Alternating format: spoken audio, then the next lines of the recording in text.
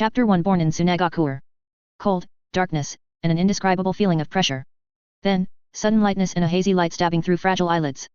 Lu Yu's consciousness struggled up from chaos, only to panic at finding he couldn't control his body. Even opening his eyes felt impossible.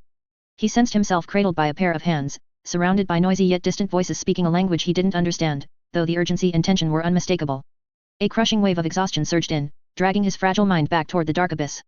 Just before losing awareness, he caught a woman's sharp, anguished cry and the even more frantic voices and footsteps that followed. He didn't know how much longer passed before he barely woke again. This time, he pried one eye open with effort. Blurry vision slowly sharpened, a dim lamp apparently burning animal fat flickered, throwing shifting shadows across rough, yellow-brown stone walls. The air carried a strange mix of dust and medicinal herbs. He tried to turn his neck, but lacked even that strength. Extreme weakness flooded his body, every faint breath cost tremendous energy. Where am I? He wondered blankly. Wasn't I debugging the new production line? The last memory was the reassuring roar of automated machine tools and scrolling code on a monitor. As a 30-year-old mechanical and automation engineer, overtime was routine. His dream of saving enough money and energy to build a life-size Gundam that could walk and run was one of the few bright spots in his dull life. Then, overwork? Heart palpitations. And now, this. Rebirth. Transmigration. A ridiculous yet only plausible thought surfaced. Those overused tropes in web novels, had they really happened to him? He focused inward, tiny, feeble limbs, a body he couldn't precisely control, clearly a baby. Hell mode start. Lu Yu, now called Sao, smiled wryly in his mind. He could feel the innate frailty of this body, every heartbeat labored, as though it might stop at any moment. Haruko. Haruko, a hoarse, choked male voice sounded beside him, filled with bottomless grief. Sao rolled his eyes with difficulty and glimpsed a broad-shouldered man in rough grey cloth, Sunagakure forehead protector tied around his head, kneeling nearby. His shoulders shook violently, his forehead pressed against a crude bed edge while his hands gripped a pale, lifeless hand. On the bed lay a beautiful young woman, colorless, eyes closed as if asleep, but the faint scent of blood and pervasive sorrow told Sao his mother in this life had just died giving birth to him. An inexplicable ache welled up. Though the soul was foreign, the body's instincts and blood-deep connection let him feel unspeakable sorrow. Sigh, an aged voice sighed.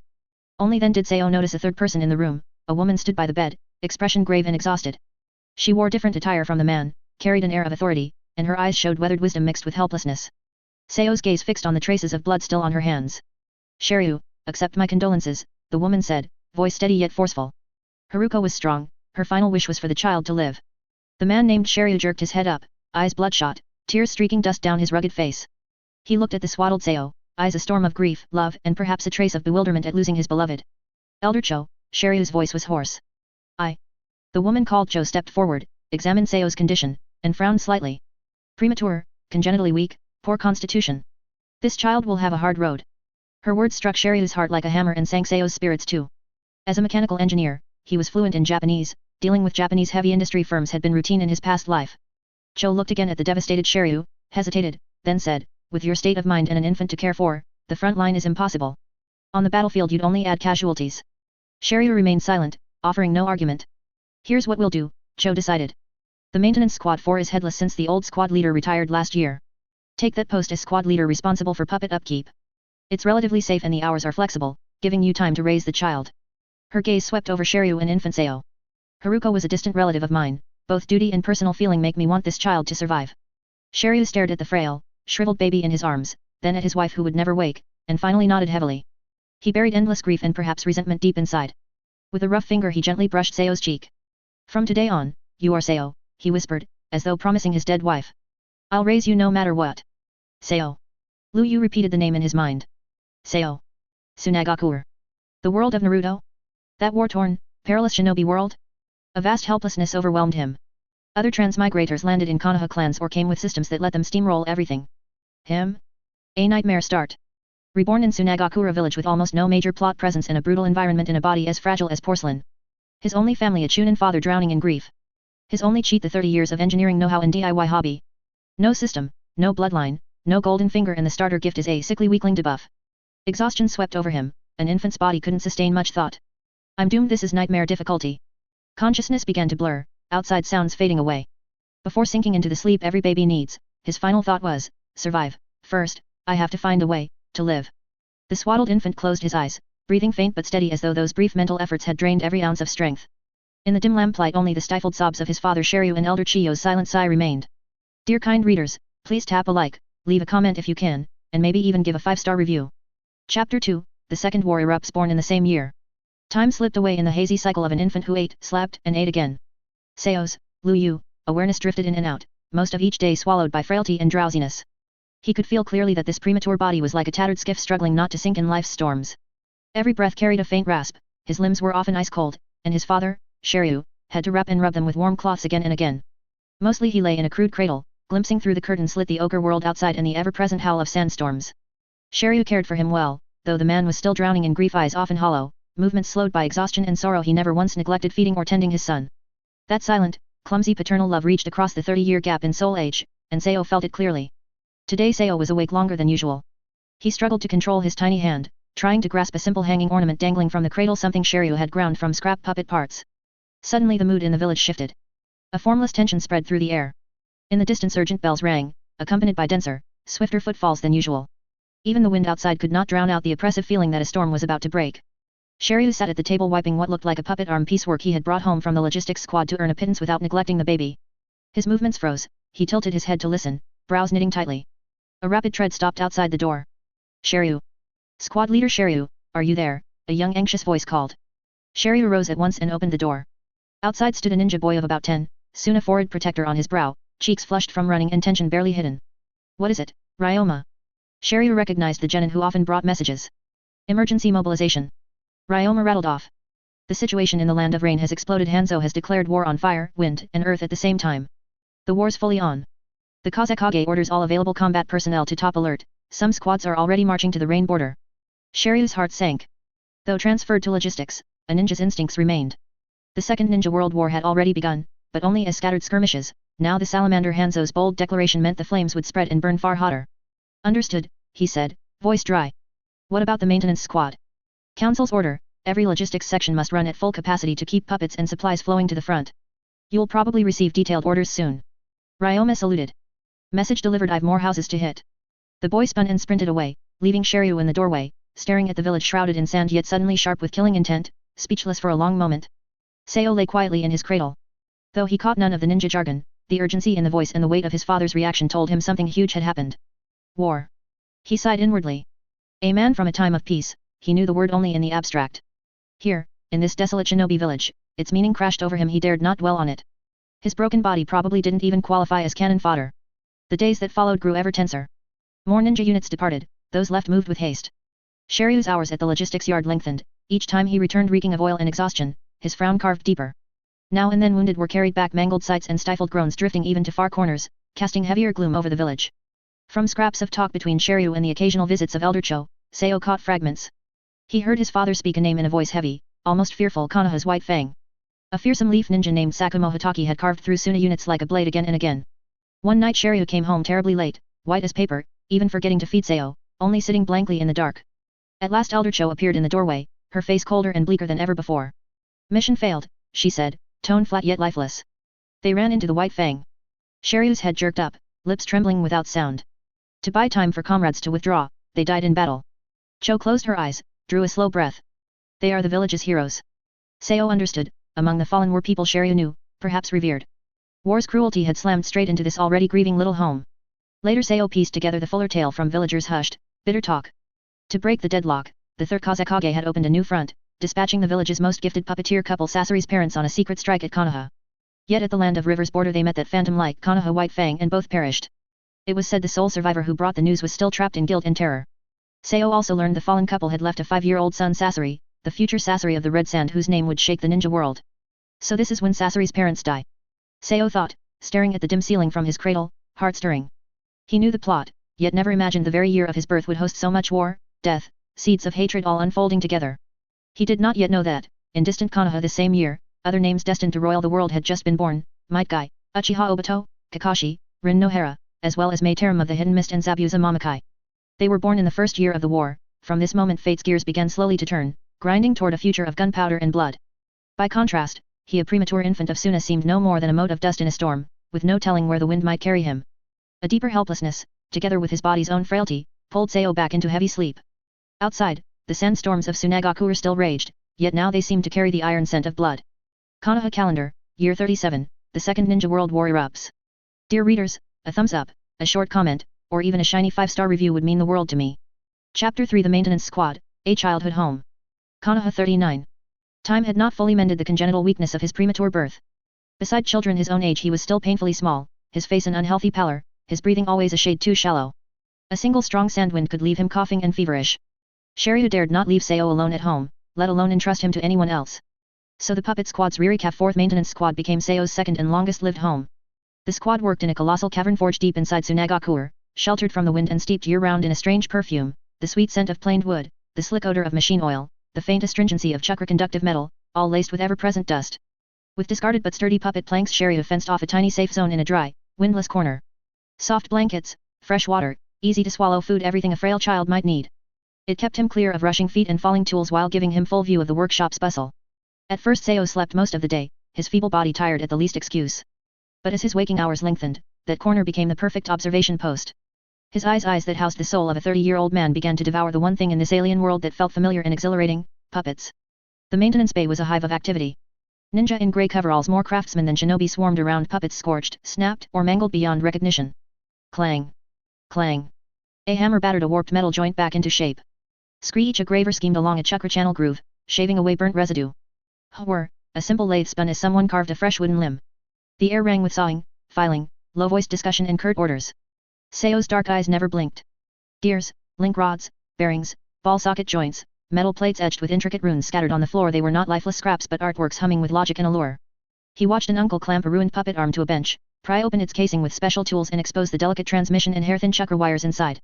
Frowning, the man teased, joined, tested with tweezers until the charred fingers suddenly twitched with a soft click. A satisfied grin spread across his face. He watched his father, Shiryu, squad leader, tackle the most complex cores while juggling schedules. Those rough fingers were uncannily steady, by touch he gauged bearing wear, at a glance he spotted chakra circuit clogs. Taciturn, his orders were crisp, and now and then he demonstrated a swifter way to splice a vital joint. All of it made Seo's heart race. Memories of his previous 30 years flooded back. He was Liu Yu, a mechanical and automation engineer who lived among blueprints, code, lathes, and production lines. His hobby was handiwork, the metallic gleam filed on a fitter's bench, the curls of cedar from a wood shop, the satisfaction of a part taking shape beneath a lathe. His dream, to build a walking, jumping full-scale Gundam, the ultimate marriage of boyhood romance and engineering soul. And now, though the power source had swapped from electricity and petrol to the mystical chakra, the transmissions, the mechanical principles, the craftsman's pursuit of perfection so familiar. So chakra, is it a kind of biologically driven, supernatural motor? Ideas leapt world lines inside Seo's little head. Those etched patterns, energy traces. A circuit board. This gear train is clever, but the lubrication's poor, desert grit eats it. Could a dust-proof seal fix it? That joint's range is limited at a universal joint from my old life and its flexibility would soar. And that, is that a basic differential? Heavens, these people achieve precision motion with nothing but chakra and handcraft. A colossal thrill surged through him. This world held what he knew, plus an incomprehensible, mystic power system. Combine them and what might emerge? In his past life he could never build a real Gundam, energy, materials, and drives were insurmountable. Here? Chakra, an impossible energy source, chakra-conductive metals, puppet technique enabling hyper-complex motion. A wild, blazing thought ignited in his tiny chest. Could I use these puppet arts plus my old mechanical know-how, and actually build something? Even if only a little model that can walk by itself. Or, one day. His gaze drifted past the broken puppets to a corner where obsolete models stood, structure intact, sleeping steel giants. In that instant the seed of an unfinished dream, long buried, met the perfect soil of Suna's oil and chakra-scented forge. Still too weak to stand, yet in Seo's dark eyes blazed a light engineers know when they meet the project of their hearts. He stretched out a tiny, strengthless hand, as though to clutch the invisible sparks of inspiration and possibility hanging in the air. This world was perilous, his start abysmal. But here, there were machines. That was enough. Chapter 4 The Sunin. Seo spent his second year in this world in a corner of the puppet repair class. Still frail, but far more energetic than in infancy, he spent every waking moment quietly observing, absorbing everything about this ninja world with those unervingly mature black eyes, especially anything concerning puppets. The mood inside the repair bay was always tethered to the distant war, tension, exhaustion, the gloom that followed bad news, and the brief lift when a vital puppet was restored and sent back to the front. Those were the notes of daily life. Today, the workshop felt heavier than ever. Battle-damaged puppets arrived in an endless stream, more horrifically mangled than before. Many bore eerie corrosive venom, fractures torn by titanic force, or half dissolved as if dipped in acid. The maintenance ninjas worked in silence, the air thick with unspoken dread. Grease and sweat streaked Shiryu's face as he carefully tweezed poison senbon from the scorched chest of a puppet. Every motion was slower, more cautious than usual. News from Rain, a young courier, still panting, whispered to the ninja beside him, voice trembling, "It's awful, they say they met the demigod." Demigod. His partner's file froze mid-stroke. Hands of the salamander chief of Hidden Rain. The courier's voice dropped even lower, as though the name itself might hear. Our forces in Konoha's both took heavy losses. Seo's ears twitched. Playing the quiet toddler most of the time, he never let his attention slip. Hands, the name rang a faint bell, an overwhelmingly powerful ninja in the tale he once knew. Shiryu caught the whisper. He lifted his head, shot the pair a sharp look, they clamped their mouths shut and returned to work. Yet the dread hung in the air like the ever-present dust, impossible to sweep away. Days later a fuller, far grimmer report reached Sunagakure's upper echelons through special channels, rippling like water on boiling oil through the top brass and certain departments like Puppet Brigade Logistics. Elder Cho entered the repair bay, her face calm as ever, but in her eyes flickered something complex: apprehension, respect, even a trace of admiration. She summoned Shiryu and the other squad leaders, unbothered by little Seo quietly fiddling with harmless puppet parts in the corner, parts Shiryu had sanded smooth. To her, a 2-year-old could understand nothing. The situation in the Land of Rain has clarified, she stated, voice steady yet absolute. Hands lives up to every rumor. Everyone unconsciously set down their tools, holding their breath. Single-handedly he crushed Konoha's elite force. In particular, he broke the trio they pride themselves on: Jiraiya, Orochimaru, and Tsunade. Gasps fluttered across the room. Even in the Land of Wind, soon as ninjas knew those rising stars of the Second Shinobi War, symbols of a new, formidable Konoha. The fight was savage. Han's salamander ibus flooded the field with poison. Tsunade's medical ninjutsu and antidotes were crucial, yet still insufficient. Jiraiya and Orochimaru's assaults were fierce, but they could never pierce Han's guard or his water body flicker, Cho recounted as if she had stood on that battlefield. Seo's ears pricked. Jiraiya, Orochimaru, Tsunade, names he knew by heart. So this was when they carved their legend. And the outcome? Shiryu couldn't help asking. Cho met his gaze. Hands acknowledged their strength. With victory in reach and their deaths within his grasp, he chose to halt. The workshop fell so silent a falling needle would have cracked like thunder. Mercy on a battlefield? It sounded absurd. Why? Another squad leader murmured. Because Han's is a leader first, a warrior second, she answered, a note of admiration in her voice. He read the larger war. Though he held the edge, Konoha's potential far outstrikes Rain's. Further bloodshed would bleed his own country dry. He took the path best for hidden Rain, flex his might, then seek an honorable exit. She paused, then delivered the words that would soon ripple across the ninja world. He granted those 3 survivors the highest praise. He christened them the Sunin. The Sunin, Shiryu echoed, feeling the weight of a title bestowed by a living demigod earned at the scythe of death. Henceforth, the name of Konoha's 3 Sunin will shake the world, Cho concluded, tone unreadable. For us, that is no good thing. Konoha's prestige will only swell. With her message delivered, Cho departed. Silence reigned. Awe at the clash of titans mixed with dread over what the future might bring their village. In his corner, Seo quietly set down the tiny part. So that's how the Sunin were born, survivors of a brutal fight, crowned by an opponent's reluctant respect. War's logic bore no resemblance to peace. He thought of the kunao his father polished, of the broken puppets around him, of the tension that never quite left the air. In this world, power was everything. Without it, survival was a coin toss and his dream of building a Gundam was laughable. Hands, the 3 Sunin, their names rolled like distant thunder, reminders of the dangers and vastness of this world. And he remained a frail child, unable even to mold chakra. A fierce hunger stirred within him. He wanted to grasp chakra, to learn the puppet technique, to seize strength, not merely to live, but one day to reach out and touch that seemingly impossible dream. He gazed at the cold puppet parts arrayed across the workshop, focus sharpening. There, perhaps, lay the key to the future. Chapter 5: A Gift from Another World. Konoha, Year 40. Time slipped away amid hidden sand villages' grit and the clatter of the maintenance squad's tools. His body was still smaller than his peers, yet the infant-like fragility was slowly fading. At least, the constant low-grade fever and cough no longer plagued him so often. But the real transformation wasn't physical, it was the unique gift from another world that he was gradually becoming aware of and learning to control. At first it was nothing more than a vague feeling. When Shiryu or the maintenance squad craftsman repaired puppets, Seo discovered that a single glance was enough: the complex disassembly sequence, the intricate part structures, even the angle and force of every tool use, everything was etched into his mind as if carved by the finest blade. A day or even a week later, every detail remained flawless. This wasn't ordinary childhood mimicry, it was near-perfect photographic memory. He tried recalling knowledge from his previous life. Mechanical blueprints he'd once needed to consult repeatedly, complex mathematical formulas, stress parameters of various materials, even machine tool operation manuals. Knowledge he'd assumed lost beneath 30 years of dust now lay stored in ultra-high definition, ready to be summoned, read, and analyzed at will. Is this eidetic memory? Seo was stunned. He realized that transmigration had brought him more than a frail body, it had also granted an enormous reserve of mental power and memory. The knowledge and experience accumulated over 30 years in his past life hadn't vanished, it had been carried intact into this world, clearer and more accessible than ever. And that wasn't all. His capacity to learn and comprehend had reached a terrifying level.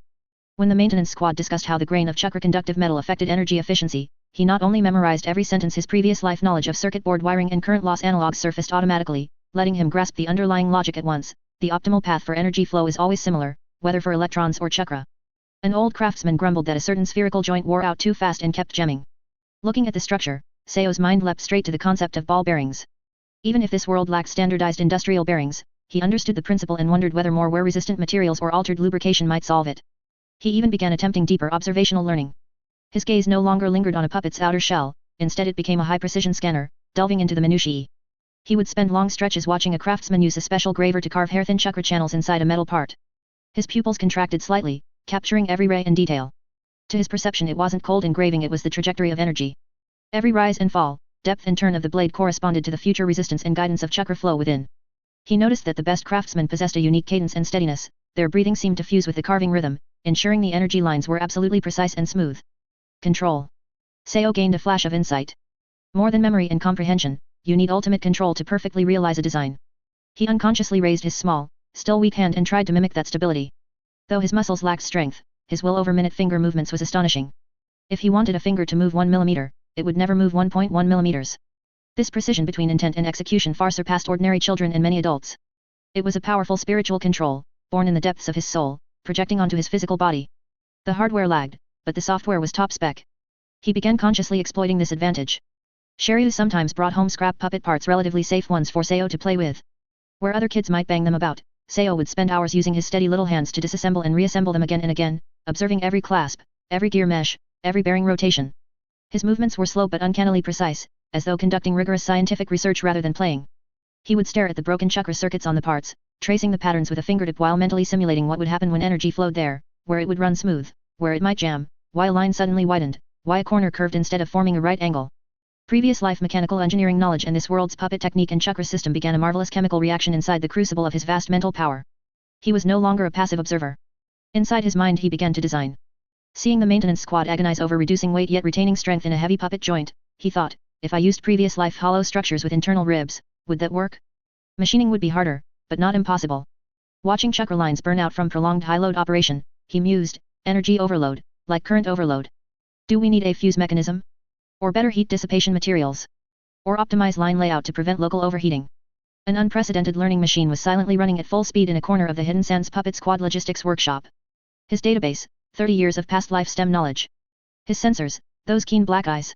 His processor, vast mental energy and super memory. His goal, to understand and master one of this world's core power systems puppet technique. Shiryu occasionally noticed his son's abnormal focus and those overly precise manipulations unbecoming of a child. At first he dismissed it as curiosity and mimicry, but gradually a trace of doubt and surprise flickered in his eyes, for he realized that Seo's sequence of handling parts was sometimes more logical than that of newly arrived genin apprentices. In the end he attributed it to the boy's long exposure to the maintenance squad, perhaps, with a dash of talent. That conclusion let a faint ray of solace pierce his grief-stricken heart now and then. Seo, meanwhile, was wholly immersed in the joy of discovery and the thrill of acquiring knowledge. Frail body? Doesn't matter. Rough start? Doesn't matter. As long as this gift existed, as long as this knowledge existed, as long as this world full of mechanical charm existed. He believed that one day those seemingly weak little hands would grasp the power to change his fate and even touch that star-like dream. Chapter 6: A Chance Encounter with a Monk. Konoha, Year 40.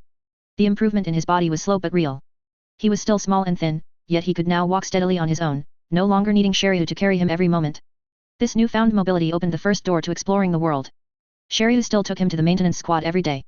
She could draw the route in her mind with eyes closed out of the low stone cave dwellings where they lived, along a wind-scoured, potholed main road, then into a narrow branch canyon with towering rock walls on both sides, ending at the noisy, oil-smelling repair cavern. Day after day, the scenery never changed, only endless yellow sand and dusty grey buildings.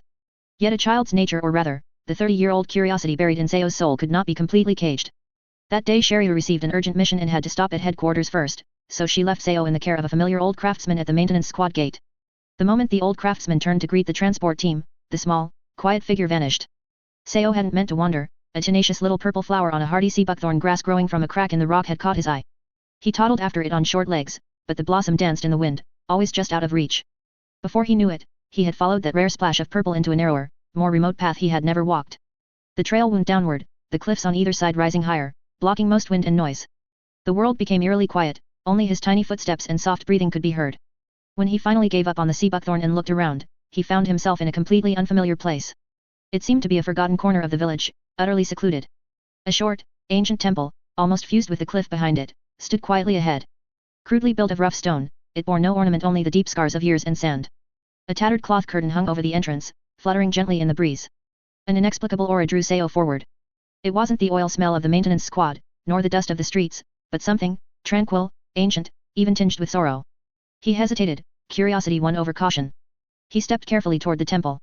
Up close, he noticed the ground around the temple was unusually clean, as if swept often. He lifted the worn curtain with a small hand and peeked inside. Within, it was darker and simpler than without. Only a plain altar held a time-worn stone statue whose face was no longer clear. Before the altar, a small, dim oil lamp burned steadily, its bean-sized flame the sole light and warmth in the gloom. Beside the lamp, a figure knelt on a rush cushion, back turned to the door. An extremely gaunt old monk, robe washed white and patched many times, sat in silence. His back carried an indescribable loneliness and serenity. He chanted nothing, simply knelt as though he were part of the stillness itself. As if hearing the faint rustle behind him, the old monk stirred, then slowly turned around. His face was ancient, furrowed with deep wrinkles like a dried riverbed, yet his eyes were startlingly clear and calm, shining with gentle insight.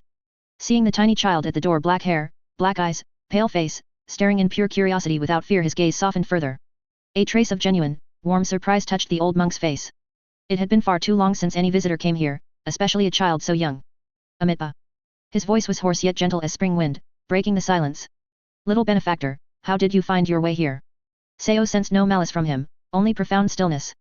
Tilting his head, he answered in a milky voice, I got lost. Lost, are you? The old monk smiled, the wrinkles on his face smoothing out. This place is indeed hard to find. It seems you have a karmic connection with the Buddha. He beckoned to Seo. The wind and sand outside are fierce, come in and sit for a while. Seo hesitated for a moment, then stepped inside. The temple interior was simple but exceptionally clean, giving a sense of peace. He sat on another old cushion beside the old monk, his small body sinking into it. This old monk's name is Bunpuku. The old monk introduced himself gently, then looked at Seo. And you, young benefactor? Seo.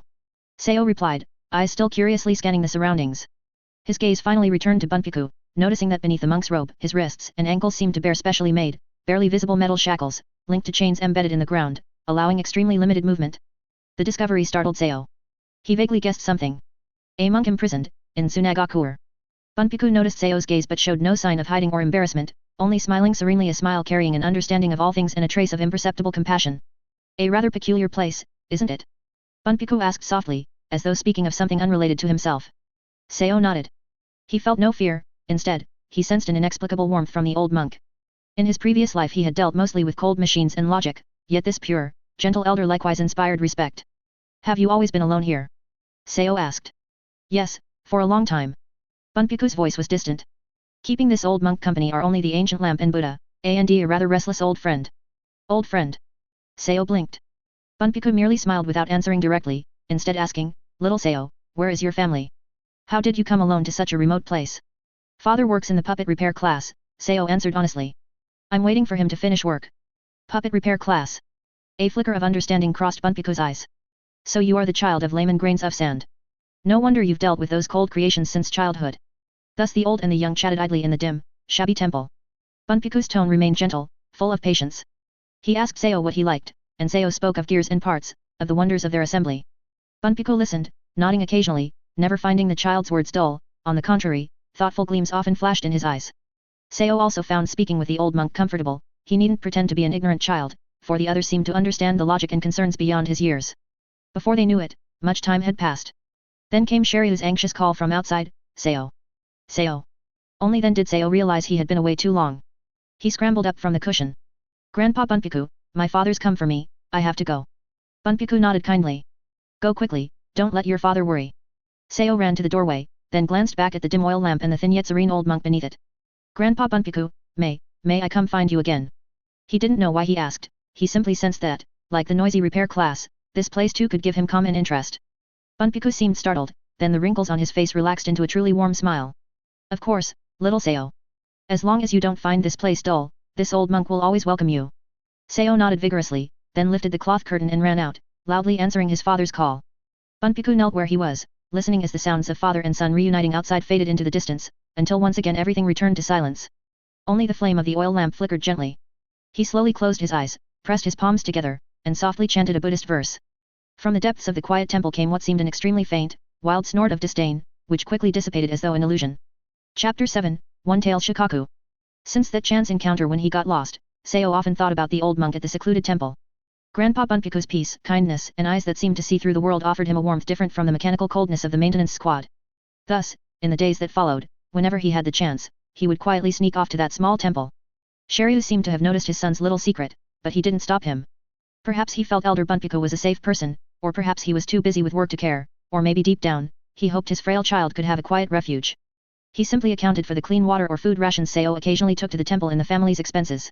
This day, Seo arrived at the temple again. He expertly pulled back the cloth curtain and saw Grandpa Bunpuku still kneeling on the meditation cushion as usual, but today, his condition seemed somewhat different. The old monk's frame was more hunched than usual, fine beads of sweat dotted his forehead, his brows were tightly furrowed, and his hands were pressed together so tightly that his knuckles were white from the effort. The aura around him was no longer a calm lake surface, instead, it was as if something was violently stirring at the bottom of the lake, causing abnormal ripples on the surface. The air was filled with an extremely faint yet deeply unsettling restless aura, carrying the roughness of grit and a wild brutality. Seo lightened his steps and quietly asked, "Grandpa Bunpuku, are you feeling unwell?" Bunpuku slowly opened his eyes.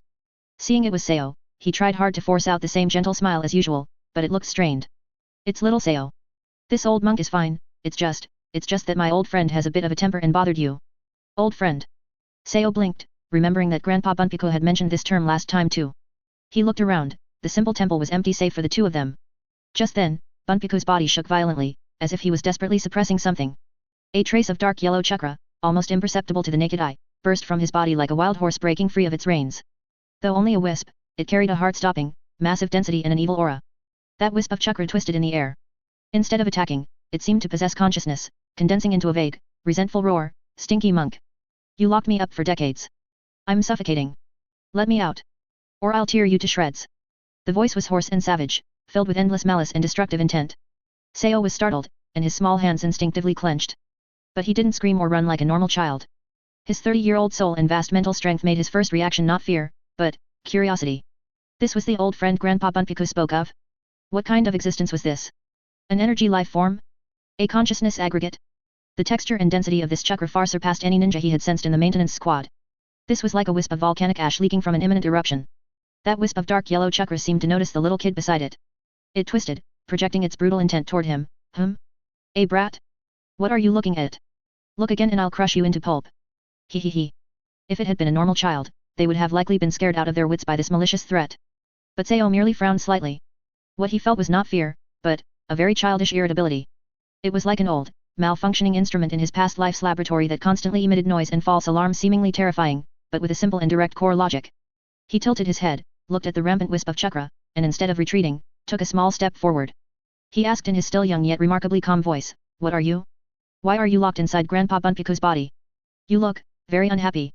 That wisp of Shukaku's chakra visibly paused, even its violent twisting stopped for a moment. It seemed it hadn't expected this reaction. No fear, no screaming, no disgust, just a calm, inquisitive question. As ordinary as asking, "Did you eat today?" For 1,000 years, when humans saw it, they were either utterly terrified, or they greedily sought to use its power, or they tried to reform and enlighten it, like that stinky monk. Treating it purely as an unhappy entity and questioning it as an equal? This was definitely the first time. And by a little brat, no less. Unhappy. Damn right I'm unhappy. I'm going crazy from being cooped up. Shukaku's chakra reacted, twisting even more frantically. I am one-tailed Shukaku. The great-tailed beast. I'm not something that's locked up. It's this stinky monk. It's all you damned humans. It roared, radiating even thicker malice. But Seo's eyes lit up. One-tailed Shukaku? Tailed beast? These terms triggered vague fragments of his past life's memory. Wasn't that an extremely powerful creature made of chakra in the Hokage world? Something akin to a mobile, disaster-level energy source? The engineer's soul instinctively began to analyze, high-density chakra aggregate, possessing independent consciousness, seemingly extremely unstable emotions, sealed within a human body. How masterful must this sealing technique be? How complex must the energy circuits be? Shukaku. Seo murmured the name, maintaining the same tone of equal conversation, even with the seriousness of discussing a technical problem. It must be very boring for you to stay inside all the time. However, when you throw a tantrum like that, Grandpa Bunpuku feels very uncomfortable. Also, your voice is a bit loud. Loud? You call me loud? Shukaku's chakra almost dispersed in rage. What was this brat made of? Shukaku. Bunpuku's voice rang out, weak but carrying an undeniable power of peace. The wisp of dispersed chakra immediately froze, as if restrained by an invisible bridle. It hissed reluctantly a few times, but ultimately slowly retracted back into Bunpuku's body. Quiet returned to the temple, but the lingering aftershocks of the unrest still seemed to echo in the air. Bunpuku let out a long breath, and his complexion eased somewhat. He looked at Seo, his gaze filled with unprecedented astonishment and deep scrutiny. Little Seo, aren't you afraid? Seo shook his head and answered honestly, I was a little surprised at first. But it seems like, it's just very angry and very lonely. He couldn't accurately describe the feeling, he just felt that beneath the massive malice, something else was hidden. Bunpuku fell silent. He looked at Sao, as if truly seeing the child for the first time. After a long while, he slowly said, "It is indeed this old monk's old friend, and an existence this old monk must watch over. Its words are full of violence, but your words, perhaps, actually hit upon some of its true state of mind." He paused, his tone becoming deeper. "Child, you possess a pair of very special eyes." Sao didn't quite understand the profound meaning of Grandpa Bunpuku's last sentence. He just felt that the big guy named Shukaku, although he looked fierce, perhaps, wasn't as unreasonable as imagined. He looked at Grandpa Bunpuku, his eyes clear. "Grandpa Bunpuku, if it acts up again next time, can I still talk to it? I think talking properly is more useful than throwing a tantrum." Bunpuku looked at the child's pure and earnest face. After a long moment, a truly relieved and slightly unbelievable smile slowly blossomed on his face. "Amitabha. Perhaps, you really can." Chapter 8, The Enlightenment Teacher of Sealing Techniques. Since that peculiar first encounter with one-tailed Shukaku, Sao visited the temple more frequently. His heart was filled with an inexplicable curiosity about the colossal entity imprisoned there, but what attracted him even more was the method Grandpa Bunpuku had inadvertently displayed, capable of restraining that terrifying power. This time, he didn't rush to ask about Shukaku. Instead, for the first time, he truly observed the temple itself carefully. Before, he only thought it was simple and dilapidated. Now, knowing that Ichibai was sealed here, his perspective was completely different. The engineer's eye and his extraordinary memory began to function. He noticed that within the seemingly natural cracks and mottled marks on the temple's rough stone walls, there seemed to be hidden extremely regular and complex patterns. The joints of the flagstones on the ground were not chaotic either, but formed a peculiar, cyclical pattern. Even the placement of the ever-burning oil lamp and the frequency of its flickering flame seemed to contain an ineffable rhythm. These patterns, designs, and rhythms subtly echoed each other, forming an extremely vast, precise, and invisible whole that enveloped the entire temple, especially the area where Grandpa Bunpuku was located. Grandpa Bunpuku, Sao couldn't help but point to a faint, whirlpool-like carving on the wall and asked, "What are these? They don't seem to be carved randomly." Bunpuku, who was meditating with his eyes closed, slowly opened them at the sound of the question. He looked in the direction Sao was pointing, and a hint of surprise flashed in his eyes again. These sealing technique formulas had long been integrated with the temple, ordinary people wouldn't notice them at all, or if they did, they would only mistake them for ordinary wear or decoration. This child not only had acute perception but also astonishing observational skills. He pondered for a moment, then, looking at Sao's eyes, which were filled with pure thirst for knowledge rather than greed or fear, he slowly spoke, "These are sealing formulas." Sealing formulas. Sao repeated the unfamiliar term, his eyes growing brighter. It sounded like a technique for controlling energy. Yes. Bunpuku nodded, his tone calm, as if explaining the most common principle. All things in the world have their energy flow.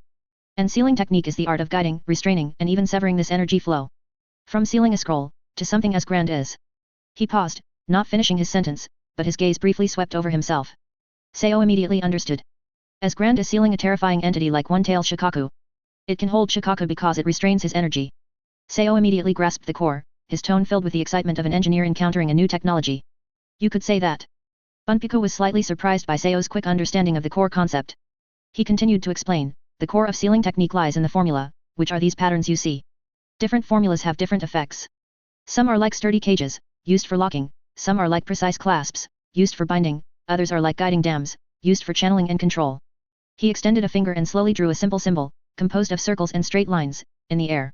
As a faint flow of chakra moved from his fingertip, the symbol briefly left a faint luminous trace in the air, emitting a weak restraining force.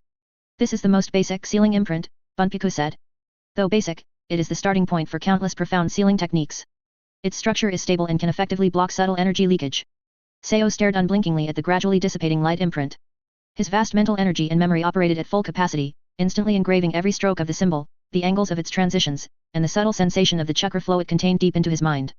He could even subconsciously perform a structural analysis of it in his head. Were these curves meant to disperse stress? Were those right angles meant to concentrate the energy field? Humph, clumsy. The energy output rate is less than 5%, a waste of chakra. A hoarse, impatient voice suddenly rang out from within Bunpuku, naturally belonging to Shukaku. That turning point should have instantaneous chakra pressure. Otherwise, it's just a leaky broken basket. Bunpuku smiled helplessly, not getting angry. Instead, he said to Sao, you see, even Shukaku has quite a perspective on sealing techniques. Perspective? I've gained experience from being locked up.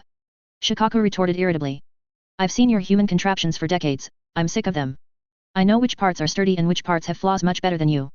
Sao, however, was greatly interested in Shukaku's interjection.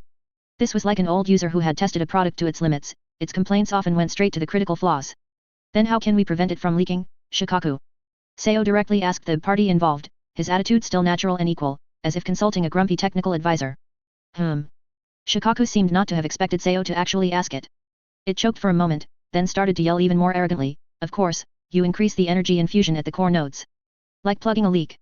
And that closing circuit, it's so wishy-washy, not decisive at all, the energy just dissipates there. It needs to be crisp. Understand? Crisp. Although its words were crude and emotional, they often hit the nail on the head, pointing directly to key operational aspects. Bunpuku's theory was a rigorous framework, while Shukaku's complaints supplemented a wealth of practical details and pitfall experiences. A hint of understanding flashed in Bunpuku's eyes. He didn't interrupt the teaching due to Shukaku's interjection, instead, he went with the flow and, based on Shukaku's guidance, redemonstrated the ceiling imprint. This time, he slightly adjusted the chakra output strength and speed at several key nodes. Indeed, the light imprint that condensed in the air appeared more solid and stable, and the sense of restraint it emitted noticeably strengthened. Oh. So that's how it is. Seo watched intently, suddenly enlightened. This was not just about remembering patterns, but a subtle art of instantaneous energy manipulation. Thus, an unprecedented introductory sealing technique lesson unfolded in this remote temple. The teacher was the compassionate Jinchuriki high monk, Bunpuku, proficient in sealing technique theory. The teaching assistant, albeit extremely reluctant and irritable, was one-tailed Shukaku, who had been sealed for decades and had first-hand experience with sealing techniques. The student was Seo, a 4-year-old child with an adult soul, extraordinary memory and comprehension, who was learning sealing techniques as advanced energy programming. Bunpuku began by teaching the most basic runes, explaining their meanings, functions, and combination methods. Seo, like a huge sponge, furiously absorbed this knowledge, comparing and verifying it with his previous life's knowledge of machinery and circuits, understanding it at an astonishing speed. And Shukaku would always make its noise at critical moments, either mocking Bunpuku's rigid teaching, or boasting about its glorious achievements in breaking through certain seals, which often became the best examples for reverse teaching, or impatiently pointing out Seo's subtle deviations in understanding or memory. Seo didn't find Shukaku noisy, instead, he regarded these interjections as valuable data feedback, noting each one and pondering them repeatedly. Under the dim oil lamp, ancient sealing runes seemed to regain vitality in the dust. An old and peaceful voice, a grumpy and arrogant voice, and a young yet calm voice strangely intertwined, together exploring the mysteries of restraining power. Bunpuku watched Seo, immersed in the ocean of knowledge, and observed his strange yet effective interaction with Shukaku. The surprise in his heart gradually turned into a deep expectation. This child might truly be different. His perspective on things, his peaceful mindset, his terrifying learning ability. Perhaps, he could truly understand this power, rather than just utilize or fear it. The door to sealing techniques was slowly opening for Seo. Beyond the door was an energy world far more complex and fascinating than mechanical transmission. Chapter 9, Ancient Secrets.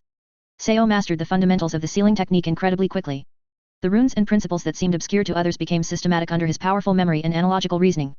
Bunpuku taught him with increasing depth, his mood growing more complex, a mix of satisfaction at encountering such talent and a slight worry about the future of this gift. One day, Seo was using a twig to copy a complex, composite sealing formula on the ground, trying to understand the conversion logic of several energy nodes within it. Bunpuku watched quietly nearby, occasionally offering a pointer or two. Here, the speed of the energy reflux is too fast, it will impact the main structure. You need to add a buffering vortex rune, Bunpuku said softly. Seo suddenly understood and immediately modified his design. Humph, a vortex rune? Too inefficient. Shukaku's signature raspy voice impatiently cut in. Why not just use a reverse repulsion field to push the energy back? Simple and crude. You humans love making simple things complicated. Seo stopped the twig in his hand and asked curiously, repulsion field? What kind of rune structure is that? Grandpa Bunpuku hasn't taught me that. Humph. Your current sealing technique is too backward. So many things have been lost. Shukaku's tone carried disdain and a certain ancient superiority. In the ancient times, the ways those guys manipulated energy were far more varied than what you have now. Ancient times. Seo seized on the word. He knew very little about the history of this world, and Shukaku's words greatly piqued his interest. What were the ancient times like? Bunpuku slightly opened his eyes, seeming about to speak, but in the end, he only sighed softly and did not intervene. Some history, when told by an eyewitness, might be more authentic, even if that eyewitness's perspective was inevitably biased. Ancient times. Shukaku seemed to have opened a floodgate, or perhaps it had harbored resentment for too long and finally found an opportunity to vent, even if the audience was just a kid. Its voice suddenly became distant and full of bitterness.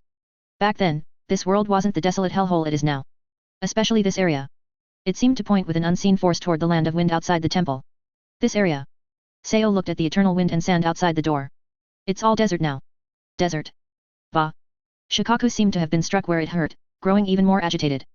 Before I was even born, this place wasn't the most fertile, but it definitely wasn't like this. There were trees. There was water. Although it couldn't compare to the territory of the water slug and Old Nine, it was definitely habitable. Seo was stunned. The land of wind, wasn't always a desert? Then, how did it become like this? He pressed. It was all that damned woman. Shukaku's voice was filled with primal fear and rage. That woman who came from beyond the heavens. Satsuki Kagaya. Satsuki Kagaya.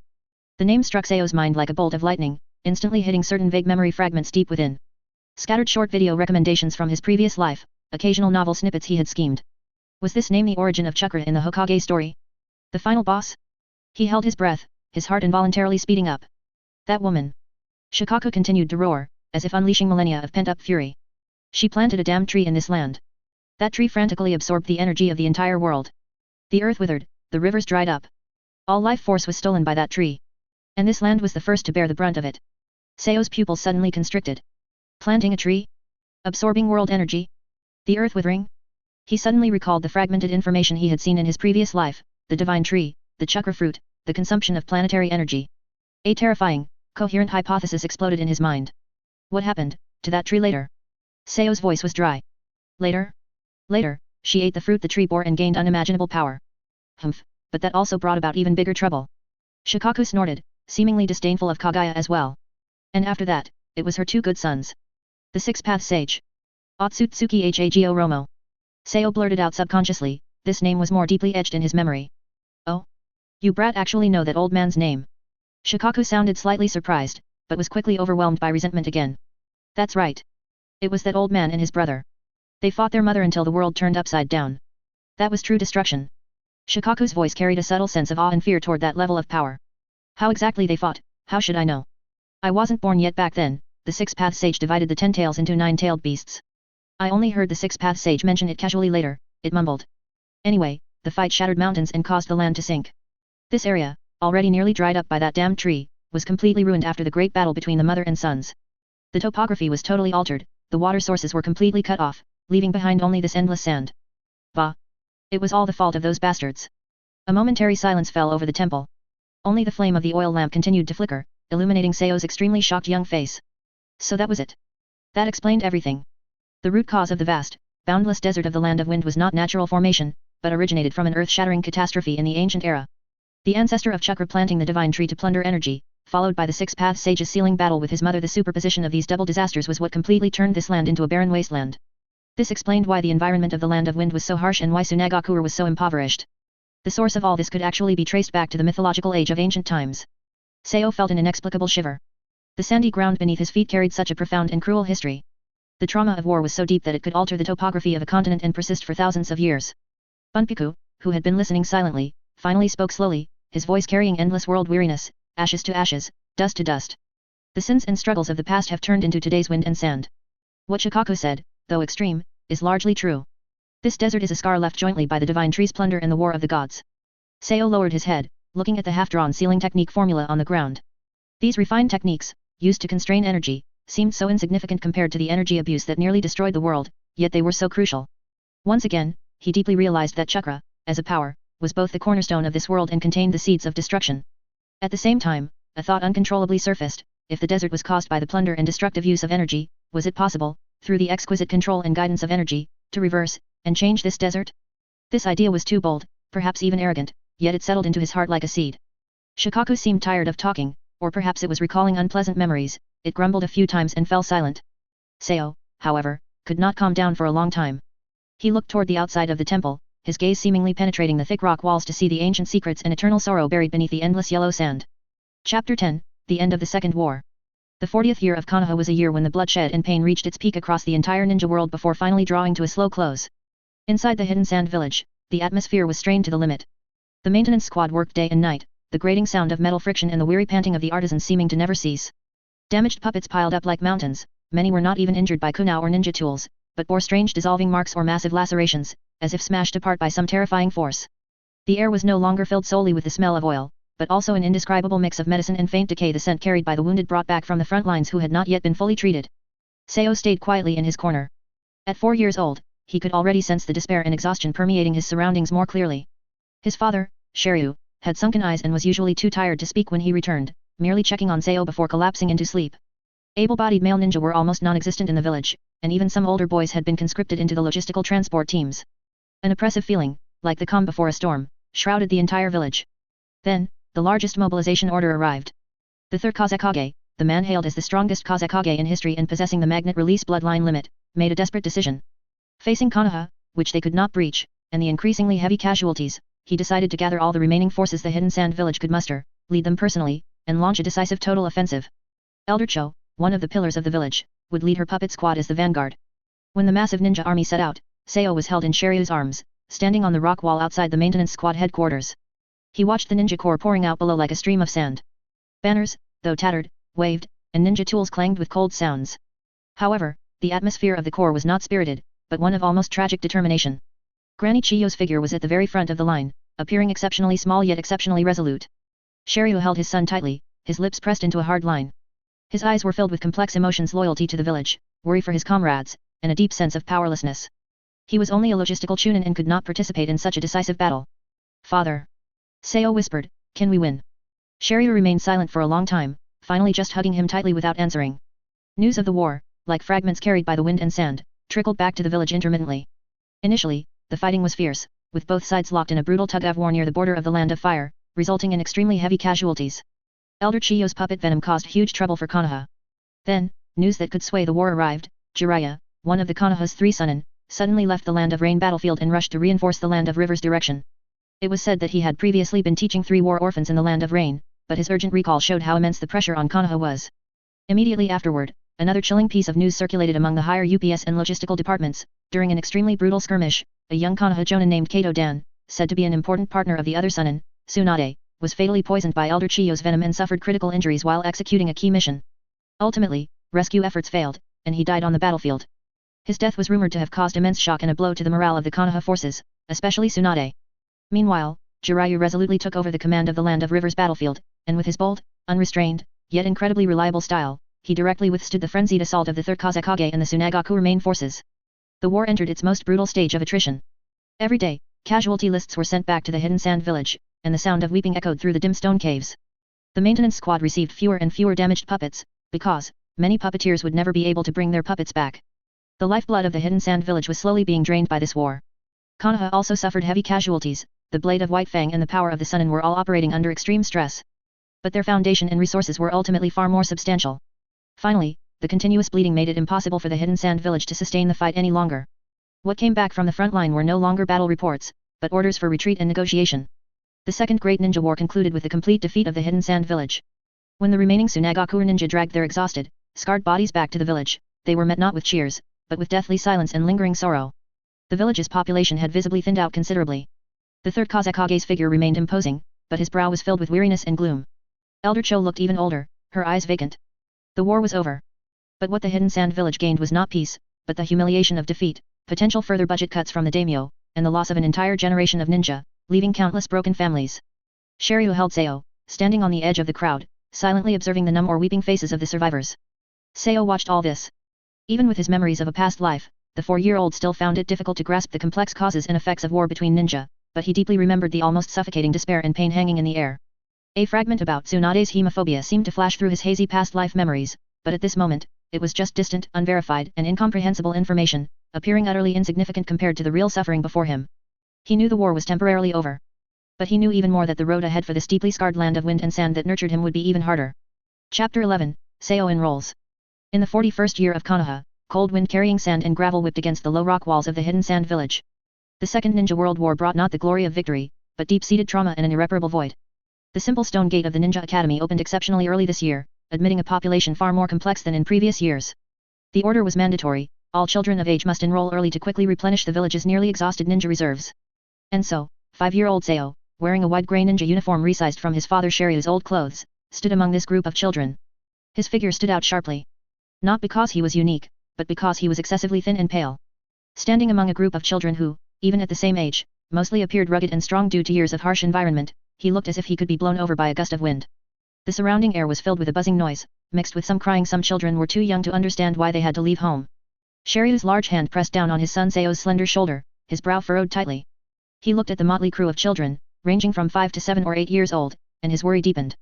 He knew the current state of the school: insufficient teachers, crude facilities, and more importantly, a pervasive sense of failure and despair spreading through the village, affecting these young sprouts in unpredictable ways. Listen, Shiryu crouched down, his voice extremely low. The school is very complicated right now. Protect yourself, don't cause trouble, and try not to draw attention. Your health is the most important thing, understand? Seo nodded, his clear black and white eyes calmly surveying the surroundings. He listened to his father's words but trusted his own observations more. What he saw were faces that were either ignorant, anxious, or already showing the early rough edges ground out by life. The air was thick with dust, sweat, and an indescribable tension. Clang. Clang. Clang. A piercing sound of metal striking metal replaced the bell. A tall, thin Chunin teacher with a sallow complexion and eyes full of fatigue and impatience walked out. He glanced at the messy line and yelled irritably, "Shut up! Line up in 2 rows according to height. Hurry up!" The children, like startled lambs, jostled and began to line up. Seo silently took his place at the very end of the line. He was undoubtedly one of the shortest. Following the line, they entered the largest stone cave classroom. It was dimmer inside than out, mixing the smell of old wood, dust, and ink. The desks and chairs were crooked, many showing signs of damage. On the walls, there were still some faint, unclear marks, seemingly left behind by ninjutsu practice. "Find a seat. Be quiet." The Chunin teacher, later known to be Eri, slammed the podium, raising a cloud of dust. He was clearly inept and lacked the patience to deal with so many small children. "I am your future teacher, Chunin Eri. Don't expect any pleasantries from me." He got straight to the point, his tone harsh. "The war just ended, and the village lost many people. You are sitting here not to play house. You are here to quickly learn skills and be useful sooner. Do you understand?"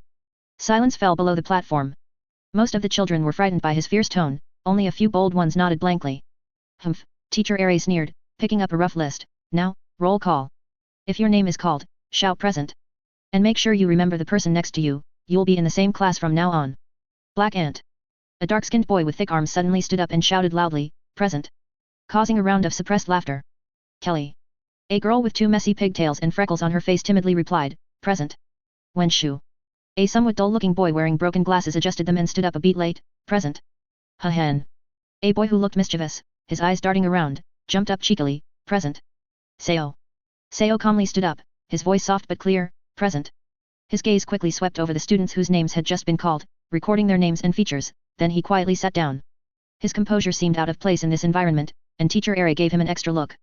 The roll call proceeded in an atmosphere that was both oppressive and slightly comical.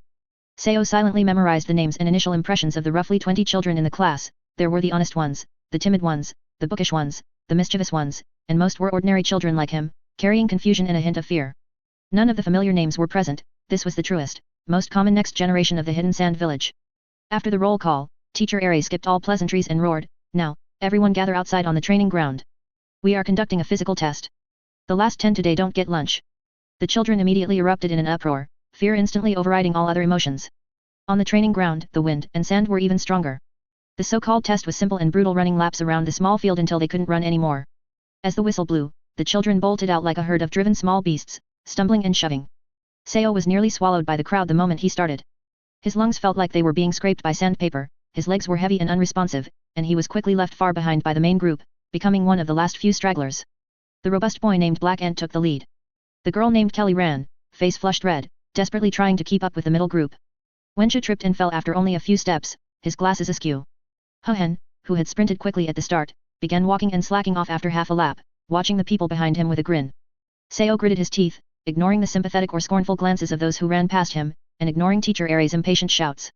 He focused all his attention on his breathing and pace, using the limited knowledge of exercise he retained from his previous life to strictly regulate his rhythm. 1 step, 2 steps, 3 steps. His lungs burned, and his vision swam. But he did not stop. He knew his body was weak, but he knew even more that this was the first hurdle he had to face. In this cruel world, in this village that needed strength, he could not fall at the very beginning. He ran last, his speed pitifully slow, yet every step was incredibly firm. Amidst the howling wind and sand, Seo's first day at the Hidden Sand Village Ninja Academy taught him his first lesson in the most realistic and brutal way: survival begins when you exhaust your very last bit of strength. Chapter 12, Chakra Extraction Technique. After more than a month of enrollment, the children of the Hidden Sand Village Ninja Academy finally reached the first true threshold of their ninja careers: the study of the chakra extraction technique. The atmosphere in the grotto classroom was unprecedentedly solemn. Standing on the podium were not only Chunin Eri, but also 2 other special jonin with stern expressions. Their sharp gazes scanned every child below like falcons, and the invisible pressure made even the most mischievous Hohen shrink his neck, daring not to act rashly. "What we are teaching you today is the foundation of all ninja abilities, the chakra extraction technique." Teacher Eri's voice was unusually severe, even carrying a hint of warning. "Listen up. Chakra is a form of life energy produced by the perfect fusion of spiritual energy and physical energy. It is not inexhaustible, and excessive extraction will severely damage your physical foundation, potentially even endangering your life."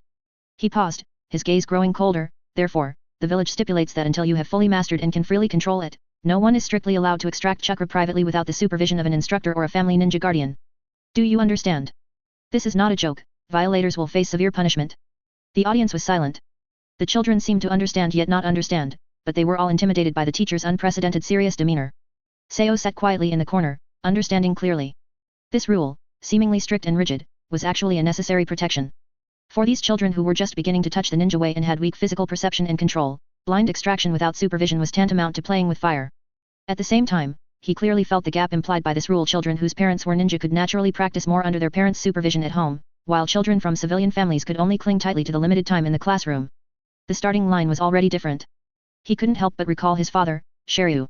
His father never allowed him to touch anything related to ninjutsu at home, especially chakra extraction. He used to think his father was just overly protective, but now he understood that his father knew his physical foundation was too weak, and premature exposure to this energy extraction would do him more harm than good. Now, everyone, sit cross-legged. Close your eyes and clear your mind, another special Jonin instructed, his voice relatively calm, guiding the children into the state. Feel every cell in your body, physical energy is stored there. Concentrate your spirit, that is the power of your mind. Try to carefully guide these two powers out, slowly, bringing them closer and fusing them in the area of your abdomen. Seo did as instructed. For him, concentrating his spirit and clearing his mind were almost instinctive. The massive spiritual energy carried by his soul from the other world, like a silent deep sea, was instantly mobilized, solid and pure.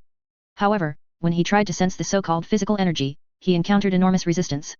This premature body had an incomplete foundation, and its cellular activity was far lower than that of an average person. It was like barren, dry land, the physical energy that could be squeezed out was negligible, scattered, and weak. His powerful spiritual energy was like a surging river, yet it could not find enough matching physical energy to fuse with. Every attempt to guide it felt as though the faint physical energy was about to be washed away and submerged by the massive mental energy. This was not due to a lack of control, rather, it was precisely because his mental control was too strong, which highlighted the extreme weakness of his physical energy. The ratio between the two was severely unbalanced, making stable fusion impossible. Changes gradually began to appear in the classroom. The sturdy boy named Black Ant was the first to show an extremely faint energy fluctuation on his body. Although crude, it carried a wild vitality. Teacher Eri walked over, carefully sensed it, and nodded approvingly, not bad. Keep maintaining it. Immediately afterward, several other children from ninja families, or those with good physical constitutions, also sensed the energy, emitting faint, almost imperceptible fluctuations. Most civilian children, including the timid Kelly and the dull Wenshu, still looked bewildered, anxiously furrowing their brows, trying hard but failing to grasp the knack. The mischievous Huhen had long lost patience, secretly opening a slit in his eyes to look around. Seo, meanwhile, was trapped in a unique predicament. Fine beads of sweat seeped from his forehead, and his face was paler than usual. To outsiders, he looked the same as the children who couldn't sense energy, perhaps even struggling more due to his physical frailty. Only he knew that he wasn't unable to sense, but unable to balance. His spiritual world was turbulent, but his body was like a dilapidated skiff, unable to bear or respond to this power. Every fusion attempt was like hitting a delicate embroidery needle with a sledgehammer, the result was only the needle bending or even snapping. He felt waves of weakness and stinging pain originating from deep within his body. Time passed minute by minute. More and more children successfully extracted their first thread of chakra under the individual guidance of the two special Jonin, their faces breaking into excited smiles. Seo remained stagnant. He could even clearly internally perceive the unbalanced energy field, but he could not solve the fundamental problem. His body was too weak. Teacher Eri walked up to him, sensed him, and frowned deeply. He could not detect the turbulent mental energy within Seo, only the lack of his physical energy and the extreme difficulty of fusion. His physical foundation is too poor. Eri said bluntly in a whisper to his colleague beside him, his tone carrying a hint of helplessness. Given this situation, it will be very difficult for him to extract chakra, and forcing it will only injure him. Seo heard the comment, but he did not give up. He stopped trying to fuse, and instead used all his immense control to perform an extremely delicate task as if operating under a microscope. He began to extract the negligible physical energy, thread by thread, from the barren land of his body, extremely slowly and carefully. Then, he guided the spiritual energy, which had also been compressed to its limit, to attempt contact at a near stagnant speed. This was a task requiring painstaking effort, demanding an abnormally high level of control. The class was nearing its end, and most of the children had experienced the feeling of chakra, excitedly whispering to each other. Even Kelly and Wenshu had managed one successful attempt with the teacher's help. Only Seo remained, eyes tightly closed, struggling alone. Teacher Eri glanced at the time, shook his head, and prepared to announce the end of class. Just then, Seo's body trembled very slightly.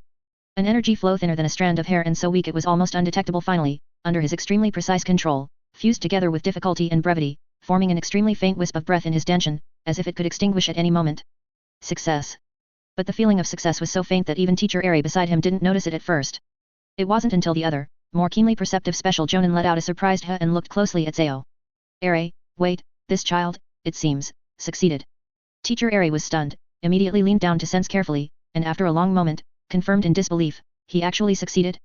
It's so faint, but it is indeed chakra. He looked at Sao, his expression complex. This was perhaps the faintest chakra he had ever seen, extracted through the most difficult process, but ultimately, it was a success. Sao slowly opened his eyes, letting out a long, weary sigh. His small face was devoid of color, as if he had just recovered from a serious illness. But deep within his black pupils, an imperceptible light flashed. Although it was only a single thread, too faint to be counted. But this meant that the door leading to that world had finally been pried open by him, using the most clumsy and difficult method, creating a nearly invisible crack. He was the last one in the class, and the one who struggled the most. Chapter 13 Chiyo's Gift. Life at the Ninja Academy felt more like a necessary formality to Sao. The taijutsu basics taught in class, shuriken throwing, with his current strength the projectiles landed only a few steps away, and the grueling extraction of chakra all progressed slowly. His frail body was the greatest shackle. Yet his inner world never stopped exploring. After school and on rest days the place he still frequented most was the 4th Logistics and Repair Squad of the Puppet Squad where his father worked. Only the smells, sounds, and cold parts here let him feel truly free and excited. He was no longer content merely to watch from a corner. With the first faint perception of chakra however weak and finer control of his body, he began to try playing at a deeper level. When the craftsman took breaks he would sidle up to dismantled puppet husks, softly touching the intricate inner transmissions with his small hands, observing how gears meshed, guessing the purpose of every lever. He even picked up scrap offcuts, trying to grind and assemble them with the maintenance squad's simple tools. Without chakra to drive them he studied purely mechanical structures. His movements were still slow, yet carried a precision and purpose far beyond his years. He wasn't piecing things together at random, he was building blueprints in his mind, then verifying them with his own hands. Hey? This little fellow's interesting. An old craftsman on break watched Sao use a file to shape a scrap of wood into a perfect tenon, and couldn't help whispering to Shiryu beside him. Look at the angle and force of each cut, nothing like a kid's. Old chap, your son might be a puppet genius. Shiryu, busy repairing a complex chakra conducting joint, lifted his head at the words and glanced at his son's focused profile, a flicker of conflict in his eyes. He knew the boy was different, the quiet stubbornness and the occasional razor-sharp question startled him. But he worried whether that body could bear such talent. He's just messing around, he's weak and can't do anything else. Shiryu answered vaguely and went back to work, though his gaze kept drifting toward his son. That day the maintenance squad received an unexpected inspector, Elder Cho. After the Great War, Cho looked even more worn and weathered, yet her eyes remained sharp. Accompanied by the squad leader she checked each repaired puppet and the progress of new production, offering key pointers from time to time. When she reached the inner area of the workshop her attention was caught by a small figure in the corner. Most children who came here would be drawn to the complete puppets that could move and fight. But this black-haired, black-eyed, pale little boy stared unblinkingly at a pile of utterly scrapped, scattered parts.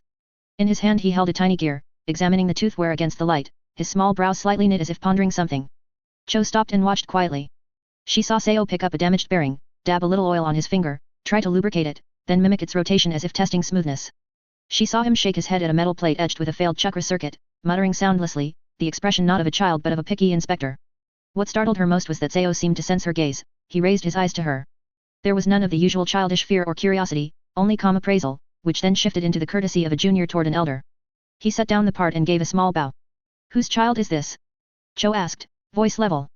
The squad leader quickly replied, it's squad leader Shiryu's son, named Sao. His health isn't good, Shiryu doesn't feel at ease leaving him home alone, so he brings him along. The boy's well behaved, he just likes watching us work and occasionally tinkers with small things. Shiryu's son, Cho recalled the premature child who had lost his mother. She stepped closer and looked at the parts Sao had been studying. You like these things? Sao nodded, voice calm. When they're put together they can move very regular. Regular. A spark of interest flashed in Chiyo's eyes. What do you think a puppet is? Sao thought for a moment, then organized his limited vocabulary, an extension. Using fixed rules to extend ideas and strength beyond where the body can reach. It was an intuition born of his past life's mechanical automation concepts merged with this world's puppet techniques. Elder Cho was genuinely astonished. No ordinary 5-year-old could say such a thing. It even touched on an interpretation of puppetry's essence, not merely tools of slaughter, but extensions of will and power. She looked into Sao's overly clear, calm black pupils, then at the parts polished smooth in his hands, and fell silent for a moment. The village needed talent, especially children with minds like this. From her robe she took an old scroll made of animal hide, its edges worn yet well preserved. Here, for you. She held it out to Sao. Sao accepted it with both hands. The scroll was not heavy, yet seemed to carry weight. He looked up questioningly at Cho. It's the most basic introductory puppet scroll, Cho explained. It records some structural principles of puppets, basic talisman etching, and control fundamentals. You may not understand or use them yet, but if you are truly interested you can memorize them first. It was undoubtedly a weighty gift. For countless children longing to become puppeteers such an introductory scroll was priceless. Chiyo's act sprang partly from appreciation of Sao's curiosity and unique thinking, perhaps partly from distant familial feeling toward his late mother, and partly from investment in the village's future. Sao tightened his grip on the scroll and bowed again solemnly. Thank you, Granny Cho. Cho gave a slight nod and said no more, continuing her inspection. But Seo knew this gift had opened a new door for him. The days that followed became busier and fuller. He spent mornings at the academy for basic ninja studies. After school he played in the maintenance squad while devouring the foundational puppet scroll Cho had given him. His powerful memory now served him wonderfully. Although sections involving practical chakra use were impossible, the complex structural diagrams, transmission principles, and talisman patterns were imprinted into his mind at astonishing speed, cross-verified with his past life's mechanical knowledge. His rate of comprehension was amazing. And on the way between home and the maintenance squad he would always inadvertently detour past that secluded temple. Monk Bunpuku always welcomed him warmly. Seo would share amusing school stories, omitting the parts where he was mocked, and take out talismans from the puppet scroll he couldn't understand. Many puppet control cores involve fundamental sealing formulae.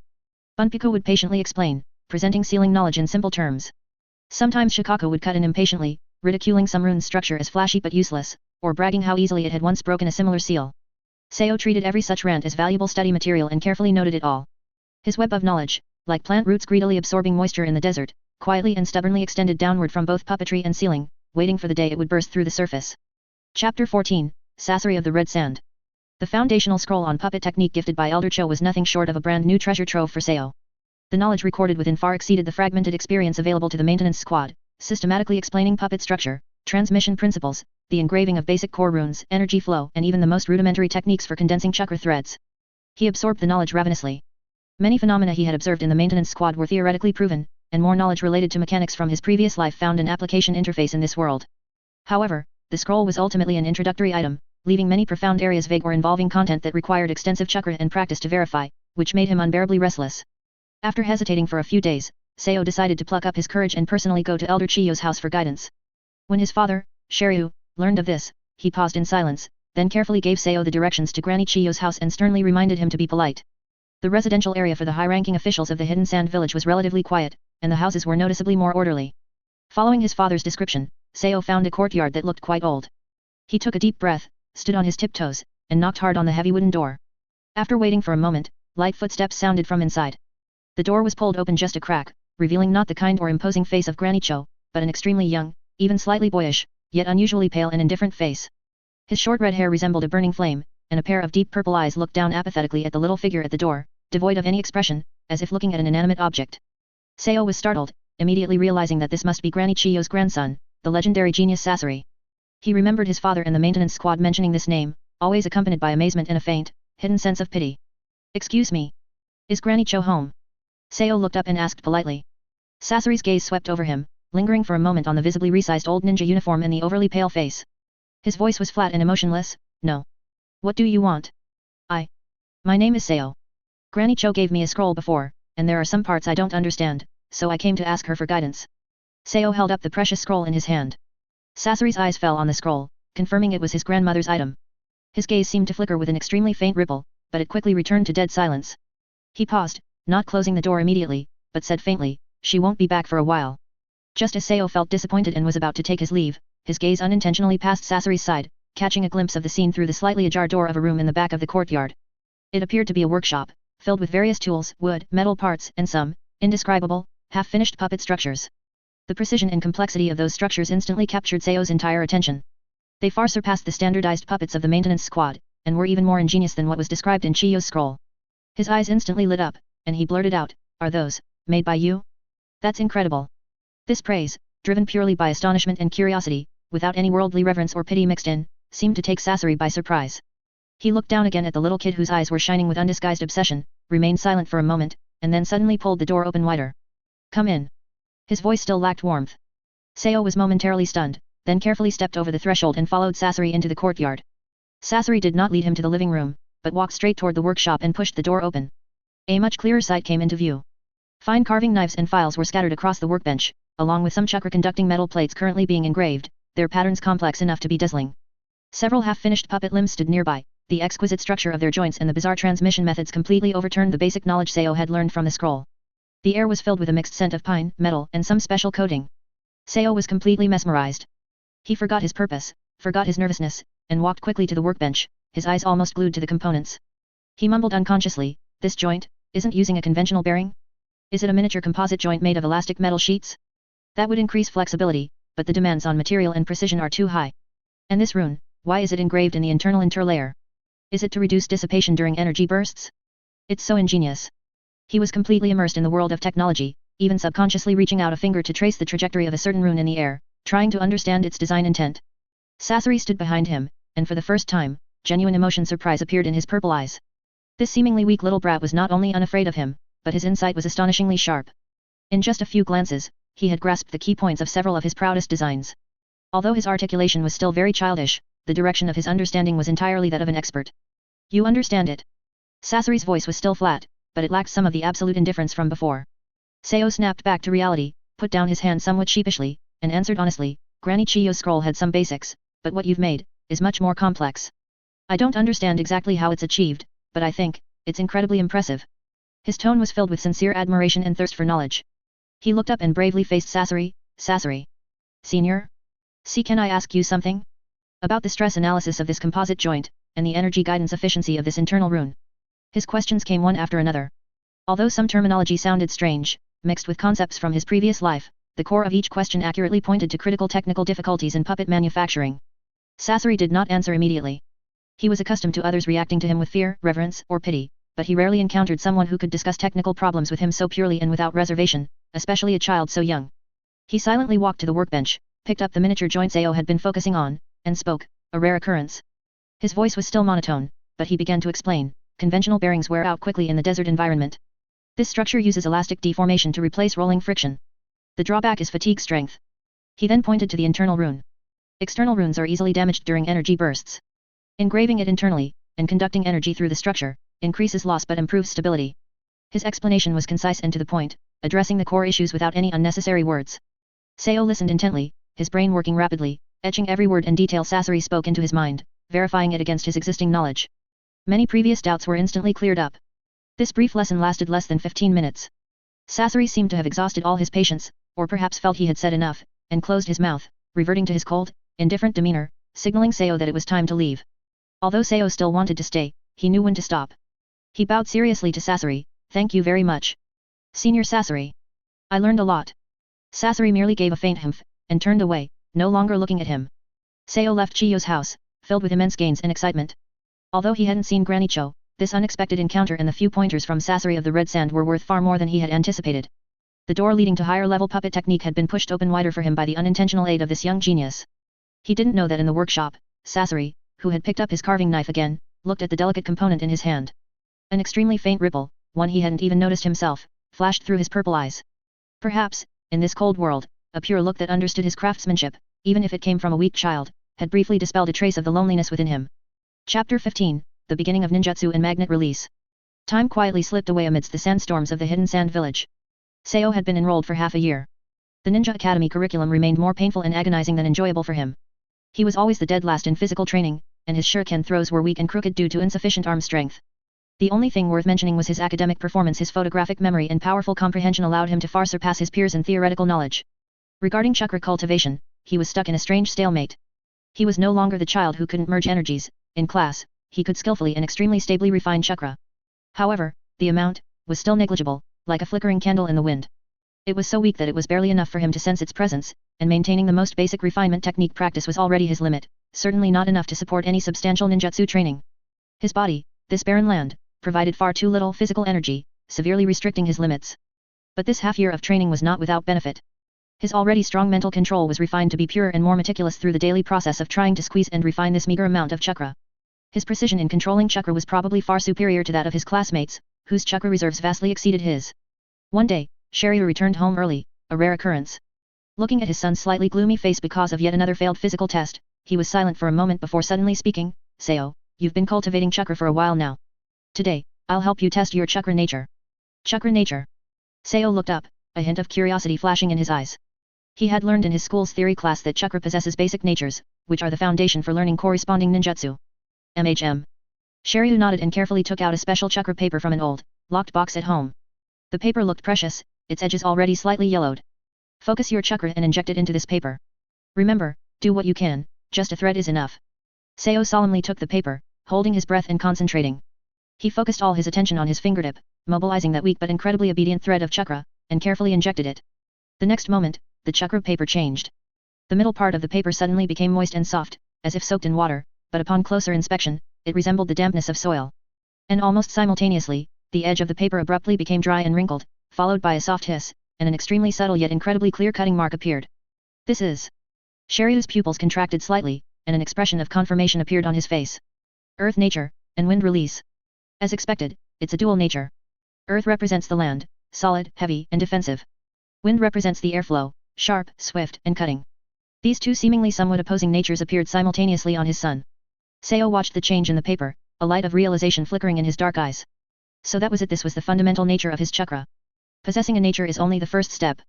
Shiryu put away the paper, his tone serious. To perform the corresponding ninjutsu, you need to learn complex hand seals, mobilize chakra to operate in specific ways, and even more importantly, you need a sufficient amount of chakra as support. He glanced at his son, the meaning of his words clear with Seo's current chakra reserves. He was still far from being able to cast even the most basic ninjutsu. But Seo was not discouraged. Knowing the direction was better than blindly groping around. Father, does the family have any cultivation materials regarding these two natures? Seo asked. He knew his father was once an official member of the puppet squad before transferring to logistics, so perhaps the family kept some things. Shiryu hesitated for a moment, but finally nodded. He got up and walked to the innermost part of the room, moved an old cabinet, revealing a hidden compartment in the wall behind it. Opening the compartment, he revealed several scrolls covered in dust. These are some of my basic wind release and earth release cultivation notes from when I used them, and also, some puppeteer's notes. Shiryu's voice was low, as if recalling the past years. You can look at them, but remember, do not try to practice them forcefully, especially given your current condition. Seo carefully accepted the scrolls, treating them like a priceless treasure. In the following days, Seo added another activity besides completing his schoolwork and playing in the maintenance squad, studying the scrolls left by his father. These scrolls were ancient, and the writing was somewhat blurry, but the recorded content was very solid. In particular, there were detailed discussions and practice techniques concerning the shape transformation of wind release chakra and the nature transformation of earth nature chakra. Seo was completely engrossed, although he couldn't practice them, his theoretical knowledge was rapidly accumulating. One evening, while he was looking through a scroll analyzing the structure of earth release, earth flow wall, he noticed that the scroll's core seemed thicker than usual. He curiously pinched it and found the core was hollow.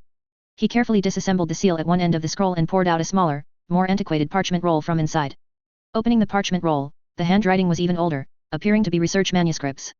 The opening mentioned concepts like magnetic force, iron sand, and particle manipulation, followed by complex hypotheses, formulas, and records of failed attempts. A name was repeatedly mentioned, Second Kazekage, Lord Tsunamunde, whose great concept was called the Treasure of Sunagakure. The manuscript also mentioned attempts to fuse the nature transformations of wind and earth chakras to create a brand new bloodline limit capable of controlling the magnetic force of iron sand magnet release. However, the records showed that the research encountered a huge bottleneck, seemingly lacking a certain key factor, and was consistently unsuccessful. It was eventually categorized as an impractical fantasy, and the data was sealed away. Seo's heart pounded. Magnet release. He had heard this term in the village. It was an extremely powerful bloodline limit and the pride of the hidden sand village. It turned out its origin could be traced back to the second Kazekage, Tsunamunde. And his father was secretly keeping these early research materials. A thought flashed through his mind like lightning. His father Shiryu's surname was Suna, which differed from the surnames of the past Kazekage, but the second Kazekage was famous for developing ninjutsu, especially sand release and magnet release concepts. His father kept such secretive research manuscripts at home. Elder Chiyo's exceptional care for his father. All this connected pointed to an astonishing possibility: his father Shiryu was likely a descendant of the second Kazekage, Tsunamunde. Although perhaps only a distant side branch with thin blood that failed to inherit magnet release, he still preserved his ancestor's unfinished research dream. Perhaps Elder Cho had tacitly allowed or even hinted for his father to keep this manuscript, out of respect for the deceased second Kazekage and this distant familial tie? This also explained why his father, a Chunin, could hold a position like logistics squad leader. A massive wave of excitement enveloped Seo. This was not just precious research material, it pointed him toward a unique path that might allow him to break free from his physical limitations. Although the manuscript recorded failed research, for Seo, who possessed knowledge of physics from his previous life and strong analytical abilities, these records of failure were precisely the most valuable treasure. They indicated which paths were dead ends, and the remaining possibilities were worth exploring with a completely new perspective. Weak body, low chakra reserves? If he could master this technique of controlling the magnetic force of iron sand, could he leverage enormous power with very little chakra? Just like the principle of a lever? He looked at the complex hypotheses and formulas in the manuscript, and an unprecedented fire burned in his eyes. This path, opened by the second Kazekage but later interrupted, might now be continued in a different way by him, a soul from another world. Chapter 16, Earth Release, Headhunter Jutsu. It was Konoha year 42. After spending a year at the Ninja Academy, he was still the dead last with the worst physical fitness and abysmal shuriken throwing skills. However, in the unseen world of his mind and the realm of theoretical study, his progress was advancing by leaps and bounds. The cultivation experience scrolls for wind and earth ninjutsu left by his father, Shiryu, had long been studied and reread countless times. Although limited by his threadbare supply of chakra, which prevented any practical exercises. This did not stop him from repeatedly simulating and deducing in his mind the sequence of every hand seal, the circulation path of every wisp of chakra, and how they would draw natural energy to produce the corresponding ninjutsu effect. His vast spiritual energy and superhuman memory made this kind of armchair training surprisingly effective. His control over chakra was also honed to an abnormal degree through this extreme microscopic training. Manipulating that single wisp of chakra was like using the most precise instrument to control an embroidery needle. It demanded absolute accuracy and stability, not brute force. That afternoon, the weather was unusually mild. Seo was alone in the small courtyard of his home. Looking at the dry sandy ground beneath his feet, a thought irresistibly surfaced. He wanted to try the earth release ninjutsu he had simulated countless times in his mind. He chose the most basic D-rank earth release, headhunter jutsu. This jutsu is not for direct attack, instead, it involves injecting chakra into the ground to soften the earth around the caster, allowing them to submerge and then launch a surprise attack from beneath the enemy, pulling the target into the soil until only their head is exposed. It is an auxiliary ninjutsu that focuses more on technique and surprise. Theoretically, this jutsu doesn't require a high absolute volume of chakra, it relies more on the instantaneous release of chakra and the precise alteration of the soil's properties. Seo recalled the key points on the scroll in his own analysis. With my control, perhaps, I can attempt to operate it at minimum power. Intense curiosity and the desire for practical experience overcame everything. He took a deep breath, and his hands began forming the hand seals slowly but exceptionally steadily. Ram snake tiger. Every seal hand sign was textbook perfect, the result of thousands of mental repetitions. Simultaneously, he precisely mobilized that pitiful wisp of chakra within his body, circulating it along specific meridians, finally concentrating it in his feet. Earth release, headhunter jutsu. He let out a low shout and abruptly injected the chakra into the earth beneath his feet. Buzz. A weak yet extremely precise chakra fluctuation spread out. The ground beneath his feet instantly became soft and muddy, like quicksand. His body immediately began to sink. Success. Seo felt a rush of excitement. However, the joy of success lasted less than a second. Just as he sank into the earth up to his shoulders and was preparing to maintain a small underground space and move according to the jutsu formula, the problem arose. His chakra ran out. That precisely controlled wisp of chakra was only enough to complete the first step, softening the ground to sink myself. As for the subsequent sustained chakra output required to maintain the underground space and move within the earth, that was simply a pipe dream for him. The sinking process abruptly stopped. He was stuck like a radish planted in the ground, completely buried in the softened dirt below the neck, with only his small head exposed. The soft soil, deprived of chakra maintenance, quickly began to harden and solidify, trapping him firmly inside. Seo froze, attempting to struggle, but his body was tightly encased by the rapidly solidifying earth, making movement impossible.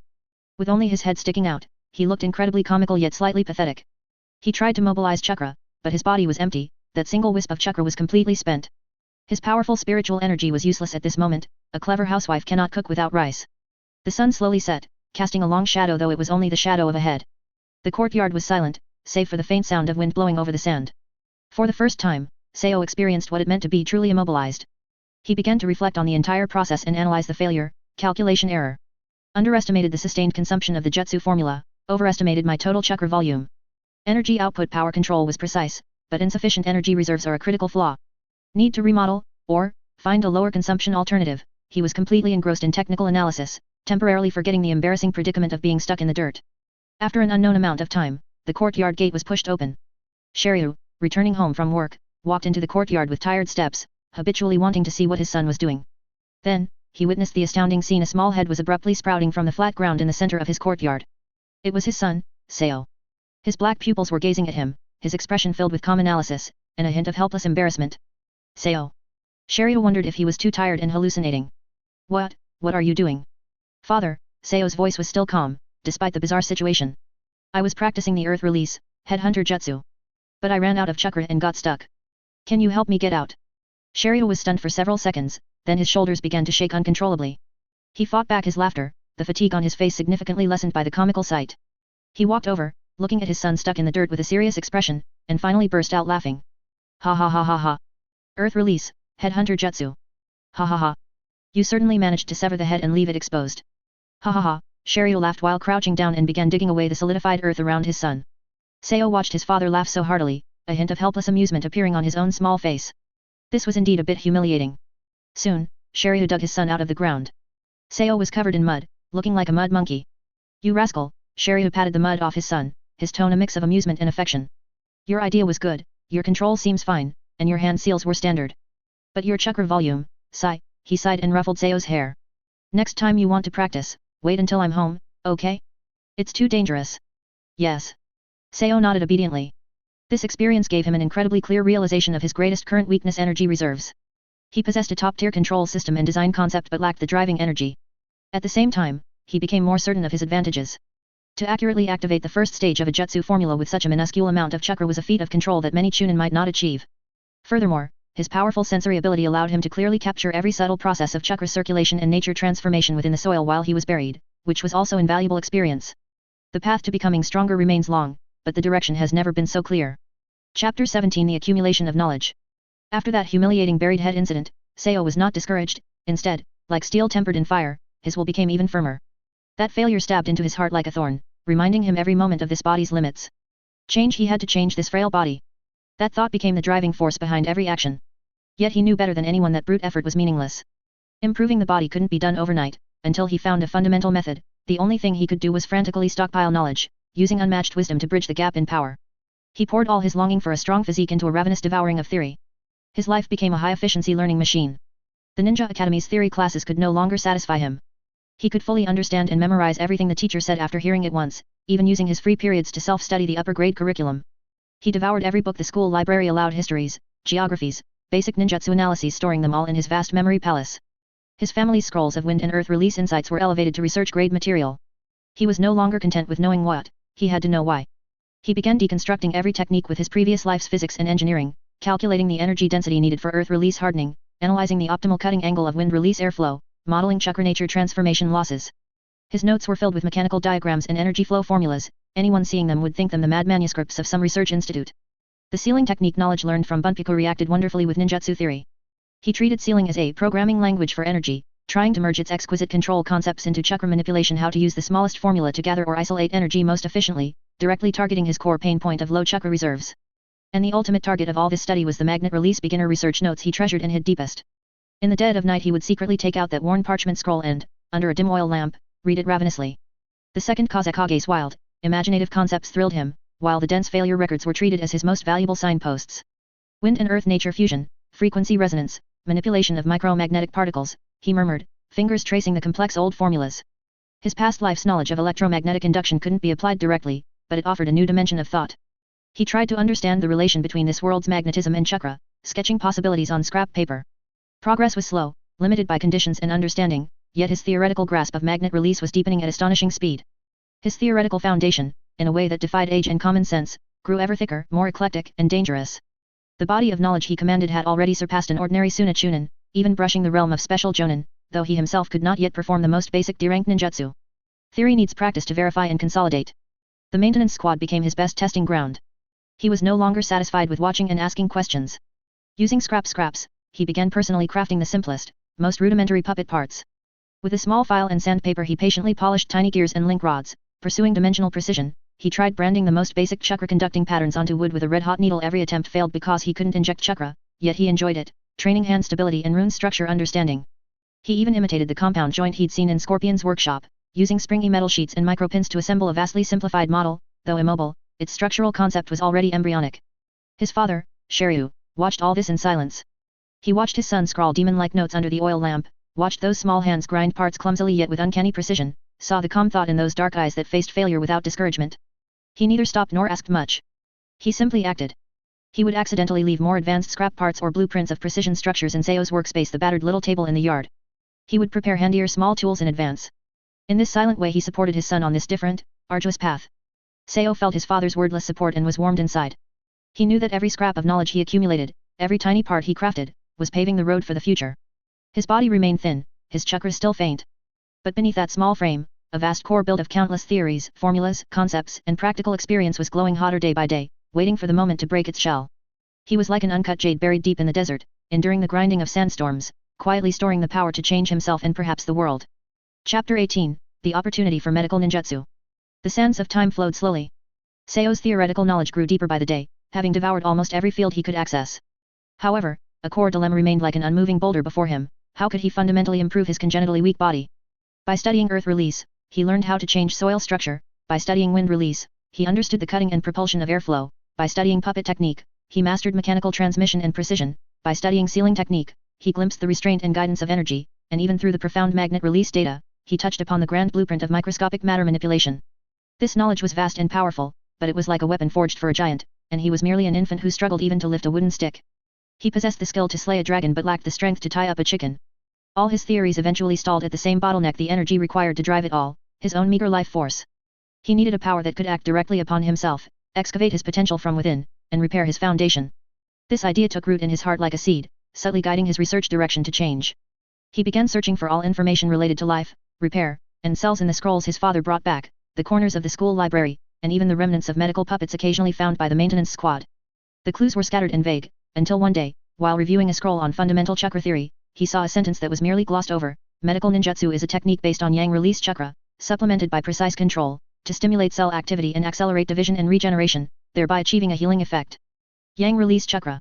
Cell activity. Division and regeneration. These words struck the fog in his mind like lightning. That's right. Why had he only been thinking about gaining power externally? Why not find a way to repair the body itself from the inside? If medical ninjutsu could stimulate cell activity and accelerate division and regeneration, didn't that mean it could fundamentally improve his congenitally frail body with its insufficient cell vitality? This thought made him tremble with excitement. He immediately began frantically collecting every scrap of information related to medical arts he could find. However, medical ninjutsu was already a relatively rare and high-level skill in Hidden Sand Village, with very little information circulating outside, and most of it was obscure and difficult to understand. The path of self-study seemed to have reached its end here. He needed a guide. A name naturally surfaced in his mind: Elder Cho. Whether it was her top-tier medical ninjutsu mastery in Sunagakure or the legend of her developing the forbidden resurrection jutsu, Kish Tensei, it indicated she was one of the people who had traveled furthest down this path. Moreover, she had always seemed to hold a rare appreciation for him. With his mind made up, Seo did not hesitate. He went to Granny Chiyo's house again. This time, he did not encounter Sasori. The one who opened the door was Cho herself. Cho was slightly surprised to see the pale child at the door, whose eyes were nonetheless exceptionally bright and determined. Seo? What is it? Are you having trouble with puppet technique? She thought he had come because of the scroll she had previously given him. Seo took a deep breath, bowed respectfully, looked up, and stared directly into Chiyo's eyes, stating clearly, Granny Cho, I did not come to ask about puppet technique this time. I want to request that you teach me medical ninjutsu. Medical ninjutsu? Cho was genuinely stunned. She looked Seo up and down, her brow furrowed slightly. Child, medical ninjutsu requires extremely high chakra control, and it also needs considerable physical energy as support. You. She didn't finish her sentence, but the meaning was clear: his physical condition was unsuitable for this path. I know my body is weak and my chakra reserves are very low. Seo's voice was calm but carried an undeniable seriousness. That is precisely why I need to learn medical ninjutsu even more. What I want to change is this body itself. He paused, then continued, I have studied some theories. The core of medical ninjutsu lies in extreme chakra control, and in the delicate manipulation of life energy. Chakra reserves might determine the scale and duration of healing, but the precision of control determines whether the finest repairs can be completed. And I. Seo extended his right hand, spreading his 5 fingers. He didn't mold much chakra, as that was pointless. He simply focused his entire mind on his hand, demonstrating his unparalleled control. At the tips of his 5 fingers, no chakra glowed, yet they bent, stretched, bent again, and stretched again, sequentially, with an utterly synchronized, tremor-free frequency, extremely slowly, millimeter by millimeter, and steadily. The movement was as slow as a movie's slow motion, but it possessed a mechanical-like absolute precision and stability. This wasn't even chakra control, it was the ultimate manipulation of the physical body itself, based purely on a powerful mental will. Chiyo's gaze instantly froze. With her eye for talent, she immediately recognized the terrifying control represented by the seemingly simple movement. This absolute mastery over his own muscles and nerves was the talent most needed, and hardest to acquire, for becoming a top medical ninja. Many Jonin possessed massive chakra reserves but might not have such exquisite control. Seo looked at Chiyo's expression, knowing she understood. He lowered his hand and said sincerely, Granny Cho, I know I may never be able to perform profound medical ninjutsu to save others like you. But I only ask to learn the most basic methods, to understand the operating principles of life energy. Perhaps I can find a way to repair my own foundation. Please give me a chance. Silence enveloped the doorway. Cho gazed deeply at the child, seeing the wisdom, tenacity, and immense desire hidden beneath a calm that did not belong to his age. She recalled his focus when studying puppets and his unusual perspective. After a long moment, she slowly exhaled. A complex light flashed in her eyes: surprise, scrutiny, which finally settled into a faint trace of expectation. Very well. She turned and took a relatively new-looking scroll from a scroll rack in the room and handed it to Seo. This is the cultivation method for the most basic healing technique. It doesn't even count as true medical ninjutsu, it can only accelerate the healing of very minor external wounds and is useless for internal injuries or physical improvement. Chiyo's voice regained its composure. But it is the most fundamental training for chakra control, and the first brick on the path to the gate of medical ninjutsu. It will allow you to initially perceive how to apply chakra to a living body. Thank you. Granny Cho. Seo solemnly took the scroll with both hands, as if accepting a priceless treasure. Remember, Chiyo's expression turned serious, the manipulation of life energy is far more complex and dangerous than manipulating puppets or dirt. The slightest mistake can damage your own body. You must never attempt anything more complex without my permission, understand? Yes. I understand. Seo nodded vigorously. Leaving Chiyo's house with the scroll containing the healing technique, Seo felt the scroll in his hands weigh 1,000 pounds. This was not just a jutsu, it was a key that might open the path to reshaping his own foundation. Although the road ahead was still long, he had finally touched upon the direction. Chapter 19 First Puppet, Spider. Seo's 2 years at the academy and the frenzied self-study that followed had left him with a terrifying store of theoretical knowledge, yet that body of his remained his greatest shackle. Refining chakra was like drawing water from an almost dry well, each day yielded only the tiniest thread. But in his hands that single thread shone with a different light. The basic puppet technique scroll Elder Cho had given him was already memorized backwards, the hardest core of it was forming and controlling chakra thread. One had to emit chakra from the fingertips, condense it into invisible lines, keep them stable and tough, and thus control a puppet from a distance. For most beginners it was an insurmountable wall. Externalizing chakra was already difficult, maintaining its shape demanded extreme control. Many apprentices needed months or years just to form one unstable thread. For Seo, however, it was his absolute domain. The perverted level of chakra control he had forged under extreme conditions now showed terrifying effect. Almost effortlessly, on his first try, he guided that faint wisp inside him to a fingertip, a thought, and an invisible yet to his senses crystal clear chakra thread shot out like silk and stably linked to a small wooden block several meters away. He crooked a finger, the block shifted, as obedient as his own arm. The thread was tough, steady, consumed next to nothing, and executed every command flawlessly. As expected, Seo watched the moving block, black eyes gleaming. For puppetry, the quality precision of control matters far more than the quantity of chakra. The discovery filled him with confidence. The core formula was mastered, next came real creation. He was no longer content with single parts. What he craved was a complete, moving creation. Blending everything he knew: puppet mechanics, basic runes, sealing technique constraints, the mechanical transmissions and bionics of his previous life, an idea took shape. He would build a scouting puppet. Given his pitiful chakra reserves, it had to be tiny, ultralight, draw almost no power, yet remain highly mobile and stealthy. He recalled the small robots of his past life and nature's efficient gates. In the end he fixed on the perfect biological model: the spider. 8 legs gave superb stability and obstacle crossing ability, the low profile made hiding easy, an arthropod gait was relatively energy efficient. The blueprint formed in his mind. He used no precious chakra conductive metal, only the maintenance squad's cheapest wood offcuts and a few metal bits. For a power core he carved an ultra-tiny array of basic energy gathering runes on scrap chakra metal dust. It was inefficient, but a minuscule pulse of chakra could activate it, letting it slowly absorb the faintest ambient energy for standby, inspired partly by Bunpuku's talk of natural energy and Shukaku's complaints. Control was simplified, one chakra thread linked to the main core, sending simple pulse commands. Inside, the crudest mechanics: levers, catches, tiny springs translated each pulse into actions: forward, turn, stop. Part of the intelligence was thus pre-built into the hardware, slashing real-time control cost and difficulty. The following days saw Seo spend every free moment in the maintenance squad's corner at his little desk. With a coping saw, files, and engraving needles he carved and assembled piece by piece. His fingers were often cut, but he merely treated them with the still clumsy healing technique he had just learned and kept working. His father Sherryo watched in silence, sometimes handing him a better tool at the crucial moment or pointing out a stress problem, yet never interfering. As the small 8-legged wooden metal form gradually appeared in his son's hands, amazement shone in his eyes. At last, one evening under a setting sun, Seo tightened the final screw. A palm-sized spider lay quietly on his hand, 8 legs of slender wooden rods and tiny joints, body a crude wooden box. It looked primitive, even ugly. Seo drew a deep breath, focusing. An invisible yet tough chakra thread connected from his fingertip to the receptor on the spider's back. He cautiously injected a faint wisp of chakra, activating the crude power core.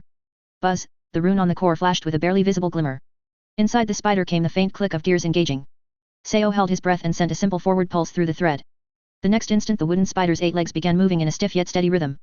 It crawled from his palm onto the table, nimbly climbed over a pen, then squeezed beneath a book, its gait perfectly mimicking a real spider, slow but astonishingly stable. Success. Seo's heart pounded. He tried turn, stop, even raised one foreleg to tap a scrap of paper. Every simple order was executed flawlessly by the tiny creation.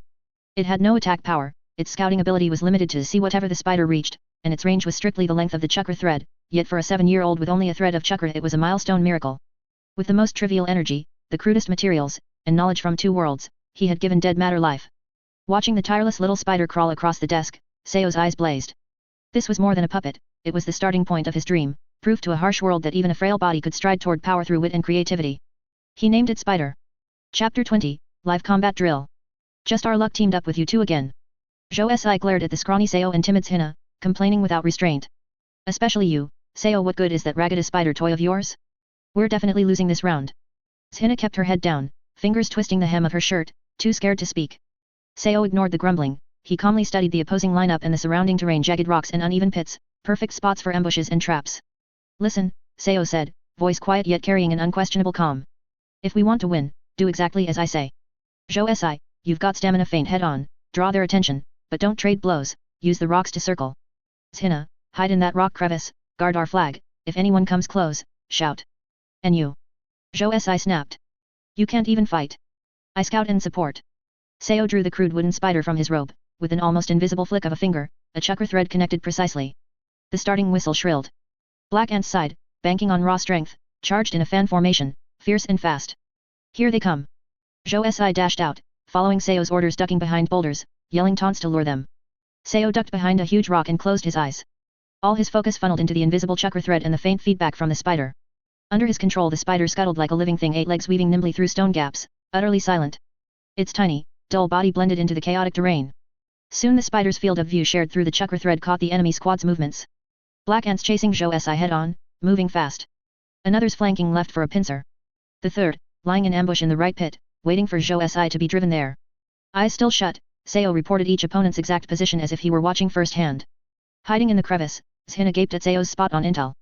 On the front line, Zhou Si heard it too, swerved instantly and narrowly avoided the ambush pit. Zhou Si, sprint to the red boulder ahead, then jump right now. Seo ordered abruptly. Zhou Si obeyed on instinct. The instant he leapt away, a rock Black Ant hurled smashed the spot he'd just vacated. How? Black Ant froze. Had the kid foreseen him?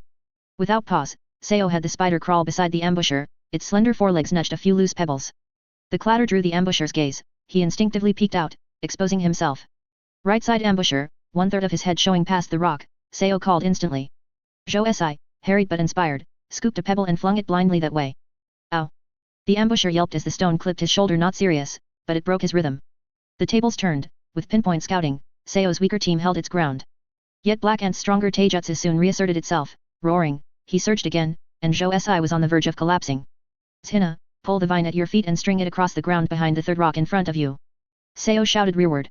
Though trembling, Zhina obeyed. Meanwhile the spider had crept into Black Ant's charge path, anchored behind a stone, its legs stabbed deep into sand, body arched like a tiny tripwire. Black Ant never noticed, he barreled straight on. The instant his foot brushed the spider, it sprang upward, powerless to harm, but just enough to tangle his stride. Black Ant lurched, lost balance, and stumbled straight toward the rock where Zhina's vine lay. Thud. He face planted, tripped clean by the vine. Now take the flag. Seo snapped, eyes flashing open. Zhou Si shot forward like a leopard, sprinting for the undefended enemy banner. The remaining two foes stared slack-jawed as Zhou Si yanked their flag free. We won, we won. Zhou Si whooped, waving the flag in disbelief. Drill over. Seo stepped out, face even paler after the constant chakra drain, yet his gaze stayed calm. He walked to the still groaning Black Ant and guided the spider back into his palm. Black Ant sat up, stared at the unimpressive wooden lump, then recalled the bizarre trip, cheeks flushing green and white. Was that little thing you're doing? Seo nodded, carefully checking the spider for damage. Zhina hurried over, in her fright she'd scraped her palm on the coarse vine, a bead of blood welling. Seo glanced at it, summoned the last wisp of chakra, and a faint, almost invisible green shimmer flickered at his fingertip. He hovered the finger gently above her wound. Basic healing technique, slow and weak, still cooled the cut and stanched the blood. Zhina's eyes widened. Seo, you know medical ninjutsu. Zhou Si, Black Ant, and the others gaped in stunned silence. The perennial dead last, the kid with the worst stamina, had built a combat recon puppet, masterminded the victory, and on top of that could use medical ninjutsu. In that instant everyone's view of Seo flipped, mockery vanished, replaced by shock, disbelief, and a hint of respect. Withdrawing his hand, Seo said flatly, just the most basic healing technique, good enough for a scratch. He pocketed the spider, said no more, and walked toward the edge of the field. Sunlight painted his thin frame, yet it seemed to gild him in a new light. Still frail, still low on chakra, he had proven that in a ninja's world brains and creativity can outweigh brute strength. Chapter 21, Silent Communication and Learning.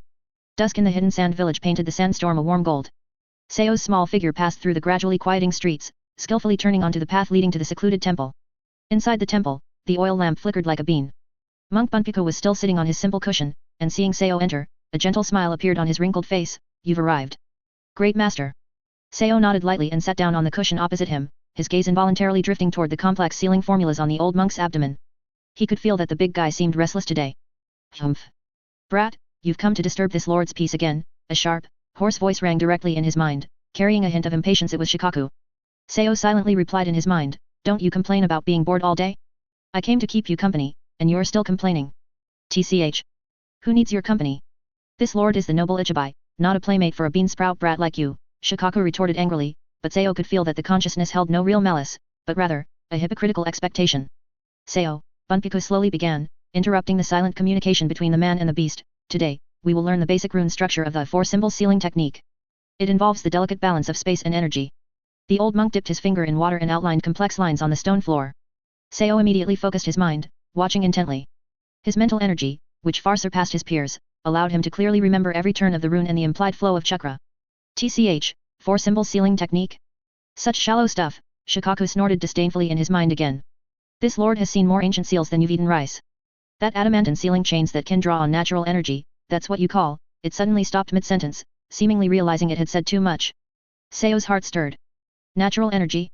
This term reminded him of some vague concepts he had seen in his previous life. He didn't press the matter, only engraving the term firmly in his memory.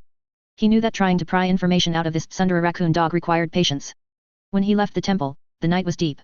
Sao's mind contained not only the blueprint of the four-symbol sealing technique but also several more ancient and obscure barrier runes, accidentally leaked by Shukaku.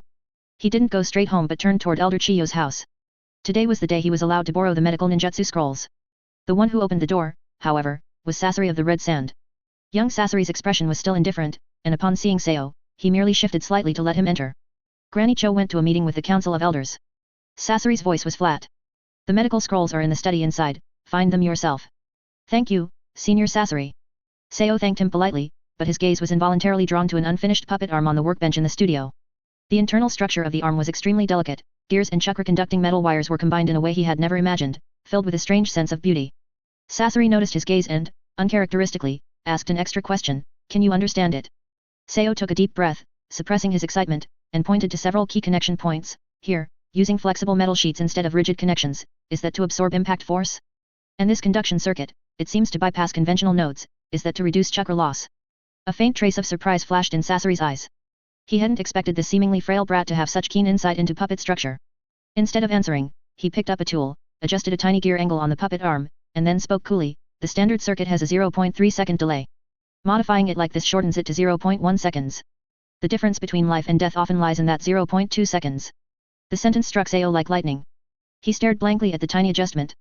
Concepts like optimization and efficiency from mechanical design in his previous life perfectly overlapped with the precision and lethality of the puppet technique at this moment. After finding the medical scrolls containing the healing technique and simple knowledge of human meridians, he practically floated away. Back home, lying on his simple bed, Sao's mind was still racing.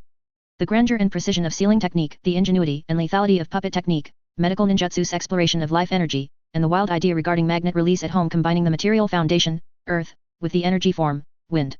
These seemingly unrelated pieces of knowledge, viewed through the lens of his soul from another world, began to vaguely outline some wondrous connections. The body is the foundation, the source of energy. Chakra is the tool, the driving power. Puppets are the extension, the carrier of function, and sealing technique and barriers are the programs that control and restrict energy. He stretched out his small hand, still slender and seemingly powerless, and loosely clenched it in the darkness. What if I could build a furnace, using sealing technique and barriers to form the core program, using puppet technique to create the casing and energy circuits, and using the knowledge of medical ninjutsu to guide energy to repair and strengthen this body. A concept so vague it was almost intangible, yet one that made his heart pound, quietly emerged in the depths of his mind for the first time, like a mirage in the sand sea. The night was still long, and this night was destined for many puzzle pieces to begin finding their matching positions in the heart of this transmigrator. Chapter 22 The Prodigy of Konoha. Konoha Year 43, Sunagakure was still gasping under the twin weights of defeat and dwindling resources. Life at the Ninja Academy ground on as usual, Sao keeping to his quiet, efficient study routine as though nothing outside existed. Yet a single report from distant land of fire slammed into the village elite like a boulder hurled into still water. The message arrived through classified channels terse, but cataclysmic. Konohagakure's 7-year-old Kakashi Hatake had just been promoted to Chunin. A 7-year-old Chunin. At first only the upper echelons of Sunagakure heard, yet the shock wave was unmatched. In the Kazekage's office the third studied the scroll, fingers drumming the desk, face so dark it looked wet. The elders and advisors below exchanged glances, eyes brimming with disbelief and deep dread. Sakumo Hatake's son, an elder murmured, voice parched. That name was still a nightmare to many Suna ninja. 7. Chunin, another advisor repeated, as though the two words refused to fit together. Has Konoha grown so strong? What does a genius like this mean? Panic and defeatism crept silently through the leadership. The loss in the Second Great Ninja War had already been crushing, now the enemy village produced a monster talent, hammering Suna morale all over again. This wasn't about face, it was about national strength for the next 10, maybe 20 years. The Third Kazekage rose abruptly, walked to the window, and stared at the wind-blown, half-ruined streets outside, gaze sharp and cold. Konoha would not keep this prodigy spotlight alone, nor would his village's flagging spirit take another blow. He turned, voice low and decisive, Konoha has their genius, does our Suna have none? Every eye snapped to him. Fetch Elder Cho at once, the Kazekage ordered. Soon Cho stood in the office. After hearing the Kazekage's purpose, her aged face stayed unreadable, yet in eyes that had weathered countless storms flickered a complex glint, pride in her grandson's gifts, but heavier misgivings. She knew better than anyone the loneliness and distortion hiding behind Sasori's genius.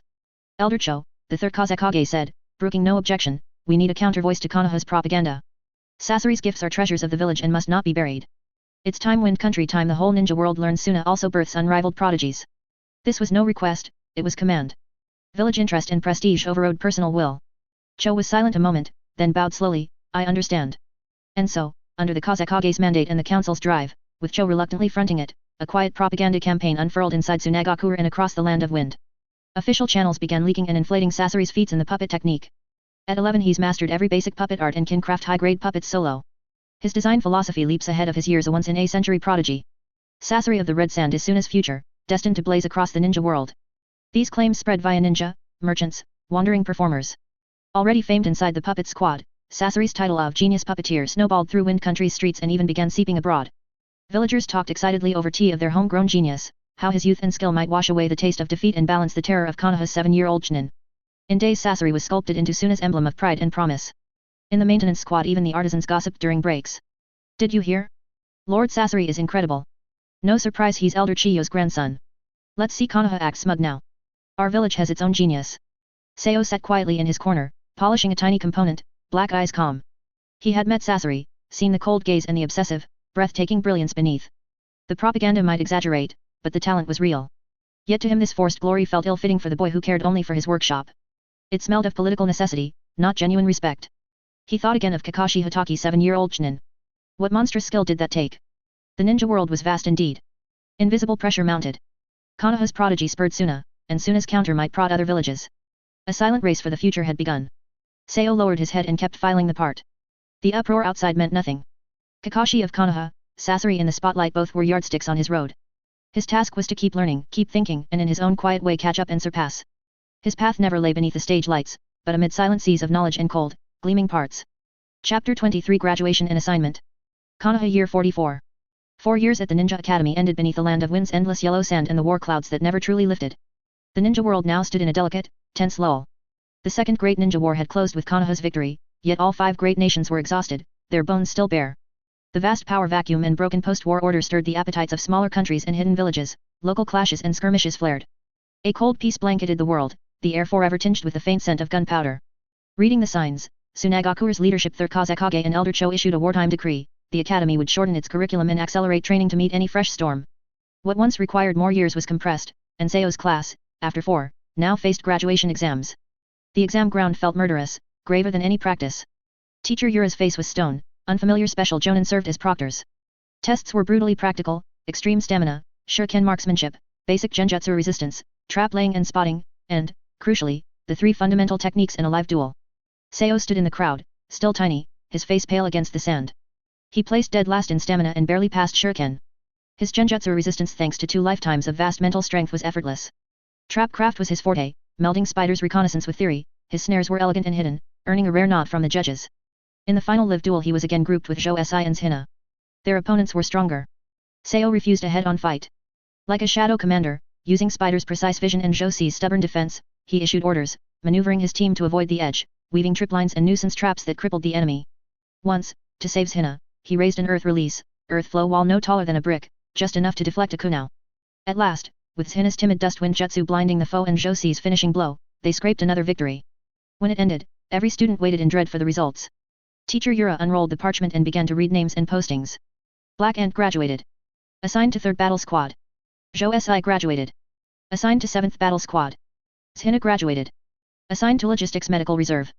Name after name. The accepted cheered, the failed hung their heads. Soon it was Seo's turn. Seo, Yura paused, eyes complex. Graduated. Seo's heart unclenched a little. But Yura's next words froze the yard. Chakra reserves below battle squad minimum. Physical rating, fail. No combat squad assignment. A ripple of whispers swept the lines. So it was true no brilliance could vault a broken body? Yet Yura had not finished. By special dispensation of Elder Cho and with the puppet workshop's consent, Seo is assigned directly to the puppet squad's rear-line production unit as an apprentice. Surprise flickered across the yard, yet it felt inevitable. A frontline squad was impossible, his body could not endure it. That was reality. But placement in the puppet workshop's Chiyo's own order was open recognition of his tactical and puppet genius. Protection, and bespoke cultivation of a singular gift. Seo's dark eyes showed understanding. Perhaps this was best. The battlefield demanded raw force, the workshops offered space for knowledge and invention. After class, Shiryu came for his son. Forewarned of the result, he betrayed no feeling, only clapped a hard hand on the boy's thin shoulder. Let's go home. Tomorrow I take you to the workshops. Seo nodded a last look at the 4-year cradle of theory. His true stage lay elsewhere. He offered no long farewells, only a slight nod to Zhou Si and Hina. Zhou Si scowled, then muttered, "Hey, build us some decent puppets, got it?" Hina whispered, "Good luck, Seo-kun." Walking home through the familiar sand, Seo knew, school was over, but a journey far closer to his dreams had begun. In the puppet workshops waited finer materials, deeper knowledge, perhaps a step nearer the body he meant to forge. His future lay not amid gunsmoke but amid machine oil and ringing steel. Chapter 24 Reporting to the Puppet Workshop. The day after the graduation ceremony, Seo followed his father toward the sprawling stone complex west of the Kazekage building, the puppet workshop. The atmosphere here differed from the noisy maintenance squad. There was none of the frantic emergency repairs, only the methodical rigor born of deep study. The air carried the scent of premium timber, the cold tang of chakra metal, and the sharp bite of unknown solvents. Regular hammer strikes, the hum of drills, and the low thrum of chakra tools blended into a symphony unique to craftsmen. A stern-faced Chunin squad leader received him, checked his papers, and strictly business led him to the work area of Puppet Lim Workshop 3. "Toda," the Chunin called inside. "New Genin Seo. He's yours. Show him the ropes and the rules." A youth of about 17 or 18 looked up, cheeks smudged with oil but eyes bright and friendly.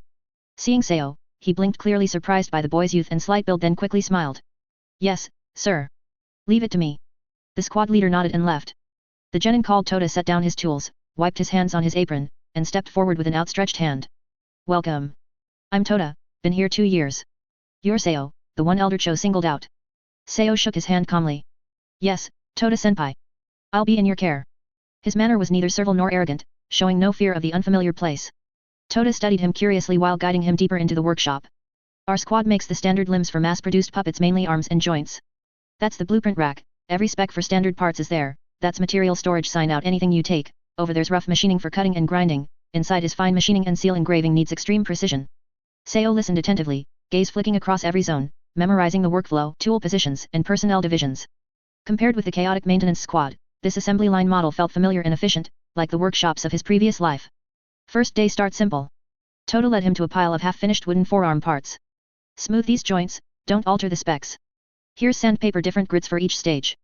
It was the dullest, most repetitive task, yet Seo never complained. He took the sandpaper, found an empty bench, picked up a part, and began at once. His movements quickly became steady and precise. His arm barely shifted, only his fingers guided the paper along the part's contours, every stroke uniform in force and path. In moments a flawlessly smooth, spec-perfect component lay in his hand. He set it down, took the next, and repeated at astonishing speed. Toda, intending to supervise a while, gaped as Seo's veteran-level technique and terrifying speed unfolded. Is this really a 10-year-old? Such stability, such feel unbelievable.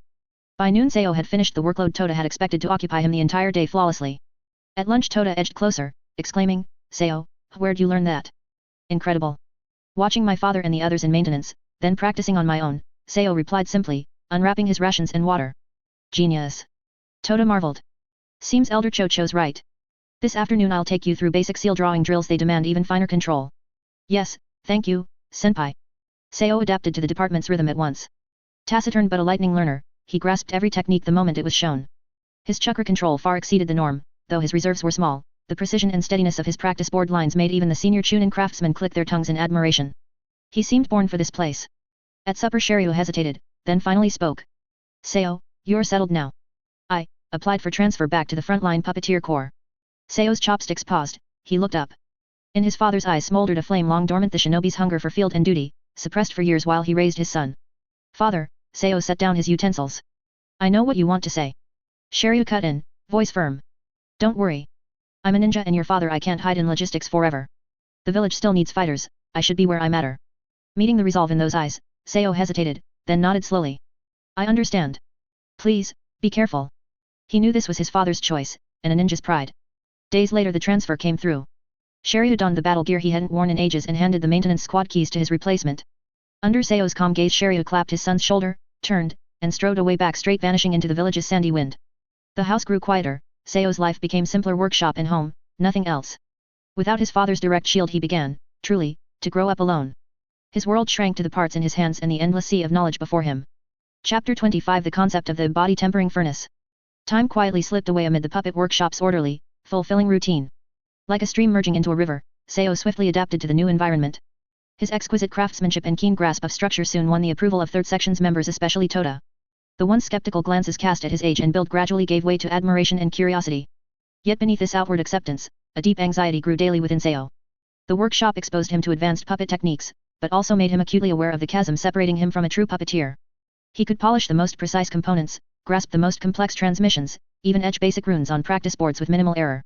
Yet when colleagues poured vast chakra into a puppet core to drive a several-meter war machine through intricate maneuvers, or when test arms spewed searing flame or razor blades across the range, he felt the stark impotence of his own pitiful chakra reserves.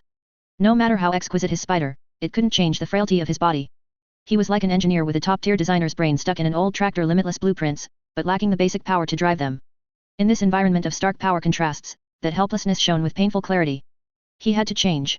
He had to rebuild this body from the ground up. The thought was no longer a vague wish but an urgent, ultimate project. He seized every chance to scour the medical texts and meridian charts Elder Cho allowed him, frantically searching for records on constitution improvement, foundation repair, potential awakening. The results were disheartening. Traditional medical ninjutsu focused on acquired injuries and illness. For his congenital, root-level weakness it offered almost nothing, and what little existed was vague and discouraging.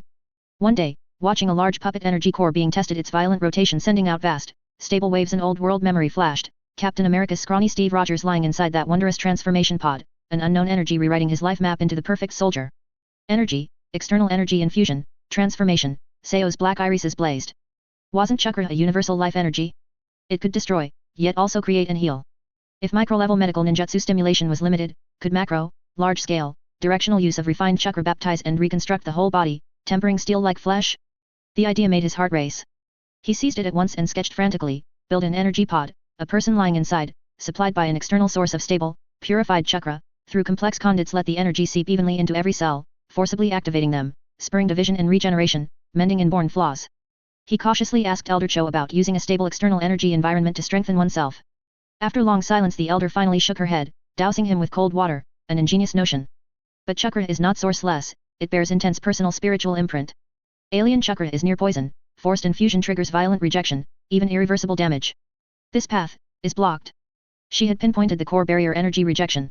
Unwilling to quit, he sought an opening to ask Sasori, approaching the problem from pure energy conversion and injection. Sasori, assembling a puppet eye, didn't even look up. Inefficient and dangerous. Pursuing flesh is meaningless, frail life ends only in decay. Abandon the impermanent body and embrace eternal puppet art, that is the ultimate way. His obsession issued Seo a warning from another angle, yet likewise rejected the idea. 2 consultations, 2 authorities, 2 rejections. Seo sank into deep despair. Was the road truly closed? Was the body's shackle unbreakable? He sat listlessly at his workbench, fingers unconsciously tracing dust. Memories of his past life and present knowledge swirled. Super soldier serum, energy pod. Chakra nature. Medical ninjutsu, energy rejection. As despair nearly swallowed him, a term and artifact from a Chinese animation he'd once watched flashed like lightning across the dark. Under one person. Ma Xianhong, the body tempering furnace. That miraculous device able to convert outlier abilities, even grant normals powers. Its core principle seemed to be conversion and bestowal. It didn't pour alien energy straight in, the furnace itself purified, converted, and harmonized it. Conversion, harmonization. Seo shot up from the bench, eyes wide, breath ragged. Exactly. The key wasn't direct alien chakra infusion, it needed a relay, a converter. A device that could take external power, natural energy, tailed beast chakra, or multi-person, multi-attribute chakra, then purify, convert, and harmonize it, erasing or neutralizing personal imprints, turning it into the most primal, neutral, readily absorbed life energy. Then the furnace could safely, controllably, precisely infuse it into the target, gently yet persistently mending the root, improving the constitution, awakening potential. The idea perfectly bypassed the biggest hurdle, energy rejection. Body tempering furnace, yes. That's what I'll call it. Seo trembled with excitement, suppressing a shout. At last a theoretical breakthrough. A crystal clear direction blazed before him. The concept was sky high, its technical difficulty far beyond his current reach, involving chakra tech, sealing technique, energy containment and conversion, puppet technique, furnace structure and control, medical ninjutsu, life energy guidance, perhaps even advanced energy theory. Yet it was a theoretically viable path. His goal had never been clearer. He knew this would be the supreme project to which he would devote all his effort for a long time. And the very first step was to design and build the core component, a stable energy core able to supply and convert power. Seo drew a deep breath, forced down his elation, and sat again at the bench. His gaze sharpened, settling on the cold tools and parts before him. The blueprint of his dream was drawn. Next, with these hands, he would bit by bit turn this fantastic concept into light that shone upon reality. Starting by repairing this body. Chapter 26, Puppet Core. The concept of the body tempering furnace lit a beacon in Seo's mind, showing the way ahead. Yet the brighter that beacon burned, the rougher and more treacherous the road it revealed became. A grand blueprint demanded solid cornerstones, and the first and most critical cornerstone was energy. Chakra was an available energy source, but how could it be converted into the kind of power the furnace needed safe to inject into the human body for repair? Using ordinary chakra directly was out of the question. Elder Chiyo's warning still rang in his ears. Foreign chakra's violent rejection was little different from poison. His thoughts turned to medical ninjutsu. The yang release chakra used by medical ninja was gentle and brimming with vitality, very close to his ideal restorative energy. The problem was that medical ninjutsu converted one's own chakra into yang nature internally. How to achieve that conversion externally? To take a raging fire release or a sharp wind release chakra and, through an external device, transmute it into life-filled yang nature? It sounded like a fairy tale. Once again he buried himself in the archives, hunting every record on chakra nature transformation and energy conversion. The workshop's files focused on puppets. Research on fundamental energy conversion was scarce. He sketched several conversion circuits, using seals to guide and fine-tune the flow, but the theoretical stage revealed countless flaws: low efficiency, severe energy dissipation, incomplete attribute conversion. Any defect could distort the energy fed into the furnace, with disastrous results. Progress stalled again. He realized that with the public puppet knowledge available, such delicate energy manipulation was impossible. He needed something more central, something closer to the essence of life and energy. His gaze drifted inevitably toward the Cho household, more precisely, toward the genius immersed in forbidden research, Sasori. He knew it was risky. Sasori's temperament was eccentric and cold, impatient with others, and unwilling to share his core techniques. But he had no choice. This time Seo did not go empty-handed. He brought a sketch of an energy conversion circuit he had designed, an edited, simplified version, hiding the furnace's true purpose and presenting it only as an attempt to improve a puppet core's energy efficiency. As expected, Sasori's expression was as cold and disdainful as ever when he saw the drawing. An inefficient, stupid design. Seal nodes are redundant, at least 15% of the energy is lost here. The conversion idea here is laughable, trying to reconcile chakra of different attributes with a fixed pattern. Chakra isn't dead, its vitality can't be fully bound by mere seals. Sasori's criticism was as sharp as always, yet it pinpointed several fatal flaws in Seo's design. Seo did not argue, he humbly noted the points, then asked the question he had prepared for so long. Senior Sasori, then, is there a method or a core that can more intelligently process and convert energy, even, simulate a certain vital activity to better control chakra? That question quietly brushed the edge of Sasori's core research. Sasori's hand, polishing a part, paused. He lifted his head, his deep purple eyes focused on Seo for the first time with something like appraisal. Silence spread through the workshop, broken only by the faint scrape of tool on metal. After a long while Sasori gave a low, ambiguous snort. He set down his tools, walked to a dust-covered scroll rack, rummaged for a moment, and pulled out a small, obviously ancient scroll whose edges were even slightly frayed. He tossed it to Seo. A garbage idea. But if you insist on wasting your time, look at this. His tone remained indifferent. It's some failed early concepts about the regeneration core, crude theories on maintaining energy vitality and limited simulation, long since discarded. Read it, then destroy it, and stop bothering me. With that, he ignored Seo and sank back into his own world. Seo suppressed his excitement, gripping the worn scroll as though it were a key to a new world. He bowed solemnly to Sasori's back and quickly left the workshop. Back in his own hut, Seo spread the scroll open at once. The writing was hurried and ancient, immature research notes full of errors and failed attempts. Yet at its heart it discussed how to create a core that could self-maintain a certain energy vitality and interact more efficiently with both puppets and living bodies. What Sasori considered garbage theories long since discarded were priceless treasure to Seo. Concepts such as vitality maintenance, energy resonance, and mimicry cycle instantly shattered his previous mental shackles. He didn't need to replicate a true regeneration core, only a functionally simplified version focused on energy conversion and reconciliation. Inspiration erupted like a volcano. He spread out a fresh sheet of paper at once. Knowledge from his previous life about energy converters, how transformers and rectifiers worked, collided and fused wildly with the scroll's idea of active harmonization. He abandoned the original complex multi-seal conversion approach and instead designed an extremely simple yet strangely cyclic core model. Inside the core he preset several tiny, differently attributed chakra guide circuits, based on his understanding of wind and earth dual natures, not for direct conversion but to generate a resonance field. Externally input chakra of different attributes would first be scattered by this resonance field, neutralizing most personal imprints and turning into a relatively chaotic neutral energy stream. Then the stream would enter a microcycle structure based on yang release theory, borrowing ideas from medical notes and the regeneration core fragments, for nurturing and harmonization, until its nature became almost harmless life energy. The entire core emphasized guidance and harmonization rather than forced conversion, greatly reducing energy expenditure and complexity while improving safety. The brush flew across the paper, intricate energy circuits, precise internal structures, and annotations of calculations and principles gradually took shape. His eyes were focused and bright, as if only the blueprint existed in the whole world. When the final stroke fell, a brand new design and integration of wisdom from two worlds was born. Seo looked at the exquisitely structured, mystically principled core component on the paper and exhaled slowly. He knew this was only the first step of a long march. Manufacturing, testing, and optimization still loomed ahead. But this core blueprint gave the first and most critical piece to his seemingly impossible dream of a body-tempering furnace. He named it the puppet core. Chapter 27 Selling the Puppet Spider. The blueprint of the puppet core lay quietly on the corner of Seo's workbench. Every line, every annotation, condensed his heart's blood and wisdom that spanned 2 worlds.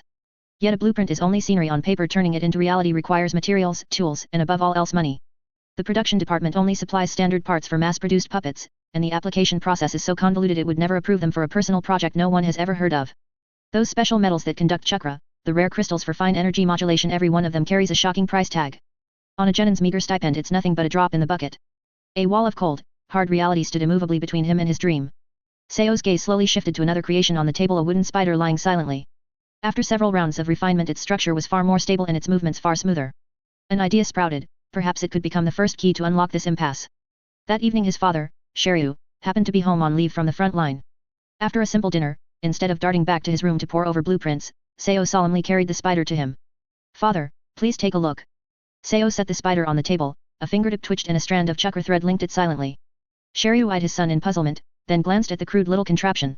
In the next instant, under Seo's control the spider scuttled nimbly across the tabletop, climbed over bowls and chopsticks, slipped through the handle of a teacup, and even tapped Shiryu's finger with one foreleg. Shiryu's eyes widened a fraction, genuine surprise flickering across his face. A veteran puppeteer, he could tell at a glance the ingenious design and superb control behind the tiny creation. This was no child's toy. Its practicality for scouting and infiltration surpassed many bulky low-grade puppets in certain situations. "You built this alone?" Shiryu's voice carried a trace of disbelief. "Yes." Seo answered calmly, halting the control. "I call it Spider. Mainly for reconnaissance and setting small traps." He paused, gauging his father's reaction, then continued, "Father, I've been trying to design a new energy core for puppets and need to buy some special materials, but my stipend isn't enough. So I thought, could I make a few of these spiders and sell them to people who might need them, say, your former colleagues or some classmates, to raise the funds?" Seo's tone was level, yet his eyes held unmistakable earnestness and hunger. He mentioned only the more easily understood new energy core, not the shocking final goal of the body-tempering furnace. Shiryu fell silent. He looked at his son, at those precociously mature black eyes, then at the little spider that seemed almost alive. He realized his boy had truly grown. No longer merely a child to be protected, Seo was pressing forward toward a clear goal in his own way, his initiative and problem-solving far beyond Shiryu's expectations. After a long moment Shiryu spoke slowly, his tone no longer pure concern but appraisal and support. "This spider of yours is rather interesting. For genin squads on reconnaissance missions or exploring cramped spaces it should prove useful." He rubbed his chin, mulling feasibility. Setting up a stall would violate village rules, but small-scale, private transfers to those in need, that can be arranged. He looked at Seo. "I can ask my old buddies in logistics, maybe their kids just graduated and need gear. Colleagues in production might have younger siblings who became genin and would be interested. As for classmates, so long as you keep it discreet, private trades shouldn't be a problem." Seo's eyes lit up. "Thank you, father. But," Shiryu's tone turned stern, "price them fairly, no gouging, and never let it interfere with your duties or studies." "Understood. Understood." Seo nodded firmly. With his father's backing things went smoothly.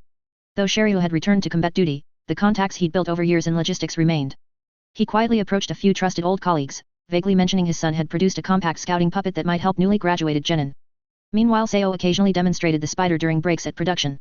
His fellow genin Toto was the first to gape. He had a cousin who'd just graduated and lacked scouting means, and on the spot declared he'd buy one. Among classmates who'd graduated the same year, the spider's fame had already spread during practical spars. Previously they'd found it novel. Now that Seo was willing to sell, several well-off classmates who sorely needed recon options were tempted. Zhou Si, though never vocal, had learned on missions how vital intel was and quietly reserved one as well. Seo strictly obeyed his father's rules, small-scale and private only.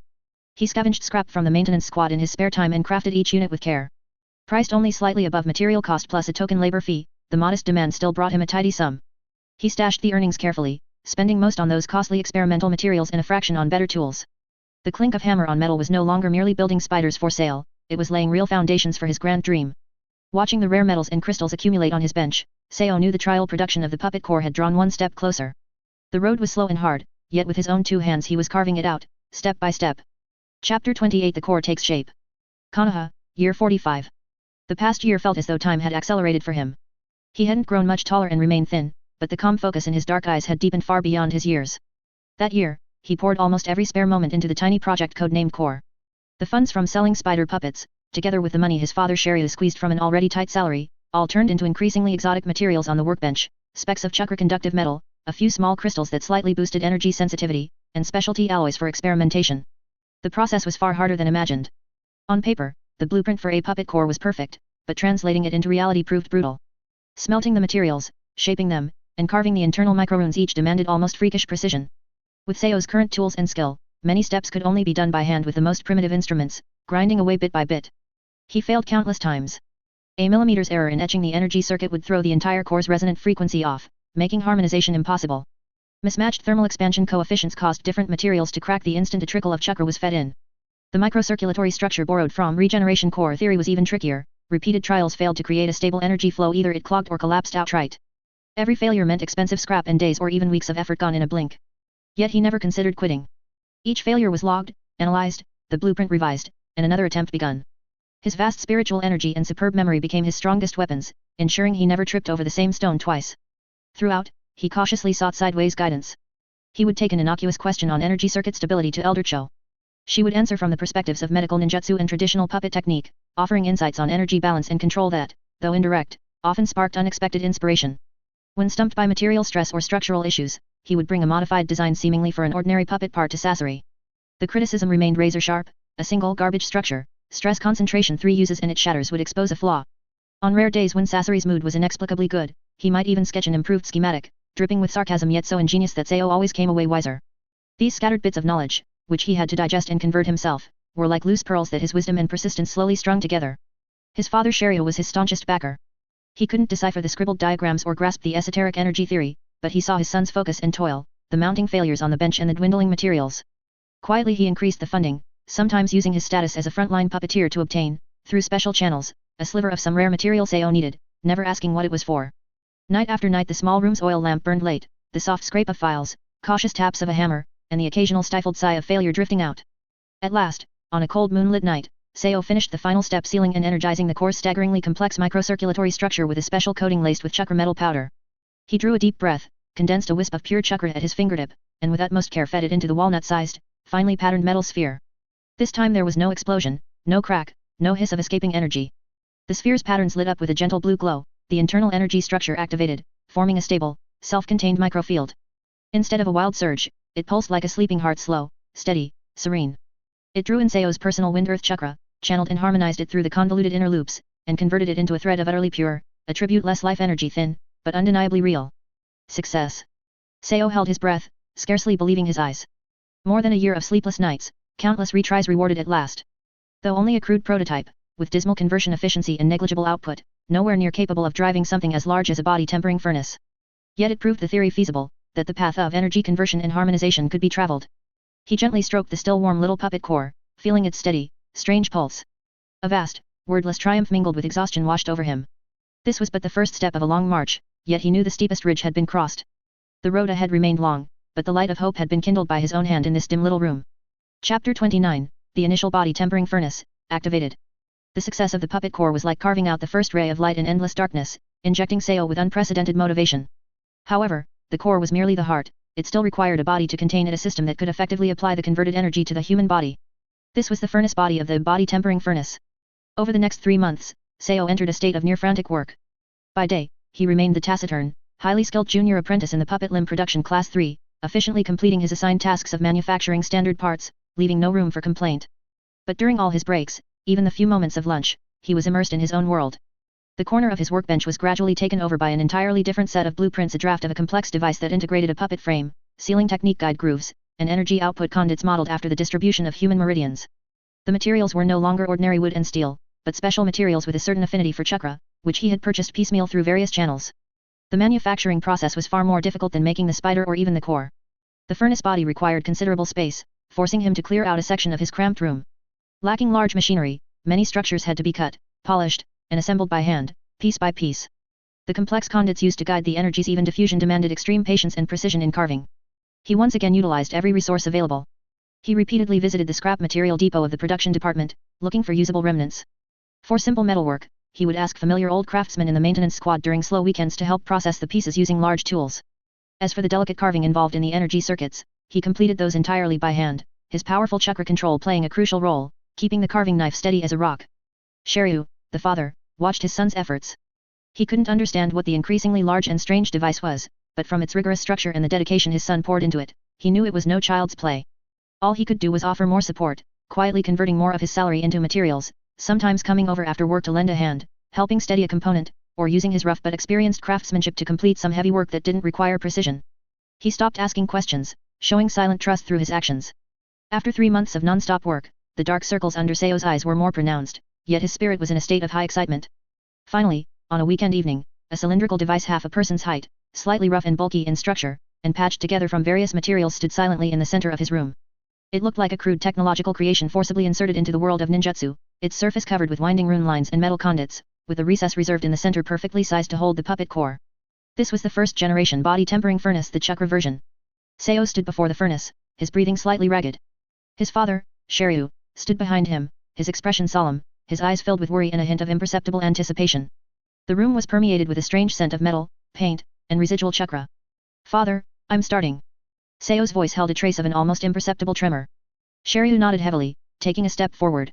His muscles were taut, and his chakra silently circulated, ready to respond to any accident at a moment's notice. He knew that what his son was about to undertake was an unprecedented risk. Seo took a deep breath and took out the walnut-sized, warm, faintly glowing puppet core from his pocket. As if sensing something, the faint light on its surface flickered like a breath. Carefully, using the steadiest motion possible, he slowly embedded the puppet core into the recess at the center of the furnace body. Click. A slight sound of connection rang out. The patterns on the core's surface perfectly aligned with the guide circuits inside the furnace body. The next second, a sudden change occurred. Buzz. The entire furnace body began to vibrate slightly, and the carved rune lines on its surface lit up sequentially with a faint blue glow, flowing as if injected with life. The humming sound of flowing energy echoed in the small room, growing louder and louder. Shiryu's pupils contracted, and he instinctively started to step forward to interrupt. "Father, wait." Seo stared intently at the furnace body and raised a hand to stop him. "The energy flow is stable. The resonance frequency is normal. This is a normal phenomenon during activation." His sensory ability was fully engaged, allowing him to clearly see that the core was operating efficiently, drawing in the trace amounts of his own chakra that he had preset at the furnace body's energy input points, several simple chakra injection points. This chakra was then subjected to complex conversion and harmonization, turning into a balanced and gentle energy that flowed through the meticulously designed conduits and runes, spreading throughout the interior of the furnace body to form a stable and uniform energy field.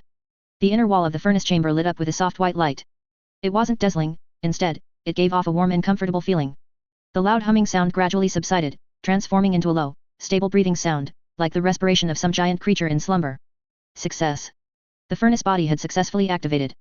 The energy field was stably formed. Seo's heart pounded wildly, threatening to burst from his chest. He forcefully suppressed his excitement and looked at his father, his eyes shining with unbelievable joy. "Father. It worked. The energy field is stable. We can proceed to the next step." The next step was for him to step into this energy field himself and personally verify whether this creation, which had cost him countless hours of effort, could truly repair his congenitally deficient body as he had envisioned. Shiryu looked at the scene before him, a sight beyond imagination, and at his son's pale face, which was flushed with excitement. The shock in his heart was immense. He slowly unclenched his fists, ultimately choosing to trust his son. Seo took a deep breath, his gaze fixed resolutely on the furnace chamber emitting the soft white light. The initial body tempering furnace was fully activated. What awaited it was the first, and most crucial, human trial.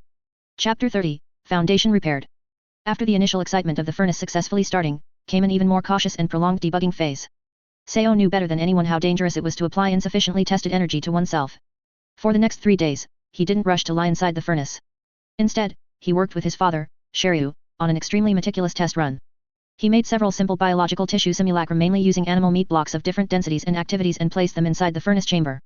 His father, Shiryu, would then inject a minuscule amount of chakra into the puppet core to activate the energy field.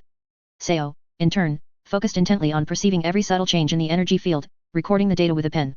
Energy output at 5%, duration 10 breaths. The surface temperature of the simulacrum increased by 0.3 degrees, no significant changes. Power increased to 8%. Microscopic observation of muscle tissue shows slight signs of increased cell activity, but accompanied by mild dehydration. Attempting to adjust energy output frequency, mimicking the fluctuations of medical ninjutsu mystical palm technique. Energy field shows unstable oscillations, stop immediately. Each test carried risks. Once, due to a frequency adjustment error, the energy field instantly became chaotic, and a piece of animal meat inside the furnace even emitted a burnt smell, startling Shiryu into immediately cutting off the chakra supply. Seo quickly rushed to the furnace, carefully inspecting the core and internal circuits, cold sweat beading on his forehead. Failure, adjustment, then retest. The father and son worked almost without sleep, sustained by dry rations and water. Shiryu had no complaints, though he didn't understand the profound principles, he could see his son's focus and rigor. He strictly followed his son's instructions, precisely controlling every bit of chakra output strength and timing. 3 days later, a thick stack of test data had accumulated. Seo finally found a relatively stable, gentle, and effective parameter range. The energy field's output was set to the lowest power, and the frequency adjusted to the waveband most closely resembling the natural rhythm of life. Father, we can begin now. Seo's voice was hoarse from consecutive sleepless nights, but his eyes shone with astonishing brightness. Shiryu nodded gravely, took a deep breath, and placed his hands on the specific chakra input nodes of the furnace. This time, it wasn't a test, but real treatment. Seo removed his outer clothing, clad only in thin undergarments, and with a feeling akin to pilgrimage, slowly lay down in the somewhat cold metal chamber of the first-generation body tempering furnace. The soft white light from the chamber walls enveloped him, and a strange warmth permeated his skin. Begin, Seo's voice came from inside the furnace, with a barely perceptible tremor. Shiryu closed his eyes, calmed his mind, and the relatively abundant Chunin-level chakra within him began to steadily flow out, through the nodes, and into the puppet core. Buzz. The furnace body once again emitted a steady hum, but deeper and more powerful than during the tests. The white light inside the chamber intensified, and the temperature slowly rose to a comfortable level. Seo held his breath, fully sensing the changes in his body. Initially, it was warmth, like soaking in a hot spring. Then, he felt the balanced and peaceful energy, transformed by the puppet core, begin to gently penetrate his skin like countless tiny hands, permeating his muscles, and spreading deep into his bones and internal organs. An indescribable tingling sensation began to emerge, not on the surface, but from the deepest parts of his body, from the level of every cell. It was as if a dry, cracked earth had finally received its long-awaited sweet rain. Every cell greedily absorbed this pure life energy, emitting joyful moans. He could clearly introspect and see that the weak and low-vitality cell tissues, caused by premature birth and congenital deficiencies, were slowly being nourished and vitalized by this energy. His bodily functions, which had been sluggish for a long time due to energy deprivation, were like rusted gears being injected with lubricant, beginning to operate more efficiently. The process was not entirely comfortable. When the energy touched some congenital, underdeveloped meridian nodes or atrophied tissues, a subtle but profound soreness and swelling, even accompanied by slight stinging, would occur. This was the inevitable cost of repair and reshaping. Seo gritted his teeth, silently enduring. Sweat seeped from his forehead, quickly evaporated by the energy field. His body trembled slightly, but his mind was in an extremely clear and excited state. He could feel it. He really could feel it. The congenital foundation that had plagued him for 9 years, shackling him like chains, was being mended and strengthened, thread by thread, by this external yet incredibly gentle force. Although the speed was extremely slow and the effect minuscule, for Seo, who had never experienced what a normal body felt like, this was undoubtedly a miracle. Outside the furnace, Shiryu fully maintained a stable chakra output.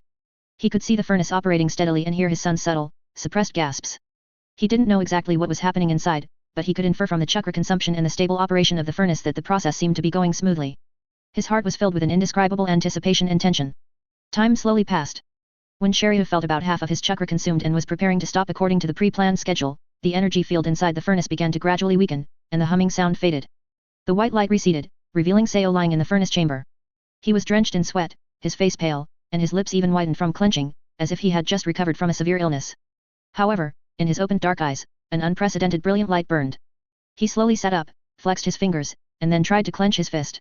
An unprecedented, tangible sense of strength quietly emerged from deep within his body.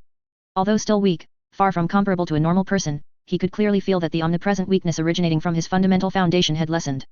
It was no longer a psychological effect, but a real, physical improvement. Father. Seo's voice carried the exhaustion after excitement, yet was full of joy. It succeeded. It really works. Shiryu quickly stepped forward, supporting his son's slightly swaying body, and carefully felt his breath. Although weak, his breathing truly seemed a little deeper and more forceful than before. Looking at the brilliance almost overflowing from his son's eyes, and feeling the unprecedented vitality in his tone, the silent and resolute puppeteer father's eyes welled up slightly. He knew that the path his son had walked was incredibly difficult. And today, he finally saw the dawn. Restoring his foundation was no longer an unattainable dream, but had become a reality that could be achieved step by step through effort.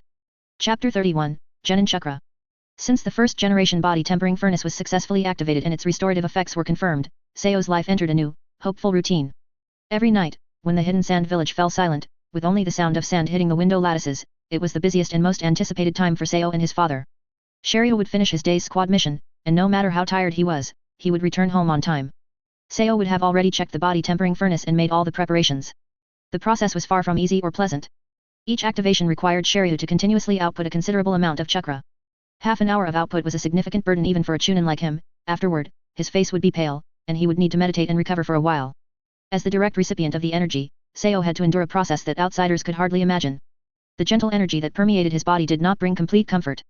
Restoring the innate foundation, much like reinforcing a structure with shaky foundations, inevitably involved breaking and establishing. While the energy nourished and revitalized healthy cells, it also forcibly stimulated underdeveloped or even misplaced meridians and tissues, resulting in a complex mix of soreness, numbness, swelling, and pain. Each half-hour treatment felt like a protracted torture. Seo often clenched his jaw, drenched in sweat, his fingernails digging deep into his palms just to barely suppress any sound. But all these sacrifices were accompanied by visible rewards. The first thing to change was his complexion. The sickly, almost transparent pallor of the past was gradually replaced by a faint, healthy flush. The blue veins beneath his skin were no longer so starkly visible, and his dry hair seemed to gain a bit of luster. More importantly, there was a change in his internal physical sensation. The pervasive, ever-present feelings of weakness and fatigue were slowly receding. His breathing became deeper and more vigorous, and his heartbeat grew steadier. Before, he would be breathless after walking just a few steps, but now he could clearly feel an increase in stamina. Although still far inferior to his peers, he was no longer in a state where a gust of wind could knock him over. The biggest change occurred after the treatment that night. As usual, Seo climbed out of the furnace chamber, his body feeling exhausted yet refreshed. He habitually sat cross-legged, attempting his daily routine of chakra extraction, partly to recover his spirit and partly to test the restorative effects. However, this time, the situation was completely different. When he concentrated his mind, as usual, and guided the fusion of physical energy and spiritual energy, what he felt was no longer the difficult, obstructive, and nearly depleted sense of powerlessness of the past. It was as if a previously blocked river channel had been completely cleared, or as if a dried-up spring had finally yielded a new flow of water. His physical energy was unprecedentedly active and abundant, and the guidance of his spiritual energy also became incredibly smooth. The two rapidly merged naturally, and the resulting flow of chakra, though still not massive, was no longer that pitiful wisp, but had transformed into a clear, steady, and continuous stream. This stream of chakra flowed smoothly through the meridians in his body, bringing a sense of fullness and power that Seo had never experienced in his 9 years of life. He suddenly opened his eyes, and an unbelievable brilliance erupted in his dark pupils. He instinctively stretched out his hand, attempting to condense this nascent chakra at his fingertip. Buzz, a clearly visible, faint blue chakra aura, weak yet incredibly stable, slowly appeared on his fingertip, like a flickering blue flame, illuminating a corner of the dim room. It was no longer the wisp that required extreme perception to detect, but a genuine, visible condensation of chakra. Father. Seo's voice was slightly strained with excitement. Look. Shiryu, who was meditating nearby to recover, opened his eyes upon hearing the shout. Seeing the stable chakra aura on his son's fingertip, he was momentarily stunned, then suddenly stood up, his face filled with shock and ecstasy. This is... He rushed over, carefully sensing the chakra. Stable, solid, this is already standard genin level chakra. Although the quantity might only just touch the threshold of a genin, its stability and solidity surpassed that of many newly graduated genin. The greatest shackles that had plagued Seo for 9 years and limited all his potential, the difficulty in extracting chakra, had finally been broken. The preliminary restoration of his foundation brought the most direct reward. Seo looked at the blue light flickering on his fingertip, feeling the weak but genuinely flowing power within his body. His nose stung slightly, and an indescribable surge of excitement and emotion welled up in his heart. How many failures, how much despair, how many sleepless nights of effort, all had finally yielded the sweetest reward at this moment. From today onward, he was no longer a cripple who couldn't even extract chakra. He, Seo, had truly become a ninja with genin level chakra. At this moment, the path ahead truly broadened. Chapter 32, Releasing Ninjutsu. The successful extraction of genin level chakra brought a joy that warmed Seo and his father, Shiryu, like a scorching heatwave for many days. However, that shimmering blue aura was ultimately only an internal change. For a ninja, the true test lay in whether they could transform this power into a tangible jutsu. On a rare day off, the sun was bright, and the sandstorm seemed gentler than usual. Shiryu did not go to the unit, and Seo did not bury himself in front of the workbench. The father and son tacitly returned to that familiar courtyard, the accident scene that had once turned Seo into a human radish. The ground beneath his feet was still dry, but in Seo's eyes, it was no longer an insurmountable obstacle. Are you ready? Shiryu's voice carried a hint of imperceptible nervousness and anticipation as he stood nearby, his gaze fixed on his son. Seo took a deep breath and nodded. He closed his eyes, feeling the newborn stream of chakra flowing within him, weak, yet real. This was completely different from the vague sense of energy he had felt before. This was a power he could clearly guide and control.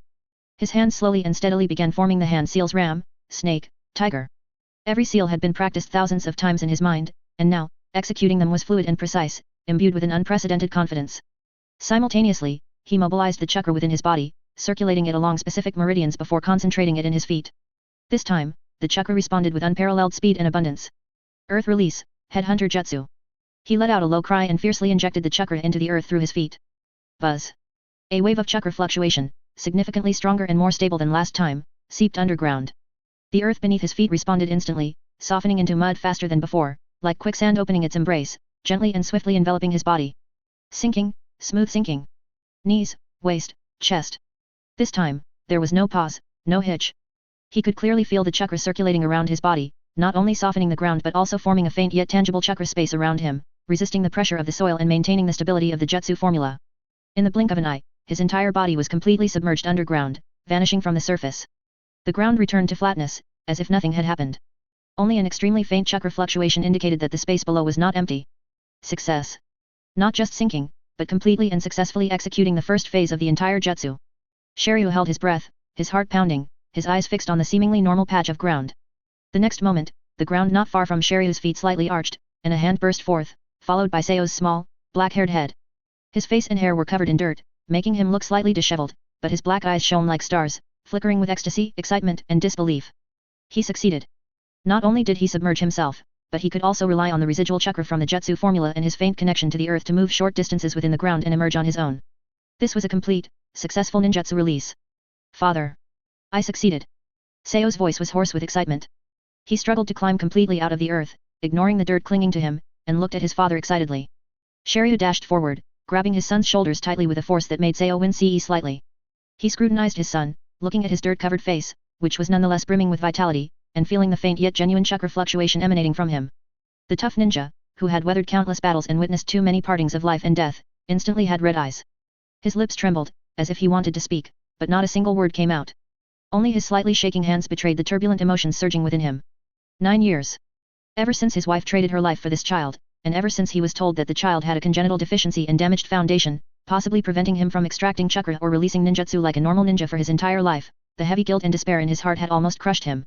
He gave up a promising combat position and transferred to logistics just to better care for his frail child. He worried day and night, afraid that he had failed his wife's dying wish, afraid that he wouldn't be able to raise the child safely and healthily. And today, at this moment, watching his son successfully release his first ninjutsu using his own power even though it was only the most basic D-rank ninjutsu, it meant that the chains of fate surrounding his son had been broken. It meant that his years of sacrifice and perseverance had not been in vain. Good boy. Shiryu's voice choked up. He finally just hugged his son tightly, his rough hands repeatedly patting Seo's dirt-covered back. Hot tears finally slipped uncontrollably from the corners of his eyes, dropping onto Seo's shoulder and quickly being absorbed by the mud. Seo felt his father's intense emotional turbulence, feeling all the things contained within that silent weeping: guilt, relief, pride, and release. His own nose stung, and he hugged his father back tightly. The father and son, covered in dirt in the sunlit courtyard, cried tears of joy, like two children who had just found a treasure.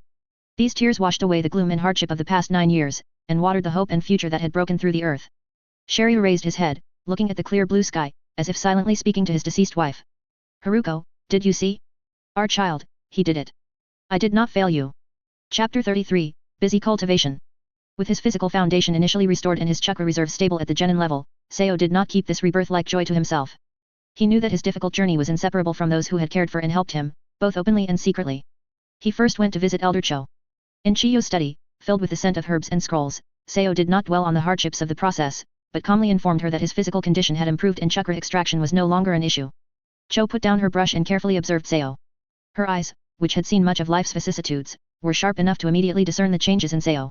It was no longer the pallor sustained purely by mental fortitude, but a genuine healthy complexion emanating from the depths of his flesh and blood, especially the sparkle in his eyes, which was calmer yet more confident than before. Good, very good. Elder Cho showed a rare, truly gratified smile, and she nodded gently. It seems you have found your own path. Remember, no matter what method you use, the root of strength always lies within yourself. Never be complacent. Yes, I will bear your teachings in mind. Seo bowed solemnly. Chiyo's words were profound, as if she vaguely sensed something, but she did not delve deeper.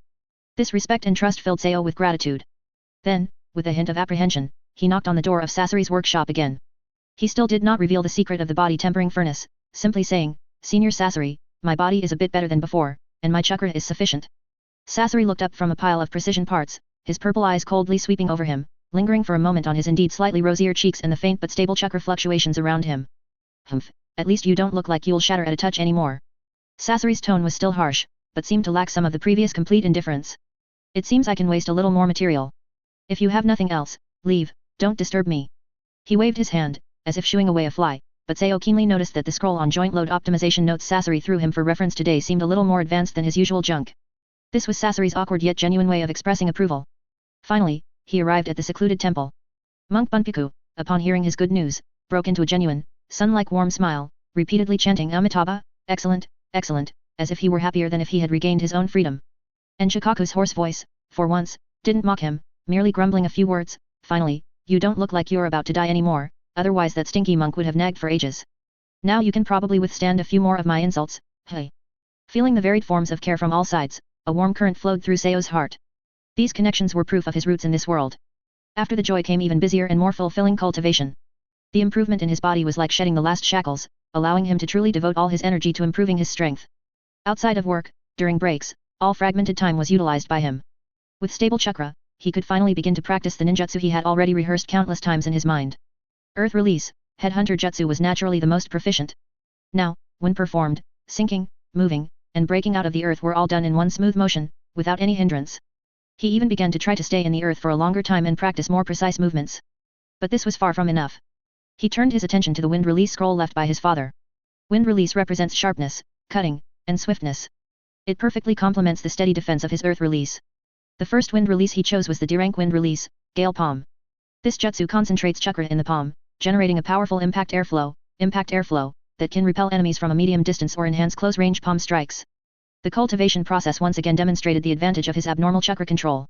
Forming hand seals to guide chakra flow into the arm meridians might take several days for an ordinary genin to figure out, but he mastered it precisely in just half a day. The difficulty lay in highly compressing chakra in the palm and instantly bursting it to produce airflow.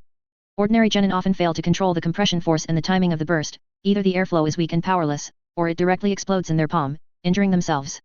But Seo's microscopic control over chakra played a huge role at this moment. He extended his palm, his mind sinking into it, precisely guiding the genin-level chakra flow, performing extremely delicate compression and rotation in the center of his palm, as if constructing a miniature eye of a storm. The first attempt, the airflow was weak, only able to blow dust on the ground. The second time, the airflow became concentrated, emitting a faint whistling sound. The third time. Buzz. A soft sound. A clearly visible, translucent impact airflow burst from his palm, and although its range was not large, it was solid and powerful, blowing a small stone 1 meter in front of him flying. Success. From the start of cultivation to successful release, it took less than 2 days. This speed, if word got out, would astonish many chunin. Seo looked at his palm, feeling the lingering chakra fluctuations and the tactile sensation of the airflow impact, his heart filled with a sense of accomplishment. He was finally no longer a paper strategist with only theory but no practical application. During the day, he diligently worked in the production department, cultivated ninjutsu after work, and at night, he unfailingly used the body tempering furnace to continue nurturing his foundation and accumulating chakra. Seo's life was as busy as a rapidly spinning top, but he enjoyed it, feeling tangible progress every day. His body was like parched land receiving timely rain, greedily absorbing all nutrients, bursting with unprecedented vitality. The path to becoming a strong individual finally unfolded clearly beneath his feet. Chapter 34, Master and Disciple. Seo's significant improvement in his body and chakra was like a stone thrown into a lake, creating ripples in the hearts of those who cared for him. Among them, the one most deeply affected and who acted most swiftly was none other than Elder Cho. She had personally witnessed the entire process of this child transforming from extreme frailty to his current vibrant vitality. She also saw his extraordinary resilience, wisdom, and almost greedy thirst for knowledge. The Hidden Sand village had suffered greatly from the war, with talent dwindling, and was in dire need of capable individuals. Such a raw gem could not be allowed to be buried or left to stumble on his own. One day, Cho summoned Seo to her study at home, her expression more serious than usual. She did not mention any investigation into the origin of Seo's physical changes but instead directly laid out several distinctly different scrolls. Seo, Chiyo's voice was steady yet carried undeniable weight, now that you have passed the most difficult threshold, you can no longer be content with piecemeal learning. True power comes from systematic understanding and a solid foundation. From today onwards, in addition to your work in the production department, you must follow my arrangements for your training during all other times. She didn't utter the words take on a disciple, but the implication in her words already regarded Seo as one of her successors. Seo's spirit trembled, and he immediately composed himself, respectfully bowing his head, yes, Granny Cho, I will do my utmost. Thus, a comprehensive training regimen, far more intensive than before, began. Chiyo's planned learning path for Seo precisely targeted his strengths and needs. Wind and earth release nature and form transformation, this is the core of ninjutsu training. Cho no longer confined him to a fixed jutsu formula but began to impart the most fundamental principles. Earth nature transformation, she guided Seo to feel the meaning of heaviness, solidity, and support within chakra. It was no longer simply about creating lumps of earth, but practicing to make chakra possess the density of earth, attempting to change the hardness and plasticity of small areas of land. Seo often sat facing a patch of ground for half a day, feeling the subtle changes in the soil from loose to hard, from hard to quicksand, under the fine-tuning of his chakra. Wind nature transformation, this involved feeling sharpness, flow, and tearing. Cho had him use chakra to cut leaves, create ripples on water, and control airflow to blow sand into specific patterns. This demanded extremely high chakra control, which perfectly utilized Seo's strengths. He could make a stream of air as sharp as a blade or as gentle and continuous as a breeze. Advanced medical ninjutsu and human body data, this part of the learning directly related to his ultimate goal of repairing himself. Cho opened up more valuable internal data, even including some of her personal research notes. The learning content progressed from basic healing technique and hemostasis technique to the more profound theories of chakra scalpel, precise cutting, and delicate illness extraction technique, removing toxins and foreign objects. Although limited by his chakra reserves, he could not yet practice high-level medical ninjutsu, but theoretical knowledge had begun to accumulate. More importantly, he delved into the intricate study of the human meridian system, the function of acupoints, cell activity, and chakra reactions. This provided crucial theoretical support for his future improvements to the body tempering furnace. He no longer viewed the human body merely as a black box but began to understand its intricate internal energy operation mechanism. Advanced sealing jutsu formulae, large quantity. This part of the learning was immense. After learning that Seo was receiving systematic training from Cho, Bunpuku the monk also increased the depth and breadth of his teachings.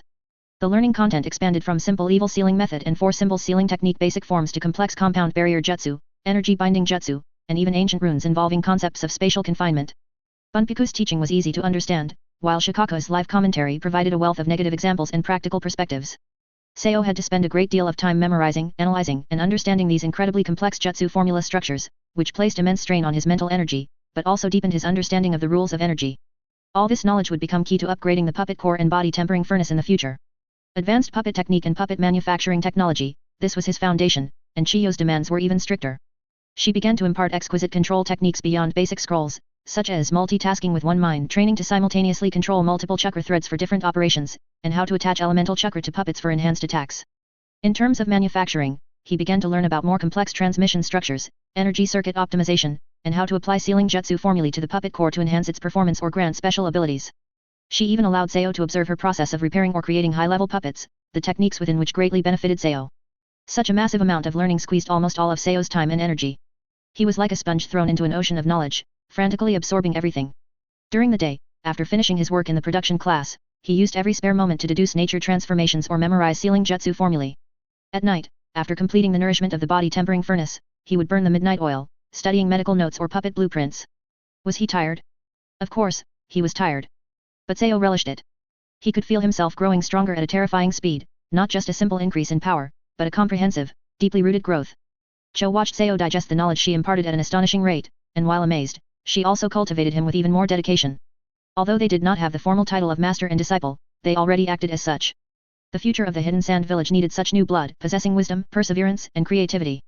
And Seo also understood that this path to power, personally laid out by Elder Cho, he must walk, and he must walk it well. For himself, and to live up to this expectation. Chapter 35, Vehicle Puppet Concept. The days Seo spent systematically learning under Elder Cho felt like opening a new door of knowledge every day. It was not only a palace of theory but also an excellent place to observe the practice of top puppeteers up close. Among these, what truly captivated him was the work Sasori was occasionally seen undertaking. On this day, he had just finished Chiyo's instruction on the fine subdivision control of chakra thread, and as he was preparing to leave, his attention was drawn to a large-scale project underway in a corner of the courtyard. Sasori's signature red hair flickered into view amidst the rising dust. He was standing before a behemoth, a gigantic puppet, only half completed in its framework, yet already exuding a fierce sense of oppression. Its shape was modeled after the highly venomous salamander of the desert, possessing a broad, flat body, a sturdy cranial structure, and a massive, powerful tail ram. Sasori was currently adjusting the complex transmission structure inside its chest cavity, the dull grinding of metal gears intertwined with the hum of activated chakra circuits, radiating a sense of immense power. Seo involuntarily stopped, deeply attracted by the precise and powerful creation. He watched how Sasori simultaneously manipulated dozens of tools with chakra thread to fine-tune the gigantic puppet. He saw the robust structure contained within the puppet's slim joints, capable of withstanding colossal impact, and he noticed the special sliding track structure designed at its base to adapt to the desert terrain. An idea, like a bamboo shoot breaking through the soil in spring, suddenly sprouted in his mind. Large puppets, not only could they be used for fighting, but could they also be used for carrying? Once conceived, this idea quickly took root and sprouted. He immediately thought of his own shortcomings, short stature, relatively weaker physical fitness compared to his peers, and insufficient speed and stamina for long-distance rapid movement. These could all become fatal weaknesses in future missions. What if there were a puppet, not designed for attack, but specifically for carrying and movement, compensating for all his deficiencies? It would have powerful terrain traversal ability, like Sasori's salamander, but with a more compact size. It wouldn't need a complex attack system, dedicating all structure to mobility, stability, and protection. The operator would be located inside or on top, protected, and able to concentrate on reconnaissance or combat. A vague, spider-form vehicle outline began rapidly constructing itself in his mind. 8 legs would provide extreme stability and obstacle clearance, a low chassis would reduce wind resistance and increase stealth, and a closed or semi-closed cockpit would offer basic protection. He was so engrossly watching that he didn't even immediately notice Sasori finishing his work. Have you seen enough? A cold voice interrupted his thoughts. Seo snapped back to reality, realizing Sasori was looking at him indifferently with those purple eyes. There was little expression on his face, but he didn't seem to have his usual impatience. Seo took a deep breath. Instead of simply excusing himself as usual, he pointed to the massive salamander puppet and asked a direct question, Senior Sasori, for such a huge puppet, how is the stability and energy consumption problem of its power core solved during prolonged operation? Also, how are its leg joint structures designed to achieve multi-terrain adaptation while ensuring strength? These questions went straight to the core difficulties of large puppet design, something no ordinary apprentice could ask. Sasori raised an eyebrow, seemingly slightly surprised that Sao could pose such questions. He didn't answer directly, but instead asked, Are you interested in this? Want to make a big toy? Sao shook his head, his gaze earnest, No. I want to build a puppet that can carry me and move. My speed and stamina are weaknesses, and I need a mobility aid tool as reliable as that one. He pointed to the salamander. Mobility aid. Sasori repeated the unfamiliar term, a faint, almost mocking curve seeming to lift the corner of his mouth. An interesting idea. Turning a killing weapon into a pack animal. But he didn't immediately dismiss it. Instead, he sized Sao up again, seemingly assessing his capability and the value of the idea. After a moment of silence, he suddenly turned around, pulled out a rather old-looking scroll from a pile of scattered scrolls nearby. It appeared to be an early design draft and casually tossed it to Sao. Take it. These are early discarded design drafts for part of the salamander's power transmission and leg suspension structure. There are also some failed notes regarding the stability of the large core. Sasori's tone remained flat. It might be useful for your pack animal idea. Don't bother me again. Having said that, he ignored Sao and refocused his attention on his gigantic puppet. Sao accepted the heavy scroll, his heart pounding excitedly. He bowed solemnly again, Thank you very much, Senior Sasori. Leaving Chiyo's house, Sao practically flew back to his own small cabin. He couldn't wait to unroll Sasori's gift. The design drawings inside the scroll were rough and complex, filled with traces of revisions and radical concepts. Many sections were marked with phrases like failure, excessive energy dissipation, and structural fragility. But in Sao's eyes, this was priceless treasure. These records of failure perfectly illuminated the pitfalls and possible technical pathways for designing a large vehicle puppet.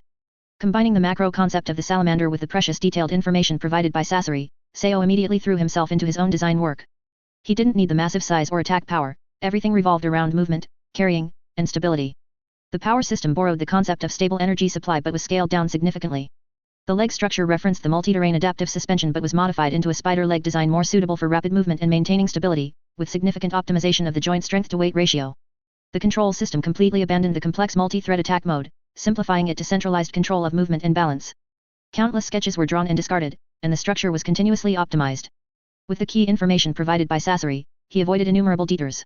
Finally, a preliminary design plan for a manned mobile puppet codenamed the Great Spider gradually became clear under Sao's pen. It might still be rudimentary, and the path to realization was long, but it represented a brand new direction, a beginning for using intellect and creation to compensate for his deficiencies and expand the boundaries of his abilities. Sao looked at the final blueprint, his eyes filled with anticipation. He knew that the goal for the next stage was clearly defined.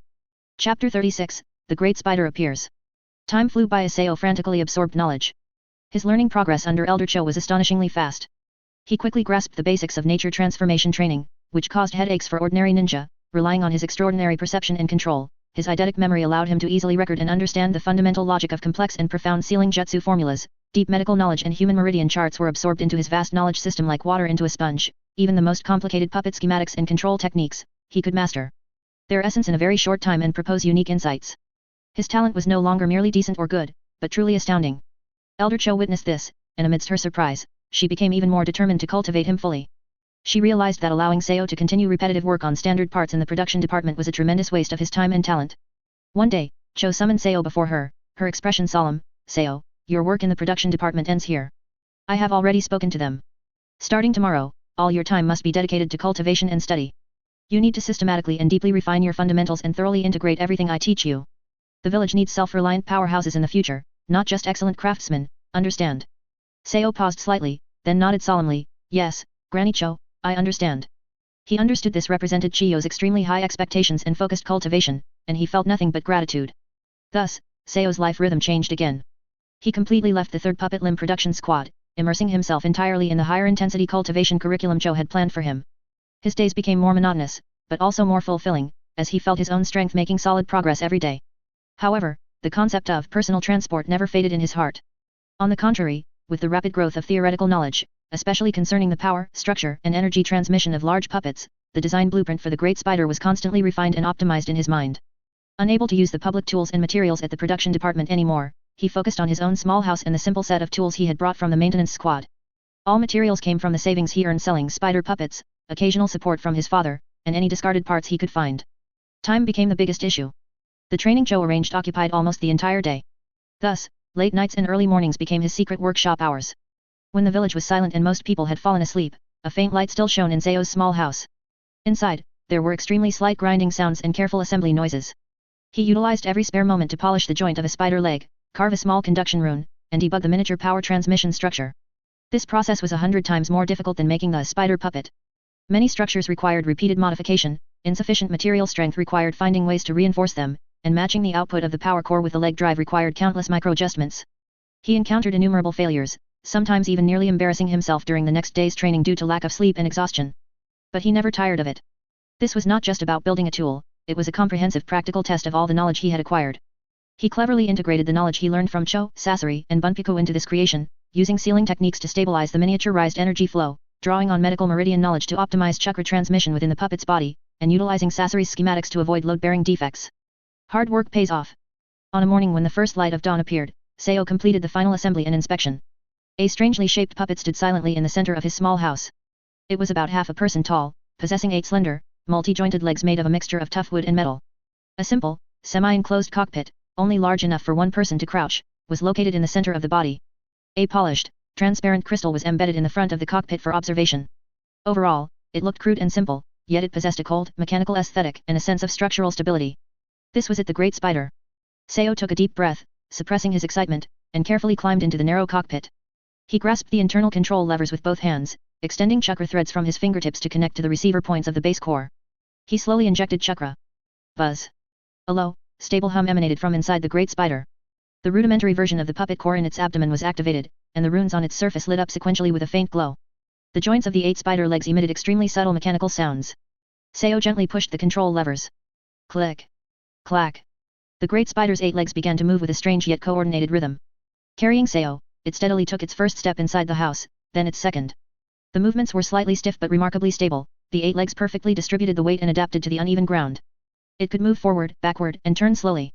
Although it wasn't fast and the noise was considerable, it had genuinely succeeded in carrying him and moving. Seo maneuvered it, clumsily turning a circle in the confined space, his excitement indescribable. This meant that from now on, his mobility would be greatly enhanced. Whether facing long-distance missions or complex terrain, he now possessed a greater advantage to cope. Although this was just the prototype unit, with many areas needing improvement, its successful creation marked Seo taking another solid and unique step on the path of the puppeteer. The morning light streamed through the window, illuminating the workbench covered in metal shavings and the slowly moving steel spider, as well as Seo's face, filled with a sense of accomplishment. His own path was steadily extending beneath his feet. Chapter 37, Chunin Level Chakra. Time flowed amidst the sandstorms of the hidden sand village, and Seo's life had settled into a routine akin to an ascetic monk. By day, he was Elder Chiyo's most focused student, eagerly absorbing all profound knowledge. Late at night, he was the silent craftsman, constantly refining his great spider and his deeper dreams. And consistently, every night without fail, was the routine of entering the original body tempering furnace to receive the baptism of its gentle energy. The consistent, nourishing effects were significant and ongoing. Seo's body had long shed its former frail appearance, although still not overly muscular, he had grown taller, his muscles were clearly defined and supple, and his skin was a healthy light brown. Every movement was filled with youthful vitality and resilience. The fundamental weakness that had plagued him for 9 years had largely disappeared. The biggest change, however, occurred on the internal energy level. That night, like countless nights before, Seo emerged from the body tempering furnace. Pure energy lingered around him, and both his mind and body were in a state of optimal fullness and harmony. Habitually, he sat cross-legged, performing the 5 hearts facing heaven posture, and began his daily chakra refinement. The process was already second nature. Spiritual energy, like invisible tentacles, precisely guided the vigorous and active physical energy within his body. The fusion of the two was smooth and effortless. However, the feeling tonight was completely different. Previously, chakra generation was like the convergence of a stream, stable but limited. But this time, he clearly felt that the source of that stream seemed to have been widened and deepened. The energy surging from deep within his body far exceeded the past, and after fusing with his spiritual energy, the resulting chakra flow was no longer a small stream, but a turbulent, surging river. This newborn chakra stream was powerful and abundant, surging through his much wider and tougher meridians, bringing an unprecedented sense of fullness and power. Its quantity, compared to his previous genin level chakra, was a difference between heaven and earth. Seo suddenly opened his eyes, a brilliant light shining in his dark pupils. He stretched out his hand, and without even needing to consciously gather it, with a single thought, an extremely solid, visible pale blue chakra instantly covered his entire palm, like a stable and scorching blue flame. This is Chunin level. Seo felt the immense power in his palm, his voice trembling slightly with excitement. The deficiency in chakra quantity that had plagued him for years was finally completely resolved. Now, in terms of chakra volume, he had officially crossed the threshold of a true ninja, sufficient to sustain the consumption of more complex and powerful jutsu formulae. This joy did not make him lose his head. He knew that chakra quantity was only the foundation, how to use it was the key. In the intervals between studying with Elder Cho, he never relaxed his training in wind release and earth release ninjutsu. Relying on his exceptional chakra control ability, his progress in ninjutsu training was rapid. Regarding earth release, he was no longer satisfied with earth release, headhunter jutsu. He could raise the defensive rock slabs of earth release, earth dome return faster and more solidly, he even began attempting to practice earth release, earth mausoleum dumplings. Although he still couldn't condense massive rock projectiles for striking, he could barely grab a decent-sized clod of earth, controlling its shape and imbuing it with power. Regarding wind release, fierce wind palm was already used with extreme proficiency, its impact force, range, and accuracy were greatly improved. Going further, he began training in wind release, great breakthrough.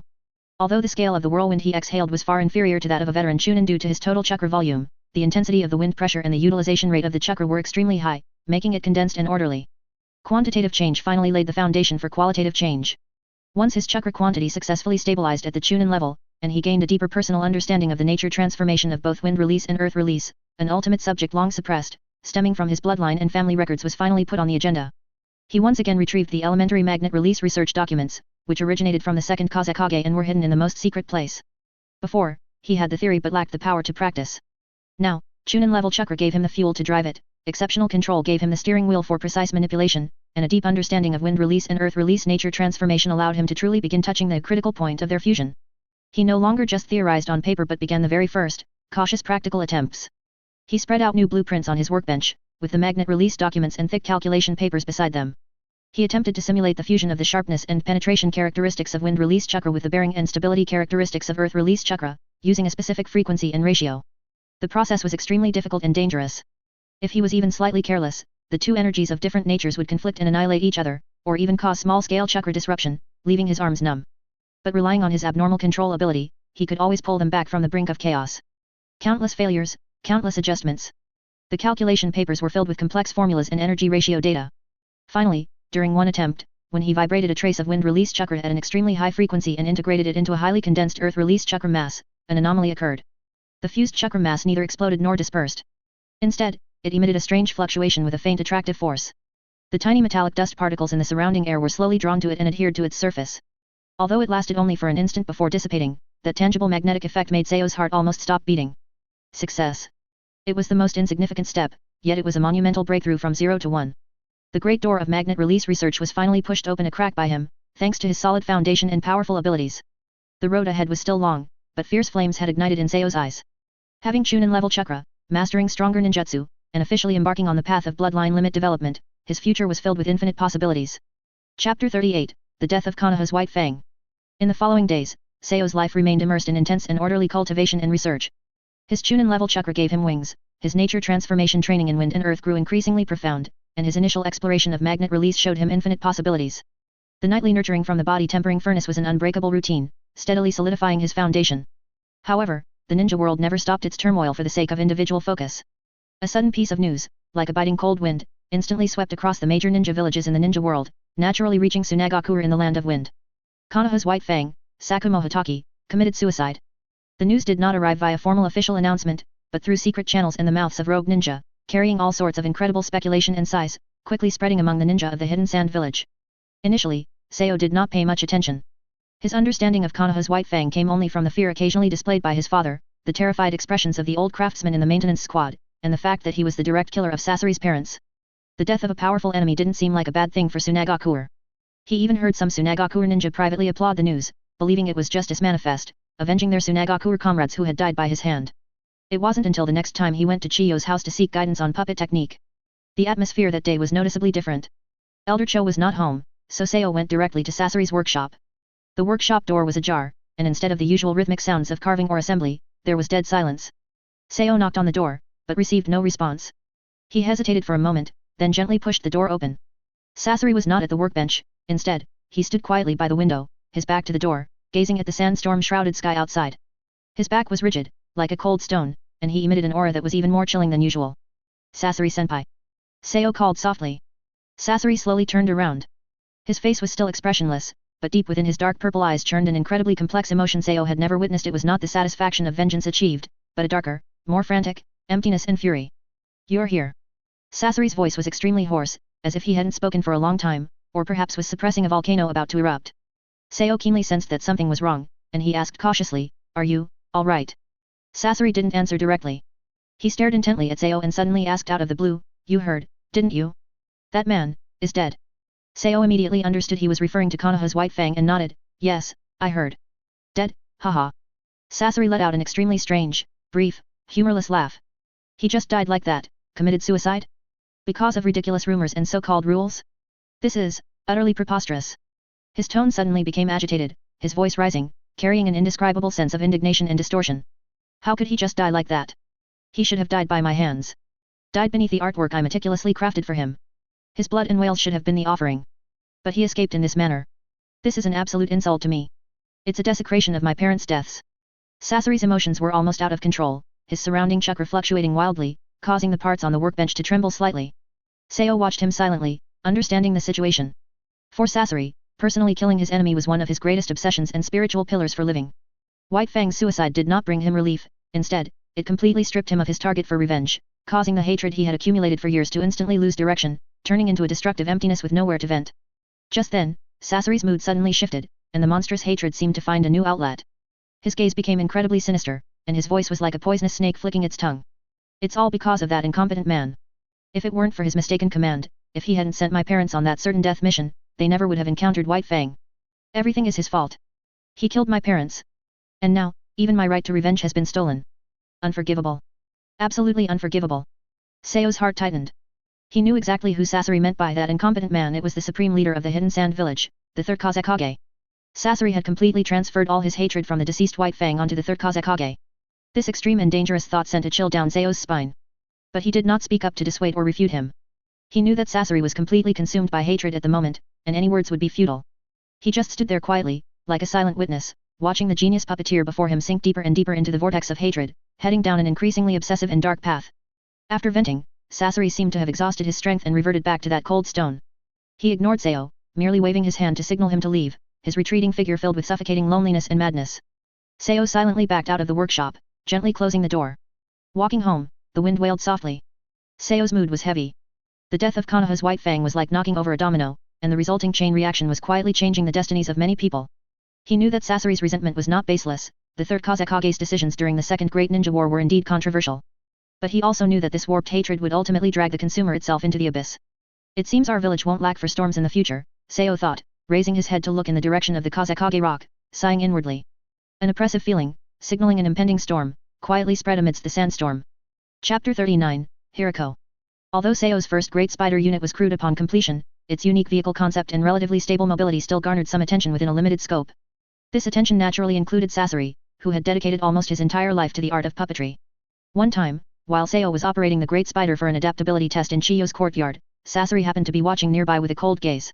He watched the 8 legs move clumsily yet effectively, and saw how Sao prioritized his limited chakra to maintain movement and balance rather than attack, a subtle glint of unusual light flashing in his purple eyes.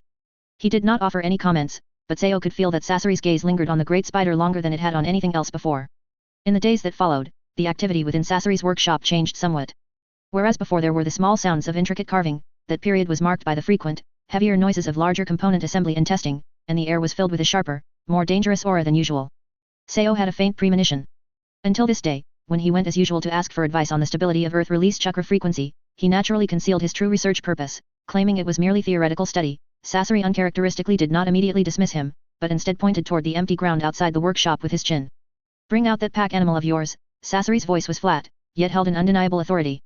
Sao was stunned for a moment, then immediately understood, and quickly returned home to maneuver the Great Spider over. When he returned to the open space, his pupils suddenly contracted. Standing on the empty ground was a puppet he had never seen before, one with an incredibly hideous and bizarre appearance. It was streamlined overall, resembling a gigantic scorpion crouching on the ground. Its tail was a steel scorpion stinger that gleamed coldly, obviously equipped with lethal poison. Its back was covered in a tough carapace, yet strangely, the carapace housed a semi-enclosed cockpit structure. Its face was a grotesque, expressionless mask, like a no mask, with what appeared to be hidden firing ports in its mouth. Its forelimbs were not simple legs, but complex structures that combined sturdy support with flexible offensive capability. This puppet perfectly fused the agility of Crow, the strength of Black Ant, the defense and heavy firepower of the Salamander, and even borrowed the concept of the Great Spider's manned operation, but utterly transformed it into a comprehensive combat fortress built for slaughter. "This is Hirako," Sasori stated its name flatly, his tone carrying a hint of near-fanatical satisfaction. He leaped lightly, dropping into the cockpit on Hirako's back as if weightless. "Come on, let me see how much value your pack animal holds under your control. Sasori's voice transmitted through Hirako, carrying a cold, metallic resonance. Seo took a deep breath, knowing this was a rare opportunity for a practical test against a top puppeteer. He immediately entered the Great Spider's cockpit, connecting all the chakra threads. Please guide me, Senior Sasori. The confrontation erupted instantly. Seo immediately maneuvered the Great Spider's 8 legs into a rapid sprint, attempting to use its mobility to flank the opponent. Simultaneously, he formed the hand signs for Ram Snake Tiger.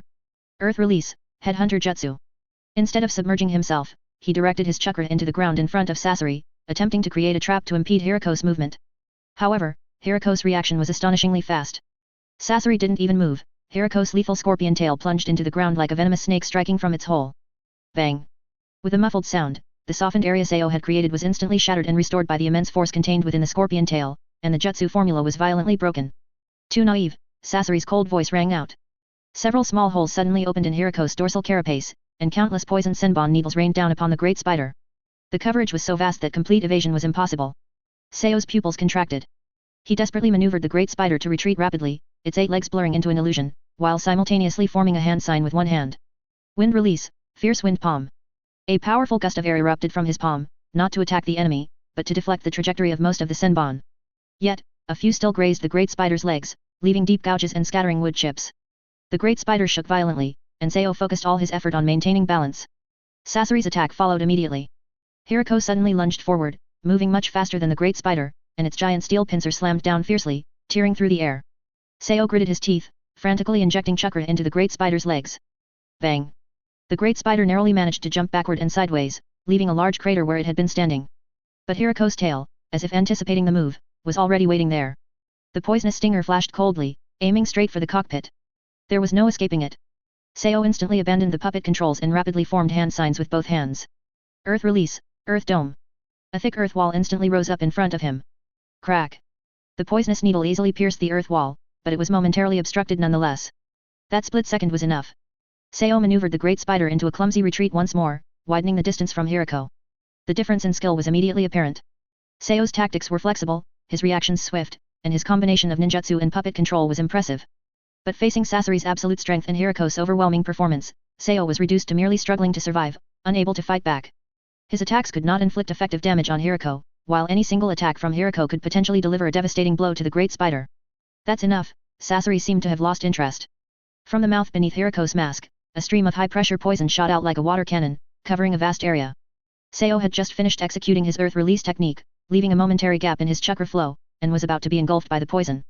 Just at this critical moment, the poison strangely dropped mid-air, as if pulled by an invisible force, pouring entirely onto the ground, where it sizzled and corroded the earth. Sasori maneuvered Hirako to withdraw the attack, giving Seo a cold look. Your control is acceptable, and your tactical thinking is mediocre. The puppet itself is trash. Having said that, he ignored Seo, turned Hirako around, and slowly returned to the workshop, like a monarch surveying his domain. Seo sat inside the damaged Great Spider, drenched in cold sweat. He panted heavily. In that moment, he had truly felt the presence of death. Although he had suffered a crushing defeat, there was little frustration in his eyes. Instead, they were filled with excitement and contemplation. Through the battle against Hirako, he had witnessed the terrifying power of a truly top-tier combat puppet and had seen the countless flaws and directions for improvement in his own Great Spider. More importantly, in that final moment of life and death, he clearly sensed that Sasori had held back. This seemingly cold and merciless genius puppeteer seemed to have used this unique method to teach him the most profound lesson. Chapter 40 The Beginning of Chaos. Konoha Year 47. Several years had passed since the end of the Second Great Ninja War. On the surface, the ninja world maintained a fragile peace while the 5 great nations licked their wounds and rebuilt their strength. Beneath this calm facade, however, undercurrents had long been surging.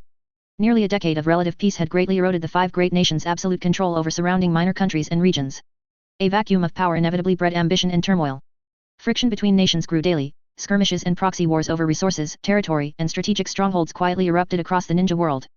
Major powers openly or covertly wooed, backed, or outright bullied smaller nations, dragging them into whirlpools of self-interest and provoking widespread resentment among their people. At last, quantitative change triggered qualitative change. The accumulated grievances were like a powder keg. One spark could detonate the entire world. The flames of the Third Great Ninja War ultimately ignited in full. What began as increasingly fierce border friction soon escalated into open declarations of war and large-scale military clashes between major powers. The conflict spread like a plague, sweeping through the ninja world and hurling countless people and nations back into a bloody meat grinder. Hidden Sand Village, only just recovering from the wounds of the last war, was once again shrouded in the shadow of conflict. Mission boards overflowed with patrol, alert, and reconnaissance assignments, the atmosphere turned tense and grim. Reports of attacks along the Land of Wind's borders arrived with disturbing frequency. The storm of war was already at the village's doorstep. Yet for Seo, immersed in training and growth, the past 2+ years had been a golden age of transformation. Under Elder Chiyo's all-out guidance, his progress was visible and meteoric. His puppet technique had long surpassed basic construction, he now delved into compound structures, high-level energy circuit inlays, and multi-puppet coordination theory, while learning volumes of practical combat skills from Sasori. In medical ninjutsu, limited by chakra attribute, not primary yang release, and quantity, he couldn't perform advanced healing, but his theoretical foundation was rock solid. His understanding of human anatomy, meridians, and toxins far exceeded that of ordinary medical ninja, especially in combining sealing technique for internal energy regulation, where he developed unique insights. Sealing jutsu formula learning advanced by leaps and bounds. Under Bunpuku's patient instruction and Shukaku's poison tongue sparring, he could now comprehend and begin constructing many complex high-level barrier and sealing formulas, laying a solid groundwork for future upgrades of his puppet core and body tempering furnace. Wind and earth release were his cultivation focus. Chunin level chakra allowed him to sustain more powerful technique costs, while his superb control made his ninjutsu exceptionally condensed and efficient. Whether earth release defense and manipulation or wind release slicing and speed, both had become formidable, forging a unique combat style. All of this was built upon the continuous nourishment of the body tempering furnace. Over these 2 years he never stopped refining both furnace and puppet core. Constrained by materials and knowledge, upgrades were slow, but the effects were tangible. His physical foundation was further consolidated, chakra extraction speed and quality steadily climbing. The most obvious outward sign, Seo began to shoot up in height. Once diminutive and frail, he now grew markedly taller. Still slender, his frame became well proportioned and upright, muscles flowing yet powerful, every trace of congenital weakness erased.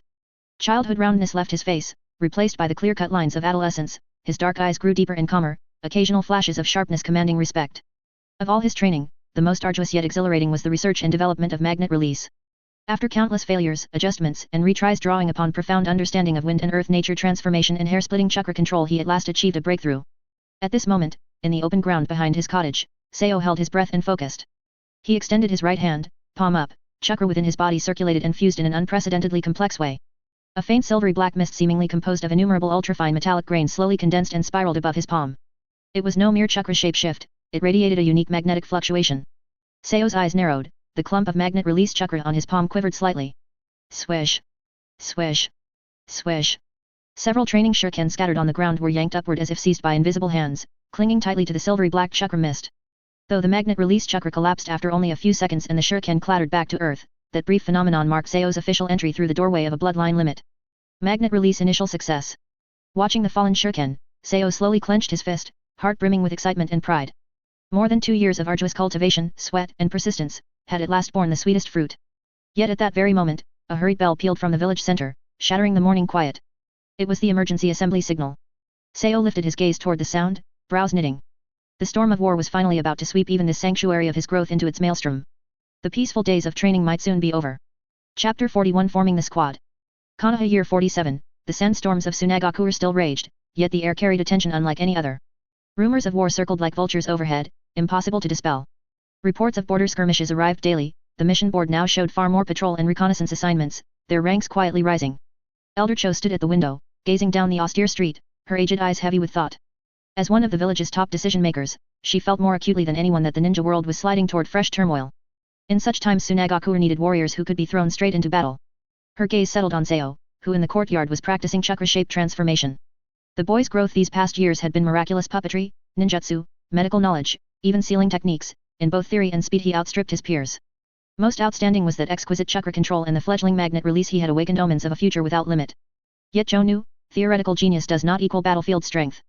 A ninja is forged only through the crucible of blood and fire, life and death.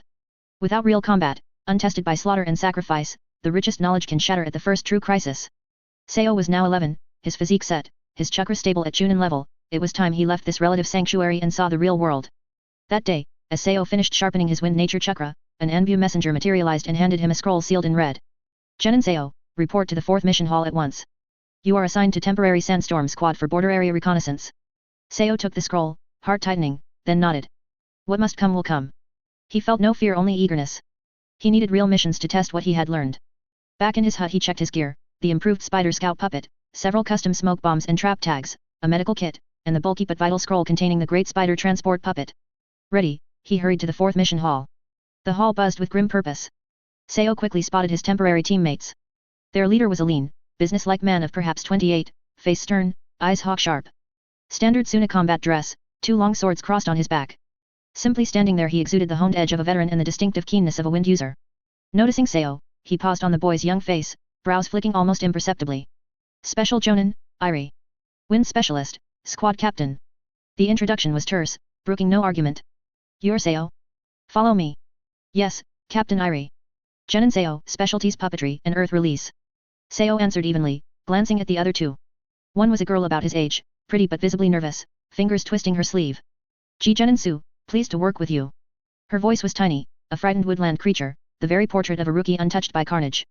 The other was a stocky boy, arms folded, chin lifted with the appraising pride common to clan ninja. Genin Lucado, Earth Release. His eyes flicked to the puppet scroll on Seo's back, skepticism plain. Irie took in their reactions, a thrown-together squad himself to keep them in line, a timid newcomer, a possibly insubordinate clan kid, and, shoehorned in by the elders, a young puppeteer of unknown depth.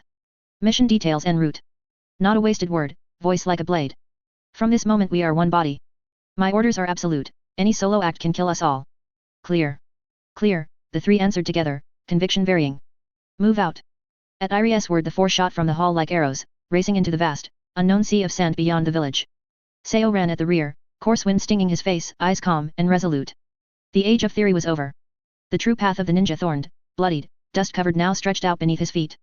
Chapter 42, the beginning of the mission. Chapter 42. As Captain Irie had anticipated, the Sunagakure higher UPS clearly didn't give the hastily assembled sandstorm squad any time to acclimate. The shadow of war loomed, and every bit of combat power was urgently needed for the stretched defenses and reconnaissance networks. They received their first order almost immediately after leaving the mission hall to go to the northeastern border area of the Land of Wind, patrol a border line approximately 50 kilometers long, scout for any suspicious activity, and eliminate any potential enemy reconnaissance personnel. There was no pre-war mobilization, no tactical discussions, just a brief map and a cold command: depart immediately, transmit intelligence in real time.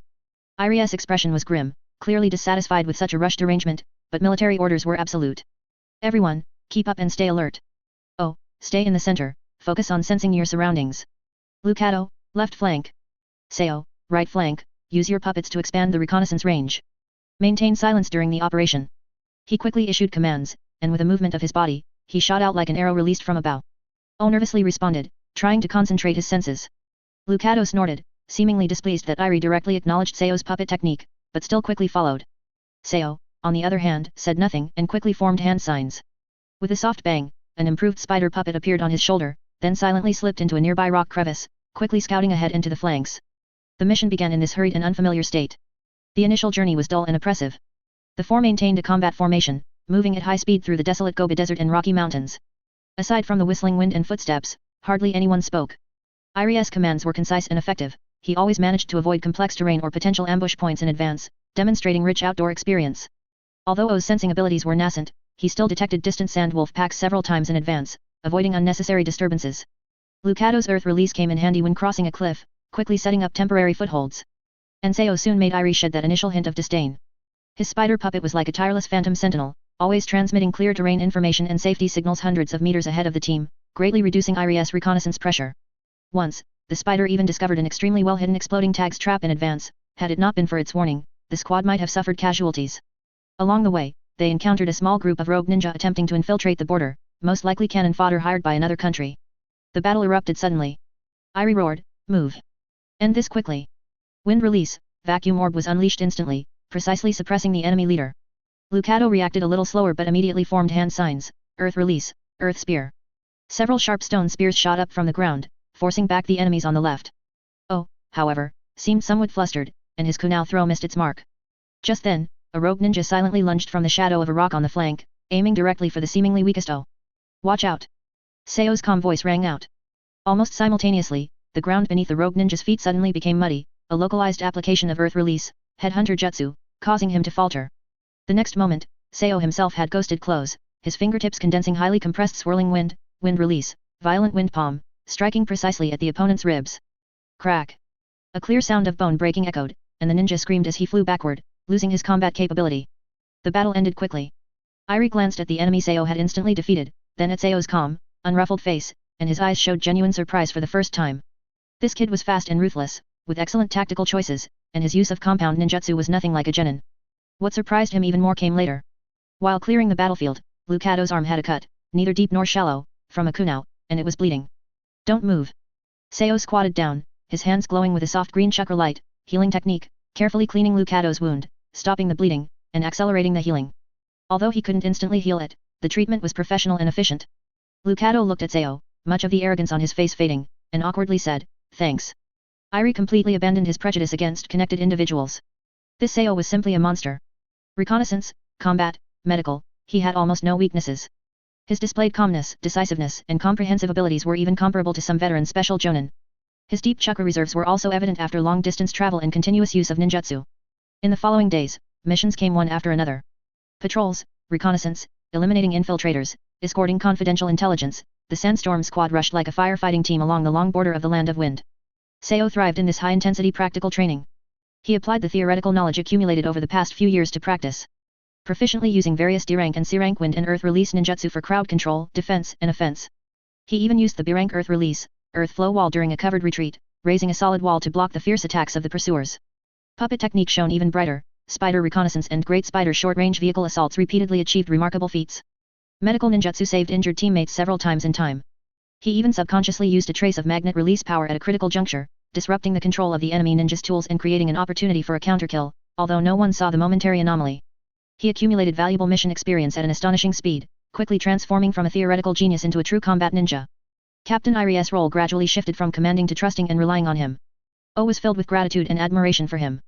Even the arrogant Lucado had to admit that Seo's strength far surpassed his own.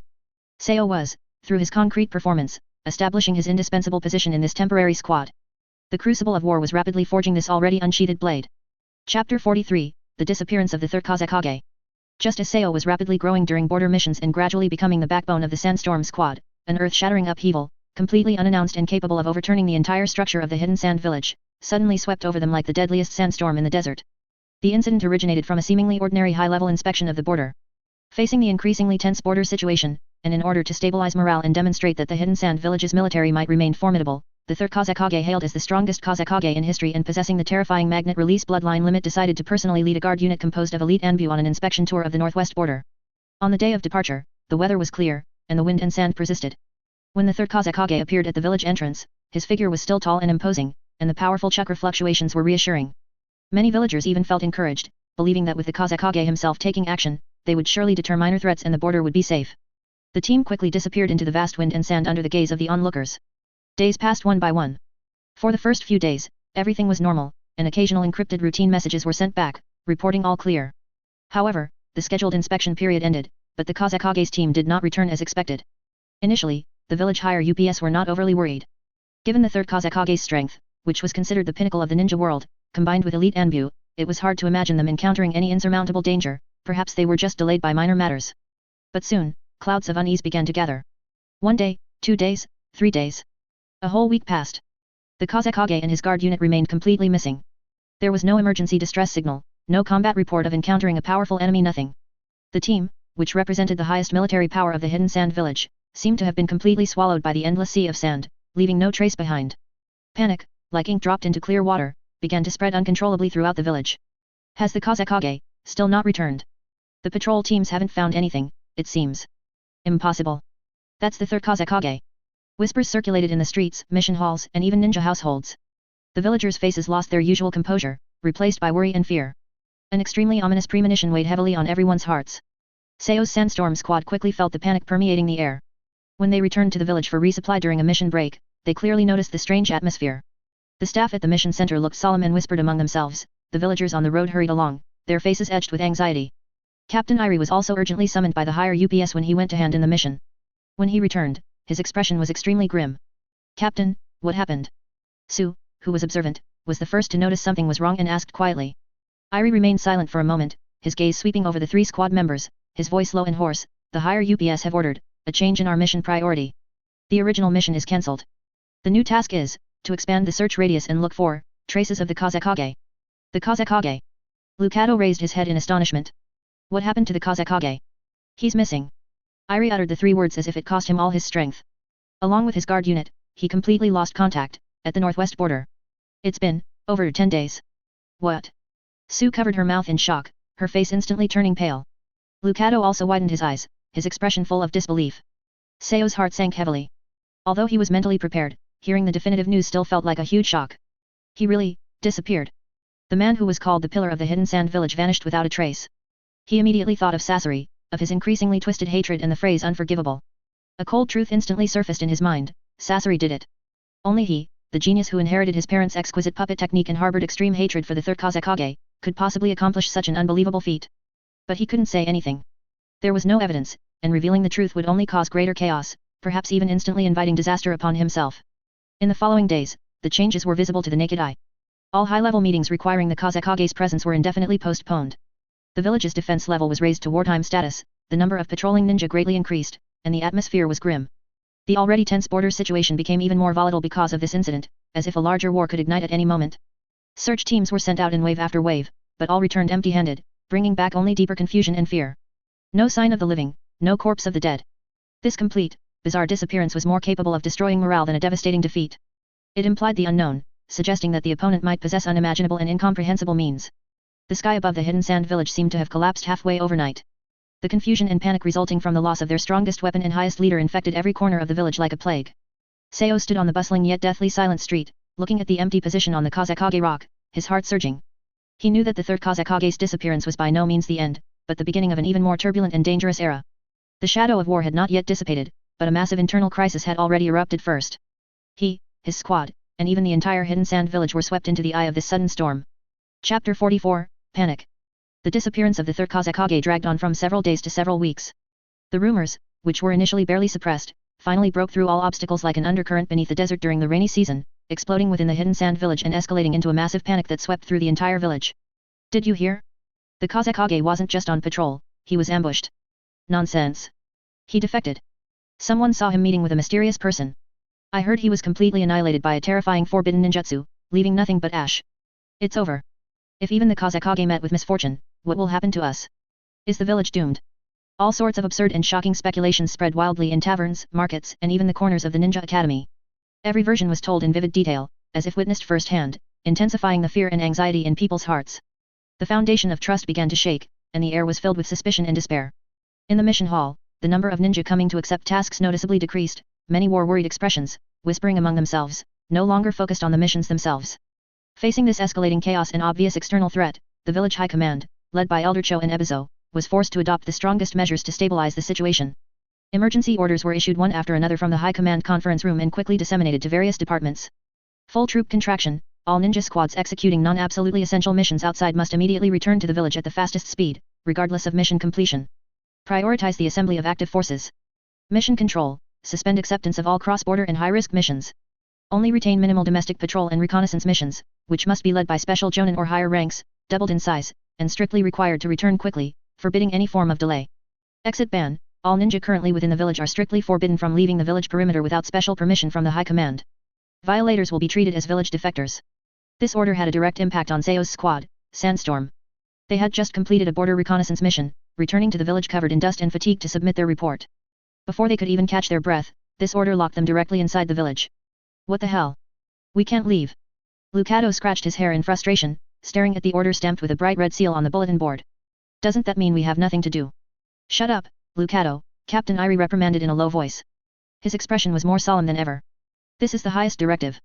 The village is at its weakest right now, we must concentrate all our power for defense.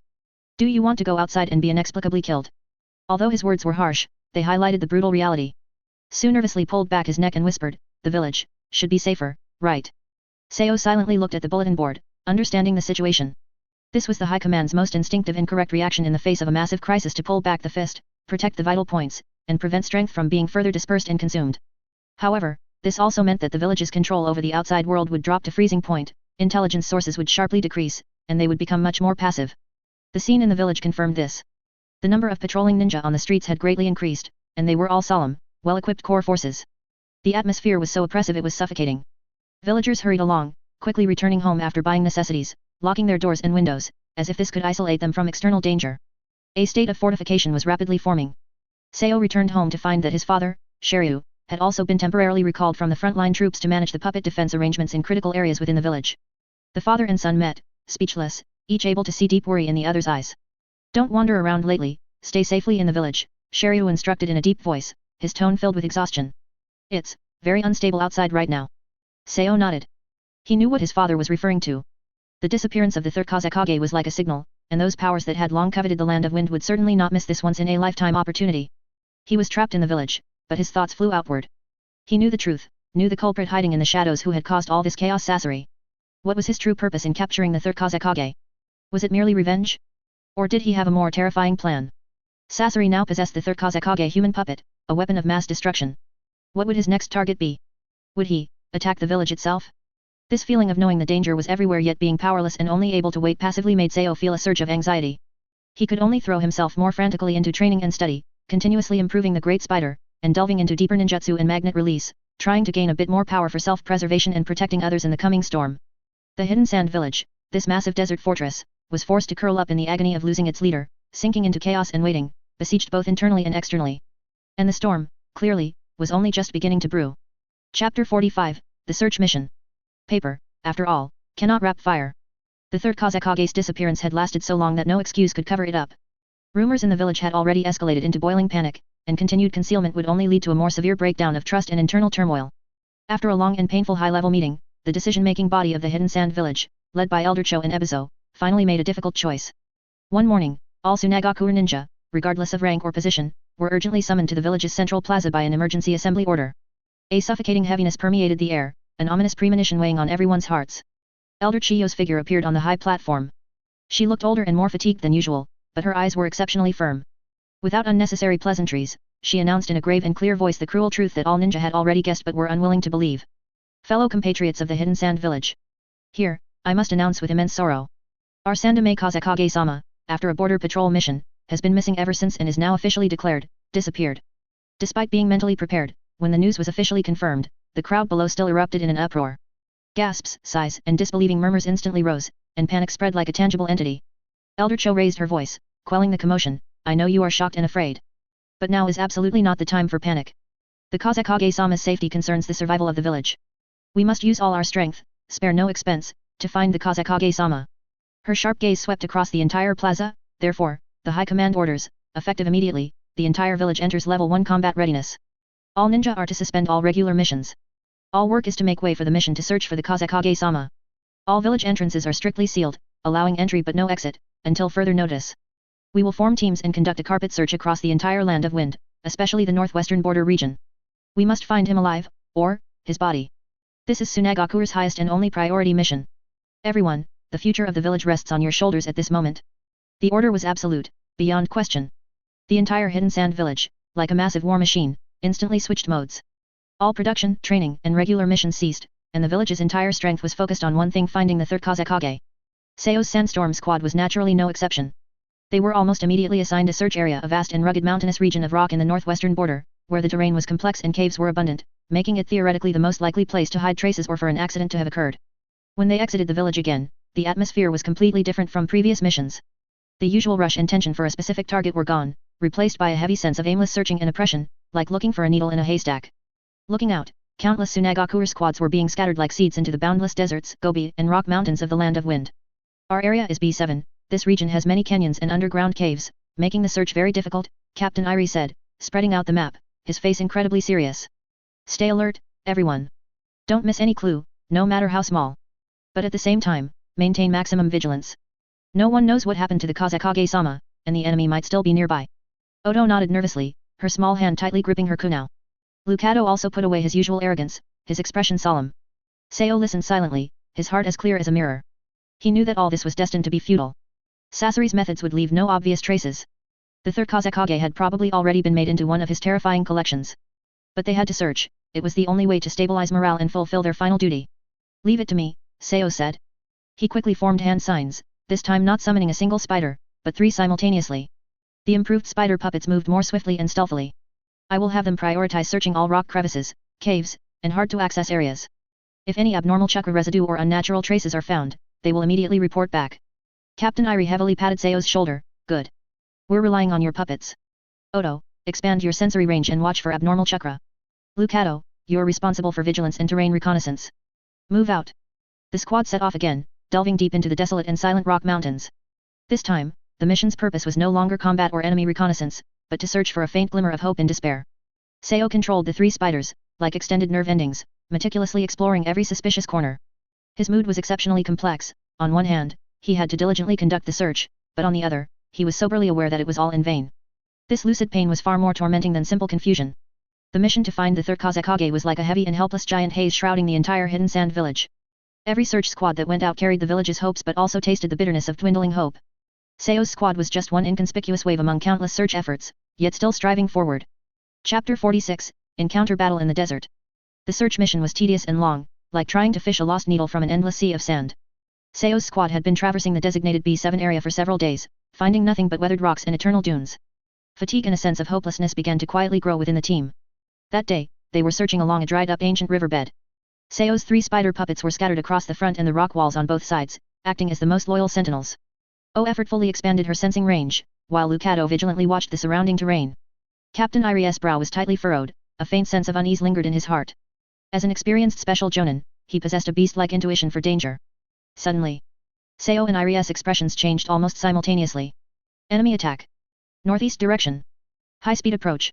Seo was the first to issue the warning through the spider's vision, his voice urgent. All personnel prepare for battle. Maximum alert.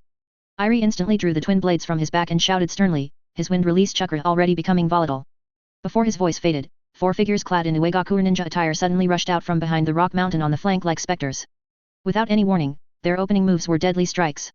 The leading Uegakure ninja was tall and stern-faced, his eyes as sharp as a hawk's. The chakra fluctuations emanating from his body were dense and vast, carrying a suffocating sense of oppression. It's an elite jonin. Irie's pupils contracted sharply, his heart instantly sinking. An opponent of this caliber was far beyond what a single special jonin like him could directly contend with. Kill them. Leave no one alive. The stone-hidden elite jonin ordered coldly, his hands rapidly forming seals. Earth release, rock fist jutsu. His arms were instantly covered by hard rock, and with a momentum capable of crushing everything, he smashed them directly toward Irie. You guys handle the others. Irie roared at Seo and the 2 others. Daring not to delay, he infused his wind release chakra into his twin blades, transforming into a streak of azure gale as he met the attack. Wind release, fierce wind slash. Clang. Clang. The sound of the head-on clash exploded instantly. Irie was repeatedly forced back by the opponent's immense strength, his hands tingling. He was completely at a disadvantage, barely holding on by relying on his speed, facing extreme peril. At the same time, 3 other Uegakure chunin charged forward. One immediately formed seals, earth release, earth spear.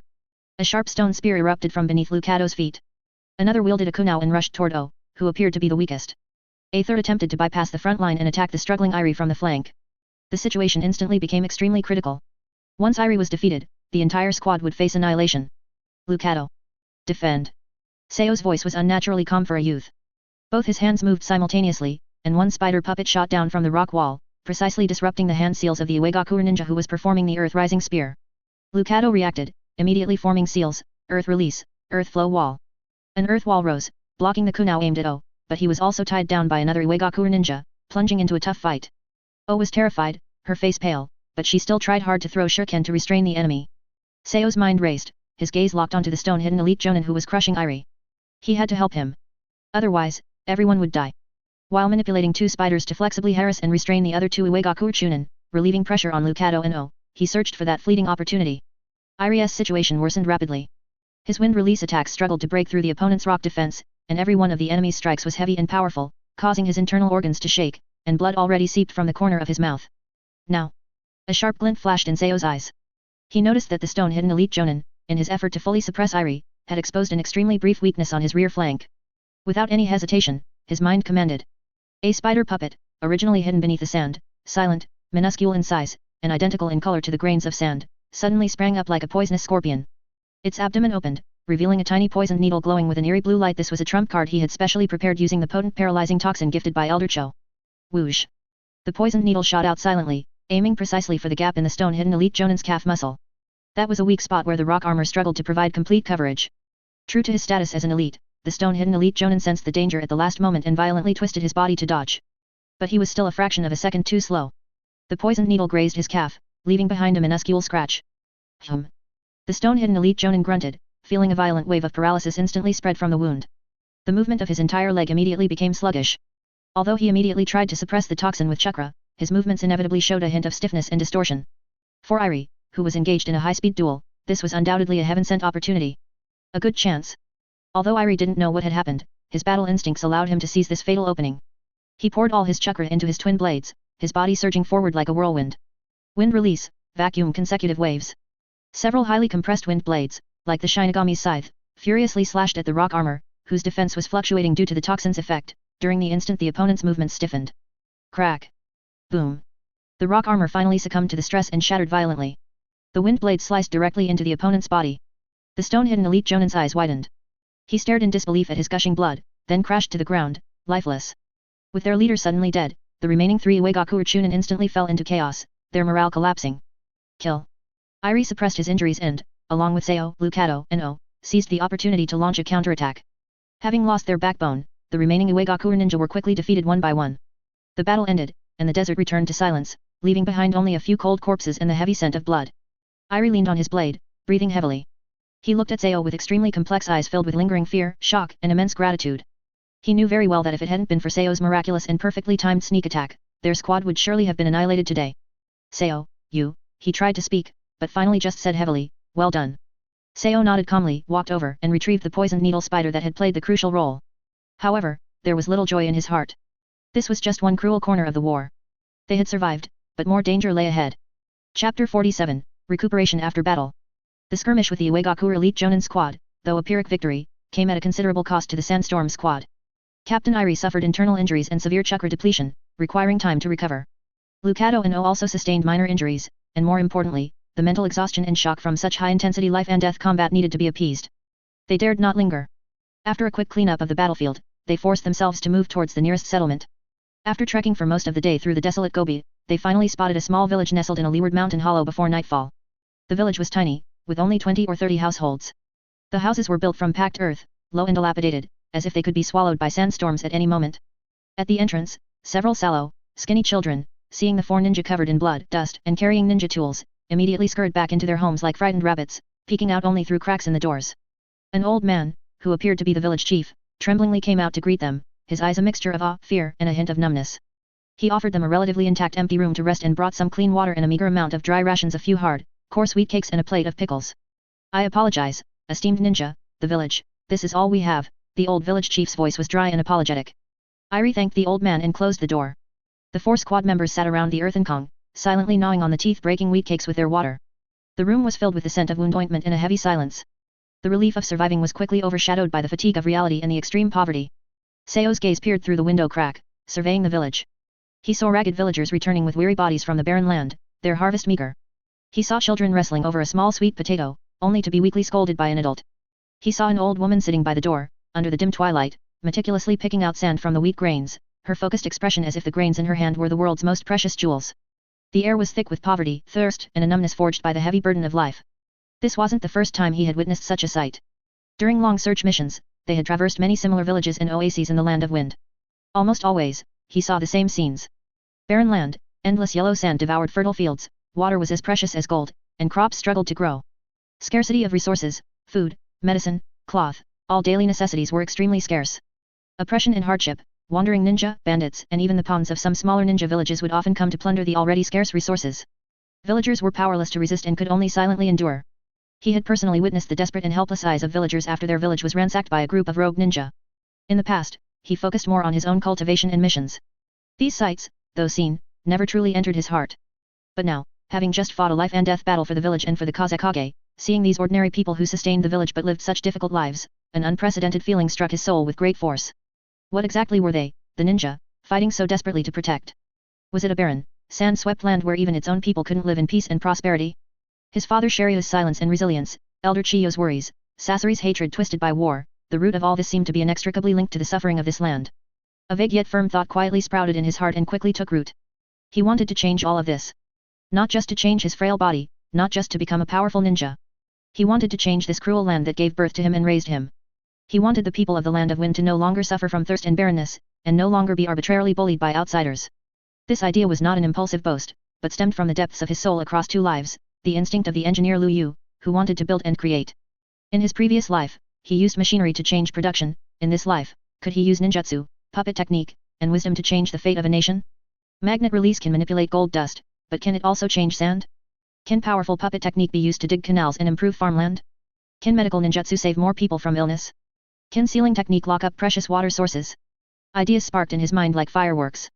He looked out at the desolate land, now gilded by the setting sun, his gaze no longer just sympathetic, but imbued with a heavy sense of responsibility and a calm, almost engineering-like assessment of a project. Repairing his body tempering furnace was the first step. And transforming this desert, making Sunagakure and the land of wind truly prosperous, might become his grander goal for the future. The fatigue from the battle still lingered, but Seo's eyes were brighter and more determined than ever. The path ahead seemed to have a new direction. Chapter 48, The Unknown Fragment. The brief rest did not dispel the gloom hanging over the squad, instead, it deepened the sense of powerlessness stemming from the Third Kazekage's disappearance and the feeling for the barren land. After replenishing a small amount of water and food, the sandstorm squad once again plunged into the vast sea of sand, continuing their hopeless search mission. Following the map markings and vague guidance from villagers, they arrived at an extremely remote area.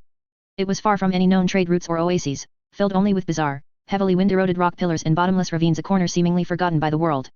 The air was dead silent, even the sandstorm seemed to bypass the area, leaving behind only an ancient desolation. This damn place, are we really going to find any clues here? Lucado couldn't help but complain, tapping the iron-hard rock wall beside him with a kunai. Follow orders, stop talking nonsense. Captain Irie snapped, but his brow was also tightly furrowed. The environment here was strangely harsh, making the search extremely difficult. Let me handle it. Seo stepped forward. In this complex terrain, his spider puppets were far more efficient than a human search. He formed hand seals, summoning 3 spiders, controlling them like agile rock goats to swiftly enter the crisscrossing rock fissures and deep caves, transmitting real-time internal images back. The search process was long and tedious. Most caves were empty, containing only years of accumulated dust and occasional animal skeletons. Just as even Seo began to feel this was a waste of energy, one of the spiders that had penetrated the deepest into a narrow rock fissure suddenly transmitted an extremely abnormal signal. It wasn't an image, but feedback of a strong energy fluctuation. An energy that was pure, ancient, yet carried an unspeakable sense of oppression, completely different from the chakra he was familiar with. Seo's heart jolted, and he immediately focused all his concentration on sensing that direction. Through the spider's fragile sensing system, he saw a small, irregular piece of matter half buried in the sand at the end of the fissure.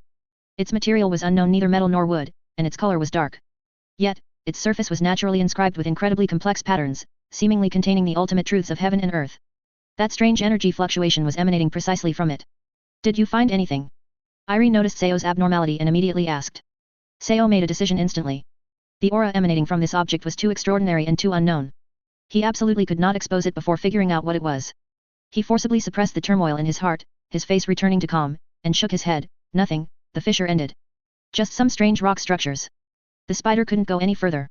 Irie gave him a scrutinizing look, seemingly sensing a hint of concealment, but ultimately chose to trust him and nodded. Continue searching the other areas. Seo secretly manipulated the spider, carefully using its slender forelimbs to dig the fragment out of the sand, then securely fastened it to its abdomen and quietly began the return journey. Throughout the entire process, his heart was pounding. An intuition told him he had discovered something incredible. That night, the squad camped in a rock cave sheltered from the wind. And Lucado quickly fell into a deep sleep from exhaustion, while Captain Irie stood guard at the entrance. Seo used the excuse of needing to inspect his puppets and went alone to a corner deep inside the cave. He summoned the spider again and retrieved the fragment. Holding it in his hand, the strange energy sensation became even clearer. It wasn't violent, but it was unfathomably deep, as if connected to some vast, boundless source. Just by holding it, Seo felt that his affinity for natural energy seemed to have slightly increased. What exactly is this? Suddenly, Shukaku's grumbling, filled with resentment, flashed through his mind like lightning. It's all that damned woman, the woman from outside the heavens. Satsuki Kagaya. She planted a damned tree on this land. That tree frantically absorbed the energy of the entire world. And then, there were her 2 good sons, the Six-Path Sage, who fought their old mother, turning heaven and earth upside down. That was true world destruction. Ancient secret. The divine tree. Devouring the world's energy. The Six-Path Sage and Kagaya's world-destroying war. Could it be, that the fragment in his hand, radiating pure yet immensely vast energy fluctuations, is related to that distant era? Or perhaps, a relic of the Six-Path Sage? Or even, a fragment of the divine tree that devoured the world's energy? This conjecture made Seo's hand tremble slightly. If this were true, the value of this fragment would be immeasurable. The natural energy it contained might be the key to unlocking higher levels of power, or even realizing his grand ambitions. He carefully wrapped the fragment layer by layer using a specialized sealing scroll, isolating its energy fluctuations, and then hid it close to his body. This matter absolutely could not be known by a second person. He understood the principle that possessing a treasure invites disaster. Until he had enough power to protect it, this had to be his secret alone. He looked out at the boundless starry sky outside the cave, waves surging in his heart. The mission to search for the Kazekage seemed futile, yet it unexpectedly led him to this key, which might originate from the world's essence. The path ahead seemed to have gained another unknown yet powerful possibility.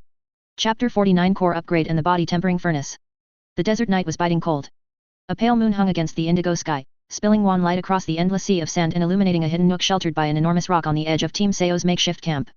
Seo sat cross-legged on the ground, a complex energy circuit blueprint spread before him.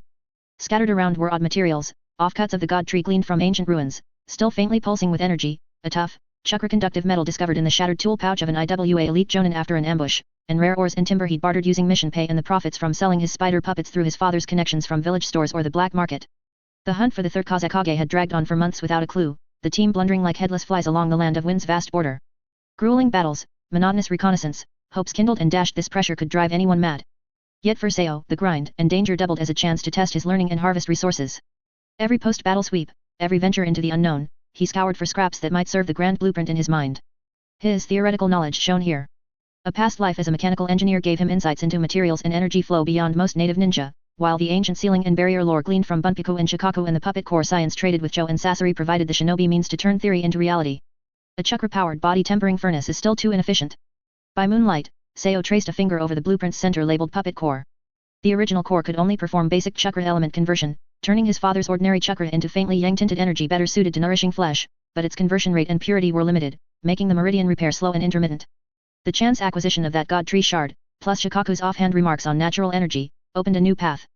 Natural energy omnipresent and vast if only it could be tapped. Yet direct absorption meant suicide. His idea, use the shard as lure and filter, craft a new natural energy puppet core that could slowly, safely draw and pre-tame natural energy, then let this upgraded core drive the body tempering furnace. It demanded precision calculations and intricate sealing arrays, yet patience and computation were exactly what Sao possessed in abundance. While teammates turned in early, worn down by fatigue and frustration, he would sit, as now, sketching and solving by dim light with a chakra-conductive brush. In his mind, circuit boards and energy converters from his past life overlapped with sealing formulae and chakra meridian diagrams of the ninja world, sparking innovation. This brief return to the village for resupply and rest was the critical window to put the upgrade into motion. Several days later, inside the room of the Sao household that he had converted into a makeshift workshop. Doors and windows were sealed, even silencing and perception-blocking barriers quietly erected.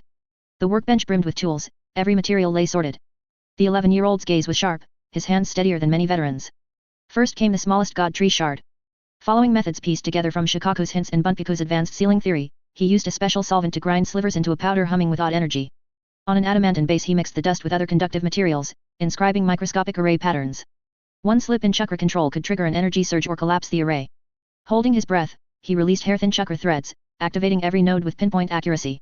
When the final rune flared, emitting a gentle, life-rich pulse, Sao exhaled in relief. The core of the new core, the natural energy sensing and filtering module, was complete. Next he integrated this module with the earlier chakra conversion unit, using the special metal he'd gathered as conduits and housing. At last a palm-sized, far more intricate core surfaced, its surface rippling with soft light, the natural energy puppet core, prototype. With the core upgraded, he iterated the furnace itself. He rerouted the internal energy flow to better suit the hybrid, nature-tempered stream the new core produced. More stabilizing and shielding materials lined the walls. The new body tempering furnace shrank a little in size but promised far greater efficiency and safety. Nor did he forget his combat partner. The great spider's joints were refined to bear heavier loads and traverse rougher terrain. Most importantly, he tried applying the magnet release he had just begun to master. Simple magnetic levitation runes were etched into its feet. True flight remained impossible, yet weight was markedly reduced, boosting speed and agility on sand while cutting chakra consumption. All of this was carried out under absolute secrecy. Father Shiryu, aware his son was tinkering and offering what support he could, chiefly supplies and cover, still felt a jolt of dread when he saw the enigmatic new core and cautioned Sao again and again to take care. When the break ended and the team set out once more across the endless sands, a quiet transformation had already begun inside Sao's body. Each night, after making camp and ensuring safety, he activated the body tempering furnace. No longer wholly dependent on chakra fed by his father or himself, the new core now breathed, drawing wisps of natural energy from the surroundings. Filtered and converted, blended with Sao's own chakra, it became a steady warm current that scoured and nourished his once defective meridians. Results showed quickly.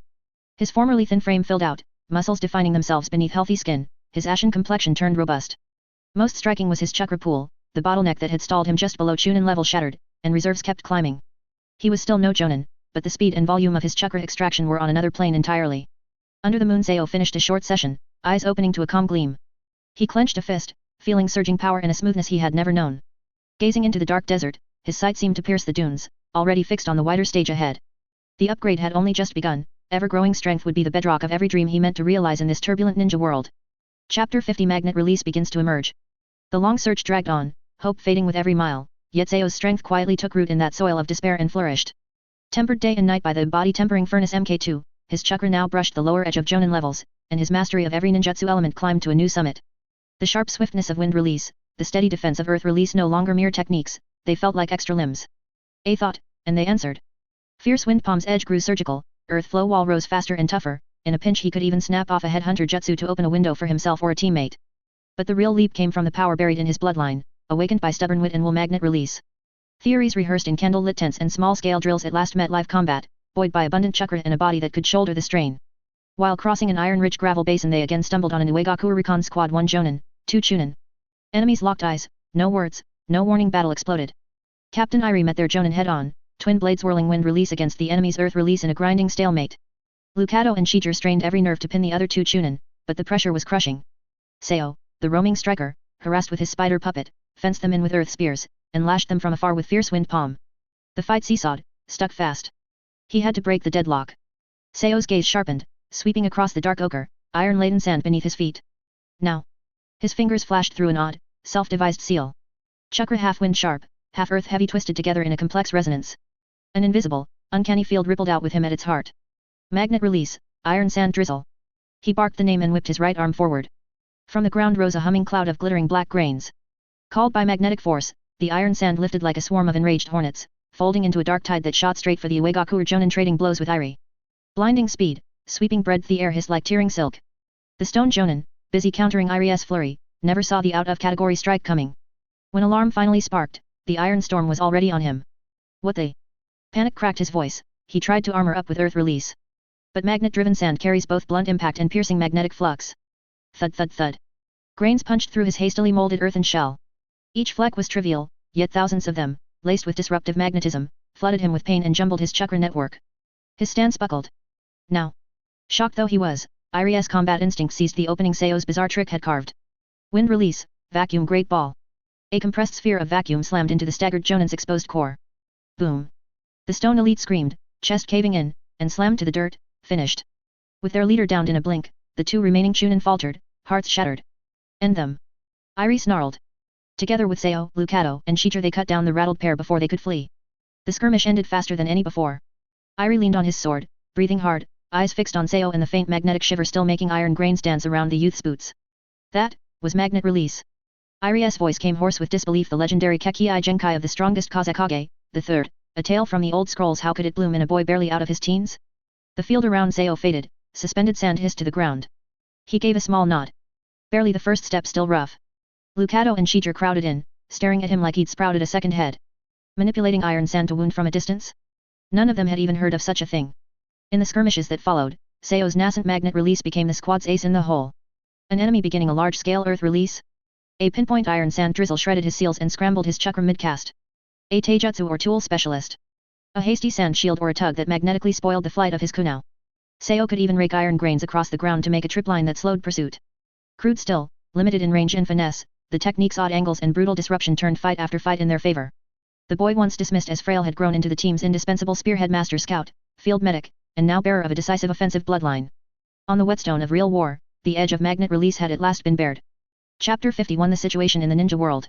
Inside Sunagakure, the panic and chaos triggered by the disappearance of the Third Kazekage had yet to subside, while outside, a storm had quietly taken shape and was sweeping across the entire ninja world at an astonishing speed. The Kazekage's disappearance was a fatal blow to Sunagakure, sword hanging above their heads, yet to the other great nations watching like tigers, it was a heaven-sent opportunity. A Sunagakure deprived of its strongest weapon and left leaderless was like a fat slab of meat exposed to the desert vultures, tempting and fragile. Seo's squad, along with countless search parties dispatched by the village, scurried like headless flies across the vast and desolate borderlands of the Land of Wind. Every encounter with foreign ninja foreshadowed the situation sliding toward an uncontrollable abyss. The frequent appearance of Uegakure was no coincidence. Sure enough, bad news arrived in quick succession. The first to move was Uegakure of the Land of Earth. The Third Kazekage, Noki the shrewd two-tiered scale practically bared his fangs the moment he confirmed the Third Kazekage wouldn't reappear anytime soon. The Uegakure army marched south, occupying the small country bordering both the Land of Wind and the Land of Fire Kumagakure in a crushing sweep, turning it into a forward base. Immediately after, the main force pressed the border and brazenly invaded the already war-torn Land of Rain. Although Hanzo, leader of Omegakure, was powerful, the Land of Rain had been weakened ever since the Second Great Ninja War. Facing Uegakure's full-scale invasion, its resistance was especially difficult. Uegakure's target clearly went beyond the Land of Rain, its blades pointed straight at the Land of Fire's frontier. Former alliance agreements were as thin as paper before real interests. Nokia's intent was obvious, hit them while they're down. While squeezing Sunagakure's strategic space, he would probe and challenge Konoha's hegemony. If he could reap huge gains and even reproduce the multi-front chaos of the early Second Great Ninja War, Uegakure could sit back and profit. Almost simultaneously, Qimigakure of the Land of Lightning also stirred at the news. The Third Kazekage, had a temperament as violent and direct as lightning release, advocating expansionism. Seeing the Kazekage vanish and Iwagakure dispatch troops, he unhesitatingly ordered Qimigakure's ninja forces to strike in full strength, swiftly seizing the Land of Hot Springs famous for its spas and stationing heavy troops along the Land of Fire's northeastern border. Qimigakure's brutality is notorious, their actions were even more naked than Iwagakure's. The fall of the Land of Hot Springs gave Qimigakure a perfect springboard to attack the Land of Fire. In an instant, the Land of Fire faced dual military pressure, Qimigakure from the northeast and Iwagakure, via the Land of Rain, from the northwest, plunging the border situation into instant tension and putting war on the verge of eruption. Konohagakure undoubtedly felt tremendous pressure. Although the Third Hokage, Hiruzen Sarutobi, was hailed as the professor of ninjutsu, facing near simultaneous military advances from two great nations, he had no choice but to rush troops and dispatch elite units to fortify the borders. Mighty ninjas such as Jiraiya and Orochimaru were inevitably entrusted with heavy responsibilities, and Konoha's war machine had already begun to run at full speed. One could foresee that skirmishes along the border would soon escalate into localized warfare. And Sunagakure, located at one of the storm's eyes, now fell into an unprecedented awkwardness and passivity. At the high-level meeting, quarrels were endless.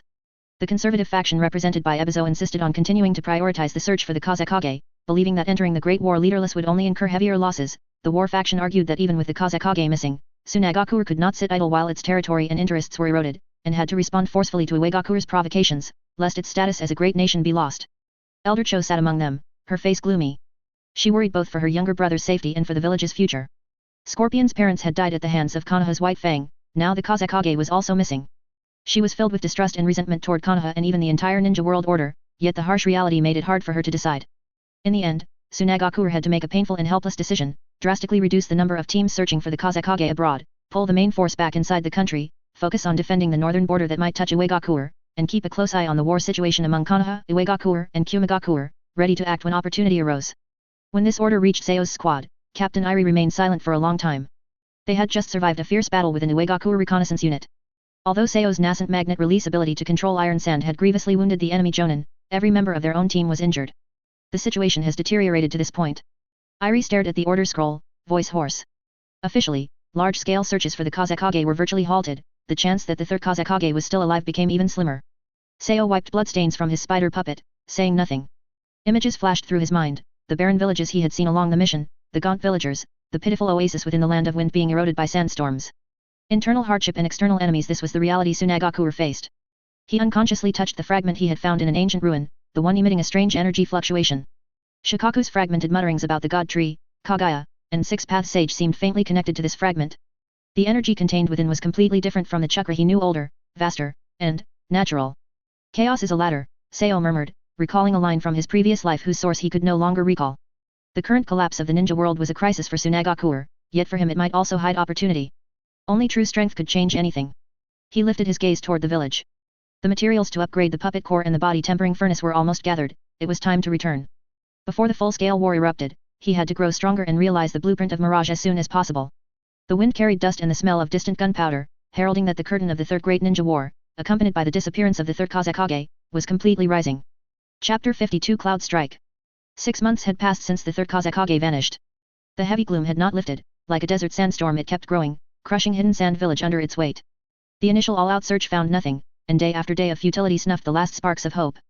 Rumors spread and nerves frayed. A silent consensus took hold: the strongest Kazekage in history was almost certainly dead. Meanwhile the ninja world outside was sliding even faster toward the abyss.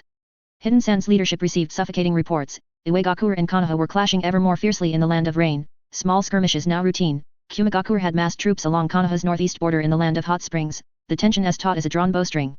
Trust among the 5 great nations had vanished. The world was a cage stuffed with exploding tags, waiting for a single spark. Most of Hidden Sand's forces, including Seo's own Irie squad, were dispatched to the long border with the Land of Rivers. The mission scroll still grandly spoke of seeking any clue the Third Kazekage might have left, but everyone knew it was armed patrol and desperate defense. In numb consensus they routinely crossed the line into river country, one last grab at a fading hope, and a feeble warning shot toward Konoha. At 11 Seo was still slight for his age, but his cheeks had filled with healthy color and the last traces of childishness had left his eyes, replaced by a calm focus far older than his years. Constant sessions in the body tempering furnace and relentless training had pushed his chakra past Chunin levels, though not yet to Jonin, and his control of magnet release grew daily. Right now he was guiding several upgraded spider puppets through the river country undergrowth, ghost quiet recon for his squad. Something's wrong, Captain Irie signed. The team froze. He knotted his brow, listening. Too quiet, even the birds and beasts are gone. Genin Zhou and Lucado instantly stood back to back, every sense on edge. Seo closed his eyes, sharing the puppet's senses. His face tightened.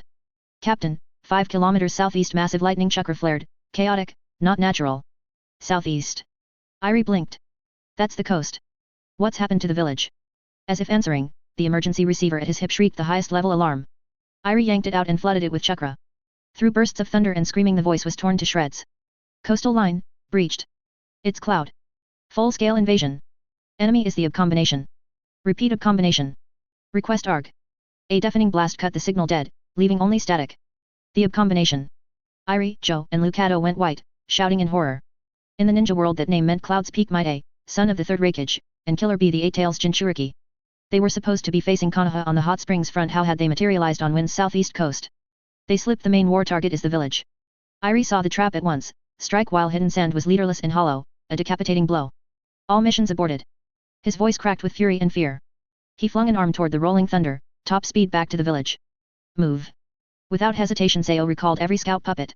The 4 shinobi became blurs of speed, tearing out of River's jungle, racing for home.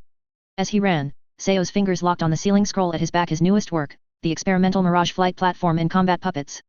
His mind raced, mapping Cloud's lightning nature, the combination's terror, hidden sand's defensive gaps, a grim battlefield forming. Far ahead, twisted lightning tore the clouds, dull booms drummed like war beats against every heart. The fires of the Third Great Ninja War had struck hidden sand at last, brutal, unforeseen, and right over their heads. Chapter 53, Each to their own battle. Kumagakure's assault came like a violent storm, swift and lethal. From the southeastern coastline, long considered Sunagakure's weakest defensive sector, no one had expected the mighty Cloud to sail the long way round and hurl its finest straight into that very spot. The opening skirmish was almost one-sided slaughter. Coast patrols and the first tiny reinforcements found themselves powerless against Cloud elites spearheaded by the combo. Savage lightning release jutsu tore the flimsy fortifications apart, and the Cloud's trademark brutal taijutsu and blinding speed punched hole after hole in Suna's hastily formed line. Screams, explosions, thunder and desert wind blended into a cruel overture of war. Suna ninja fell back step by step, casualties soaring, the front pushed ever closer to the village.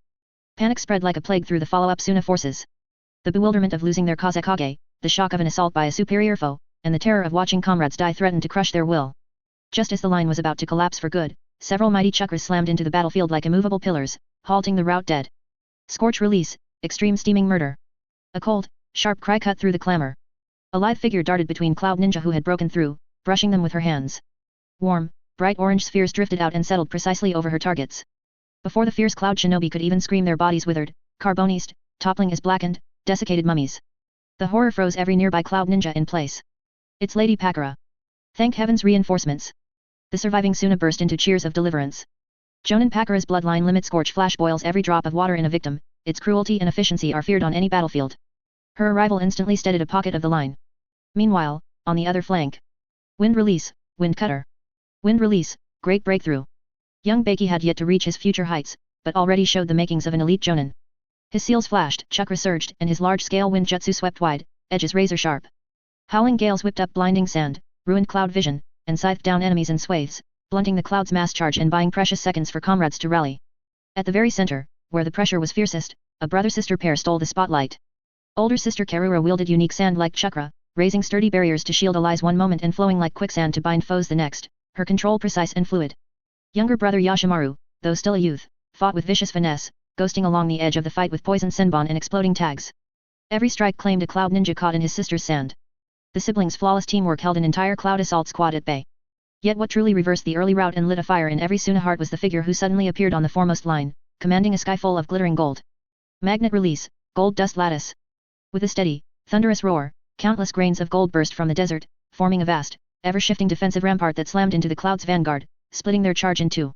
Cloud Ninja stared in horror as their lightning jutsu barely scorched the gold and their speed was swallowed by the heavy, clinging dust.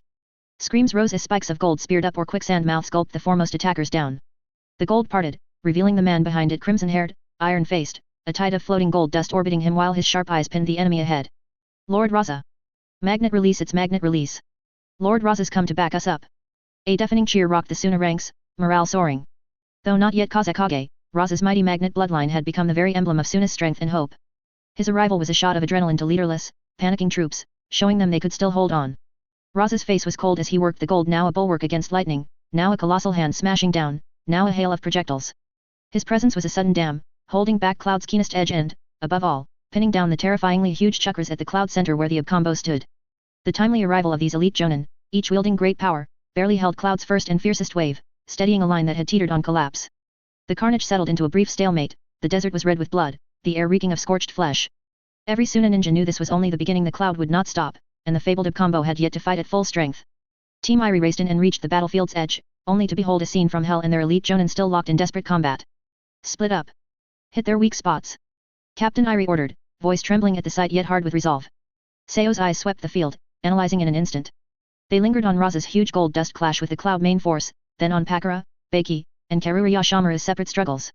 Captain, I'm taking the flank. Puppets are needed there, Seo said coolly, already unsealing the scroll on his back. His great spider puppet might not stand toe-to-toe with the combo, but in this chaos harassment, diversion, and rescue were exactly its forte. His own battle had begun. Chapter 54, Raza vs the combo. At the center of the battlefield the air was so heavy it felt suffocating. Gold dust and lightning glared at each other, carving out two utterly different worlds. On one side stood Raza. The desert beneath his feet had turned into a golden sea, the massive gold dust flowed around him like a living thing, forming one unbreakable rampart after another, then twisting into savage beasts ready to pounce. His face was cold, his gaze as sharp as a hawk's, locked on the enemy ahead. His magnet release differed from the Third Kazekage's iron sand, heavier, built for defense and for reshaping the terrain on a vast scale, and in this defensive battle it was proving decisive. On the other side loomed the famous combo of the ninja world. The future Fourth Kazekage AI was still young, yet his power already stunned. Lightning crawled and crackled across his body, the violent lightning release chakra mode gave him speed and strength beyond compare, and merely standing there he exuded the pressure of a berserk beast.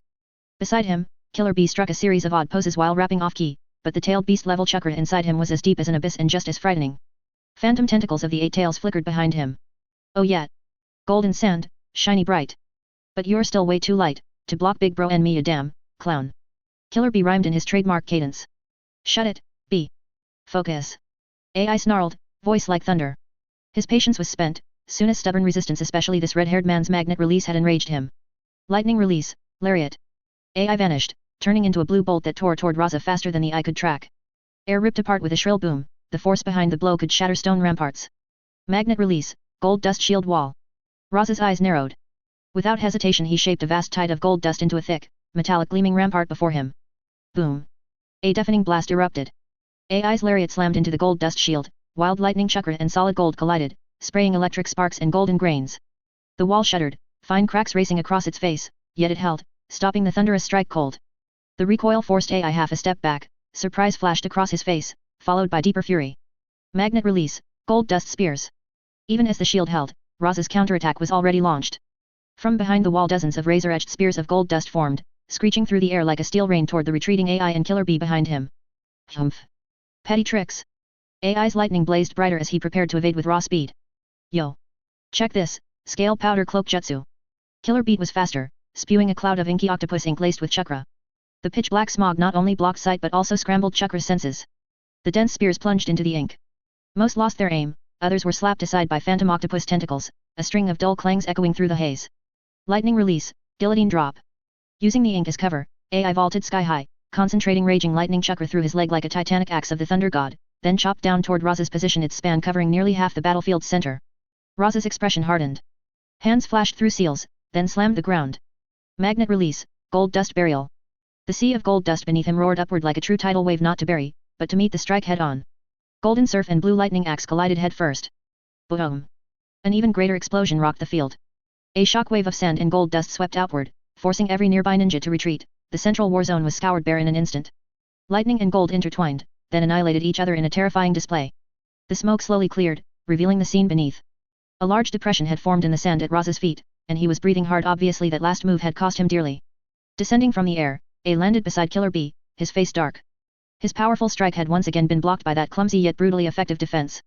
Raza's magnet release, gold dust might not match A's lightning release in raw speed and burst, but its overwhelming defense, large-scale battlefield control, and terrain-altering power countered A's straight-line style. Add to that the unpredictable support of the 8 tails Jinkra Ki, and the two sides were locked in a fierce stalemate. Raza couldn't defeat the combo, yet the combo found it no easy task to break through this golden wall in a short time. His desperate fight bought the other Sunanin precious breathing room. Pakura, Beiki, Karura and her brother felt their pressure drop. They began to counter effectively, pushing the line forward again. Just as the battle seemed deadlocked, fresh movement came from the direction of Sunagakure. The ground trembled faintly, accompanied by a steady clack-clack. On the horizon appeared a dense mass, hundreds upon hundreds of puppets.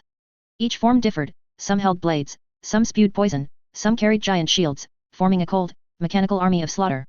At the head of the puppet army stood Elder Cho and Ebizo, faces like iron. 10 chakra threads extended from Chiyo's fingers, guiding several of the Kuroeri, Hitokiri, Sasaris puppets at the forefront. Kumagakure rats. Daring to invade Arsuna. Elder Chiyo's voice, amplified by chakra, was icy with killing intent. Puppets quad attack. In an instant countless poison needles, kunao, gouts of flame, and wind blades poured from the puppet army, a tide of death crashing into Kumagakure's flank and rear. Already stalled by Raza's stubborn defense, the Kumo force was suddenly struck by Suna's elite fresh troops, their formation wavered into chaos. A smashed an onrushing puppet with a single punch and looked around. Suna reinforcements kept arriving, the line was steadying, even counter-pushing. The red-haired magnet user still stood like a rock in front of him. And his own side, having crossed the sea on a long supply line, was tiring after a fruitless assault. Big bro, this is bad. The sand crone is here, a drawn-out fight ain't good for us yo. Killer B dropped his playful tone and spoke rapidly. Veins bulged on A's forehead as he roared in frustration. He knew B was right. The initial surprise was gone, without a quick victory, being dragged into a protracted fight could end in disaster. All Kumo forces retreat. Reluctant as he was, the future Reikage made the rational call.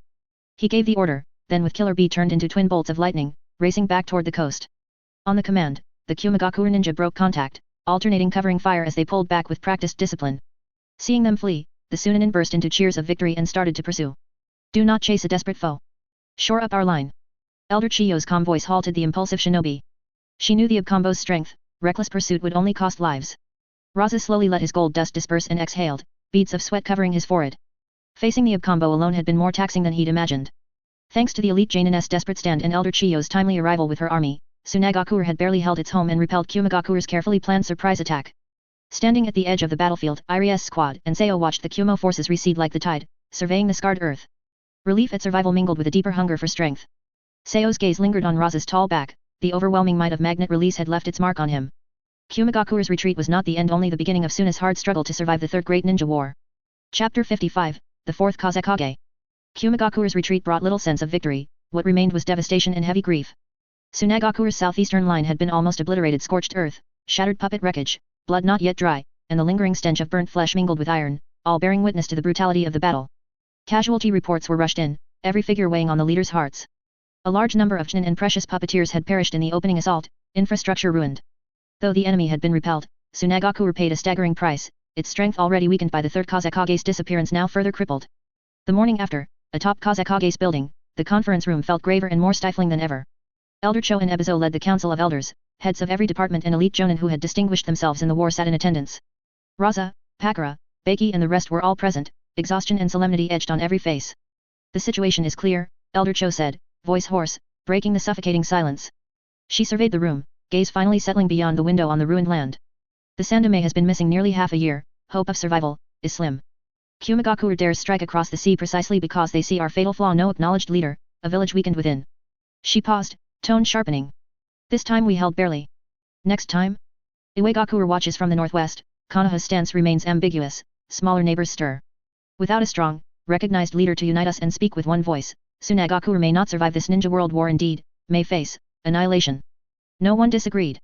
All had felt the earlier chaos and panic, had seen how the front had teetered until Raza stepped forward. A village's cage is more than its strongest fighter, he is its spiritual pillar and decision-making core. Without that, Sunagakure was loose sand, collapsing at a touch. Ebizo continued, voice calmer yet equally firm, we need a new Kazekage, not an interim commander, but a legitimate fourth-generation leader who can lead Sunagakure out of peril. This is not mere transfer of power, it is necessity for survival. Every gaze in the room converged on one man, Raza.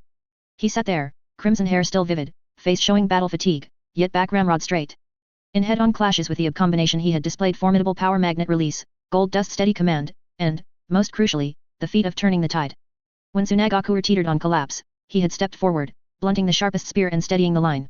None could match his strength or prestige at that moment.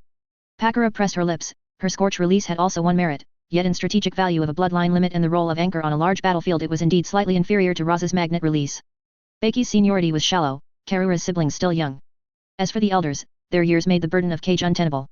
The most senior elder rose slowly, swept his gaze across the assembly, finally fixing it on Raza, and spoke in a heavy voice, Jonin Raza, in this defense your achievements and might are plain for all. Your magnet release is a precious legacy of Sunagakure, your courage, the villagers' reliance. Therefore I formally propose, let you succeed as the fourth Kazekage of Sunagakure and lead us from this crisis. Does anyone object? The room fell silent, one could have heard a pin drop. After several seconds scattered voices of assent rose, quickly becoming unanimous approval. Seconded. Agreed. Lord Raza is the most suitable choice. Elder Cho and Ebizo exchanged glances and slowly nodded. Though their hearts still bore complicated feelings over their grandson's fate and the third's disappearance, for the village's survival this was the necessary and only choice. Raza drew a deep breath and stood. He showed neither excessive excitement nor false modesty, his expression as steady and stern as ever. He knew full well what responsibility and pressure the office entailed, especially in such dire times. Meeting every gaze, he spoke in a quiet yet unshakable voice, "I thank the elders and comrades for their trust. Sunagakure now faces an unprecedented crisis. I, Raza, accept the post of Fourth Kazekage." He paused, eyes sharpening. "I vow to devote all my strength to unite the village, to defend Sunagakure's dignity and survival, and to make any foe who covets this desert pay a bitter price."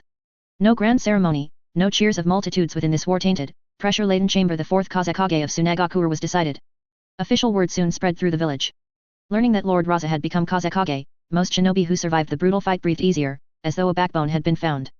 Villagers, too, saw a ray of hope amid endless uncertainty. Seo, helping temporarily in the puppet repair class, paused while adjusting a puppet gear when he heard the news. He lifted his gaze toward Kazekage's building. The fourth generation. Raza, hey, he murmured. He recalled the battlefield figure that had stood like a golden mountain against the combination, that mighty magnet release power. A new era had begun, though its first steps were strewn with thorns and blood. For him, the new Kazekage's rise might also herald fresh chances and challenges. Lowering his head, he resumed his work, eyes more focused than ever in this increasingly perilous world. Only by growing stronger could one survive, and perhaps, realize the dream of changing the land of wind. Chapter 56, New Orders. The inauguration of the fourth Kazekage Raza was like a shot in the arm, injecting vitality into the hidden sand village, which had been listless after repeated setbacks. He wasted no time. Almost the day after his appointment was finalized, he began to reorganize and adjust the village's strategic deployment with swift and decisive action. Inside the Kazekage's office, orders were swiftly signed and disseminated. The most eye-catching and emotionally complex of these was the supreme directive personally signed by Raza himself. Effective immediately, all external missions related to the search for the third Kazekage are to cease. All relevant squads are to immediately disband and return to their original units.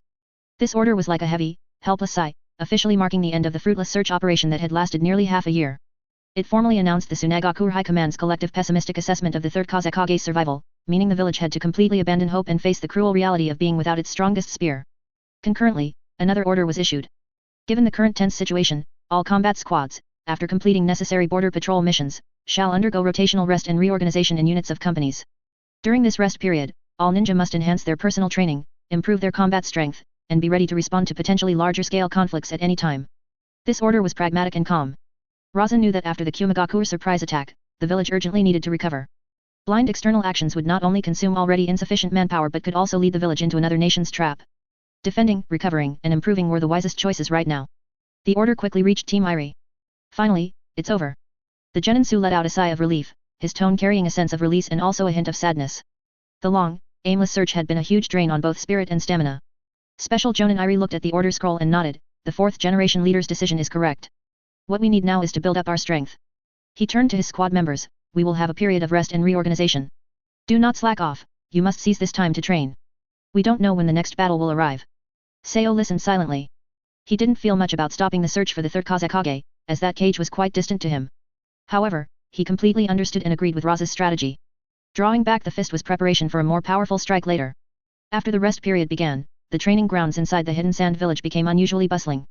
Having gone through the baptism of actual combat, especially after witnessing terrifying entities like the combination and Raza's powerful ability to turn the tide, almost all ninja were fiercely determined and trained themselves maniacally. Seo was no exception. He worked even harder on chakra control, the shape transformation of wind and earth ninjutsu, and most importantly the refined manipulation of magnet release. The quantity and quality of the iron sand he could control were steadily increasing. However, during several simulated combat training sessions and reviews of previous battle experiences, he increasingly recognized the limitations of the Great Spider puppet. The Great Spider performed adequately in reconnaissance and containment in complex terrain, but its movement still relied on mechanical limbs, making it limited in speed and quite noisy. When facing truly high-speed ninja, such as those from Kumagakure who use the lightning release chakra mode, the Great Spider's mobility was clearly insufficient, even becoming a liability. Its defensive capabilities were also relatively weak, making it difficult to withstand powerful ninjutsu impact. It needs to be faster, more flexible, more covert. Seo muttered to himself in his home workshop, which became his after his father was transferred to the front line, looking at the Great Spider's design blueprints. The memories of his past life as a mechanical and automation engineer quietly awakened at this moment. He recalled the concept of maglev trains using magnetic force to suspend objects above the track, eliminating friction resistance, thereby achieving high speed, stable, and quiet operation. Friction resistance, quiet, high speed. His eyes gradually lit up. Chakra in this world is a universal energy source, and magnet release is a bloodline limit that can directly control magnetic force. What if he could combine the power of magnet release with a puppet to create a vehicle based on the principle of magnetic levitation? A bold concept exploded in his mind. No mechanical legs, no clumsy treads. Using the repulsive or attractive force generated by magnet release, the puppet body could be lifted off the ground, suspended in the air. This would make movement incredibly smooth and virtually silent, leading to a qualitative leap in its ability to traverse terrain. Whether it was desert, rock, or water, it would be like walking on flat ground. Speed. As long as the magnetic force was strong enough and the propulsion system was rationally designed, the speed would far surpass any current ground puppet. Maglev. Puppet. Seo's heart pounded. He immediately grabbed a new scroll and a brush, eager to record the flood of inspiration in his mind. He began frantically sketching, calculating rough magnetic force formulas, combined with chakra conversion efficiency, brainstorming energy transmission structures, an upgraded version of the puppet core, and designing stabilization and control systems. A vague yet powerful outline gradually became clear on the scroll. It was a streamlined platform, unlike any existing puppet, with no legs underneath, but instead a complex magnetic force generation and control system. It should be able to fly close to the ground at high speed, silently, serving both as a high-speed vehicle and a floating combat fortress. He recalled the science fiction works he had watched in his previous life, and the cool flying vehicles. I'll call you Mirage. Seo whispered, giving his concept a name. A mirage, ethereal yet visibly real, just like this floating puppet, which was both a projection of a dream and destined to become a sharp weapon in reality. The blueprint for the Mirage, during this time when the hidden sand village was forced into hibernation and reorganization while undercurrents surged, slowly unfolded within the heart of a young puppeteer. It would merge the wisdom of two worlds, combining the power of chakra and magnet release, becoming the key to changing Seo's destiny and even the future course of battle. Chapter 57, Promotion to Chunin. The reign of the Fourth Kazekage Raza began under the shadow of war, and efficiency became the new supreme rule. To quickly boost morale, which had plummeted due to the Third Kazekage's disappearance and Sunagakure's sneak attack, and to reward ninja who had performed outstandingly in recent arduous missions and fierce battles, a batch of promotion orders was quickly approved and issued. On this day, Seo and a group of genin from his generation were summoned to the plaza in front of the Kazekage's building. The sun scorched the sandy ground, and the air was filled with a mix of anticipation and solemnity. An Anbu jonin directly under the Kazekage stood in front, expressionlessly unfurling a scroll and beginning to read the list of names and merits aloud. Genin Su, during the Southeast Defense Battle, successfully worked with allies to contain one enemy chunin, displaying bravery, and is awarded 1 commendation. Genin Lucado, during a search mission on the border of the Land of Rivers, utilized Earth Release for effective defense, protecting his teammates, and is awarded 1 commendation. As each name was read out, the genin who were called could not hide their excitement. Seo stood quietly in the crowd, his mood relatively calm. He didn't have much obsession with the promotion itself, caring more about the resource permissions and freer mission choices it would bring, which would help him implement the Mirage plan. Finally, the voice of the Anbu jonin sounded again, calling his name. Genin Seo, during multiple border skirmishes, efficiently completed reconnaissance, trap deployment, and tactical support using self-made puppets. During the Southeast Defense Battle, he independently wounded 2 Sunagakure chunin, effectively supporting the flank defense, demonstrating significant tactical value. Overall assessment, outstanding merit, hereby promoted to chunin. As the voice faded, many envious and admiring gazes were cast his way. Seo's performance in previous missions and battles, especially his elusive puppets and precise tactical coordination, had long spread among his peers. Seo. That's great. Su, standing beside him, couldn't help but cheer quietly, happier than if she had been promoted herself. Lucado also gave him an affirming look. Captain Irie stood a short distance away, wearing a rare, approving smile. After the simple ceremony concluded, everyone dispersed. Seo was about to leave when he was stopped by a member of the puppet squad waiting nearby. Chunin Seo, Elder Cho requests your presence. Seo paused slightly, then nodded and followed. Arriving at Elder Chiyo's residence and workshop, the elderly woman was sitting at a desk with several complex puppet parts laid out before her, but she seemed somewhat distracted. Seeing Seo enter, she looked up, a trace of complex emotion on her face. Elder Cho. Seo bowed respectfully. Yes, you're here. Elder Cho nodded, her gaze lingering on his brand new chunin vest for a moment before she slowly spoke. You've been promoted to chunin. Congratulations, Seo. Her tone was as steady as ever, but Seo could keenly sense the turmoil hidden beneath the calm. He knew that the elderly woman was congratulating more than just him. Thank you for your guidance all this time, Elder. Seo said sincerely. Without Chiyo's early appreciation and later unreserved teaching, he could not have progressed so quickly. Elder Cho sighed softly, her gaze sweeping past Seo, seeming to see another person through him, another figure of exceptional talent into whom she had poured countless efforts, her grandson, Sasori. There was a time when Sasori was just as young, just as outstanding, hailed as Sunagakure's genius puppeteer. But now, Sasori was missing, and the Third Kazekage had also mysteriously vanished. Linking these two events together, a chilling suspicion coiled around Chiyo's heart like a viper. The deeper she thought, the more fear and pain she felt. The faint traces of a puppeteer's methods at the scene mentioned in the missing persons file, the nearly perfect cleanup that only the most elite puppeteer could achieve, all of it subtly pointed toward the possibility she least wanted to believe. She looked at Sao before her, this child who, without formal apprenticeship, had inherited some of her and Sasori's techniques. His promotion should have been a moment of pure joy. But at this moment, that happiness was inevitably overshadowed. Sao's growth seemed to constantly remind her of the missing genius and the potentially irreparable sin and betrayal. Promotion to Chunin signifies greater responsibility. Cho collected her scattered thoughts, her tone becoming serious again. The war is not over, it may have only just begun. The road ahead will be more difficult. Use your talent well, and do not stray down the wrong path.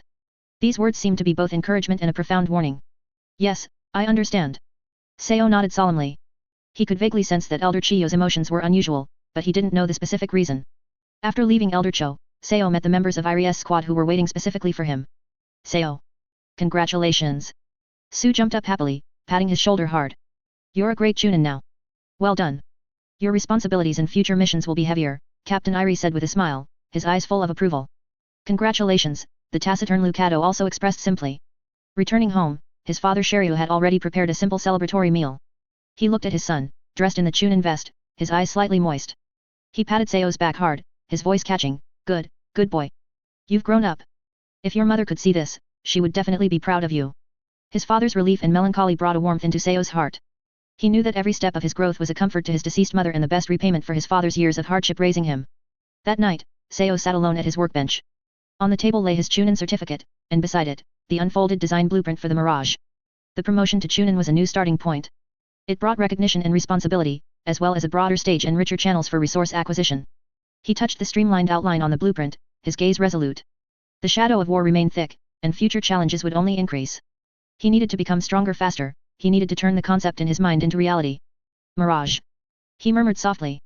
Next, it is time for you to truly be born. Chapter 58, Budget Cuts.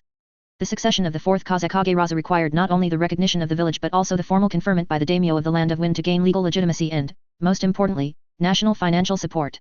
Soon after, Raza, along with several high-ranking elders led by Elder Cho, set off for the Land of Wind capital.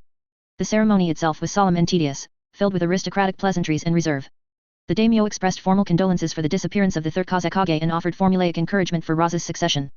Everything seemed calm until the formal succession ceremony concluded, when the Prime Minister of the Land of Wind, an astute-looking, lavishly dressed old man in charge of finance, met privately with Raza's entourage in a side hall. The Prime Minister wore a formulaic smile, but his tone was absolute. Lord Fourth Kazekage, Elder Cho, first, allow me to once again express the support of Lord Daimyo for all of you. The peace of the Land of Wind is inseparable from the struggles of the Hidden Sand Village. He changed the subject, his smile unchanged, but the content made all the Sunagakure higher UPS tense. However, the border regions have recently been unstable, trade routes are blocked, and tax revenues have sharply decreased compared to previous years. Furthermore, water shortages in various oases and huge expenses for disaster relief and civilian aid have severely strained the national treasury. After deliberation by the daimyo's residents, a difficult decision had to be made. Effective immediately, the annual budget allocated to the Hidden Sand Village will be cut by 1/3.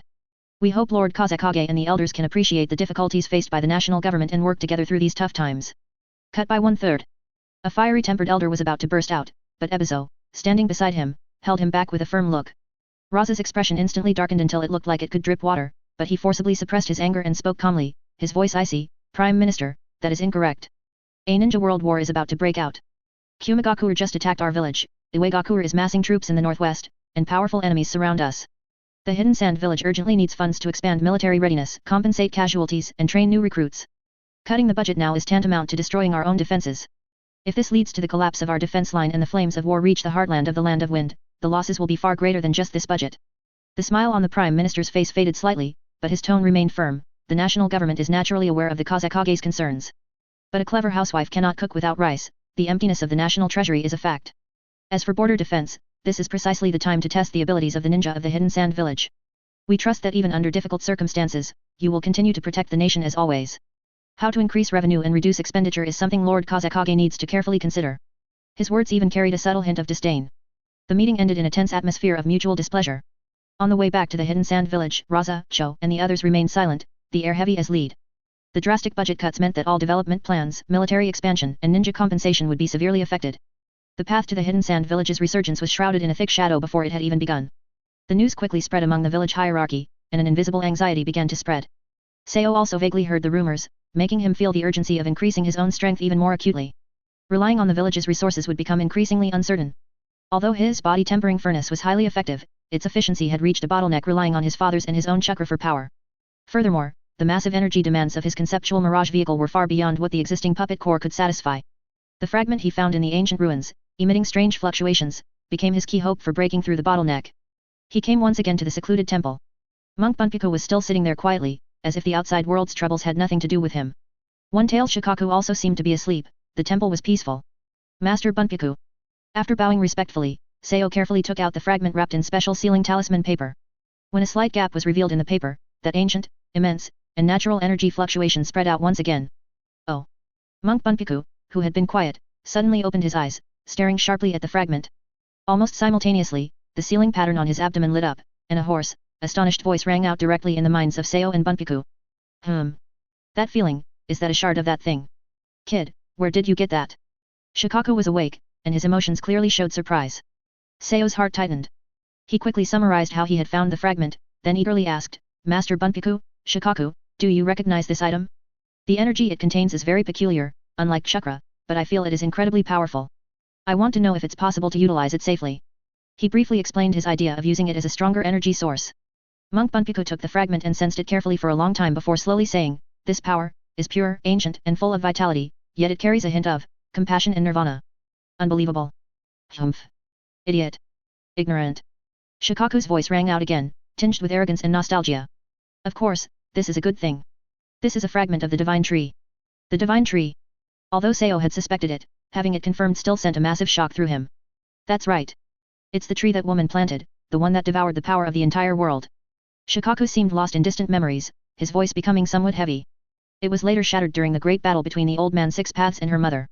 I never thought that after all these years, fragments could still remain, carrying such a faint trace of its original power. Monk Bunpuku clasped his hands together and softly chanted a Buddhist mantra, originating from the beginning of creation, yet also bringing destruction. Sayo, this item involves matters of great consequence. You must be cautious. Sayo suppressed his excitement and pressed on, then, is there any way to channel or utilize its power? It seems very difficult to integrate with chakra. Nonsense. This is one of the most fundamental manifestations of natural energy, far purer than the mixed natural energy absorbed by those so-called holy lands. What is chakra? It's just a secondary product converted from the divine tree's fruit. Shukaku scoffed. If you try to use it directly, your small body will instantly be assimilated into stone. Unless what? Sayo urgently asked. Monk Bunpuku interjected, having seemingly communicated with Shukaku, unless you use a powerful sealing formulas to construct an extremely precise conversion barrier, slowly drawing out that trace of fundamental life force, like drawing water in a thin stream. It would then need to undergo layer by layer conversion and dilution to make it gentle and controllable. Perhaps, it could serve as a powerful energy source far exceeding chakra. However, this is extremely dangerous. It requires a profound understanding of sealing technique, and the process must be handled with the utmost care. If there is the slightest mistake and the energy runs out of control, the consequences would be unimaginable. He looked at Sayo. The old monk and Shukaku might be able to teach you an ancient spirit siphoning seal, but whether you can successfully construct the conversion barrier and how much you can safely utilize depends entirely on you. Hearing this, Sayo's eyes burst forth with brilliant light. Success. There really is a way. Please, Master, teach me. Please, Shukaku, teach me. He bowed and requested without hesitation. Danger? He was already mentally prepared. Compared to the potential rewards, this risk was worth taking. With this divine tree fragment as the core, and using the spirit siphoning seal to convert its power, not only would the critical problem of high-efficiency energy for the Mirage project be solved, but even the body tempering furnace, which had hit a bottleneck, might achieve its ultimate upgrade, bringing about a qualitative leap. Chapter 59, Core Upgrade. After learning the secrets of the spirit siphoning seal from the monk Bunpuku and Shukaku, Sayo's mind became wholly fixated on that faintly glowing shard. He didn't rush into large-scale application, he knew one misstep could doom everything. Instead, he chose the safest, most cautious path, starting with a minuscule fragment to upgrade the familiar puppet core, the very foundation of all his plans. His temporary workshop had become a forbidden zone bristling with sealing arrays. Specially formulated ink sketched complex barriers across the floor, isolating energy ripples and preventing accidental outflows. At the center of the workbench, the original puppet core had been carefully opened, revealing its energy conversion heart. Beside it, a speck of god tree debris nearly invisible lay wrapped in layers of fine spirit siphoning seal runes, like a slumbering stellar core. Sayo drew a deep breath, formed hand seals, and focused his mental power. The vast spiritual strength of a man who had lived 2 lives let him guide every thread of chakra with surgical care, slowly seeding the sealed fragment into the core's central socket. Seal. With the final seal, the core's casing snapped shut. The workbench barrier flared, humming low and steady. For a moment, silence. The core lay inert. Sayo held his breath, senses straining. Suddenly the core quivered, the conduction circuits meant for chakra lit with a soft, pure, golden glow, as though granted new life. Success? No, only the beginning. He could feel a faint gravitational field forming around the tiny shard. Wild, omnipresent natural energy was drawn toward it bit by bit, like iron filings to a magnet. Yet the attracted natural energy did not flood straight in, it first met the outermost spirit siphoning seal. Ancient runes lit one by one, acting as precise filters and governors, forcing the torrent to slow, to calm, to trickle. Only then was the tamed stream allowed into the core's original conversion matrix where marvels unfolded. The intricate arrays inside, once meant merely to convert chakra, now found a new purpose, harmonizing and amplifying. A gentler energy, purer and vaster than chakra, closer to life's origin, began to well up at the heart of the core. The newborn energy carried a pale milky sheen and a heart-soothing vitality, yet it held unimaginable potential. Stripped of natural energy's ferocity and far superior to ordinary chakra, it filled the core's circuits with a stable, warm radiance. Seo cautiously threaded a wisp of his own chakra into the core, trying to guide the new power. Hum. The core chimed in delight. A pure, gentle current answered his call, flowing back along his chakra strand. Obedient, easy to control, its stability and strength outstripped anything he had achieved with large infusions of ordinary chakra. It worked, Seo whispered, barely containing his excitement. He had fused a sliver of god tree debris with the spirit siphoning seal inside a puppet core, creating a device that passively absorbed ambient natural energy and converted it into a vast, gentle new power. No longer a mere chakra converter, it was a self-cycling, self-powering, entry-level natural energy puppet core. He bestowed the epic-making creation with a new name. Eager, he began performance tests. First he linked it to a simple puppet arm, the limb moved with fluid strength, precision soared, and it operated several times longer than before while the core's output stayed rock-steady. Next he tried connecting it to the body tempering furnace. Limited by the core's size and the tiny shard, total output couldn't yet sustain full body reinforcement, but the purity and vitality of the energy flooding him far surpassed anything chakra had ever given. Even in microdoses it left every cell singing. Perfect, Seo gazed at the softly glowing core, eyes shining with a creator's joy and limitless hope for the future. The energy bottleneck was shattered at last. It was only an entry-level version, using an almost negligible fragment, but it proved the concept's sound. It laid the firmest energy foundation for upgrading the body tempering furnace and for building his dream maglev puppet, Mirage. The first paving stone on the road to greater power now lay in his hand. Chapter 60, Body Tempering Furnace Upgrade and the Preliminary Design Completion of Mirage. The success of the preliminary tier natural energy puppet core was like opening a door to a new world for Seo. Without hesitation, he immediately applied this groundbreaking achievement to the most crucial equipment he possessed, the body tempering furnace, which had accompanied his growth and rescued him from his weak physical state. The upgrade process was far more complex than modifying a small puppet core. He needed to perfectly integrate the brand new natural energy core into the body tempering furnace's massive energy conduction system and readjust and reinforce the internal sealing barriers to ensure that the higher grade energy could act uniformly and safely on the entire body, rather than just localized spots. Several sleepless nights were spent on focused debugging. When the final reinforced sealing rune on the ground was drawn, Seo took a deep breath and slowly embedded the upgraded preliminary tier natural energy core into the core base of the body tempering furnace. Buzz. A hum, far deeper yet more powerful than before, resonated from inside the body tempering furnace. On the furnace wall, the chakra light paths that previously flowed simply were now replaced by a warm, bright, milky white glow, flickering like the breath of life. The entire workshop was filled with a refreshing and vibrant aura, even the air seemed much cleaner. Seo took off his outer clothes and, with unprecedented anticipation mixed with a hint of caution, slowly lay down inside the body tempering furnace. The hatch closed. The next moment, an unparalleled experience swept over his entire body. It was no longer the gentle chakra flow focused primarily on repair and nourishment, but a deeper, more fundamental power, completely enveloping and penetrating him like a warm tide. This new power, refined and vast, converted from natural energy, was no longer satisfied with merely repairing cellular damage or replenishing chakra. Instead, it began to stimulate the hidden potential deep within his body in a gentle yet irresistible manner. Every cell seemed to awaken from slumber, greedily absorbing this life-giving nectar, becoming more active and resilient. His meridians were further widened and reinforced by the energy flow, capable of accommodating and circulating greater amounts of energy. Bone density quietly increased, muscle fibers reorganized in a more optimized way, and even the speed of metabolism subtly adjusted, moving towards a more efficient and perfect state. This was no longer simple repair or enhancement, this was evolution. A slow ascent of his life form toward a higher tier. Seo could clearly see that, under the nourishment of this power, the minor flaws in his physical foundation, the remnants of his premature birth that even the initial version of the body tempering furnace struggled to completely erase, were being smoothed out and compensated for, moving toward true perfection. His body was becoming unprecedentedly coordinated, transparent, and powerful. Simultaneously, the vast spiritual energy he had accumulated across 2 lives became more concentrated and active under the nourishment of this primal life force, integrating ever more tightly with his evolving physical body. The simultaneous elevation of spirit and physique led to the most direct manifestation. Boom. A chakra volume far mightier and more boundless than before, like a bursting flood, naturally refined and surged out from within him, filling his limbs and bones, circulating endlessly. Its quantity had clearly broken through the previous bottleneck, steadily reaching the Jonin level. Moreover, this newborn chakra, due to the integration of natural energy characteristics at its source, appeared pure and more agile. Controlling it was effortless, and its affinity with external energy far surpassed what it was before. When Seo stepped out of the body tempering furnace, he felt as if the entire world had changed. His vision was clearer, his hearing sharper, and his body was light yet filled with power. His perception and control over chakra reached a brand new realm. When he casually clenched his fist, a slight sonic boom echoed in the air. It succeeded. This is the true preliminary tier natural energy body tempering furnace. Seo looked at his hands, his eyes flashing with excitement. The sense of physical evolution and the Jonin level chakra gave him unprecedented confidence. With the energy problem solved and his physical foundation solidified, the two biggest obstacles had been cleared. Seo dedicated his full attention to his ultimate goal, the design of the Mirage. Possessing Jonin level chakra and stronger spiritual power, his speed of thought, calculation ability and endurance all saw massive improvements. On the workbench, the huge design scroll was spread open. Using the upgraded natural energy puppet core as the central energy hub, he began constructing the entire energy transmission network. Anti-gravity suspension arrays designed based on magnet release principles, vector propulsion modules, weapon system power supply circuits, defense barrier generation units, complex modules were meticulously designed under his pen, connected to the core hub via energy lines. Combining his knowledge of aerodynamics from his previous life with the sealing formulas of this world, he continuously optimized the Mirage's exterior. The final design was a highly streamlined, futuristic, flat, shuttle-shaped platform, with smooth and sharp lines. It was projected to be constructed entirely from lightweight, high-strength composite puppet material.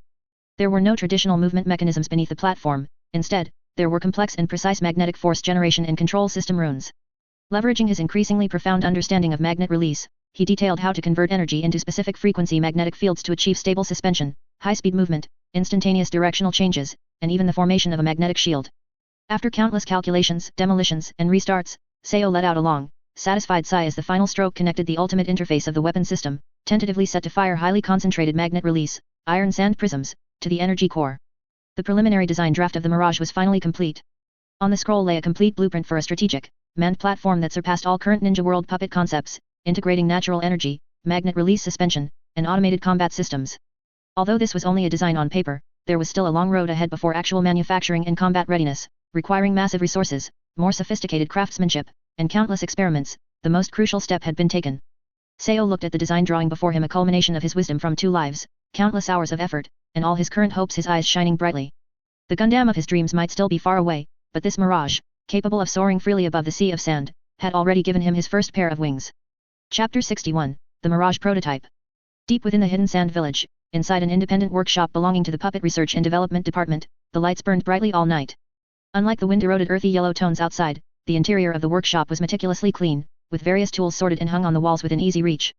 The air was a mixture of the fresh scent of special wood, the cold metallic smell, and the unique energy signature of chakra-conducting ink.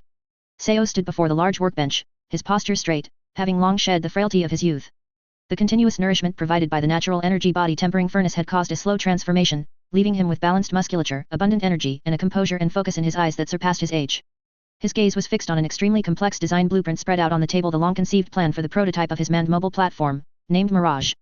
After systematic learning at the academy, receiving the complete tutelage of Joe and Sasori, being enlightened by the ancient knowledge of Bunpuku and Shukaku, and accumulating experience from countless life and death missions, Seo felt that the scattered pieces of knowledge in his mind were finally connected by a clear line of logic. He was no longer just a recipient and applicator of knowledge but stood at the threshold of creation. The goal of independently designing and manufacturing a puppet entirely his own, like Sasori of the Red Sand, was now clearly within reach. The concept of the Mirage stemmed from his clear recognition of his own combat shortcomings. Even though his chakra reserves were vastly greater than before, his physical size and pure physical speed remained disadvantages in high-level combat. He needed a platform, one that could compensate for mobility, enhance survivability, and even serve as a mobile turret. Sasori's Salamander and the later Hiriko provided structural references for large puppets, but Seo's thinking was fundamentally different due to his memories of his previous life. Pure chakra thread manipulation is distance-limited, has a ceiling on flexibility, and occupies the precious time needed for hand seals. Seo's finger gently tapped the control area of the blueprint, which depicted not the traditional 10-finger chakra thread connection points, but a preliminary concept for a simple cockpit structure requiring a pilot to sit inside. The ultimate direction must be a cockpit, for more direct and efficient human-machine interaction, but I have to take it one step at a time. He clearly knew that techniques like Sasori's regeneration core, which completely merged the self with the puppet, were currently too risky and violated his initial intention of improving his body rather than abandoning it. Furthermore, the more advanced concept of neural linking, which requires a combination of biotechnology and precise sealing technique, was far from achievable at this stage. Therefore, he made a pragmatic choice. The Mirage prototype would still utilize the most classic chakra thread manipulation mode, but maximized optimization and innovation would be implemented based on that foundation. His advantage lay in not being limited to the traditional puppet forms of the ninja world. His knowledge from his previous life gave him an instinctive pursuit of aerodynamics, mechanical transmission, and energy efficiency. The core movement method must be magnetic levitation. His gaze focused on the chassis section. Benefiting from his increasingly proficient control over magnet release, he designed a complex magnetic force generation array. Powered by an upgraded natural energy puppet core, it would produce a powerful and controllable magnetic field, allowing the Mirage to lift off the ground and achieve low-altitude hovering and gliding. This not only bypasses sandy and rugged terrain but also significantly reduces movement noise, achieving unexpected tactical results. Stability and steering cannot rely solely on magnetic force. He looked at the design of several small nozzles distributed around the platform. Inspired by vague memories of fluid dynamics, he planned to use micromanipulation of wind release chakra to perform precise jetting from these vector nozzles to adjust posture, assist steering, and even provide reverse thrust during sudden stops. This demands extreme control over chakra, but it is precisely Seo's greatest strength. The structure must be lightweight, but strength must be guaranteed. The weapon system will temporarily focus on reconnaissance and interference, with room for expansion. For defense, I will integrate barrier technique. His mind raced, synthesizing years of knowledge. His puppet crafting skills ensured he could personally forge qualified components. His knowledge of sealing technique was used to stabilize energy flow and build simple defenses. The nature transformation of wind release and magnet release served as the power source, and even his understanding of human anatomy from medical ninjutsu gave him preliminary ideas for future optimized cockpit ergonomics. He did not bite off more than he could chew, instead adopting the safest strategy of modular development. First, he ensured that every subsystem could operate independently and stably. Consequently, outside of completing his daily training and department-assigned work, Seo dedicated all his free time to manufacturing the components for the Mirage prototype. He selected highly resilient chakra-conducting wood, carefully shaping the streamlined mainframe and armor plates with planers and files. He smelted special lightweight alloys, personally machining the precise bases and transmission components for the magnetic levitation array on a small lathe. He used ink mixed with chakra metal powder to meticulously outline sealing technique formulas on specific components to enhance energy conduction and durability, and he repeatedly tested the natural energy puppet core, prototype Type 2, prepared specifically for the Mirage, which offered more stable output. In the workshop, various sounds echoed from the contact between tools and materials, the hiss of sawing wood, the rasp of filing, the crisp collision of metal parts fitting together. Seo was completely engrossed, oblivious to the fine sweat beading on his forehead. The birth of every single component was accompanied by countless measurements, corrections, and tests. Was the magnetic pole strength uniform? Were the air ducts in the vector nozzles smooth? Was the joining of the structural components both secure and flexible enough to allow for slight deformation to absorb impact? The process was far from smooth. Uneven magnetic distribution caused the platform to tilt, unstable nozzle output affected steering, and a structural component cracked during simulated load testing. Problems arose endlessly. But Seo remained enthusiastic. The solution to every challenge meant the Mirage was one step closer to reality. His dream from his previous life to build large machinery that could walk and run was slowly materializing in this ninja world in the form of chakra and puppet technique. When the last major component, the tail stabilizer wing with preliminary airflow design, was polished and passed the wind release simulation test, Seo slowly straightened up and let out a long breath. Around the workbench, almost all the core components of the Mirage prototype were neatly laid out. They quietly radiated the luster of their materials, like a sleeping behemoth awaiting the moment of assembly and awakening. The components are finally ready. Seo looked at the results, which embodied his effort and wisdom, and an expectant smile appeared on his face. Next came the most crucial step, final assembly and debugging. He knew that when these parts were perfectly combined according to his blueprints, a puppet creation, still limited by chakra threads but conceptually far surpassing the conventional, was about to emerge from its cocoon. Chapter 62, Raza panning for gold. The conference room in the Kazekage's building was once again shrouded in a heavy atmosphere, but unlike the strategic discussions before, this time it was filled with a more practical sense of poverty and despair. Fourth Kazekage Raza sat in the main seat, listening with a stern expression as the finance elder reported alarming figures. The funds cut by the daimyo have been received, but the shortfall is even greater than we anticipated. Pensions, medical supplies, puppet repairs, daily expenses, every item is stretched thin. Our inventory of exploding tags, kunao, and military rations pills can, at most, only support one medium-scale defensive battle. External trade channels have also become unstable due to the war. The prices of many essential supplies have skyrocketed, and the goods we can offer in exchange are too few. The finance elder's voice was dry. With every figure he reported, the temperature in the conference room seemed to drop a degree. The elders remained silent, their brows tightly furrowed. They were ninja who had weathered many storms and knew deeply that a village without material support was like a ninja stripped of chakra, left to be slaughtered. This cannot continue, Raza finally spoke, his voice low but carrying an undeniable resolve. We must save ourselves. He slowly scanned every high-ranking official present and then proposed several difficult decisions. First, effective immediately, the volume of village-assigned missions will be reduced. Priority will be given to border patrols and escort missions for vital supplies. Low-rank missions will be temporarily suspended. Second, all mission rewards will be reduced by 1/3. Third, the medical squad will be organized to re-evaluate all injured ninja.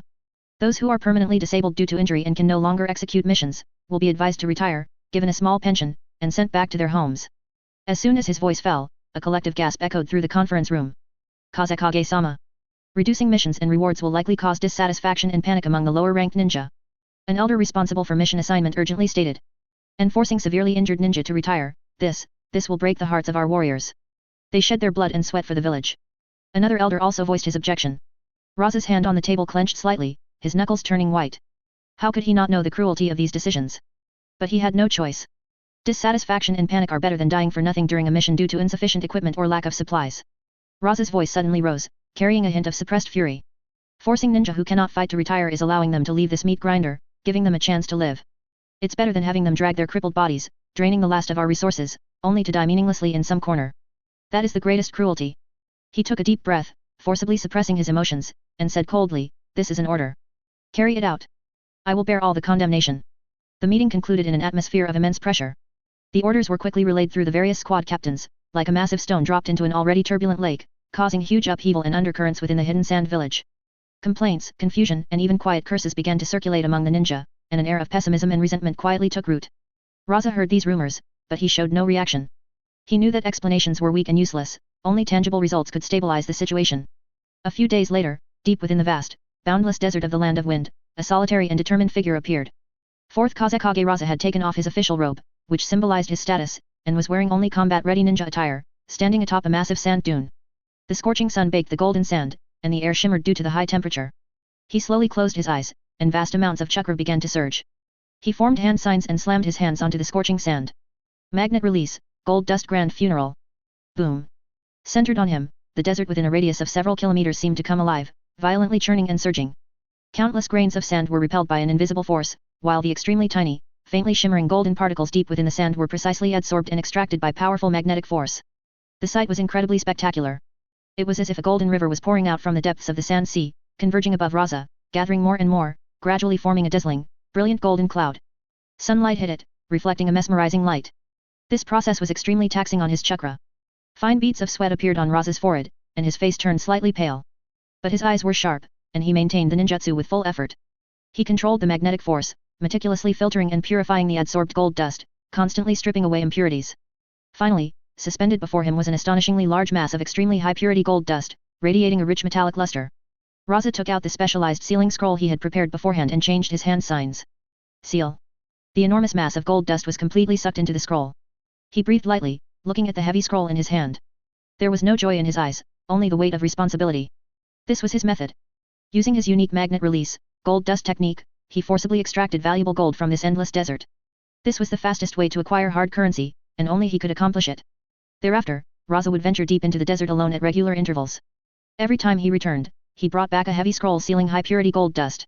This gold dust was secretly sent to merchants friendly with the hidden sand village, exchanged for essential supplies needed to keep the village running, such as grain, medicine, steel, and exploding tags. The news could not be completely suppressed and gradually circulated among the high-ranking officials and some jonin. Only then did everyone understand the helplessness and difficulties behind the Kazekage's decision to cut missions and lower rewards, and the immense pressure and consumption he was shouldering alone. The voices of dissatisfaction gradually subsided, replaced by a complex mix of emotions, admiration, guilt, and, most importantly, a resolve forged in adversity. Seo, while visiting Elder Cho to ask a question, accidentally overheard two elders discussing in low voices and learned about the Kazekage personally venturing into the desert to pan for gold. He fell silent for a moment. He looked at the lingering complaints within the village, then thought of the red-haired Kazekage standing alone in the sea of sand, exhausting his chakra to extract gold dust. It seems, the Mirage plan must be accelerated. He clenched his fist and muttered softly to himself. It wasn't just for himself. Perhaps what he could create, what he could change, could be even greater. Chapter 63 The debut of the Mirage prototype. Time slipped away as Seo worked day and night. When the last microseal component for stabilizing energy output was finally carved and passed its brutal test, the workshop fell silent for a moment. Seo straightened up and swept his gaze over the parts arranged in neat categories beside the bench, a sleek matte gray platform shell, a magnetic levitation array baseplate inlaid with precise runes, delicately engineered vector thrust nozzles, a sensor module integrating a reconnaissance lens, miniaturized weapon hardpoints, an emergency survival bay, even a pair of foldable puppet limb grabbers. Every component of the Mirage prototype was complete. They lay there quietly, like the skeleton of some slumbering beast waiting to be given life. Just then his father, Shiryu, returned home after a short rest. Seeing the mountains of strange parts he had never seen before, he was startled, but after Seo's excited, crystal-clear explanation, he understood what these objects meant. You built all this alone. Shiryu's voice shook with disbelief. He knew his son was gifted in the puppet technique, but he hadn't imagined he could independently design and manufacture something so complex so far beyond traditional concepts. Yes, every blueprint and part is mine, Seo answered, eyes shining. Father, I need your help for the final assembly. Without hesitation Sherry rolled up his sleeves. Tell me what to do. The two threw themselves into a tight but orderly assembly. The workshop felt cramped, the atmosphere blazing. Seo directed with precision, explaining each part's function and connection. With years of puppet repair experience and rock-steady hands, Sherry fitted the delicate components together, locking them in place. Install the second beginner natural energy puppet core built specially for Mirage. Lay the energy conducting lines that link every system. Seal the streamlined shell. Calibrate the magnetic levitation array angles. Adjust the vector thrust joints. Activate the recon runes. Every step was vital, and the pair worked in perfect concert. A mismatched port here, a rune circuit needing fine-tuning, their problems arose and were solved together. Days later the last panel clicked flawlessly into place. In the center of the workshop stood an unprecedented creation, brimming with futuristic tech. Its matte charcoal surface was sleek and sharp. The main body formed a flat, elongated shuttle with no conventional undercarriage, smooth as a mirror. A slight rise created a simple cockpit and protective frame, complex thrusters studded the flanks and tail, and faint sealing runes glimmered along the edges and underside. Folded puppet arms hugged the sides like a praying mantis at rest. It stood there quietly, radiating poised power even while dormant. The moment of truth had come. Seo drew a deep breath and stepped forward. Sherry stood to one side, fists clenched in nervous anticipation. Seo raised his hands, concentration absolute. 10 near-invisible chakra threads shot from his fingertips, thin yet alive, latching precisely onto the Mirage's control nodes his life's training in puppetry made manifest. He steadied his mind and, through the threads, carefully fed his refined Jonin-level chakra into the core, the natural energy puppet core. Activate. At his silent command the spirit siphoning seal inside the core awoke, drawing in and converting natural energy. Vroom. A deep, potent hum sounded from within, not the faint click of earlier tests but the full-throated resonance of every system in concert. The magnetic runes along the underside and rim blazed with soft milky light, a powerful, invisible magnetic field flared into being. In the next instant the heavy Mirage prototype defied gravity, rising smoothly and lightly to hover a palm's breadth above the floor rock-steady, as though suspension were its natural state. Success. The maglev system was online. Stifling a shout, Seo twitched a finger, vector nozzles pivoted with a soft hiss, and the platform glided forward, turned, reversed, every motion fluid and precise. It works. Seo, you did it. Sherryu's voice trembled as he stepped up, disbelief written on his face, gingerly touching the cold, solid hull and feeling a power unlike any puppet before. Yes, we did it, father. Seo's face lit with a brilliant grin, years of effort rewarded at last.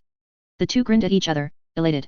In the workshop the hovering Mirage prototype glowed softly, silently heralding a new era the boy had just opened. Only a prototype, tests and improvements lay ahead, weapons still unmounted, but it flew. The hardest step was taken. Gazing at the floating Mirage, Seo already saw it scheming the dunes, shifting battles and perhaps the future of the land of wind itself. Chapter 64 Chiyo's Shock. Seo stood outside Elder Chiyo's front door, drawing a deep breath. Clutched in his hand was a specially made sealing scroll carrying months of painstaking effort and his dream itself, the Mirage prototype. He knew this step was crucial. Chiyo's approval and guidance could shape his creation in ways nothing else could. He knocked. Moments later the door opened, and the elder regarded him with a flicker of surprise. She sensed something different in the boy since their last meeting, his presence calmer, his eyes barely restraining an almost indescribable excitement. Seo? Come in. Cho stepped aside to let him pass. Without small talk he followed her into a workshop crammed with puppet parts and scrolls, turned, and said gravely, Elder Cho, I've built a new puppet. I'd like your guidance. Oh. She arched a brow, intrigued. She knew the boy's gift for the puppet technique was extraordinary, anything that made him this solemn would be no ordinary work. Let's see it. Seo nodded, backed up to clear a space, formed hand seals, and barked, release. Poof. A veil of smoke dispersed to reveal a sleek, never-before-seen platform of uncanny beauty hovering in the center of the workshop. Matte deep gray, its lines sharp, it hung a palm's breadth above the floor, faint esoteric runes glimmering across its hull, exuding a quiet, overwhelming power. What? Chiyo's composure vanished, replaced by utter shock. Her cloudy old eyes snapped wide, she instinctively stepped forward, scarcely believing what she saw. Levitation? With no supports? No chakra threads? It defied every principle she'd known in her decades as a puppeteer. It's called Mirage, a maglev passenger platform I designed, Seo said, pride coloring his voice. He began with the anti-gravity theory of magnet release, moved on to vector thrust maneuvering, integrated recon arrays, weapon hardpoints, and the multi-purpose folding grab arms. Cho listened with total concentration, astonishment lingering on her face. Every concept pried open a new window in her long-settled understanding of the craft. Maglev? Vector propulsion? A boy had actually realized these unheard-of ideas. Yet when he reached the core of the matter, its power source, his tone grew cautious. I call the engine a beginner natural energy puppet core. Natural energy. Cho cried, her expression changing instantly. You've dabbled in that force. Do you realize the danger, Seo? One slip and you're petrified stone. Her voice turned harsher than ever, laced with dread and worry. Seo hurried to explain, please rest assured, Elder, it's not direct usage. Through an ancient spirit siphoning seal I draw a hair-thin wisp of natural energy's essence, dilute and convert it into a mild, controllable new power. Look, it's running perfectly stable. He indicated the silently hovering Mirage. Cho leaned in, sensing carefully. Indeed, though vast and pure, the energy felt uncannily gentle, nothing like the raging natural energy she knew, yet her grimness did not lift. She seized Seo's arm, eyes sharp as blades, voice low and deadly serious. Seo, listen. No matter the method, involving natural energy is a secret that could shake the entire ninja world. Guard this beginner natural energy puppet core with your life. Let no second soul learn its core principle. Otherwise it will bring you not glory but endless calamity, perhaps even annihilation to the village. Do you understand? A chill ran down Seo's spine and he nodded firmly. Yes. I understand. Apart from you and father, I'll tell no one the core secret. Only after that solemn vow did Chiyo's expression ease, though worry still lingered. She turned back to Mirage, feelings in turmoil. The boy's talent had already surpassed her expectations, sending him down an unprecedented path that even she found terrifying. Once the shock passed, decades of mastery took over. She circled Mirage, studying it, fingers brushing joints and runic nodes. The magnetic field can be distributed more evenly, here and here the runic circuits need fine-tuning, cuts energy loss by at least 10%. The vector nozzle steering's too complex, in battle it'll break. Borrow the joint design of father and mother from Kuroeri, Hitokiri, Sasori's puppets. Simplify, improve reliability. The reconnaissance sensory barrier is too small, I'll teach you a wider spider sense layout. The weapon hardpoint lacks structural strength, add internal cross-bracing to handle violent maneuvers. An overall weight balance levitation nullifies most, yet at high-speed turns it still matters. Recalculate and adjust. One by one, Cho cut to the heart of flaws Seo's experience had missed, offering solid fixes. She held nothing back, pouring out a lifetime of expertise to perfect every system of Mirage. Seo drank in every word, scribbling frantically. The master's insights cleared away countless vague or unseen details in a flash. Thus the old master and the youth sank into discussion of tomorrow's weapon of war. In the workshop the hovering Mirage stood silent witness as Sunagakure's elder and budding prodigy fused their minds, a creation beyond its era steadily approaching perfection under a legend's guiding hand. Chapter 65 News of Sasori. The workshop buzzed with focused enthusiasm. Elder Cho was explaining an ancient rune coupling trick to Seo, a tiny refinement to the energy circuit of the Mirage. Seo listened intently, pen flying across his notes. Chiyo's words faltered. Her gaze drifted to a mission report half buried under puppet parts on the desk. One line snagged her eye. 2 days ago, the fangs of sand bandits holed up in the western desert's Ghost Weep ravine, all 53 confirmed wiped out. No survivors. The sentence carried a cold magic, it drained the light of puppetry from her eyes. Her fingers trembled, the commanding air she'd worn moments ago crumbling into grief and exhaustion. She straightened slowly, left the Mirage, and carried the report to Seo with aged hands, voice husky. Look. Puzzled, Seo schemed the page. Eradicating a band was hardly shocking in the chaotic land of wind. He glanced up, not understanding. Who, do you think did it? Cho whispered, as though afraid of the answer. Seo reread the details, copious poison residue, victims paralyzed in seconds, then killed with surgical strikes, some bodies sliced or pierced by unknown blades, almost no sign of prolonged combat, more a one-sided, high-efficiency massacre. A chill rose, alone, lethal figure loomed in his mind. This style precise, efficient, poisonous, and fond of turning victims into, Seo's head snapped up, horror flashing. Senior Sasori. Cho shut her eyes and nodded heavily, the lines on her face deepened. She sank back into her chair, strength gone. It's him. Only he cleanses targets this way. Pain laced her voice. That child, he's chosen the path. Utterly, betrayed the village. Silence swallowed the workshop, broken only by the soft hum of the Mirage's core. Seeing Chiyo's suddenly haggard profile, Seo felt a storm of emotions. Sasori, the eccentric genius who tutored him in puppetry, gifted him salamander data, was now an S-rank rogue, brutal and unbound. And the elder, torn between her runaway grandson and the village's survival, still soldiered on. A thought sprouted in Seo, Sasori's miraculous craft, especially the embryonic idea of a regeneration core, his own natural energy core and the Mirage project, the village's pressure, scarce resources, encircling foes. Sasori's power was a double-edged blade, but what if? Seo inhaled, resolve hardening. Elder Cho. She opened her eyes slowly. I want to try finding him. His voice was calm, clear. What? Cho jerked as if struck. Do you know what you're saying? Sasori isn't who he was. He's lethal. Seeking him is suicide. I know the danger. Seo's gaze never wavered. But I have reasons I must go. He paused, marshalling his thoughts. First, Sasori's core puppetry may hold keys to perfecting the Mirage and the village's future craft. Second, as an outsider with power, he might possess unique intelligence on every faction. Third. His eyes swept the hovering Mirage with its mobility and my magnet release. I can scout or retreat. I won't rush a fight, I'll observe, maybe make contact. Cho stared, searching for hesitation and finding none. She knew this youth, gentle surface, iron will. Once decided, immovable. She opened her mouth to forbid him, but only a long, powerless sigh escaped. Didn't she ache for news of her grandson? Yet she feared losing this boy she'd come to love. If you must go, she said, voice raw with worry, promise me, never face him directly. At the first sign of danger, flee. Your life outweighs any intel, any technique. Swear it. I swear. Seo nodded firmly. I'll be careful. Leaving Chiyo's home, Seo felt the weight of dusk stretching his shadow. The joy of the Mirage's success ebbed under sudden duty and urgency. Hunting Sasori meant walking into a tiger's lair, yet to grow stronger faster to seize tech and intel that might shift the balance he had to take the step. He lifted his gaze toward the western desert, as though sight could cross endless dunes. Sasori, where are you, and what have you become?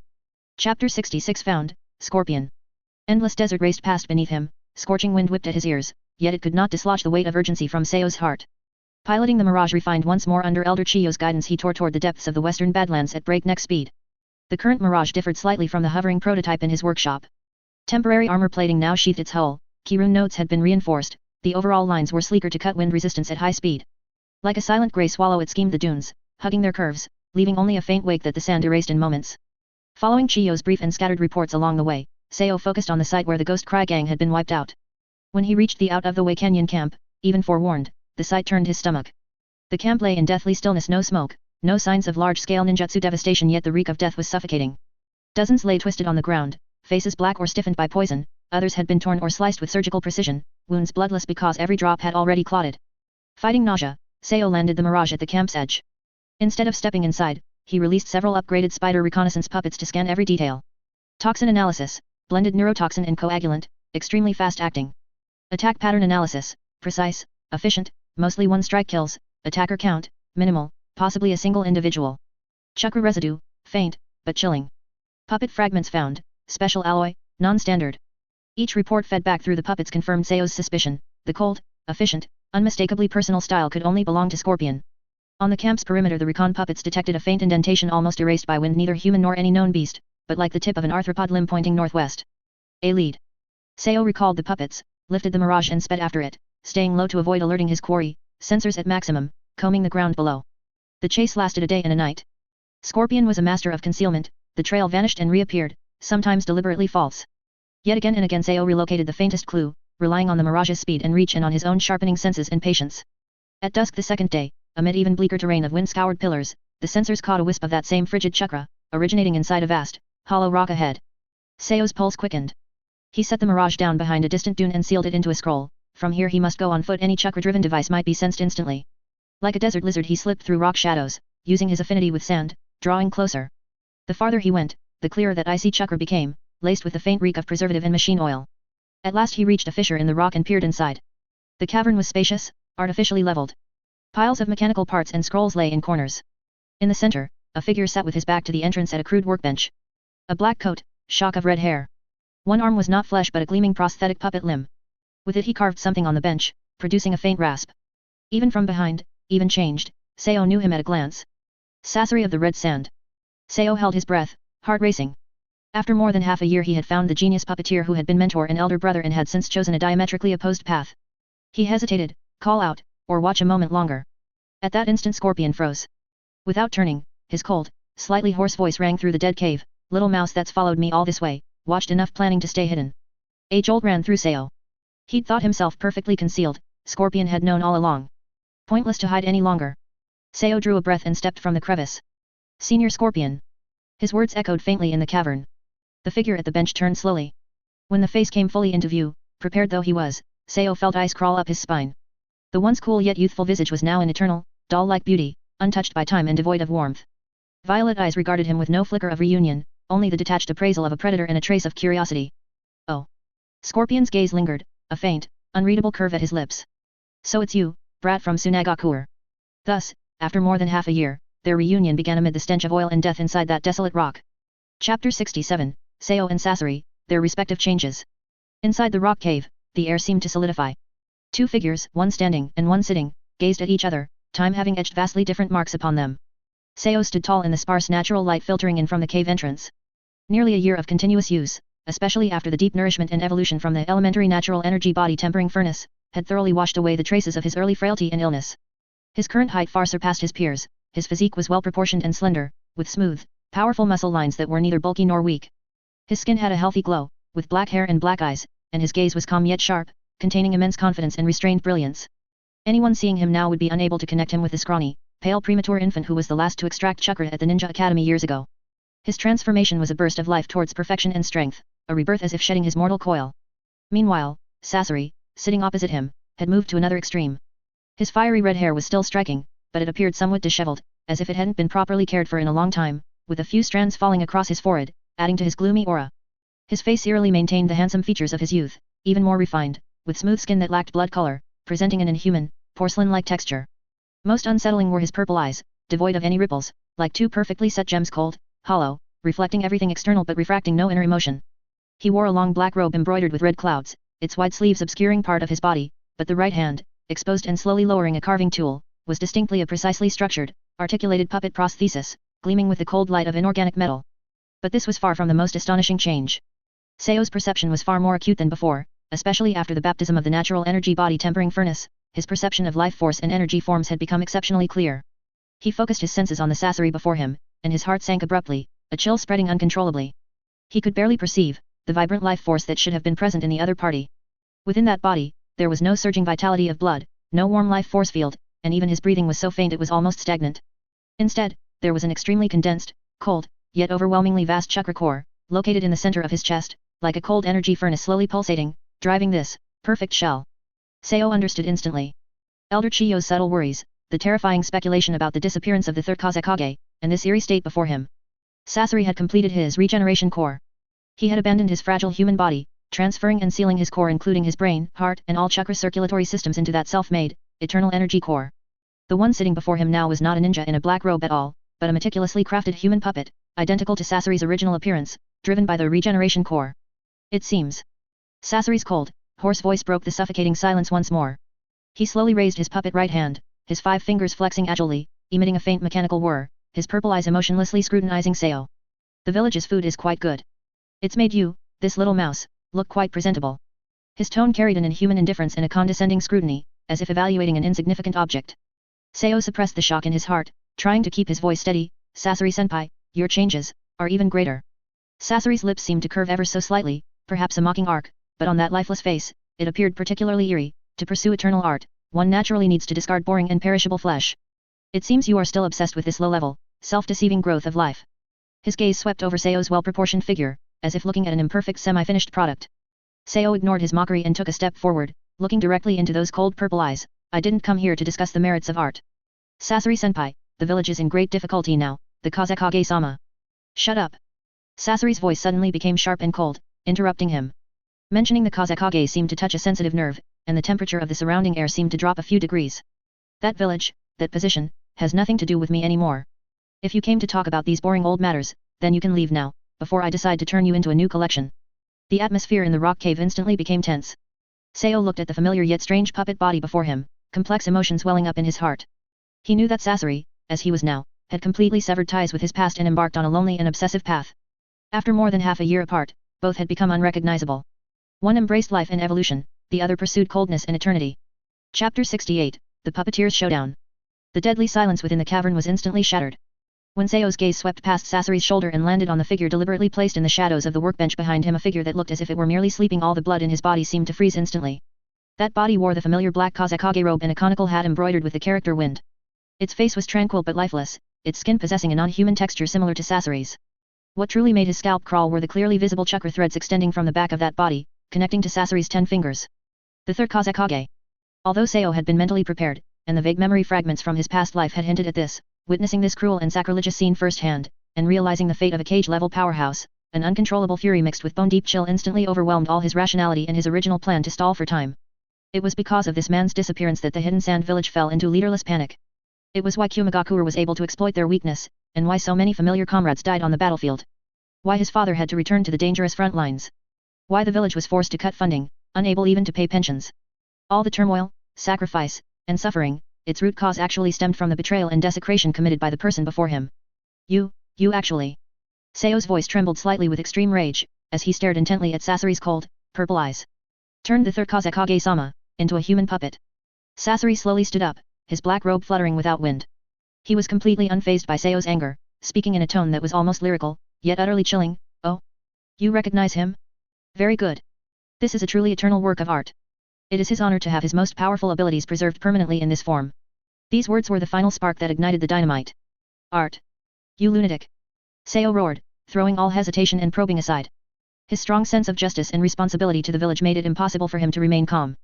Almost in the same instant, both men moved. Sasori's fingers moved imperceptibly. The grotesque Hirako puppet crouching beside him suddenly sprang up, swiftly enveloping his body like a living creature, forming an ugly yet dangerous defensive combat form. Simultaneously, his 10 fingers danced, and more chakra threads shot out, connecting to the expressionless Third Kazekage human puppet behind him. Magnet release, iron sand drizzle. The Third Kazekage raised his hand, and countless pieces of black iron sand instantly condensed before him, transforming into dense, sharp senbon that shot towards Seo like a downpour.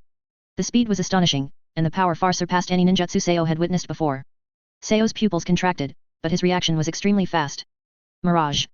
He gave a low shout, and the ceiling scroll already in his hand burst open with white smoke. The Mirage, which Cho had adjusted and optimized, instantly appeared.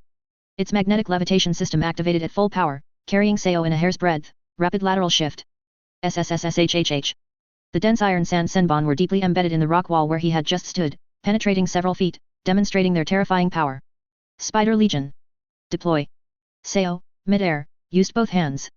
10 chakra threads precisely controlled the Mirage to stabilize its posture, while the fingertips of his other hand flicked, causing several scrolls to unfurl simultaneously. Bang! Bang! Bang! Dozens of spider puppets of varying sizes surged out like a tide, instantly covering half the cavern. The small spider puppets were lightning fast, climbing directly onto the rock wall ceiling using their size advantage, and spraying sticky silk threads and poisoned senbon from tricky angles to interfere with Sasori's sight and movements. The medium spider puppets, like nimble hunting dogs, darted across the ground, using sharp limbs and built-in exploding tags to launch suicide attacks, frantically assaulting Hirako's defense. The large spider puppets were comparable in size to small summoning animals. Their sturdy shells and immense strength made them the main assault force, brandishing huge metallic pincers as they charged fearlessly straight toward the Third Kazekage. Boring tricks. Sasori's cold voice emanated from within Hirako. Facing the swarming spider legion, the Third Kazekage under his control changed tactics again. Magnet release, iron sand defense. A massive, heavy wall of iron sand instantly formed, blocking the impact of all the large spider puppets and the explosions of the exploding tags. At the same time, Hirako's tail stabbed out fiercely, moving so fast it was only a blur, instantly piercing and tearing apart several medium spider puppets. The mechanism on its back opened, and countless poison needles shot out like falling flowers toward the small spider puppets in the air. For a moment, the cavern turned into a brutal puppet slaughterhouse. The sound of metal clashing, explosions, and poison needles cutting through the air was incessant. The weight and sharpness of the iron sand, and the agility and fearlessness of the spider puppets, wove together a symphony of death. Seo piloted the Mirage, performing various high-difficulty evasive maneuvers in the air, dodging the constantly incoming giant iron sand needles or surprise attacks from Hirako. His chakra threads flew to their limit, simultaneously and precisely controlling the Mirage and dozens of spider puppets, his brain operating at high speed, calculating every command. Sasori, meanwhile, held the advantage, hidden within Hirako, his 10 fingers dancing elegantly and lethally, controlling 2 top-tier puppets simultaneously. The Third Kazekage's magnet release was expansive and infinitely powerful, while Hirako was treacherous and vicious, making it impossible to defend against everything. The battle entered a white-hot phase right from the start. Seo was barely holding on thanks to the sheer numbers and the mobility of the Mirage, but the quality of Sasori's puppets was simply too high. Especially the Third Kazekage human puppet, whose magnet release possessed a natural counter-advantage against the iron sand spider puppets, often destroying several with a single blow. This was an unequal confrontation, a sudden life and death struggle between a new generation's creation that surpassed its time, and a genius rogue ninja who had immersed himself in puppet technique for decades. Seo gritted his teeth. He knew he absolutely could not afford a prolonged battle. He had to find a way to break this deadlock. Chapter 69, The outcome is hard to predict. The desolate Rocky Mountain region had completely transformed into a raging battlefield. Roaring, tearing, and clanging sounds of metal were incessant, while violent chakra and magnetic fields distorted the air, kicking up dust everywhere. Seo and Sasori, 2 genius puppeteers from different eras of the Hidden Sand Village, had already pushed their respective techniques to the limit. Magnet release, iron sand great needle. Sasori's cold voice transmitted through Hirako. The Third Kazekage human puppet swung its single hand down, and massive amounts of iron sand instantly coalesced into several gigantic sharp cones capable of piercing bedrock. They shot toward the high-speed moving Mirage in the air from different angles, accompanied by a chilling sound of rushing air. Seo's pupils contracted. He yanked hard on the chakra threads he controlled with both hands. The vector thrusters at the tail of the Mirage erupted with powerful airflow, allowing the machine to narrowly avoid the main spikes with a high difficulty, near right angle twist. Simultaneously, the magnetic levitation array beneath the platform shone brightly, generating a strong horizontal repulsive force. Magnet release, iron sand barrier.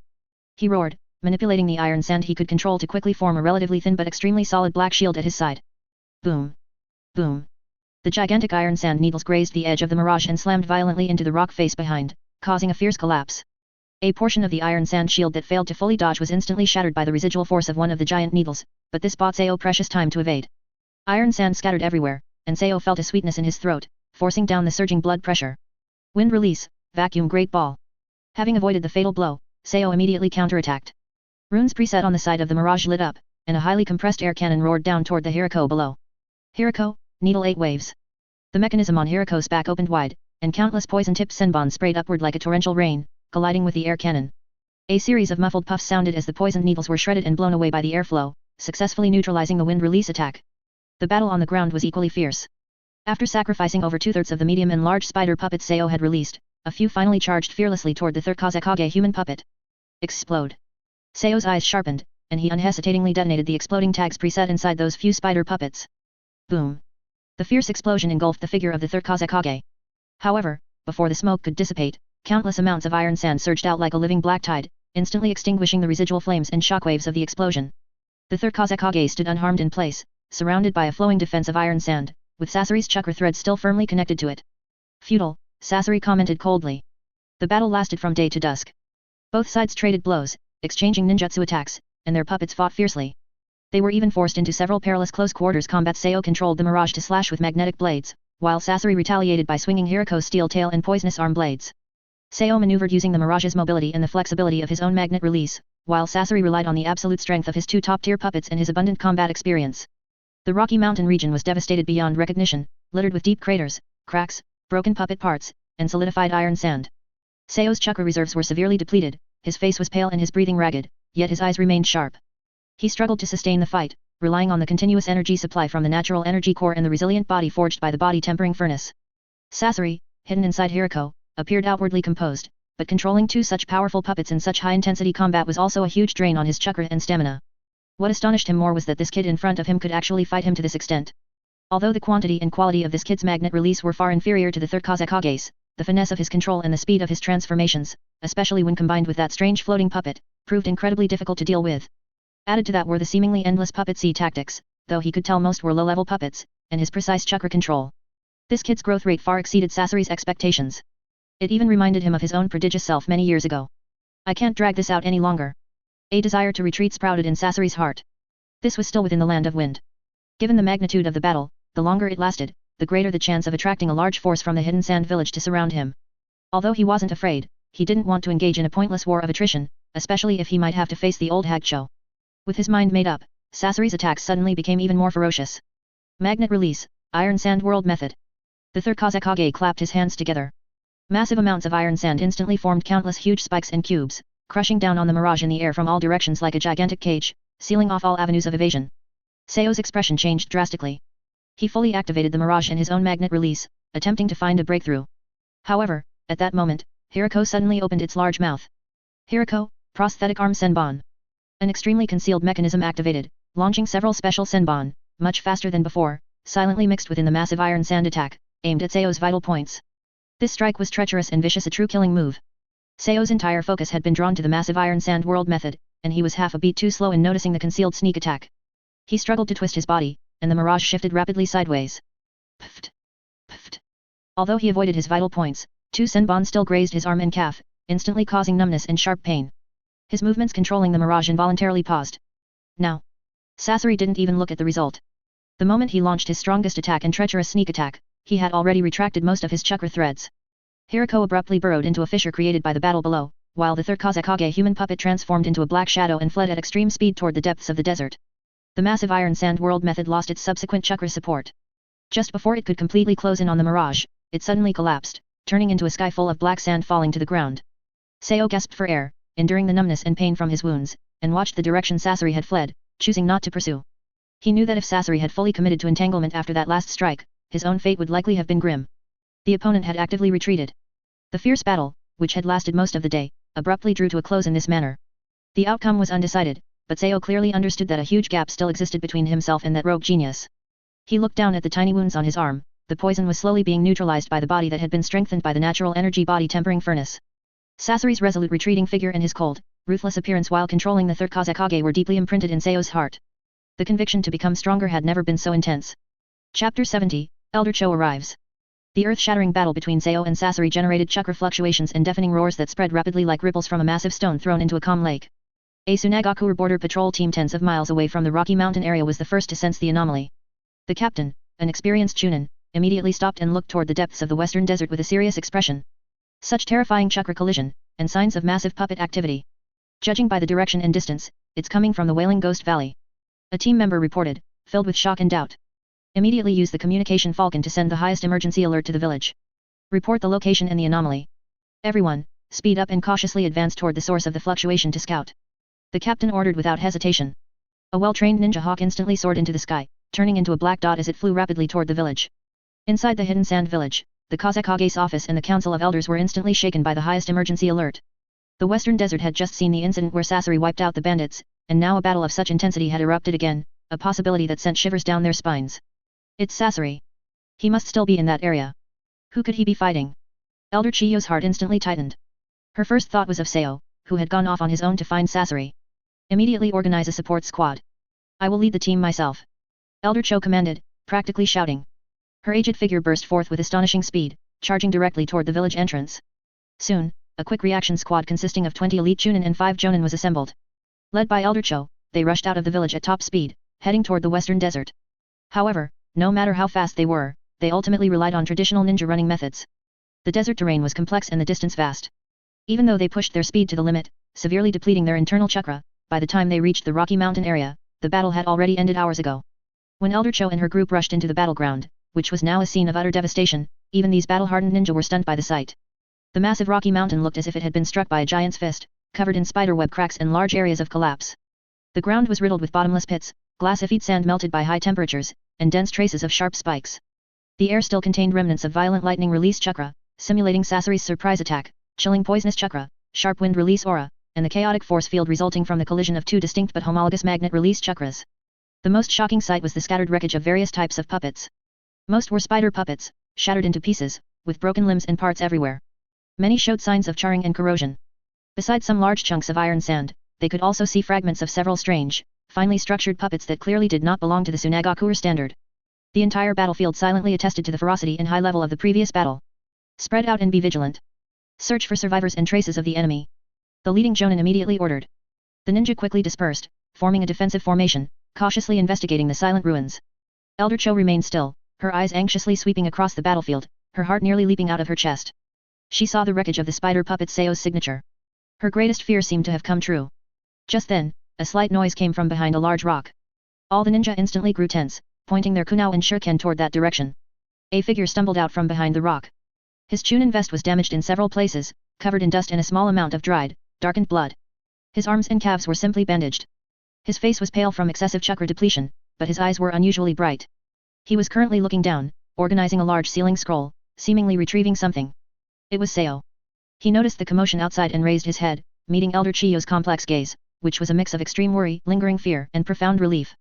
Sao. Elder Cho instantly rushed up to him, grabbing his shoulders and examining him thoroughly. Are you all right? Are your injuries serious? Was it Sasori?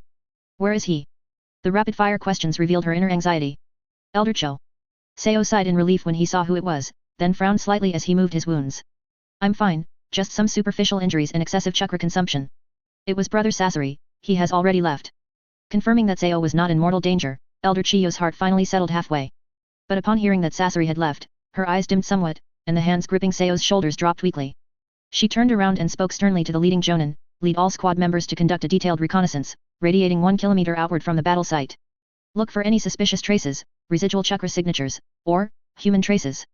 Report any findings immediately, an unauthorized pursuit is strictly forbidden. Yes. The jonin accepted the order and immediately directed his subordinate ninja to scatter and carry out the command. They all knew that anyone who could make Elder Cho this nervous was certainly no ordinary opponent. After everyone else had left, Elder Cho looked back at Sao, her gaze becoming extremely serious. What exactly happened? Tell me everything, detail by detail, without omitting anything. Sao took a deep breath, sat down against the rock, and began narrating the entire process in detail, from how he tracked Sasori's whereabouts to the final confrontation and the outbreak of the battle. When he spoke of Sasori appearing while controlling the Third Kazekage human puppet, Elder Chiyo's body visibly swayed, and her face turned deathly pale. Although she had suspected it, the moment it was confirmed felt like a massive blow. Sao finished recounting the entire battle process, including Sasori's sudden fierce attack and subsequent retreat. Elder Cho remained silent for a long time, the setting sun casting her hunched figure into a long shadow. She looked at the completely destroyed battlefield, at the puppet wreckage created by the young Seo, and then thought of her grandson who had completely descended into darkness. Her heart was filled with endless sorrow and a deep sense of powerlessness. You did very well, Elder Cho finally said, her voice hoarse. She patted Seo's shoulder. To be able to hold out against Sasori for so long, and even force him to retreat, you have far exceeded my expectations. Rest well for now. We will discuss the rest once we are back in the village. She turned around, looking toward the direction in the desert where Sasori had disappeared, her gaze complex and unfathomable. Seo silently looked at the scroll in his hand, which contained a large number of recovered damaged spider puppets. His desire for the upgrade of the Mirage and for stronger puppets became more urgent than ever. I beg all kind people to casually click like, write a paragraph review, and if possible, give a 5-star rating. Chapter 71, Concealing the News. The setting sun stretched the shadows of the two people long across the ruins. Seo simply treated his wounds and took a military ration pill to restore his chakra. Elder Cho stood silently in place, the wrinkles on her aged face seeming deeper than before. Her gaze swept across the ravaged battlefield, finally landing on the massive remnants of iron sand from the Third Kazekage's magnet release, her eyes filled with pain and struggle. The Jonin scout returned to report, Elder Cho, no traces of other personnel were found in the vicinity. The enemy's retreat direction points toward the depths of the northwest desert, but the tracks disappeared after entering the quicksand area. Furthermore, the residual chakra at the scene is complex, but the main components seem to be signs of violent magnet release collisions and extensive puppet technique activity. He cautiously avoided voicing the most terrifying suspicion, but the shock in his eyes was undeniable. Understood. Continue to be vigilant. Elder Cho waved her hand, her voice sounding tired. After the Jonin left, she slowly walked up to Seo and lowered her voice, every word sounding incredibly heavy. Seo, you saw it all. Sasori, he has completely gone mad. What happened to the Sandame must never be revealed to the public. Seo looked up, understanding Elder Chiyo's concerns. He nodded and whispered, I understand. If the news leaks, the fourth generation leader will surely be furious and will use the entire village's strength to hunt down brother Sasori. But right now, he looked at the Sunagakure ninja busy searching around them. Kumagakure just retreated, Iwagakure is eyeing us covetously in the northwest, and a great war has already broken out. The village can no longer withstand any massive internal turmoil or dispersal of power. What's more? He paused, his voice even lower, a Kazekage being turned into a human puppet. If this matter spreads, the hidden sand village will lose all face in the entire ninja world, become a laughingstock, and might even attract more opportunists looking to take advantage of our misfortune. Elder Cho looked at Seo with some surprise. She hadn't expected the young man to not only understand but also consider the implications so deeply, showing maturity far beyond his age. She nodded heavily, you are right. Raza has only just stabilized the situation. This news would be a devastating blow to him and to the village. We must conceal it. But how should they explain this earth-shattering battle? How should they explain why Seo appeared here? And how should they cover up the residual magnet release traces that clearly belonged to the Third Kazekage? The two fell into a brief silence. Seo's mind raced, and based on the current situation, a relatively plausible explanation gradually took shape. Elder, Seo began, perhaps we can report it this way. I went out alone to search for special metal materials to upgrade my puppets and accidentally entered this area. Unexpectedly, I encountered a small team of elite Iwagakure reconnaissance troops who had infiltrated, and a fierce battle broke out.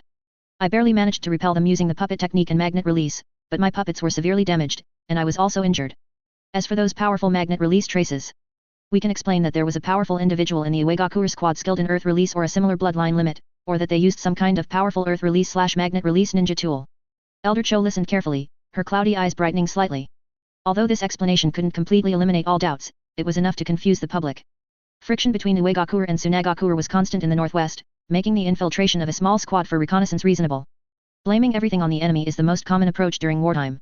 Seo's magnet release did indeed bear some resemblance to Iwagakure's earth release in certain manifestations, which was enough to pull off the deception. Good. We will do as you say. Elder Cho decided immediately. I will personally report this matter to the fourth generation leader to standardize the story. I will issue a gag order to all team members involved in this operation. Everything seen and heard today will be classified as top secret and must not be leaked. Her tone carried an undeniable resolve. For the stability of the village, some truths had to be buried. Soon, the Sunagakure search squadron assembled. Elder Cho stood before the crowd and solemnly announced the investigation results. It has been confirmed that this location was the site of a battle that occurred when our Chunin, Seo, was executing a material collection mission and unexpectedly encountered an infiltrating Iwagakure reconnaissance squad. The enemy has been repelled, and our personnel sustained injuries. This matter involves wartime intelligence and tactical details. Now, pursuant to wartime regulations, no one is permitted to disclose any information regarding this mission externally. Violators will be treated as traitors to the village. Although the ninja still harbored doubts, the scale of that battle didn't look like a small reconnaissance squad. Elder Chiyo's authority and the severity of the wartime regulations immediately forced them to suppress all questions, and they replied in unison, yes. On the way back to the village, Seo sat on a bumpy pack animal, looking back at the ruins that were gradually disappearing into the twilight, his heart heavy. He had concealed the truth, protected the temporary stability of the village, but he had also let go of the Kazekage killer traitor, burying a heavy secret deep in his heart. He knew this secret wouldn't remain buried forever. One day, when the hidden sand village was strong enough and external threats were resolved, this past event, deliberately concealed, would inevitably be revealed again. But for now, it had to become a stone sinking deep into the sea of sand. After returning to the village, a mission report personally drafted by Elder Cho was presented to the 4th Kazekage Raza's desk. The report detailed the process of Chunin Seo encountering an Uegakure reconnaissance squad and achieving victory after a fierce battle. Raza looked at the report, his gaze lingering for a moment on phrases like traces of violent magnet release collisions and suspected Uegakure special forces. He frowned slightly but ultimately did not investigate further. The war effort was demanding, and he had countless problems to deal with. A small-scale border skirmish, especially one where their side won without major losses, was no longer his priority. Seo, meanwhile, returned to his small house with his injuries and a pile of broken puppet parts. Closing the door, he opened his palm. Resting in his palm were several special, jet-black, heavy iron sand particles that he had secretly collected during the final moments of the battle from the shattered fragments of the Third Kazekage human puppet. He looked at these particles, a determined light flashing in his eyes. Chapter 72, Crossing the Border. The plight of the hidden sand village did not quickly ease despite the great efforts of 4th Kazekage Raza. The budget cuts from the daimyo's manor were like a heavy shackles, firmly gripping the village's lifelines. Supplies in the warehouses grew scarcer by the day, maintenance and replenishment of ninja equipment became difficult, and the distribution of pensions for the fallen was repeatedly delayed, allowing dissatisfaction and anxiety to secretly fester. Inside the Kazekage's office, the atmosphere was heavier than usual.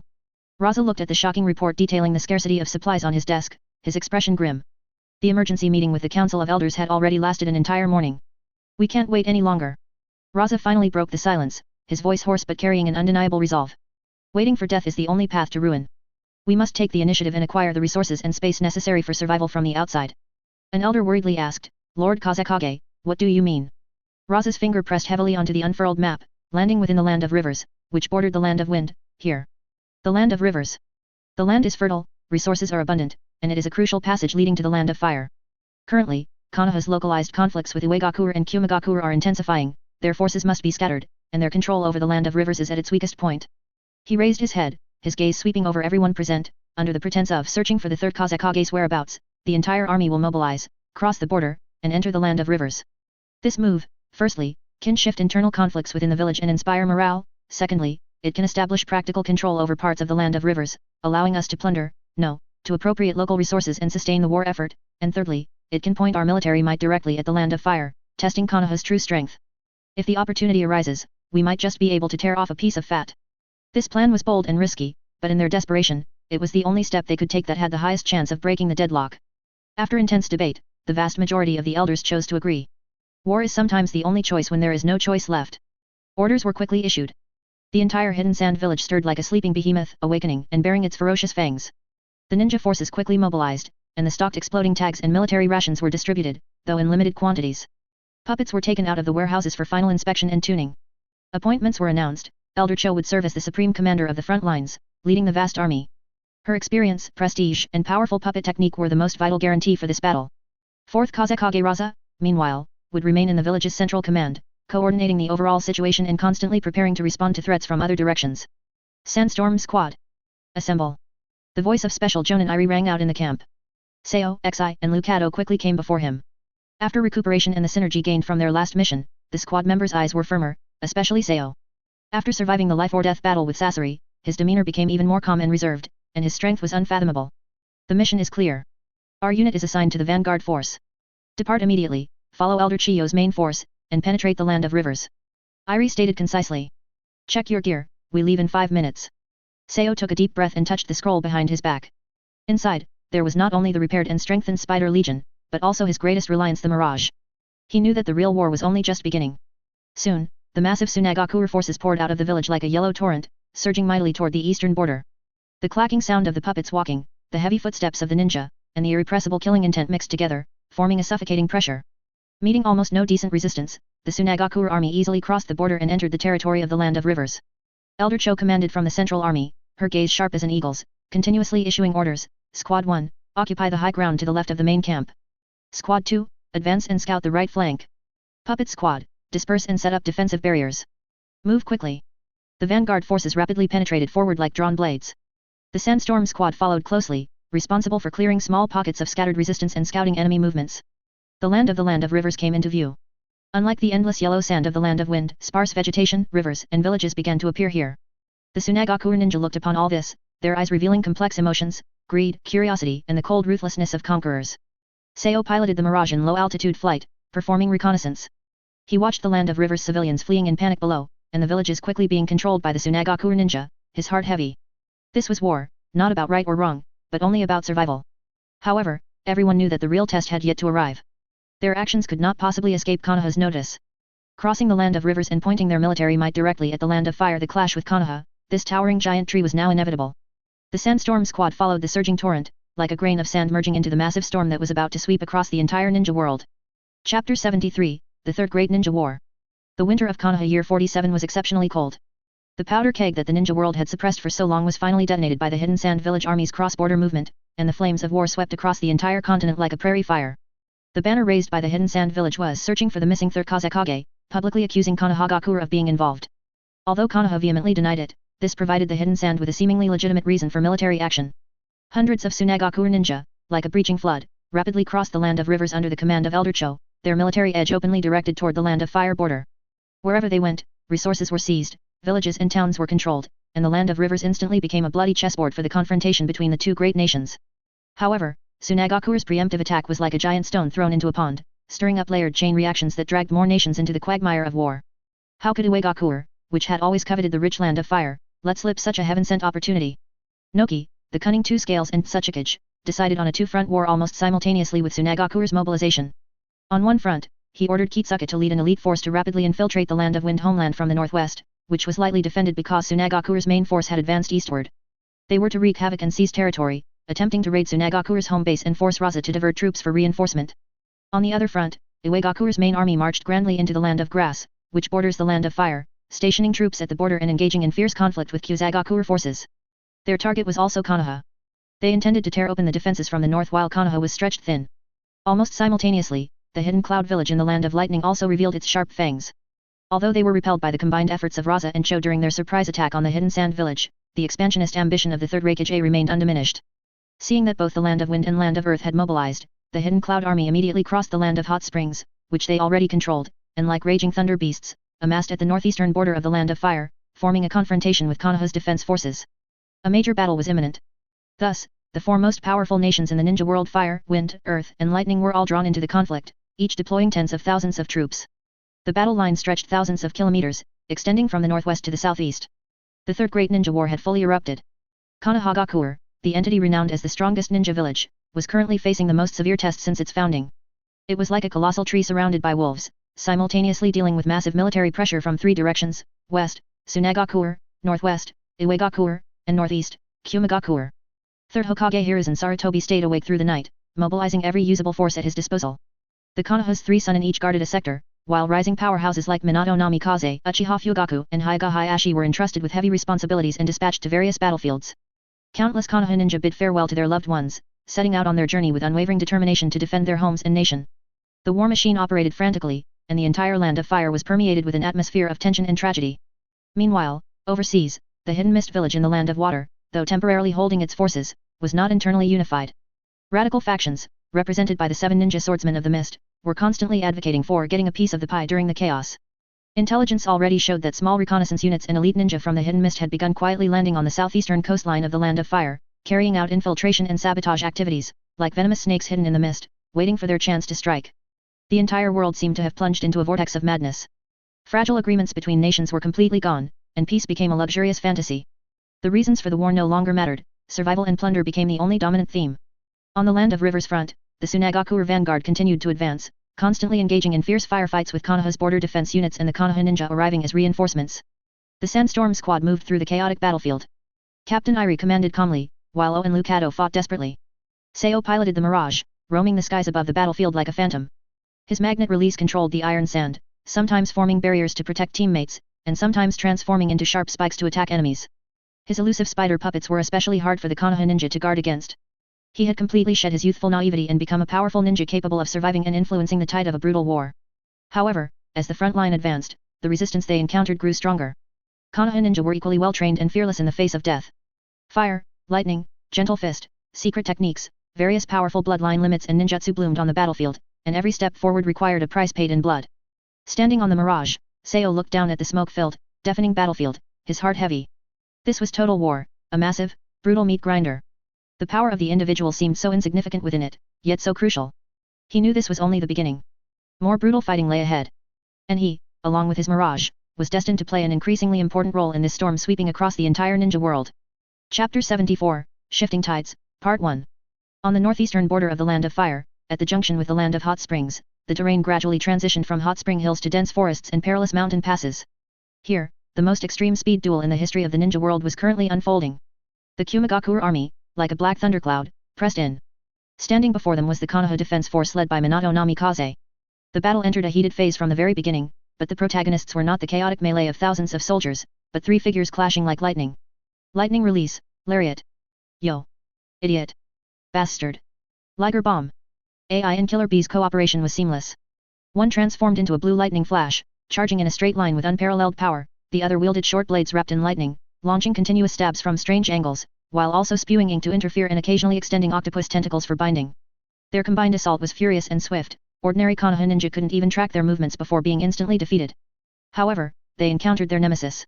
A golden light, as if teleporting, flickered across the battlefield. Minato Namikaze, the specially made kunao in his hand was like an invitation from the Shinigami. Often, the moment it was thrown, he himself would appear at the kunao's location. Flying Thunder God technique. AI's lariat crashed down with destructive speed, only to shatter a golden afterimage. Minato himself had already appeared next to another kunao, pressing a raised nan towards Killer Bee's flank with a backhand. Killer Bee's seven-sword style danced impenetrably, but just as he was about to strike, he would find his target had vanished, replaced by a kunao inscribed with the Flying Thunder God Jutsu formula, shot from an unexpected angle. Even the eight-tailed sweeping tentacles couldn't catch that speed, which truly surpassed the limits of vision. So fast. Faster than lightning.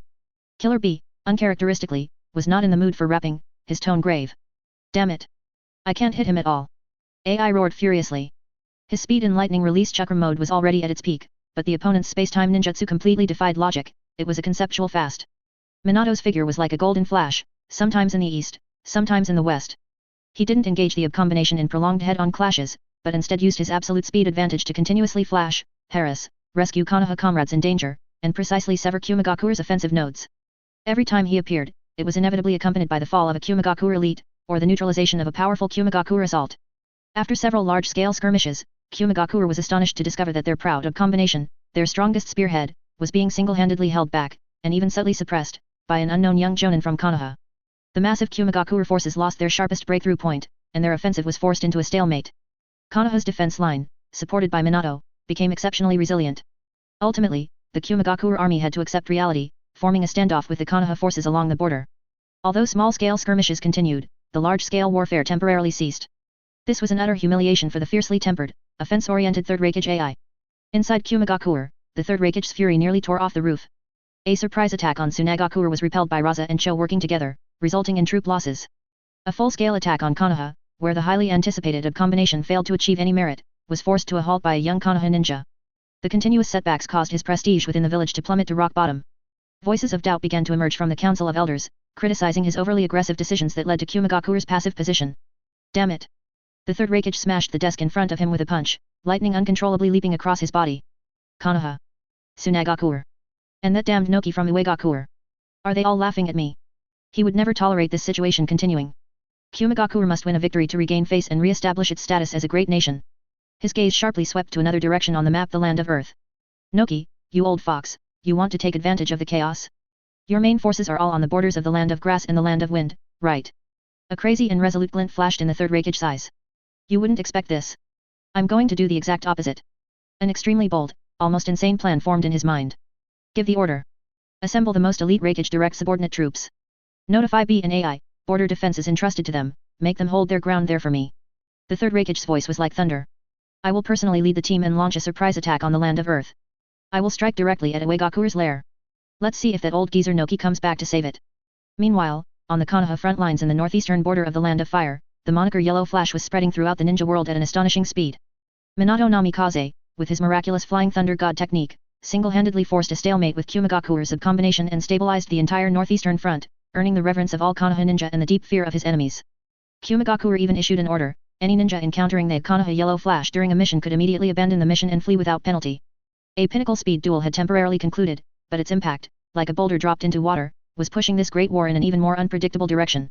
The Third Kazekage's furious strike was about to bring new variables to the Land of Earth battlefield. Chapter 75, All Sides Stirring, Part 2. While the Yellow Flash and the Hub combination were performing their speed legend on the northeastern border, war raged in a different, more brutal and massive form in the northwest of the Land of Fire. Iwagakure Jonin Higashi Shinen, a powerful figure renowned for his ruthless, iron-blooded nature and command of large-scale military operations, led Iwagakure's main army like a breaching torrent of earth and stone, violently crushing the weak resistance of the Land of Grass, with their vanguard pointing directly at the Land of Fire mainland. Iwagakure's strategy was simple and effective, relying on their numerical superiority of ninja, which far surpassed Konoha's. They engaged in frontal, head-on, crushing advances. Countless Iwagakure ninja battered Konoha's defenses like a tide. They were skilled in earth release, possessed strong defenses, and advanced slowly but relentlessly, with every step accompanied by fierce fighting. When the news reached Konoha, the third Hokage Hiruzen Sarutobi was overwhelmed. The pressure of fighting on multiple fronts stretched Konoha's forces thin. He had to almost completely drain the village's internal and secondary defenses just to scrape together a force capable of resisting Higashi Shinen's main army. Order. Effective immediately, Jiraiya will be fully responsible for the northwest front. You must repel the enemy outside the nation's gates. Hiruzen Sarutobi's voice carried an unprecedented gravity as he entrusted the heavy responsibility of frontline command to one of his most trusted disciples. The arrogant ninja with long white hair accepted this weighty mission and rushed to the front line. When he saw the Iwagakure ninja covering the mountains and plains, and their slow but unstoppable advancing formation resembling a moving fortress, his expression became extremely serious. The battle erupted instantly. Earth release, earth flow river. Earth release, rock stealing rod. The Iwagakure ninja cooperated tacitly, deploying numerous ninjutsu that massively altered the terrain, attempting to swallow and divide Konoha's defense line. Countless huge rock projectiles rained down onto Konoha's positions. Jiraiya led the charge, standing at the very front of the battle line. Fire release, great flame bomb. Ninja art, needle jizz. The massive fireball roared, incinerating the earth flow in front of him, and his white, stiff long hair protected his body like a hedgehog, deflecting the incoming kunao and rocks. His immense strength and fierce fighting style greatly boosted Konoha's morale. However, individual bravery still seemed insignificant against an army of thousands of ninja. Iwagakure's numerical advantage was simply too great. They could attack in shifts, regardless of casualties. Konoha's defense line was under immense pressure, and the casualty count continued to climb. Positions changed hands several times, and the battle line slowly shifted deeper into the Land of Fire through repeated tug-of-war. The Iwagakure army, commanded by Higashi Shinen, was like a giant millstone, slowly grinding down Konoha's strength and seizing the initiative on the battlefield. The fierce battle continued for several days. Konoha suffered heavy losses, and the situation was precarious. This can't go on. Jiraiya looked at his exhausted and heavily depleted subordinates, and the seemingly endless Iwagakure camp in the distance, and made up his mind. He needed power that could break the deadlock, powerful strength that could turn the tide of the battle in one fell swoop. He found a relatively safe corner and summoned the two toad sages, Fukasaku and Shima. Mother, father. I'm counting on you. Jiraiya sat cross-legged, focused his mind, and began absorbing natural energy. The unprecedented pressure on the battlefield instead forced his concentration to peak. His coordination with the two sages had been honed through multiple real battles and was becoming increasingly proficient. Although it still required some time, the stability of this process was far better than before. When Jiraiya opened his eyes again, his eye shadow had turned into horizontal lines like a frog's pupils, and frog-like bumps had appeared on the tip of his nose. A massive and terrifying pressure spread out centered on him. Sage mode. Although not perfect, it was nearing maturity. Sage art, hair needle senbon. Jiraiya's white hair shot out like an explosion, transforming into countless senbon wrapped in natural energy, sweeping toward the Iwagakure forces like a metallic storm. Its range, speed, and power far surpassed anything before. Sage art, Gomen. Sage Fukasaku used wind release, Sage Shima used fire release, and Jiraiya used oil release. The combination of the three created a sweeping torrent of flames, instantly turning large sections of the Iwagakure position into scorched earth. Sage art, Toad confrontation chant. Even at certain critical points, area of effect genjutsu sage arts were secretly activated, causing entire squads of Iwagakure ninja to fall into auditory and visual hallucinations, leading to mental collapse. Jiraiya charged into the enemy formation like a true war beast. Wherever he went, Iwagakure ninja fell in droves, and their sturdy earth release defenses crumbled like paper before the sage art. He was not just killing, he was destroying Iwagakure's offensive rhythm and morale. Higashi Shinen attempted to mobilize elite forces to surround and suppress Jiraiya in sage mode, but found it impossible to even begin. The opponent's attack range was too vast, the speed too fast, and the power too strong. Iwagakure's numerical advantage, in the face of this power that transcended the scope of conventional ninjutsu, appeared utterly pale and ineffective for the first time. The situation on the northwest battlefield was forcefully reversed due to the presence of one man. The name of Kitsu Jiraiya once again echoed across the battlefield, but this time, it was accompanied by another awe-inspiring title, Toad Sage. This title, along with his earth-shattering sage arts and his heroic, tide-turning figure, spread like wildfire across the intelligence tables of all factions in the ninja world. Konoha's northwest defense line finally stabilized with the support of this sage, forming a new stalemate with the Iwagakure army. However, everyone knew that as long as the Toad Sage stood here, Iwagakure's iron hooves would not easily advance another step. Chapter 76, All Sides Stirring, Part 3. While Jiraiya, as the Toad Sage, was turning the tide on the northwest front, the long coastline in the southeast of the Land of Fire also fell victim to the war. The dense sea fog became the perfect cover for the invaders. Kirigakure Jonin Ao, a commander renowned for his calm analysis and his precious Byakugan, taken from a member of the Hyuga main family, led an elite unit of the Hidden Mist. They landed silently like ghosts, avoiding major ports and choosing rugged, remote coastlines. Their intention was to bypass Konoha's frontal defenses and penetrate deep into the Land of Fire for infiltration and sabotage. Their actions were swift and deadly. Utilizing the Hidden Mist's skilled silent killing technique and water release ninjutsu, they successively eliminated several Konoha coastal outposts in the early stages, causing significant losses. News of this reached Konoha, and Hiruzen Sarutobi's expression grew even darker. The pressure of fighting on multiple fronts had almost reached its limit. He could no longer spare any organized regular forces and had to deploy his last elite units. Order. Anbu 3rd and 6th Squads, Route K Squad, immediately proceed to the southeast coast. Under unified Anbu command, you must annihilate the invading Kirigakure ninja and seal off the coastline. Hiruzen Sarutobi's voice carried a hint of weariness, but his decision remained decisive. He dispatched both the village's shield and sword simultaneously. Konoha's Anbu and Root elites, like two shadows, swiftly descended upon the southeast coast. Their battle against the Hidden Mist ninja was not the vast and brutal positional warfare seen on the northwest front, but rather a more dangerous and peculiar high-speed offense and defense, a special operations war. Forests, swamps, coastal caves, became the stage for their confrontation. The Kirigakure ninja, utilizing the dense fog and aquatic environment, appeared and disappeared like ghosts. Their water release ninjutsu was cunning and vicious, combined with silent killing techniques, posing a great threat. Konoha's Anbu and Root, however, countered with excellent team coordination, rich experience in tracking and counter-tracking, and their unique secret techniques. The battle was exceptionally fierce, with casualties on both sides, resulting in a stalemate. The Hidden Mist, with their geographical advantage and strange tactics, held a slight upper hand, making it difficult for Konoha's elites to completely crush them for a time. However, on this chaotic battlefield, a green figure began to rise with astonishing speed, breaking the deadlock. He was Uchiha Shisui, barely 10 years old, yet already an elite member of the Anbu. He possessed a composure far beyond his age and immensely powerful strength. In battle, Shisui was like a precise and elegant dance of death. His Uchiha shuriken throwing technique was unparalleled. Kunao and shuriken collided in midair, changing trajectories, always hitting the vital points of the Kirigakure ninja from the most incredible angles. Often, a Kirigakure ninja would just expose a weakness, only to be finished off by several shuriken that seemed to have eyes. His 3-tomo Sharingan could not only see through the Hidden Mist's invisibility and water clones, but his genjutsu was also impossible to guard against. Often, with just a glance, powerful Kirigakure ninja would fall into a daze, easily harvested by their comrades. He could even cast genjutsu on multiple people simultaneously, instantly dismantling small-scale encirclements. His fire release, Great Fire Dragon technique was immensely powerful and wide-ranging. Even in the humid coastal environment, it could unleash terrifying heat, evaporating water release jutsu and clearing vast areas. But what made the Kirigakure ninja feel most despair was his unpredictable and ghost-like body flicker illusion technique. It was not a space-time ninjutsu reliant on jutsu formulas like Minato Namikaze's, but an original taijutsu that combined genjutsu with extreme body flicker speed to the utmost. Kirigakure ninja would often see Shisui still in place, only for his attack to come from behind in the next moment, or several indistinguishable Shisui would appear simultaneously, attacking from different directions. By the time they reacted, the real body had already delivered a thunderous strike from another side. Ao tried to use his Byakugan's insight to pinpoint Shisui's real body, but found that the opponent's movement trajectory and chakra flow were incredibly fast, and the switch between the real body and the illusionary bodies had no delay. Even the Byakugan struggled to fully capture it instantly. In a crucial encounter, Shisui's squad was surrounded by an elite Kirigakure unit. Shisui's figure flickered, instantly creating over a dozen lifelike illusions that simultaneously rushed in all directions. The Kirigakure ninja immediately fell into chaos, unable to distinguish truth from illusion. Shisui's real body, like a true teleportation, appeared before Commander Ao, and his Sharingan genjutsu activated instantly. Although Ao barely broke free due to his Byakugan's resistance and rich experience, he broke out in a cold sweat, and his command system was instantly disrupted. In this moment of chaos, Konoha's Anbu seized the opportunity to counterattack, decisively defeating this elite Kirigakure unit. After this battle, Uchiha Shisui's name resounded throughout the southeast battlefield. Kirigakure ninja were terrified, calling him Shisui the Body Flicker. As long as that green figure appeared on the battlefield, it was as if an uncatchable wind of death had arrived. His presence greatly curbed the Hidden Mist's infiltration offensive, forcing Ao to shrink his forces and adopt a more conservative strategy. The battle on the southeast coastline was finally stabilized due to the activity of Shisui the Body Flicker.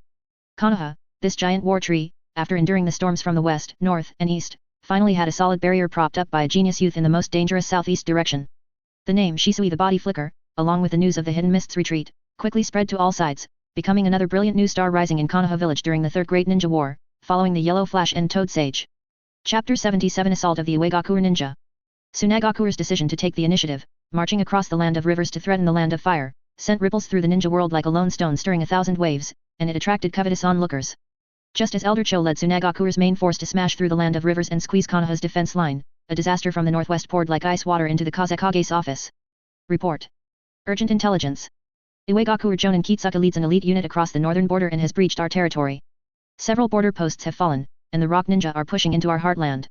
The messenger ninja, panting and blood-stained, presented the scroll with trembling hands. Fourth Kazekage Raza shot to his feet, snatched the scroll, and as he read his face darkened until he slammed a fist on the desk. Noki, you old fox. The words came through clenched teeth. He had believed a first strike would shift the conflict and let him profit while Konoha scrambled, yet Iwagakure's reaction had been swift and ruthless, striking straight at the heart of Wind Country's desert while the village was hollowed out. This classic besieged way to rescue Zhao not only endangered Sunagakure itself but openly challenged the authority of the new Kazekage. He could not allow Iwagakure to rampage inside the country, otherwise the front line's morale would collapse and the entire strategy would crumble. Raza forced himself to calm down and think fast. The main army, led by Elder Cho, was deep inside the land of rivers and could not be recalled in time. The village's garrison was limited, he needed a commander strong enough to steady the troops and block the invasion. His eyes swept the roster of available shinobi and locked on one name. Transmit the order at once. Appoint Pakura overall commander of the northern front, unite all remaining forces and border guards. Use the desert terrain to build layered defenses and drive the invaders back at any cost. His voice was steel. The command flashed out. Pakura of the Scorch release became Sunagakure's firefighter. Without hesitation she led hastily assembled troops racing into the endless northern dunes to meet Kitsuka's Iwagakure elites. A brutal desert showdown was about to begin. Far away at the land of rivers front, Elder Cho also received news of the invasion. The wily veteran instantly grasped the stakes. Raza is under immense pressure, we must press harder here so Konoha cannot spare forces, which may indirectly ease the homeland. Chiyo's eyes were sharp as she studied the map. Pass the order, accelerate clearance. Within 3 days I want all organized resistance in the land of rivers crushed.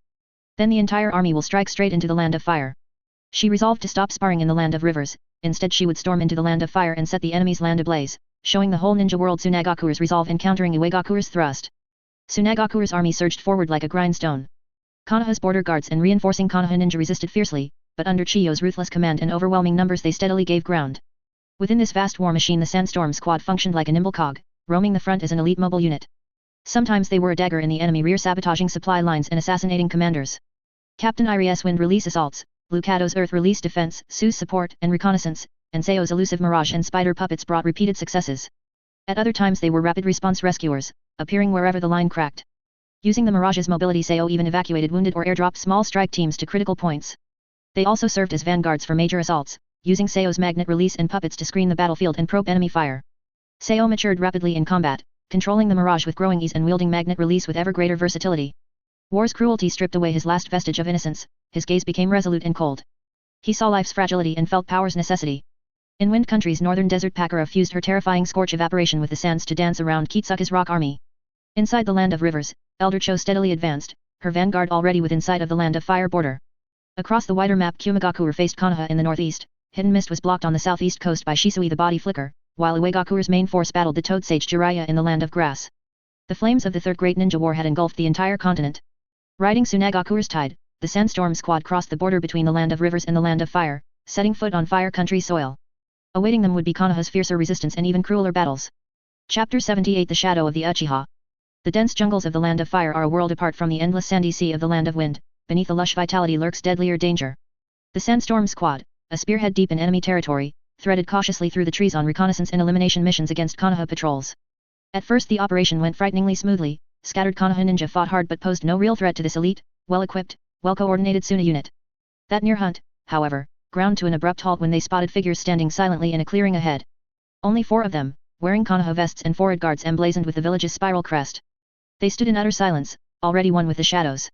What made veteran Special Jonin Iri's pupils shrink and his blood run cold were the identical flaming Fan Clan crests on their backs and. The next instant, all 4 lifted their gaze. 4 pairs of scarlet eyes turned in the dappled light, 3 black tomo shone in each, cold, bewitching, suffocating. Uchiha. 3 tomo Jonin. Pull out. Now. Iri's scream warped with raw terror, he instinctively leapt back, fingers flying through seals. But Uchiha attacks are faster than voice or hand. The lead Uchiha elite Jonin looked almost bored, as though handling a trivial chore. Without even shifting his feet he icily uttered a single word, too late. The teammate on his left spun his tomo, Iri's world twisted, massive genjutsu chakra slammed into his mind like a hammer. His seals froze, body locking like a puppet's. Almost simultaneously another Uchiha vanished, reappearing at Iri's side, his short sword carved a lethal arc toward the defenseless throat fast, blindingly fast, Sharingan having long mapped every possible evasion. Captain! Lucado roared, chakra erupting as he slapped the ground, earth release, earth flow wall. A solid rampart shot up to block. Yet the third Uchiha had already finished seals, he inhaled sharply, fire release, great fireball technique. The massive orb curved past the wall instead of striking it, angling to blast Lucado now exposed by his own jutsu. Boom! Lucado had no time to react, searing flame swallowed him whole, the blast flinging him broken against a tree, chest charred, life or death unknown. Lucado! Shio cried in horror, hurling poison senbon at the Uchiha who'd loosed the fire. The man simply tilted his head, Sharingan tracing every needle's flight, all missing. Shio herself met the gaze of the fourth Uchiha as he looked up. A single glance and Shio felt her soul dragged into an endless crimson abyss, powerful genjutsu snapped her control, eyes vacant, body rigid as a lamb for slaughter. In one exchange, 3 of the Sandstorm squad were all but annihilated. Only Sayo remained. The instant Irie shouted, Sayo's heightened spiritual sense screamed danger, Mirage blossomed beneath him, its magnetic levitation howling as it hurled him backward by a hair's breadth. Thwib! Thwib! Thwib! 3 kunai wrapped with exploding tags struck where he'd stood, detonating in a spray of earth. Oh! An unusual puppet. The Uchiha leader's eyes flickered in surprise, yet his assault never paused. Hands weaving, fire release, dragon flame technique. A searing jet shot faster than any ordinary fire jutsu. Earth release, earth flow wall. Sayo slapped the Mirage platform, a thick rampart rose to meet the flames, heat fracturing the clay. Wind release, vacuum great ball. His other hand formed seals, via Mirage's amplified organ he fired a high-pressure air cannon at the Uchiha about to kill Shio, forcing him to dodge. Magnet release, iron sand drizzle. Sayo's gaze turned glacial, no more holding back. Scrolls at his waist spilled black iron sand that became a sky-darkening storm, blanketing the entire Uchiha team in a ruthless area strike. A bloodline limit?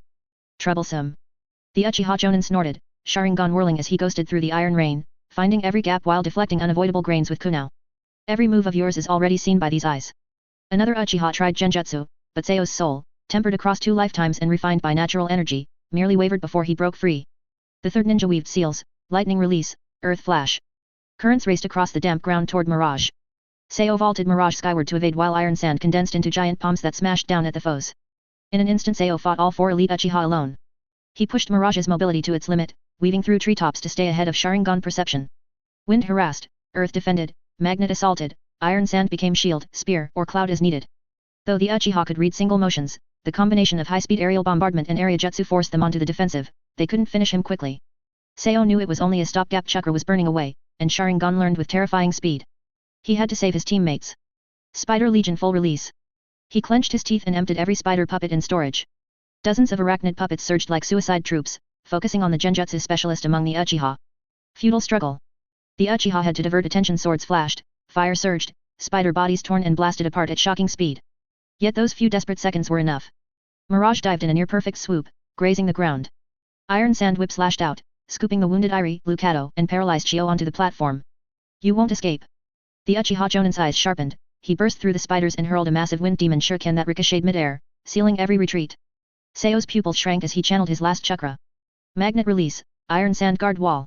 Dense iron instantly cocooned Mirage's rear half. Bang! Bang! Boom! Wind shuriken and a powerful fire jutsu slammed the barrier, iron spraying, the wall near collapse. Mirage shuddered, a shuriken clipped a tail thruster, flame blooming, speed plummeting. Riding the blast and the cover of a final spider self-destruct, the battered Mirage trailed smoke, wobbling away over the treetops and vanishing into the forest. The Uchiha Jonin made no pursuit. He lowered his hands, scarlet Sharingan fixed on the direction the Suna team had fled, a flicker of gravity crossing his impassive face for the first time. Sunagakure, when did they have a puppeteer and magnet release user like that? Chapter 79 Aftermath and the Road Home. The Mirage finally lost all power deep inside a dry riverbed littered with jagged boulders. The magnetic levitation system died completely, the tail thruster kept belching acrid black smoke, and the platform's hull was scorched and deeply cracked, as though it might fall apart at any moment. Suppressing the splitting headache and screaming muscles brought on by total chakra exhaustion, Sayo stumbled off the ruined puppet and rushed straight to the 3 teammates on the platform. The sight made him suck in a cold breath, his heart sinking to the bottom of a pit. Sue lay limp on the ground, eyes shut, her face so pale it was bloodless, her body still twitching unconsciously. Even though the fight was over, the terrifying illusions of those 3 Tomo Sharingan seemed to keep raging in her mind, leaving her drenched in cold sweat while she slept. Lucado's condition was even more horrifying. Having taken a direct great fireball head-on, the ninja vest over his chest and belly had fused into blackened scraps that stuck to the badly charred flesh beneath, giving off a sickening burnt stench. Each faint breath made his body convulse in agony, his life signs hung by a thread. Worst of all, the wound that sent an icy chill through Sayo was Captain Irie's. He lay there with a ghastly blood hole at his right wrist. The kunao had not only punched clean through, the sharp chakra it carried had wreaked havoc inside, tendons severed, vessels shattered, and, most crucially, the delicate chakra pathway network ripped to shreds. Blood still seeped slowly, staining the rock beneath him a dark red. Seo's mind replayed that nightmare instant against his will. Captain Irie, a special jonin, had first-rate experience and reflexes, but before those 3 Tomo Sharingan everything looked like slow-motion footage seen through, predicted. That strike, precise to the point of despair, had never been meant to subdue, it was meant to cripple him for good. Seo hadn't even time to react. By pure instinct he'd used magnet release to tug a shuriken slipping from the captain's pouch, shifting its path by a hair. That tiny interference had turned a lethal throat shot into a wrist hit. One exchange, near instant defeat. The might of the Uchiha was so unreasonable, so despair-inducing. Stop the bleeding. Seo bit his own tongue hard, using pain to jolt himself out of dread. He drew a shaky breath, squeezed the last dregs of chakra from his meridians, and let a faint green glow bloom over his hands, the healing technique. He started with Captain Irie, the most critical. After rinsing the appalling wound with water from his canteen and emergency disinfectant, he sent healing chakra in like the finest thread, carefully sealing the main severed vessels and halting the life-threatening hemorrhage. But the tangled, destroyed chakra pathways inside were beyond him. Even after the surface healed, this hand was basically ruined, unable to form seals or finely control chakra. In that instant, the captain's ninja career had ended. Seo could only wrap it in clean bandages under pressure, his heart heavy as lead. Next he moved to Lucado. Facing such extensive burns, his healing technique felt feeble.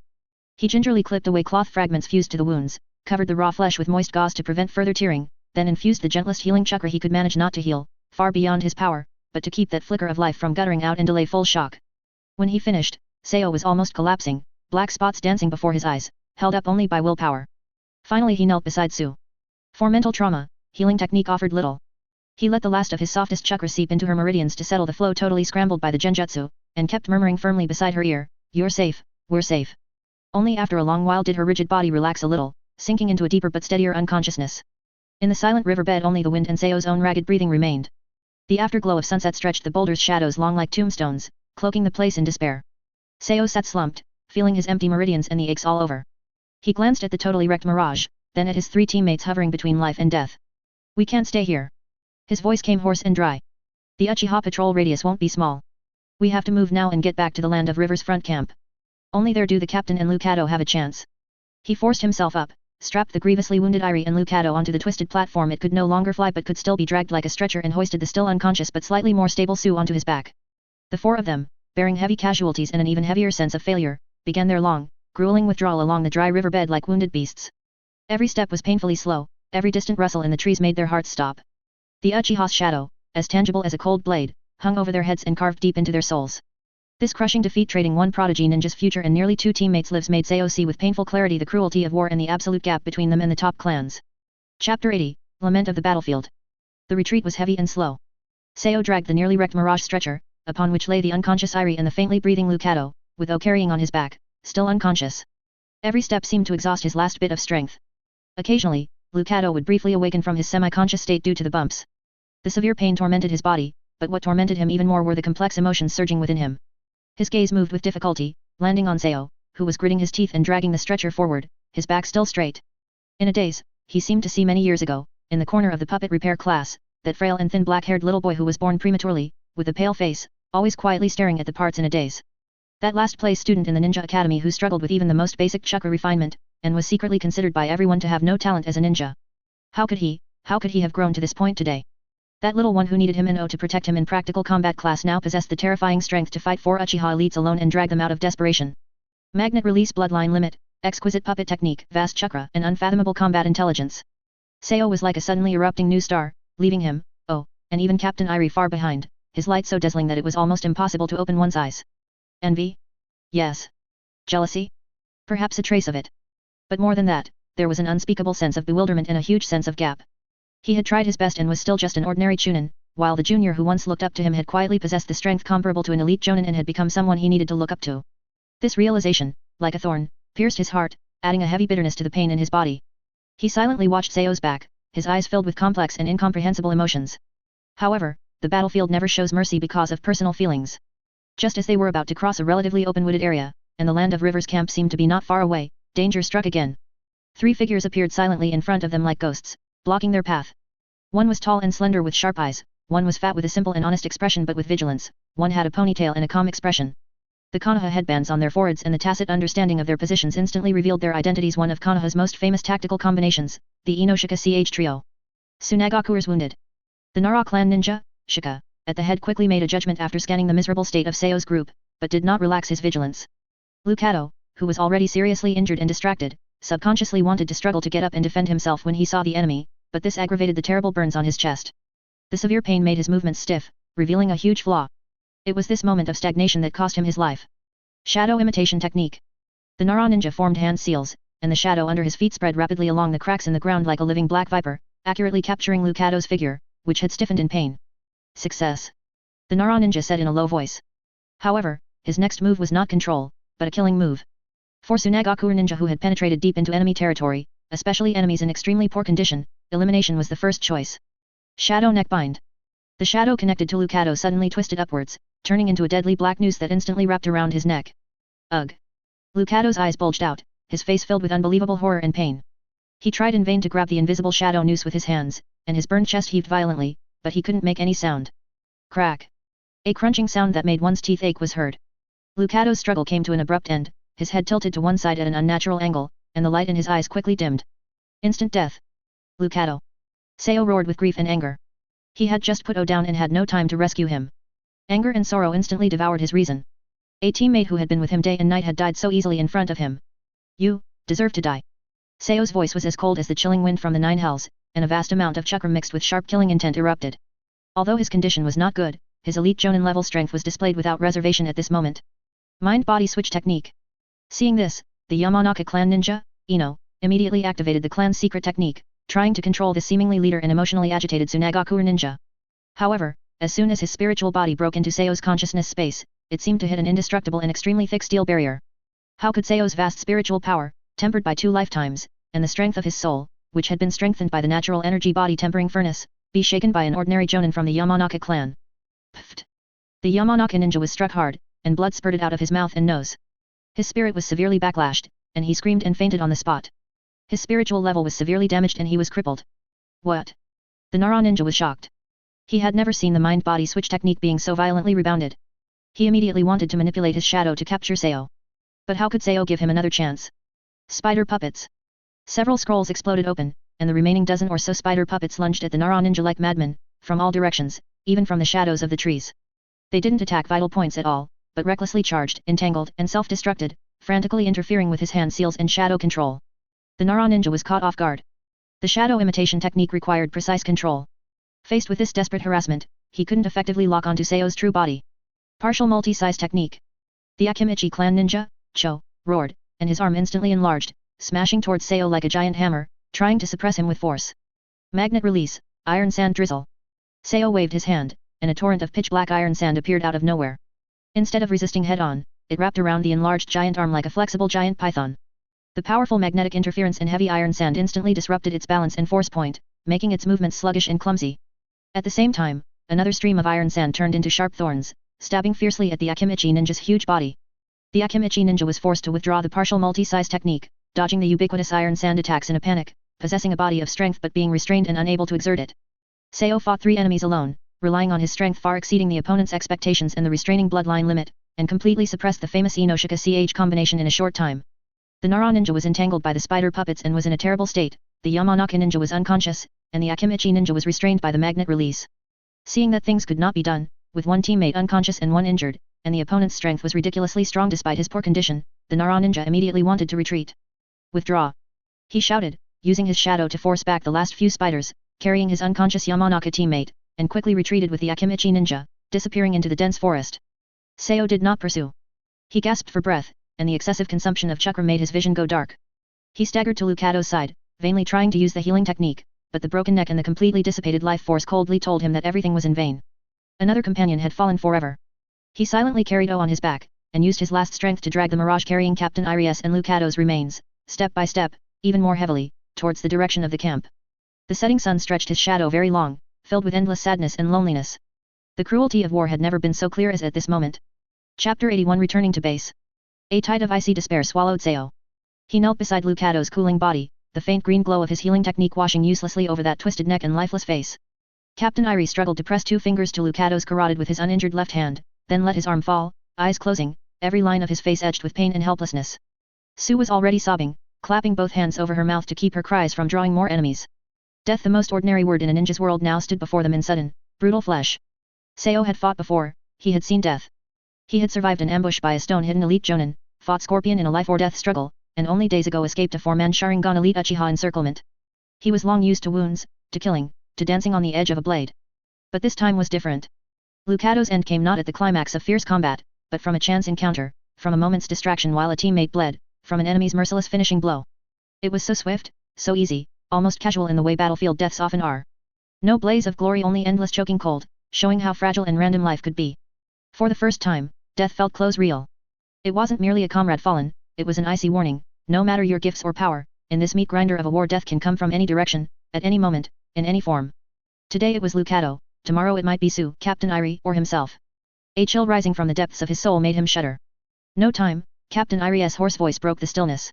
Fighting the agony of his severed wrist and the grief of losing a subordinate, he pushed himself upright with his left arm. The noise may bring Konoha ninja. We leave now. His words ripped Seo and Su from their sorrow. This was enemy territory, grief was a luxury they couldn't afford. Seo drew a sharp breath, forcing the surge of emotion down, his eyes hardening again. He pulled a blank storage scroll from his pouch and spread it on the ground. Sorry, Lucado, he whispered, forming hand seals and carefully sealing the body into the scroll, a silent, solemn farewell. They would not leave their comrade to the wilds, they would bring him home. When the scroll was stowed, its weight seemed to move from the earth into their hearts. From that moment, the mood changed. Their retreat had been frantic with desperation, now it was wrapped in watchful silence and smothered grief. The three moved in a tight defensive formation. Though gravely hurt, Captain Irie's experience remained. He gripped a kunao in his left hand, straining to sense what lay ahead. Su dried her tears and poured all her sorrow into vigilance, scouting flank and rear, her perception stretched to its limit. Seo bore the heaviest burden of protection, no longer relying on the wrecked and stowed Mirage. He advanced on foot, sweeping the jungle with wideband senses. Any rustle made him freeze and analyze.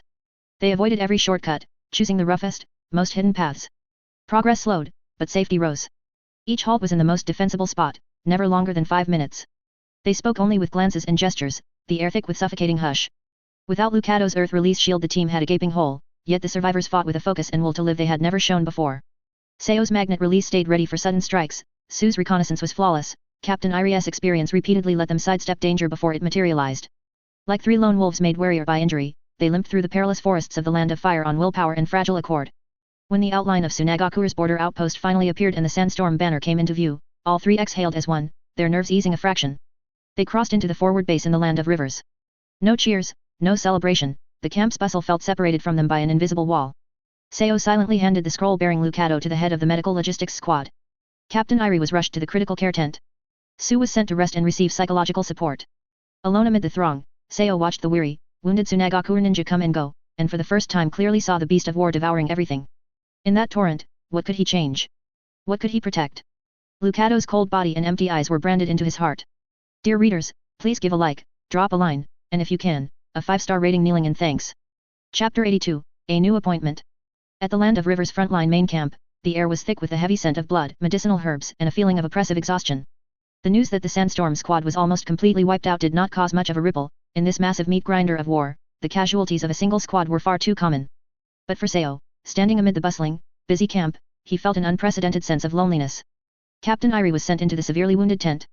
His right wrist had undergone emergency treatment by the military doctors, saving his life, but that hand, and the accompanying ninja career, had, as Seo expected, come to a complete end. Su was arranged to rest, but mental trauma was much harder to heal than physical wounds. She often woke up screaming from nightmares, her eyes still holding the terror of that pair of scarlet pupils. 1 dead and 2 injured. The once highly coordinated Sandstorm squad now had only Seo remaining with full fighting capability. However, the Great War was reaching a fever pitch, and Sunagakure had no time for anyone to wallow in sorrow. Soon, an order was conveyed through Elder Chiyo's adjutant. Chunin Seo. The adjutant's expression was serious. Given your medical ninjutsu capabilities, and the current surge in frontline casualties causing an extreme shortage of personnel in the medical squad, by order of Elder Cho, you are temporarily requisitioned to report immediately to the field hospital to assist in treating the wounded. Do not delay. The order was brief and urgent. Seo silently accepted the command without hesitation. He first went to the severely wounded tent to look at Captain Irie, who was still unconscious, and then visited Su in the temporary rest area, whose condition was slightly stable but who remained taciturn. Wait for me to return, he whispered to Su, then resolutely turned and walked toward the area behind the camp where the sounds of wailing were most concentrated. The field hospital was less a hospital and more a huge, chaotic collection point for the wounded. Tents stretched out endlessly, filled with all kinds of casualties, those with severed limbs, burns, poisoning, ruptured internal organs. The sight was horrific. Exhausted medical ninja moved through the area, their faces showing numbness and urgency. A Sunagakure medical jonin responsible for overseeing the area, whose eyes were deeply shadowed and voice hoarse, simply asked about Seo's abilities before directly assigning him to a tent designated for treating moderate injuries. You know how to use healing technique, right? Focus on treating external wounds, stopping bleeding, and stabilizing conditions. Mark the severely wounded and hand them over to more experienced doctors. Hurry up. We don't have enough people. The jonin spoke extremely fast, and as soon as he finished, he rushed to the next tent. There was no time to adjust, no time for sentimentality. Seo quickly took off his dust-covered combat vest, changed into clean clothes, washed his hands, and immediately threw himself into the work. He crouched in front of a ninja whose abdomen had been sliced open by a huge wind-release wound, and a soft green light glowed from his hands. The healing technique chakra precisely probed the wound, closing blood vessels and repairing damaged tissue. His chakra control was already extremely strong, and at this moment, he was completely focused. Initially, he was a little rusty, but soon, the calm logic of his previous life as an engineer and the precise chakra control honed in this life came into play. He treated wounds quickly and steadily, calculating chakra consumption with extreme precision, often achieving the best stabilizing effect with the least amount of chakra. Day after day, he encountered hundreds of different injuries. From simple sword wounds to complex combined ninjutsu damage, from neurotoxins to internal organ ruptures. He was no longer just learning theory from scrolls, he was genuinely placing his hands upon living, or soon to be extinguished, lives, sensing the texture of every muscle, the path of every meridian, and the characteristics of every toxin. His understanding of human anatomy and the microscopic application of chakra in healing accumulated invaluable practical experience at an astonishing rate. He witnessed the fragility of life and also its tenacity.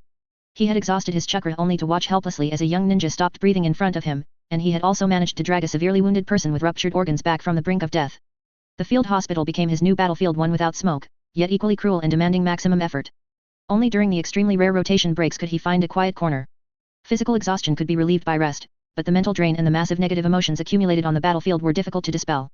At the same time, he could clearly feel that even with the solid foundation laid by the natural energy body tempering furnace, the continuous high-intensity treatment and the previous combat consumption still placed a heavy burden on his body and mind. A thought became increasingly clear in his mind: he needed a more efficient and continuous energy source to maintain his condition and even improve himself. The original body tempering furnace was too large, and the basic natural energy body tempering furnace also required a fixed location. It must be miniaturized. During moments of rest, he took out the note scroll he carried with him and, using the dim light, began sketching a new design blueprint. His goal became extremely clear: to design a miniature natural energy body tempering furnace that could be carried on his person. His thoughts returned to his previous life. Why couldn't it be the size and shape of a watch? The dial could serve as the display and control interface, the watch case could integrate a miniaturized spirit siphoning seal barrier and a natural energy conversion unit, and the watch strap could act as the energy output contact point, continuously and slowly nourishing the wearer's body, purifying fatigue, and even gradually improving physical constitution. This was an extremely bold and difficult concept, involving the limits of sealing technique, energetics, materials science, and precision manufacturing. But at this moment, Seo, who had accumulated vast practical knowledge of human meridians and energy application experience, had a challenging gleam in his eyes. This was not just for himself, perhaps one day, this technology could be applied to many more comrades.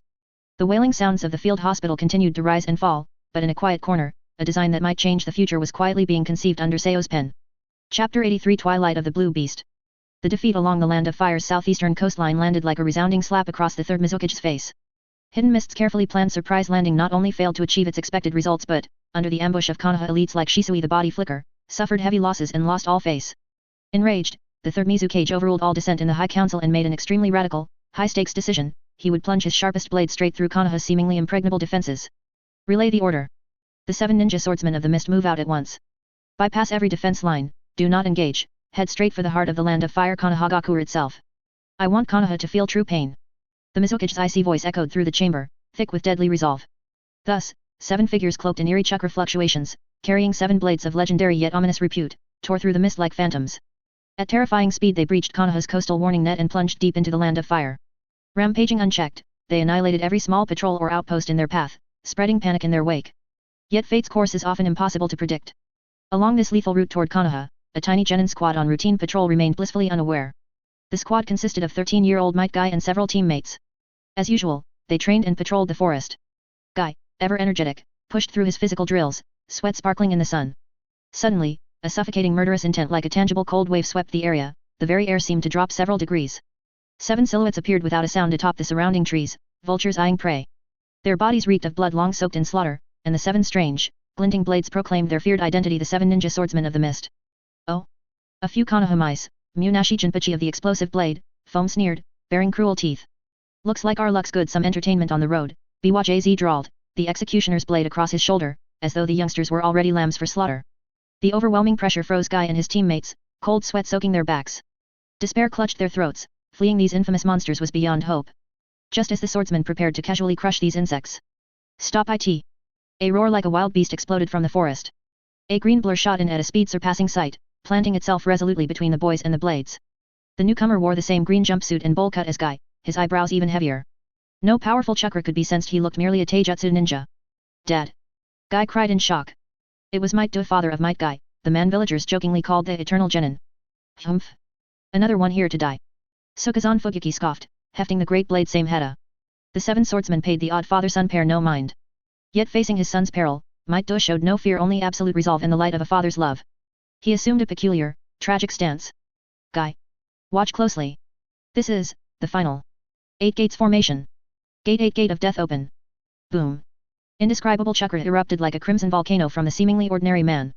His skin turned blood red, blood-colored steam billowed energy dozens of times beyond cage level, bought by burning life itself.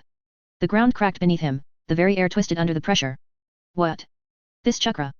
The swordsman's contempt flipped to boundless terror. Evening elephant first step. Do vanished. The next instant, speed compressed the air into a visible cannon that smashed into the swordsmen before they could react. Ga. Kuriareri Kushimaru, holder of the longsword, needle, and Munashi Jinpachi, holder of the explosive blade, foam, were obliterated on impact, flesh and steel shredded before they could even raise their blades. Second step. Do flickered again, the second strike followed instantly. Tika Yabeki of the blunt blade, split tried to block, but man and weapon were pulverized by incomprehensible force. Sukazan Fugakai, frantic, attempted to absorb the blast with Samehada, but the club hadn't time to react before both it and its master were smashed aside. Samehada shrieked as Fugyuki's bones shattered mid-air, killing him on the spot. In a flash, 4 were dead. The survivors Bwajz, Kurosuke Riga, and Hosoki Chigen, or the corresponding member of the era, were paralyzed with dread. To them, Might Do was no man but a crimson god of death blazing on life itself. Flee. They had to flee. It was their only thought. The trio abandoned mission and pride alike, sprinting away at top speed, vanishing into the forest depths. The crimson steam slowly dispersed. Might Do's flush faded to ashen pale. His burnt-out body crumpled backward. Dead. Guy screamed, rushing to catch his father. Looking at his safe and sound son, Might Do smiled in satisfaction and pride, giving a final thumbs up. Guy, become an outstanding ninja. With those words his arm fell limp, the flame of life went out. To protect his beloved son and comrades, he had burned himself to ash, blooming in the brightest, strongest blaze. Thus fell the blue beast of Konoha at twilight. Yet his legend and the will to protect those dear would live forever in the survivors' hearts, to be inherited and echoed across the ninja world by his son. Chapter 84 Escort and Decision. The air of the land of rivers forward camp always reeked of mud, blood, and medicinal herbs. For Sandstorm Squad, the fighting was over, what remained was a messy aftermath that would be hard to clean up. Captain Irie lay on a sickbed, his wrist wrapped in thick bandages, his face ashen.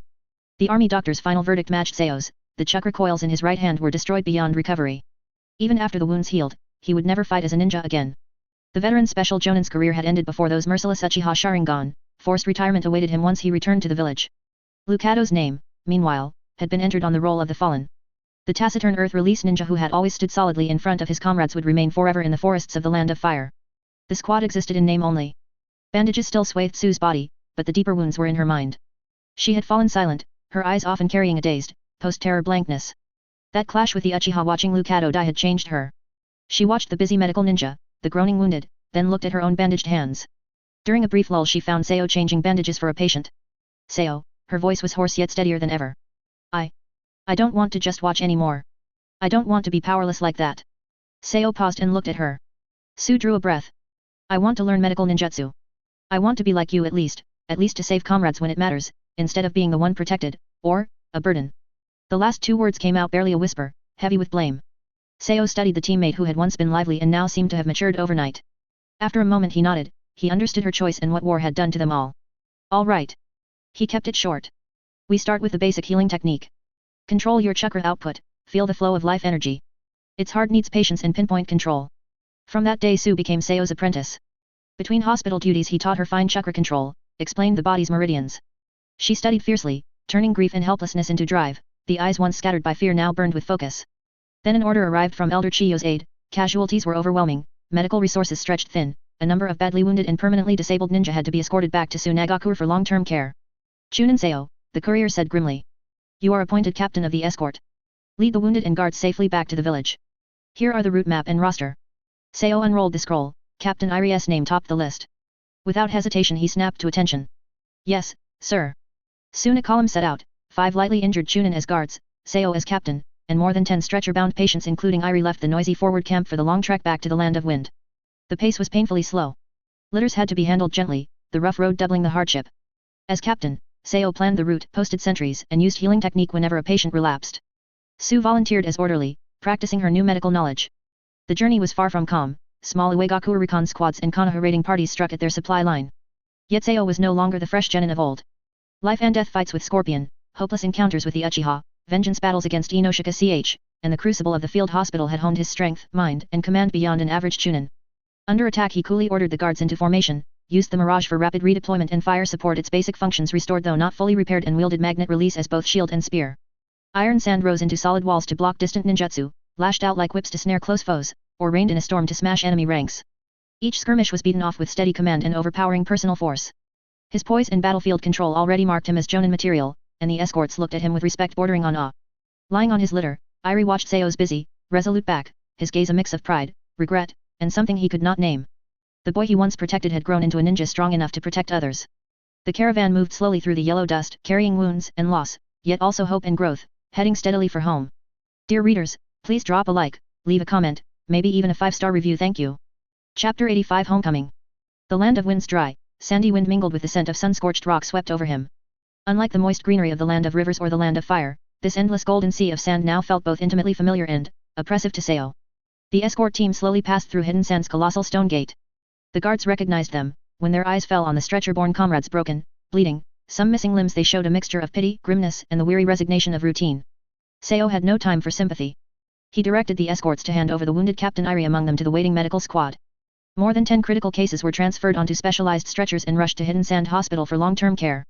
Watching Iri's vacant, exhausted gaze as he was carried away, Seo felt a boulder settle in his chest. When the tedious debriefing ended, dusk was falling. Seo stood alone outside the quiet mission office, watching the village painted gold and crimson by the setting sun. It was the 48th year of Konoha. In the blink of an eye, half a year had passed since he'd left for the land of River's front. Those months felt longer than entire years. He had seen too much, lost too much, changed too much. He drew a deep breath and started toward home. The streets felt emptier than memory, the villagers' smiles scarcer, their faces shadowed by war. After Fourth Kazekage Raza's audience with the daime, budget cuts had rippled through every corner of the village. At the familiar doorway he paused, then knocked. The door opened quickly. His father, Shiryu, stood there, grayer at the temples, older, dressed in plain house clothes instead of the standard Chunin vest. What struck Seo most was the absence of the sharp, busy glint that once marked the veteran puppeteer. In its place lay a calm, almost lonely leisure. Father, I'm back, Seo said softly. Shiryu stared, startled, then broke into radiant joy. Seo. You're home, good, good. He stepped aside, studying his son head to toe, incredulous. Taller, stronger, excellent. Inside, nothing had changed, yet the rooms felt hollow. In the corner, his father's well-kept puppet maintenance tools wore a thin layer of dust. They sat at the table, Shiryu poured water at once, eager for news from the front. Seo cupped the glass, hesitated, then began. He held nothing back, first battlefield nerves, skirmishes with Rock Ninja, the terror of Kumigakure's combo, the life and death clash with Sasori, the crushing despair of the Uchiha's Sharingan, Lucado's brutal death, the Inoshika Ch ambush, final days in the field hospital. His tone stayed level, but the cruelty, the grief, the brush with death rang clear. Shiryu listened in silence, smile gone, brows locked, fingers trembling around his cup. When he heard his son had fought the traitor Sasori, met the legendary Uchiha, watched comrades die, his face paled, eyes filling with dread and heartache. Captain Iri's hand is crippled. Lucado, fell. Joe chose to stay at the field hospital and study medical ninjutsu. Seo finished, voice low. A long hush fell. Sunset stretched their shadows across the floor. At last Shiryu sighed, hoarse. You've suffered, child. I never imagined it was so grim. He studied the eyes that had lost all boyishness and gained a deep, steady strength, and felt a rush of pride and pain. His son had grown into a true, formidable ninja far sooner than any father would wish. I have retired, Shiryu added, voice tinged with resignation and relief. Seo looked at him, though he'd suspected it, hearing it still jolted him. After Lord Raza became Kazekage, funds ran tight. To keep the front lines supplied, veterans with old wounds like me were let go. Shiryu gave a wry smile, part bitter, part freed. Well, these old bones can rest. The future belongs to you youngsters now. He met Seo's gaze, pride shining through a flicker of worry. You've outgrown me, son. But remember, come back alive. Nothing else matters. Seo nodded firmly. Home was still sanctuary, amid the storms outside, even with his father retired, it offered precious calm and warmth. He gazed out, lamps flickered to life across hidden sand as dusk deepened. The war went on, his road stretched far, but for now he savored this fleeting peace. He knew his father's understanding would be one strength driving him forward. Next, he had vital work awaiting concerning a blueprint the size of a wristwatch. Chapter 86 The Fall of Thunder. The war in the ninja world shifted like a sandstorm in the desert, the smallest spark could ignite an unexpected blaze. Third Kazekage's decision to launch a top-secret surprise attack on the land of Earth was meant to break the deadlock and restore Qinggakure's prestige, yet before the spear of lightning could strike, its gleam had already been spotted by eyes hidden in the dark. Deep beneath Konoha, in the gloomy root base, Danzo Shimura toyed with an intelligence scroll, a cold, calculating glint in his one eye. He had received word of Qinggakure's movements almost the same instant he learned Uegakure's main force was shifting west toward the land of wind. In a heartbeat he hatched a vicious plan, set tiger against wolf and reap the spoils. He shared nothing with the Third Hokage, instead, through roots-covered channels, he craftily leaked word that the Third Kazekage will personally lead an elite strike on the land of Earth's heartland to Noki in the land of Earth. Almost simultaneously, an order bearing the Hokage's seal actually forged or influenced by Danzo reached Minato Namikaze on the northeastern border, instructing his unit to tighten pressure on Qinggakure's combination along the land of Hot Springs frontier and keep them pinned. The wily Third Kazekage Noki, troubled by the stalemate on the northwestern front toward the land of wind, received the dubious yet impossible to ignore tip. He judged at once, even if it were bait, it was worth the gamble.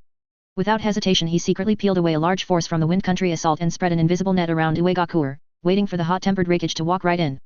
Elsewhere, Minato, though puzzled by an order meant to contain rather than defeat, obeyed faithfully.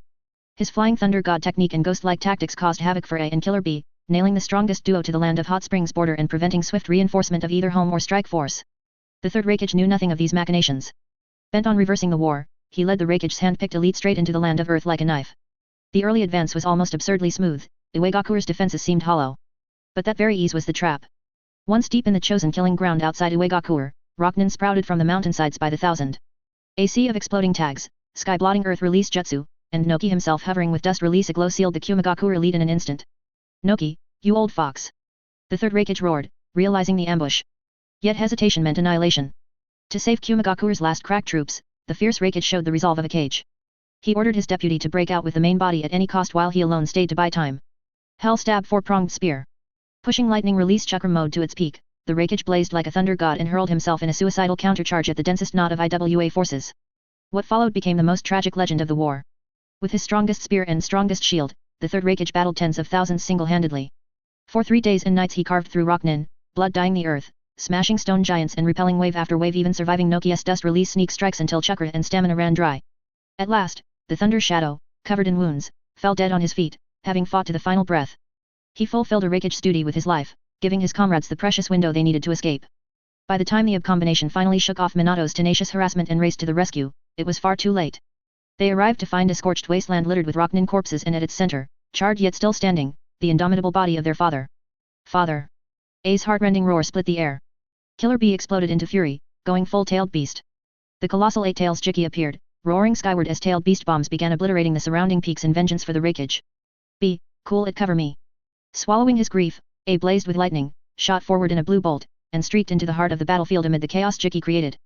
Through swirling dust and the stunned Rocknin, he hoisted his father's cold body onto his shoulders. Under Eight-Tail's desperate cover they broke out like a grief-stricken lightning flash and sprinted for Qinggakure. Back in the village, all mourned. Before the council of elders in every jonin, A formally succeeded as the fourth Kazekage. The old temper was gone, only icy hatred and crushing responsibility remained. He inherited the name A, his father's unfinished will, and a bitter grudge against both Uegakure and Konoha, certain the leak had come from the leaf. Thunder had fallen, yet storm clouds of vengeance gathered anew in the new Kazekage's hands. With one Kage's death, the tide of the great ninja war lurched once more. Chapter 87, Settling and Accumulating. Back in Sunagakure, far from the front lines' earth-shaking battle cries and ever-taut nerves, life suddenly slowed its pace. For Sao, however, this was not idleness but a precious period of consolidation, turning battlefield gains and insights into tangible power. The basement of his home, after simple reinforcement, became his private training ground and workshop. The upgraded entry-level natural energy body tempering furnace was restarted, emitting a soft, life-filled milky halo. Almost every night Sao stepped inside on schedule, feeling the gentle yet vast natural energy transformed by the spirit siphoning seal flow like the finest trickle into every cell, nourishing and strengthening him on a deeper level. This strengthening was no longer the earth-shattering metamorphosis of rebuilding his foundation, but a silent, continuous refinement. He could clearly sense his chakra coils growing tougher and broader, physical strength, reaction speed, even the acuity of his 5 senses improved steadily, if slowly. The mental fatigue and trauma of war were likewise soothed by this primal life energy, leaving his mind clearer and tougher. On the workbench beside the furnace lay scrolls covered in complex runes and precise schematics. The miniaturization plan for the furnace had reached a critical phase. Seo was wholly absorbed, the soul of his past life as a mechanical engineer burned bright.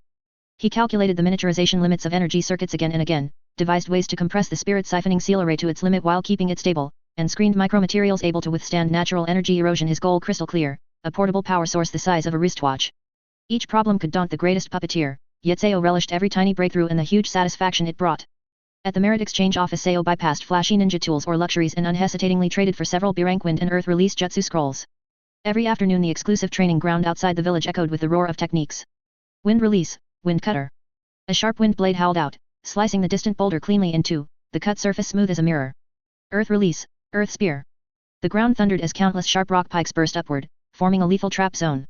Magnet release, iron sand drizzle. The torrent of black iron sand shifted. It will now shield, now spear, now shackles to bind foes. His control ever finer.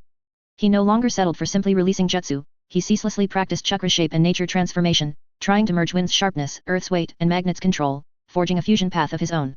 The Mirage platform had been fully repaired and upgraded again.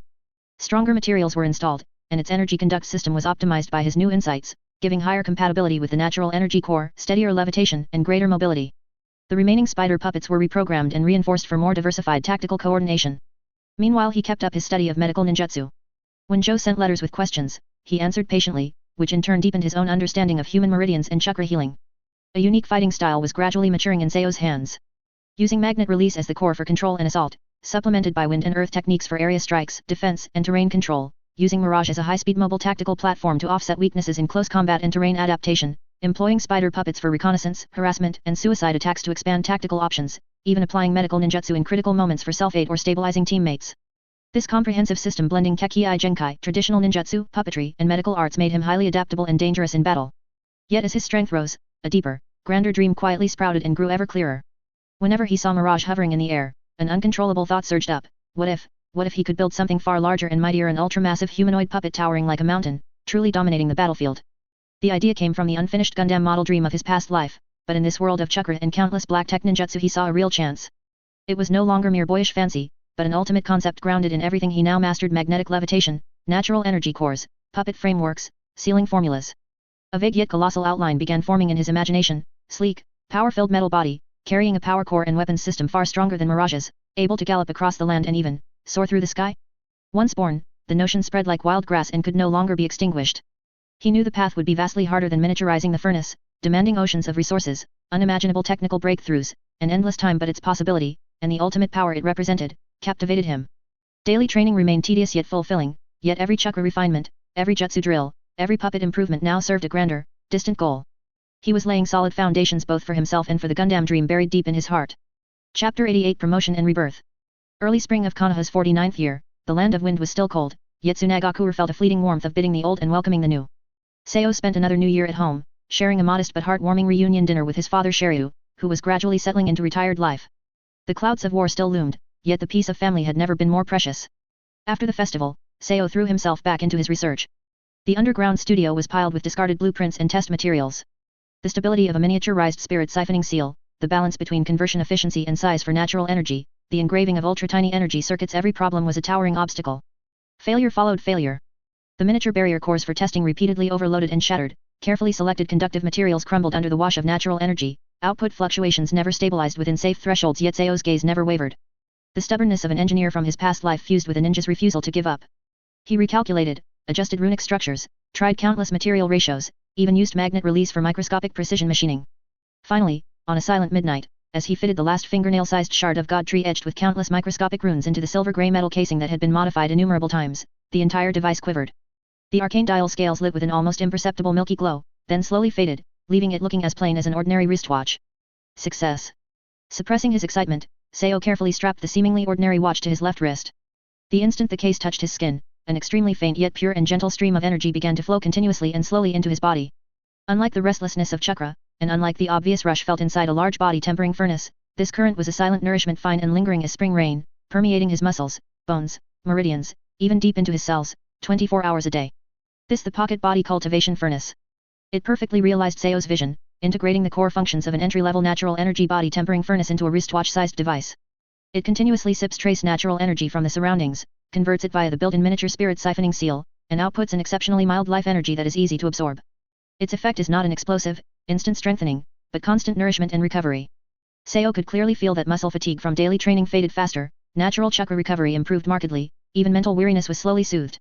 For ninja on long missions and constant combat, this represents a qualitative leap in stamina, longer battle endurance, quicker state recovery, and stronger survival in extreme environments. Just as Seo was savoring the joy of success and meticulously recording the pocket furnace's data, an Enbu operative directly under the Kazekage knocked on his door. Chunin Seo, the Enbu said calmly, handing over an official appointment scroll, by order of the 4th Kazekage, in view of your outstanding performance on the Land of Rivers battlefield, including independently encountering and successfully withdrawing from pursuit by Konoha's Uchiha elite team, repelling Konoha's Inoshika CH trio, and demonstrating great strength, calm judgment, and medical support in multiple missions, the Council of Elders has resolved to promote you to Special Jonin. Effective immediately. Seo blinked, accepting the scroll. The promotion itself was no surprise. After so many life and death trials, his strength had long surpassed an ordinary Chunin. Yet the title Special Jonin still represented weighty recognition and responsibility, proof that the village acknowledged his Jonin level ability in specific fields, tactical response, medical support, and special combat power, as noted in the scroll. By the Kazekage's command. Seo answered in a deep voice. After the Enbu left, Seo looked at the scroll in his hand, then down at the seemingly ordinary watch on his wrist. Promotion to Special Jonin was affirmation of the past, completion of the pocket body cultivation furnace was the key to the future.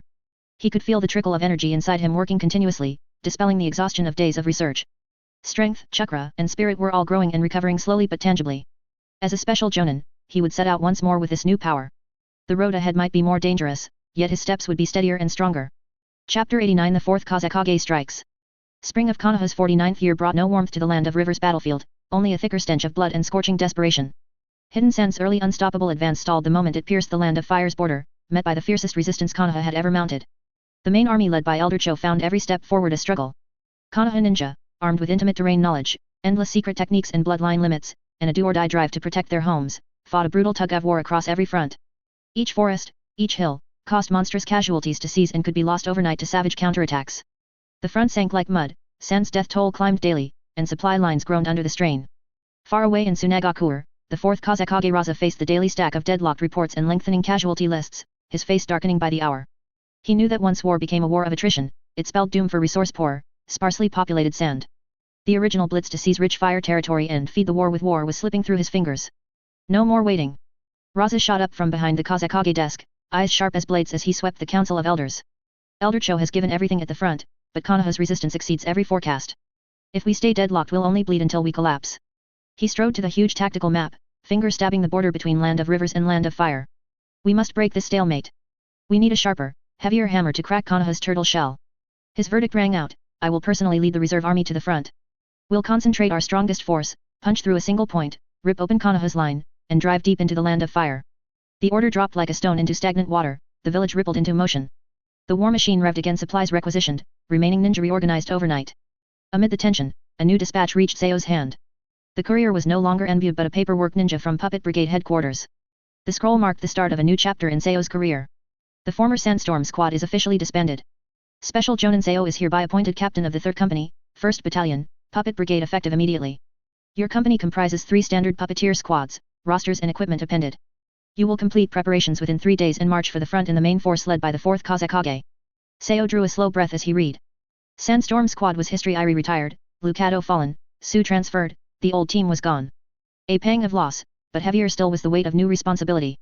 Company captain no longer a fighter responsible only for himself and a handful of teammates.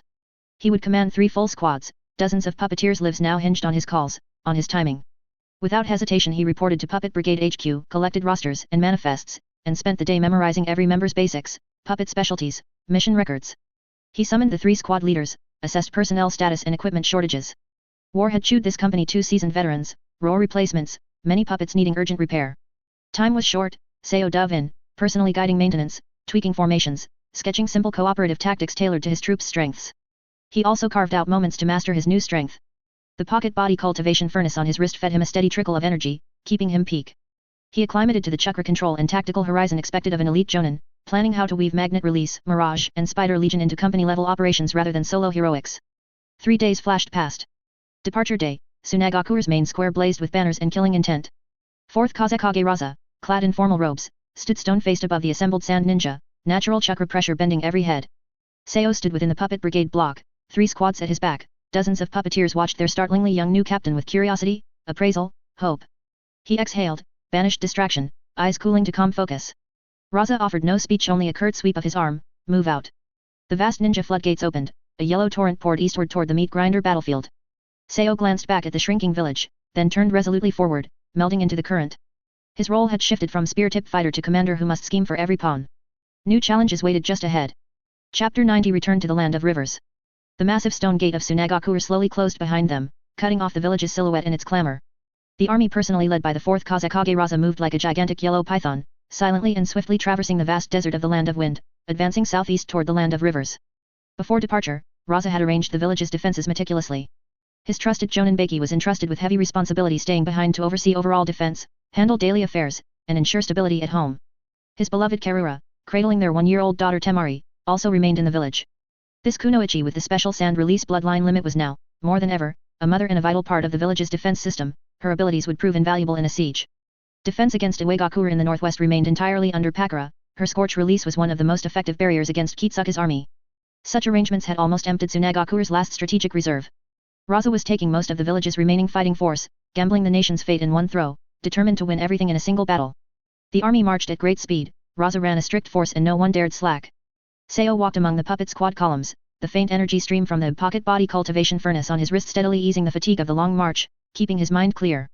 While on the move, he kept familiarizing himself with the traits of the three squad leaders and their subordinates under his command, running possible tactics through his head.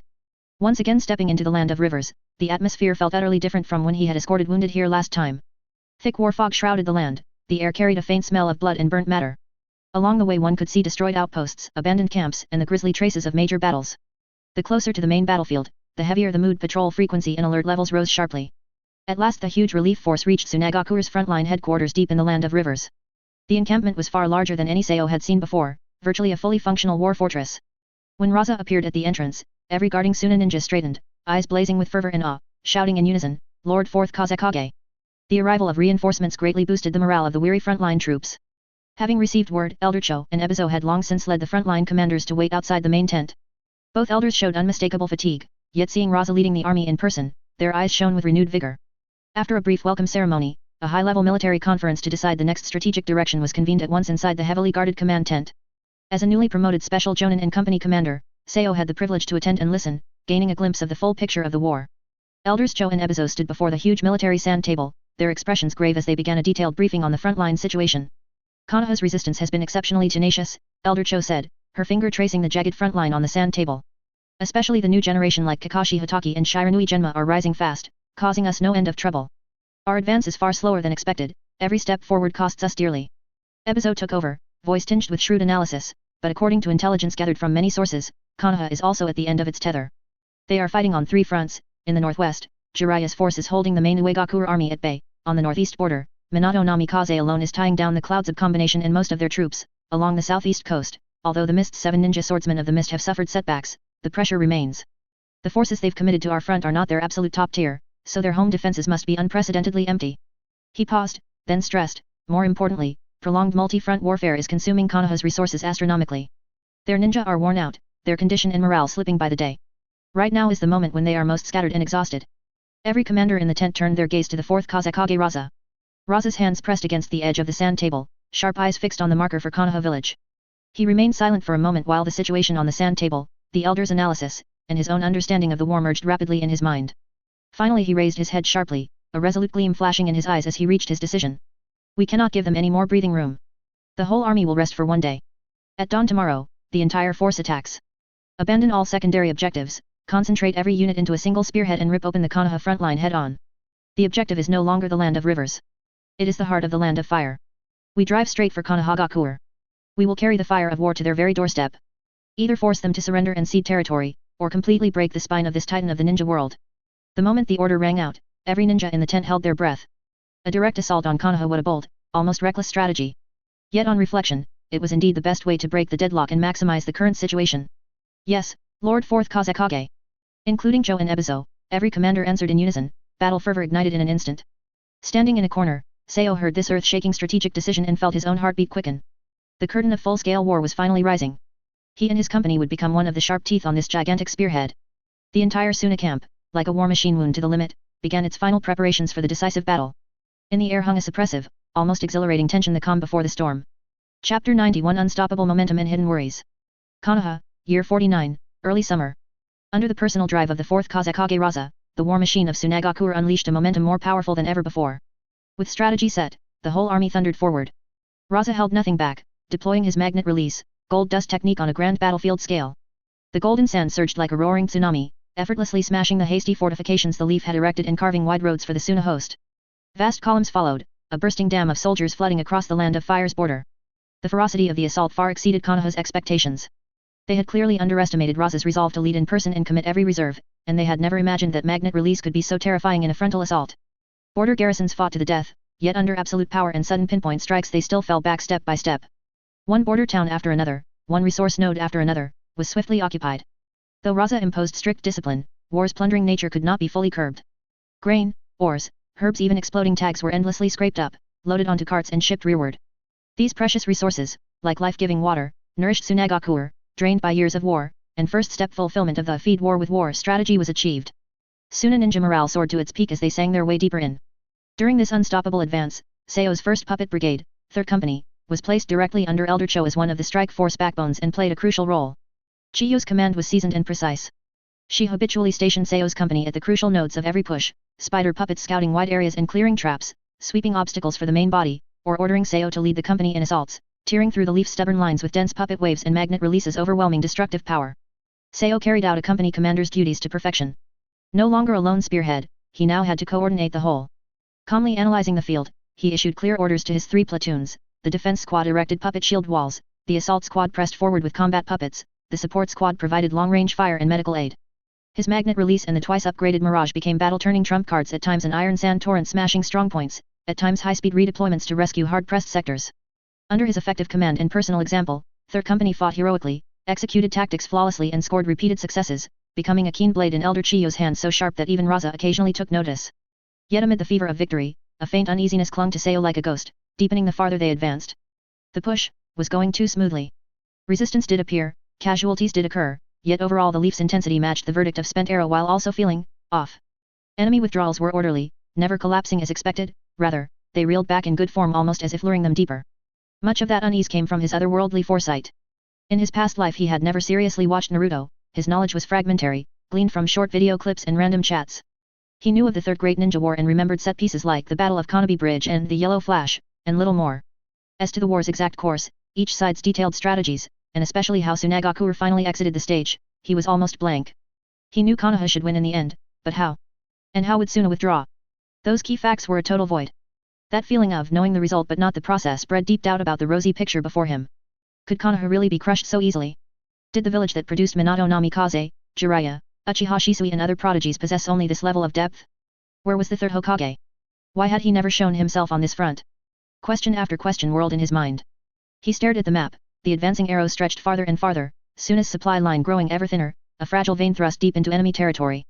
On both sides lay the dense forests of the Land of Fire, perfect cover for countless ambushers. Hope. I'm just overthinking it, Seo told himself, forcing the unease down and focusing on the battle and command at hand. Yet deep inside, a wire had quietly tightened. Suna's spearhead remained razor-sharp, driving unstoppably toward the heart of the Land of Fire, but unseen currents had already begun to swirl where no one yet noticed. Chapter 92 The Army at the Gates and an Ominous Portent. In the height of summer, Konoha Year 49, the spearhead of the Sunagakure army, under the command of the 4th Kazekage Raza, reached an unprecedented peak. The campaign's success far exceeded even the wildest hopes of the most optimistic planners. The magnet release, gold dust technique displayed terrifying, strategic level power on the front lines. Raza never needed to set foot on the vanguard. From his central command he could control an ocean of gold dust that crushed Konoha's hastily built defenses, fortresses, and even entire forests. The army followed close behind, advancing in near unstoppable fashion deep into the Land of Fire. Victory reports flew back to Sunagakure like snowflakes, each one sparking cheers among the villagers. Frontline sand ninja morale soared as they watched mighty Konoha retreat step by step, seizing rich lands they had once only imagined and plundering mountains of supplies. A fever of Konoha is nothing and victory is at hand swept through the ranks. Seo's puppet company, one of Elder Chiyo's sharp blades, had fought consecutive fierce battles and won brilliant results. His cool command, personal strength, and the puppet squad's flawless coordination earned universal praise. Yet the gentle warmth from the pocket body cultivation furnace on his wrist could not dispel the almost tangible dread growing inside him. This advance was going too smoothly, so smoothly it was frightening. Konoha's resistance, though fierce, always felt half-hearted. They fought while falling back, as if executing a prearranged withdrawal rather than collapsing in rout. Every breakthrough seemed to be a corridor the enemy had deliberately opened. The sand supply line stretched ever farther, like an overextended neck exposed across vast, unfamiliar enemy territory. At last the massive sand army stormed forward until its spearhead pointed directly at a vital strategic hub deep in the land of Fire Kiki Mountain City. When the silhouette of that mountain-hugging, towering, prosperous, and heavily fortified metropolis appeared on the horizon, nearly every sand ninja erupted in deafening cheers. It's Kiki Mountain City. Once we take it, the gates to Konoha village will be wide open. Look at all those supplies, see the warehouses. Charge. Seize it. The sand shinobi's eyes gleamed with excitement and greed, weariness from the long march and continuous battles vanished, replaced by hunger for plunder and merit. Even many senior commanders wore confident, victory-assured smiles. Yet when the name Kiki Mountain City drove itself like a wedge into Seo's ears, an icy chill shot from his spine to the crown of his head, his very blood seemed ready to freeze. Kiki Mountain City. The place name was a key that slammed open a long-sealed, mist-shrouded door deep in his memory. Fragments from his previous life, snippets of short video commentary now poured into his mind like broken shards of glass. The Battle of Kiki Mountain. The turning point of the Third Great Ninja War. Sunagakure's crushing defeat.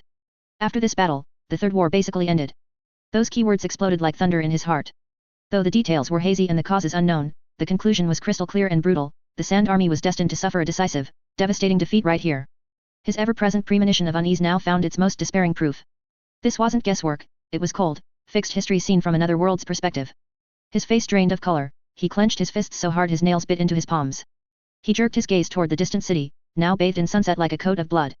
It no longer promised wealth and victory, it looked like a crouching beast, jaws agape, waiting for its prey to walk in. His lips parted, he almost blurted, "Retreat. It's a trap." But what could he say? Tell the Fourth Kazekage and Elder Cho he'd had a dream from a previous life that foretold a crushing defeat here? Tell them he'd seen the wars ending in some short videos? No one would believe him. They'd only deem him a madman unhinged by constant battle, perhaps even execute him on the spot for undermining morale. A tide of helpless terror washed over him. He could see the cliff ahead, yet he couldn't stop. The galloping carriage could only watch as it thundered, himself aboard, toward the abyss. He stood amid cheering comrades, yet felt an icy chill. He could only stare fixedly at Kiki Mountain City, trying to read the hidden trap within its calm facade, his mind racing to find a way when the inevitable catastrophe struck to save himself and his company to the greatest extent possible. The Sand Army was already at the gates, and the gears of war ground relentlessly toward that fixed, bloody finale. Chapter 93: A sudden turn on the battlefield. Fourth Kazekage Raza stood atop the central command height, overlooking the mighty fortress called Kiki Castle. Streams of golden gold dust flowed slowly around him, exuding a suffocating pressure. Though the unease in his heart had already crystallized into an icy warning, the arrow had left the bow. With the main army at the foot of the fortress and morale at its peak, there was no turning back. He raised his hand slowly, then swung it down sharply. Attack the city. The order landed like a spark in boiling oil, instantly igniting the Suna army that had been poised to strike. Earth release, open earth rising excavation. Earth release, earth flow rampart. Dozens, perhaps 100 Sunagakure earth release ninja formed seals in unison, sending chakra thundering into the ground. The earth in front of Kiki Castle heaved and buckled, trying to fashion artificial ramps to the wall's summit or simply undermine the ramparts themselves. On the battlements, the Konoha defenders answered at once. Fire release, great fire annihilation. Wind release, great breakthrough. Water release, water formation wall. Techniques of every element rained down from the walls like a storm, violently clashing and annihilating the Suna earth arts. Explosions, roars, and screams split the heavens, the brilliant yet lethal glimmer of chakra turning the dusk as bright as noon. Puppet squad advance. Elder Chiyo's calm voice carried across the front lines through a chakra amplifier. Saya drew a sharp breath, forcing down the ever stronger sense of foreboding, and barked, Third Company defensive formation, spider puppets forward to harass. Strike puppets, target the firing points on the wall. The puppeteers under his command moved instantly. The huge salamander puppet, heavy shields mounted on its back, charged at the fore, absorbing the dense jutsu bombardment. Countless spider puppets swarmed up the wall like a tide, spitting poison needles and detonating exploding tags to sow chaos. Crows, Black Ant, and other assault puppets sought chances to pick off exposed Konoha ninja. Saya himself hovered in the air aboard Mirage, the magnet release iron sand turning now into a giant hammer to smash crenellations, now into a barrier to deflect lethal blows for his allies. In an instant the battle reached its bloodiest, most tangled phase. Every minute, every second, lives were being snuffed out. Sunagakure's numerical advantage and the terror of Raza's gold dust gradually told. Konoha's defense began to falter, sections of wall cracked, and the density of countering jutsu noticeably dropped. The scales of victory seemed to tilt toward the sand. Yet just as the fighting peaked and every Suna ninja's attention was locked on the front wall, an abrupt change occurred. From the forested hills behind the Suna host came a hair-raising shriek. A cold, vast, ominous chakra erupted. Rumble. The earth split, and a colossal serpent of unbelievable size was summoned. Merely rearing its forebody cast a shadow over a large swath of Suna's rear ranks. Atop the serpent's head stood a pale man in a Konoha Jonin vest, eyes as cold as a viper's. That's Orochimaru, a knowledgeable Suna Jonin screamed in terror. One of the legendary three ninja of Konoha, the Pale Serpent, Orochimaru. He was not alone. From the woods behind him poured a flood of Konoha ninja in varied clan uniforms, superbly equipped the private troops of Konoha's clans. Like ghosts they struck the completely unprepared sand rear. Kill. Orochimaru's hoarse voice carried lethal chill. Hands forming seals, he disgorged a tide of vipers that surged toward the reeling Suna rear. The rear was hit. Supply teams, medical squads, and off-duty ninja were plunged into chaos and panic. The collapse of the flank spread like toppling dominoes, quickly sapping the front's morale. Hold fast. Flank units turn and engage. Roz's roar rang out as he tried to steady the line. But the fatal blows were far from over. Just as the front faltered for an instant, distracted by the rear assault, a streak of golden light appeared without warning above the densest knot of Suna assault troops, as though teleported. A young ninja in a Konoha Jonin vest, brilliant blonde hair catching the light. His face was handsome, his gaze as sharp as a blade, a special three-pronged kunao in his hand. His arrival was so sudden, so silent, yet in an instant it drew the eyes of nearly every strong fighter on the field. The yellow flash. Elder Cho cried, voice quavering with disbelief. Konoha's yellow flash Minato Namikaze. How could he be here? He should have been pinning down the clouds of combination on the northeast border. Minato gave Suna no time to react. His form flickered in midair, several after-images seeming to appear at once. The next instant, a despair-inducing scene unfolded. The golden light blinked and jumped between key tactical nodes inside the Suna assault cluster. With every flash a special kunao appeared, with every kunao, throats of elite Suna ninja were slit or hearts pierced. He was too fast beyond vision, beyond reflex, beyond thought. Ordinary Suna ninja never saw the movement, they saw only a golden gleam, and comrades dropped in rows beside them. Flying Thunder God technique. The legendary space-time ninjutsu displayed its battlefield-dominating lethality. The fierce Suna assault, carved apart by that golden flash, collapsed into utter chaos and despair. The yellow flash reaped lives in front, Orochimaru led the elite in a rear strike, on the walls the Konoha defenders, morale soaring, counter-attacked with redoubled fury. In an instant the Suna host, moments ago the hunters in full cry, became cornered prey. Saya, steering Mirage, barely dodged a kunao edged with a Flying Thunder God seal. Gazing down at the collapsing battle line and that death god figure of gold, his face turned paper white. The nightmare he feared most had become reality in the cruelest, most violent way. Kiki Castle had indeed been a vast, carefully dug grave for them. Chapter 94, The Bloodbath at Kiki Mountain. At the foot of Kiki Mountain Citadel, the battle overturned in an instant. 1 second the Suna army was drunk on the coming victory, the next they had fallen into a death trap woven for them. Minato Namikaze's very existence overturned ordinary shinobi common sense. His Flying Thunder God technique had no hand seal lead-in or travel path, pure concept level blink. Golden light flared wherever a kunao landed, amid exploding tag smoke, even beside a flung Suna ninja, every flash brought precise, efficient death. Like a cold shinigami he wove through their ranks, kunao edged with formulae, and Suna fell in swathes before they could scream. He was true lightning, reflexes could not track him, despair spread like plague. The rumor on sighting Konoha's yellow flash, the mission may be abandoned, became blood-soaked reality. From the flank, Orochimaru rode Manda, bringing another terror. Each whip of the colossal serpent cleared ground, smashing Suna ninja and barricades into pulp, the purple poison mist corroded everything, carving instant dead zones. Orochimaru himself was a wraith, launching vicious jutsu, the grass cutter's gleam raising crimson sprays. The Konoha clan troops behind him were elite, a dagger driven into Suna's reeling rear. On the wall, the supposedly crumbling Konoha garrison, hardened by reinforcements, erupted with lethal force. Jutsu, shuriken, exploding tags rained, joining the yellow flash and serpent tide to hammer Suna from 3 sides. Magnet release, gold dust funeral. Fourth Kazekage Roz's eyes split as he poured out every drop of chakra. The vast golden sand ceased attacking and swept back, forming huge, ever-shifting ramparts to block, intercept, cage that lethal golden flash. Gold dust versus Flying Thunder God became the battlefield's marvel. Roz's strained to compress Minato's space with massed, high-density shields, forcing parries or redirects between blinks, buying his men a heartbeat. Whenever Minato's kunao neared a vital target, a wall of gold shot up. The clash of 2 cage-level titans pinned down top fighters on both sides. On the other side, Elder Cho and Ebis showed uncanny harmony. Several of the Kuroeri, Hitokiri, Sasaris puppets were summoned, together with Ebis's illusions and traps they held Manda's rampage and Orochimaru's strikes at bay, buying the rear a moment to rally yet only barely, locked in a bitter fight. The entire field sank into unprecedented chaos. Offense and defense reversed, Suna's host teetered, its line ready to shatter. At this critical breath, Seo's hoarse roar rang through the tumult, Puppet Squad. 1st Battalion, 3rd Company follow me. Hold the walls fire. He knew he could do nothing against the yellow flash or Orochimaru, but he had to act. If the wall's Konoha force surged out and linked with the rear enemy, all would be lost. Driving the Mirage, he abandoned personal kills and pushed magnet release to the limit. Magnet release, iron sand boundary. A titanic iron sand bulwark rose, blocking the dense jutsu volley from the wall. Wind release, vacuum great ball. A spear of compressed air smashed the parapet, silencing Konoha guns. Earth release, earth flow wall. Earthen ramparts lifted at the last second, shielding scattered Suna's squads. At the same time his chakra threads danced, precisely steering every puppet in the company. Shield puppets forward. Spider puppets onto the wall to harass. Attack puppets focus fire that flame spitter move. His orders were crisp, urgent, yet calm, the composure of a commander amid chaos. Under him the company stood like a reef in a torrent, stemming Konoha's counterattack. Seo himself became a firefighter, wherever the line buckled. The Mirage appeared iron sand, now a spear to skewer Konoha skirmishers, now a shield for comrades. He even snatched moments for healing technique to pull wounded allies from death's edge. His performance drew Konoha's fire, easing pressure on Raza and Cho, buying Suna priceless breaths to regroup. Below Kiki Mountain the field had become a true meat grinder. Suna and Konoha hacked at each other amid flashing jutsu, bursting fire, clashing steel, and despairing screams of bloody requiem. Every inch of soil drank blood, every second life ended.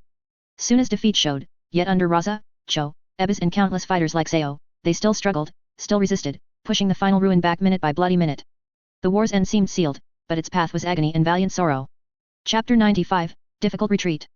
The battlefield beneath Kiki Mountain Castle had already turned into a burning, bloody hell. The initial vigor and fanaticism of the Sunagakure army were completely shattered by Konoha's carefully planned counterattack and overwhelming display of absolute power, leaving behind only desperate resistance and mounting casualties. High in the sky, the face of Fourth Kazekage Raza was so dark it looked like water was about to drip off it.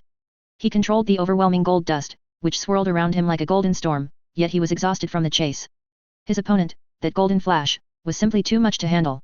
Minato Namikaze's Flying Thunder God technique had no conventional trajectory, every flash appeared at the exact moment the gold dust defenses were weakest, in the most crucial position.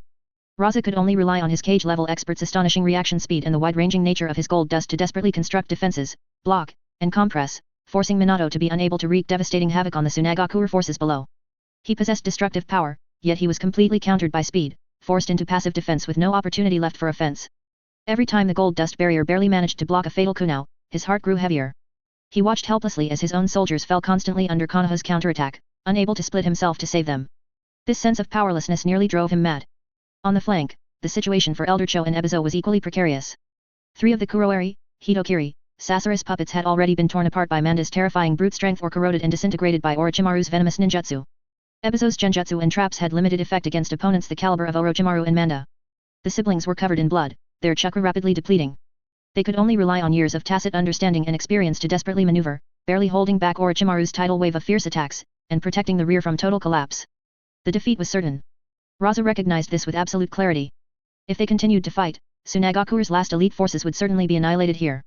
As the Kazekage of the village, he had to make the most painful, yet most correct, decision. He abruptly manipulated the gold dust to temporarily force back one of Minato's flashing surprise attacks, and using this brief interval, he forcibly amplified his chakra-infused voice, a voice filled with his decision and infinite unwillingness across the entire battlefield. All Sunagakure forces. Obey the command. Provide alternating cover. Full retreat. Retreat toward the land of rivers. Those who disobey will be executed. This command was like ice water poured over the heads of all the Sunagakure ninjas still fighting desperately. Retreat? After paying such a huge price, they were actually ordered to retreat. But looking at their comrades constantly falling around them, and at the invincible golden flash and the terrifying giant snake, the despairing ninja understood this was the only way to preserve their seed. The command had to be carried out. But retreating, especially under such a disadvantage, was far more difficult than attacking, requiring someone to make a massive sacrifice to cover the rear. Elder Cho made her decision almost the instant she heard the command. While controlling her puppets to tightly ensnare Manda, she screamed with all her might toward Seo, who was not far away. Seo. Listen. I hereby authorize you in the name of the frontline commander. Effective immediately, take command of all frontline puppet squads. Buy time for the main force to retreat at all costs. Preserve our remaining strength. This is an order. Seo was currently piloting the Mirage, using a magnet iron sand wall to block a wave of lethal fire ninjutsu. Hearing Chiyo's command, his heart suddenly constricted. Taking command of all puppet squads in a moment of crisis? This meant he would become the hardest shield and the most dangerous target in this desperate retreat. He had no time to hesitate, or even to feel fear. His gaze swept over the puppeteer forces on the battlefield, who were still fighting individually and falling into chaos. Seo took a deep breath, channeled chakra into his throat, and his voice was unnaturally calm for a youth. All puppeteers listen up. I am Special Jonin Seo, taking command by order of Elder Cho. Abandon all offensive missions. Front lines become the rear guard. All defensive puppets move to the outermost perimeter. Form a circular defensive line. Offensive puppets fire freely to suppress pursuing enemies. Release all spider puppets for suicidal obstruction. Medical puppets prioritize rescuing the severely wounded before retreating. Execute the command. His voice seemed to carry a strange calming power, clearly reaching the ears of the chaotic puppeteers. In their desperation, a clear commander became their backbone. The remaining puppet squads instinctively began to obey the instructions, struggling to converge toward Seo's location. Massive salamander puppets and heavy shield puppets were pushed forward, forming moving steel ramparts. The offensive puppets no longer aimed for kills but frantically poured fire onto the Konoha ninja attempting to pursue, slowing their pace. Countless spider puppets rushed toward Manda and the pursuing Konoha forces like moths to a flame, using self-detonation to buy a negligible second of hesitation. Seo himself piloted the Mirage, rushing around like a firefighter to provide support. His magnet-release iron sand occasionally transformed into a massive wall of size to block the Kunao Minato occasionally through, though it couldn't stop them entirely, it could disrupt their trajectory, and at other times it became an iron sandstorm sweeping toward the most aggressive pursuing Konoha squads. His brain worked at high speed, calculating the position of every squad and every retreat path, enduring immense pressure. Every step of the retreat path was paved with blood and sacrifice. Puppets were constantly destroyed, and the ninja covering the rear steadily fell. But Sunagakure's main force finally began to disengage, struggling and orderly, retreating along the way they came, thanks to the precious time bought with lives. Standing atop the Mirage, Seo watched the backs of his gradually departing comrades, then looked toward the Konoha pursuers surging forward like a tide, and the two figures resembling demons. He clenched his fists tightly. He knew the most brutal fighting was only just beginning. He had to lead these remaining puppeteers to carve a path to survival out of this deadly place. Chapter 96, Complete Encirclement. The wilderness outside Kiki Mountain Castle had already turned into a living hell. After paying a massive price, Sunagakure's retreat order finally began to take effect. Under the desperate shouts of their commanders, the main force barely managed to disengage from the entanglement with the front wall defenders and Orochimaru's flanking troops. Like a wounded behemoth, they dragged their battered bodies and began to crawl toward the land of rivers. The fierce battle high in the sky continued. Fourth Kazekage Raza pushed the magnet release, gold dust technique to its limit. The golden tide no longer sought offense but transformed into countless flowing shields, intercepting walls, and massive grasping hands, desperately restricting the elusive golden flash. Every flicker and strike by Minato Namikaze was forcibly repelled or disrupted by Raza's large-scale gold dust defense. Although he couldn't inflict the slightest injury, he genuinely managed to contain this existence, which was virtually insurmountable for ordinary Sunagakure ninja, creating the most crucial window for retreat. On the flank, Elder Cho and Ebizo were at the end of their rope. Ebizo was pale due to excessive chakra consumption, and one more puppet controlled by Elder Chiyo's Kuroeri, Hitokiri, Sasura's puppets was torn apart by Manda. But the siblings, relying on decades of tacit understanding in battle and a determination to burn their lives away, remained stubbornly pinned in place, using puppets, poison mist, genjutsu, and traps to construct a precarious yet unbroken defensive line, barely holding back the devastating vanguard of Orochimaru and Manda, preventing them from completely crushing Sunagakure's rear formation. At the very end of the retreating army, Seo took command in a crisis, displaying calmness and leadership ability beyond his years. He efficiently integrated the remaining puppet squad, forming a defensive perimeter that constantly moved, was constantly eroded, yet stubbornly persisted. Left flank shield puppets, advance 3 steps. Hold back that wave of shuriken. Right flank attack puppets, fire a volley. Suppress that fire release ninja. Spider puppets team 3, 1 o'clock direction, self-destruct obstruction. His orders were clearly transmitted via chakra amplification. Magnet release, iron sand rush to extinguish fires wherever needed, sometimes reinforcing the defense, sometimes launching counterattacks. The Mirage platform carried him through the battlefield. He was both the commander and the strongest troubleshooter. Under his command, the puppet squad used steel and lives to painstakingly offset the pursuit pressure from the Konoha defenders and some flanking troops. It seemed that Sunagakure's chaotic yet massive main force was about to rush out of the most dangerous area, on the verge of breaking direct contact with Kiki Mountain Castle's walls and entering a relatively open area. Once there, the speed of the retreat would accelerate, and the hope of survival would greatly increase. A faint spark of hope ignited in the hearts of all Sunagakure ninja, from Raza down to the lowest soldiers. However, would Konoha's killing formation leave such an obvious path to survival? Just as the flank of Sunagakure's main force was about to completely break away from a dense forest on the left wing of the battlefield, another change occurred. From that previously silent forest, earth-shattering battle cries suddenly erupted. Another team of Konoha ninja descended like divine soldiers, charging out fiercely. Their target was not the troops covering the retreat, but they precisely wedged themselves into the waist of Sunagakure's main force, abruptly severing their retreating column. The leader was large and stout, yet his movements were unusually steady and swift. He wore a Konoha Jonin vest and had a clear paint mark on his forehead. It was Akimichi Torifu, the current clan head of the Akimichi clan. He was leading no ordinary troops, but the elite guard unit directly under the Konoha command post, along with the combined fighting forces of the Yamanaka, Nara, and other clans. Partial expansion jutsu, pushing hand. Akimichi Torifu roared. His arm instantly swelled to a massive size, sweeping forward like a battering ram. The terrifying force instantly blasted over 10 Sunagakure ninja who were trying to organize a defense, sending them flying along with their shields, tearing a huge gap in Sunagakure's retreat formation. Shadow imitation jutsu, strangulation.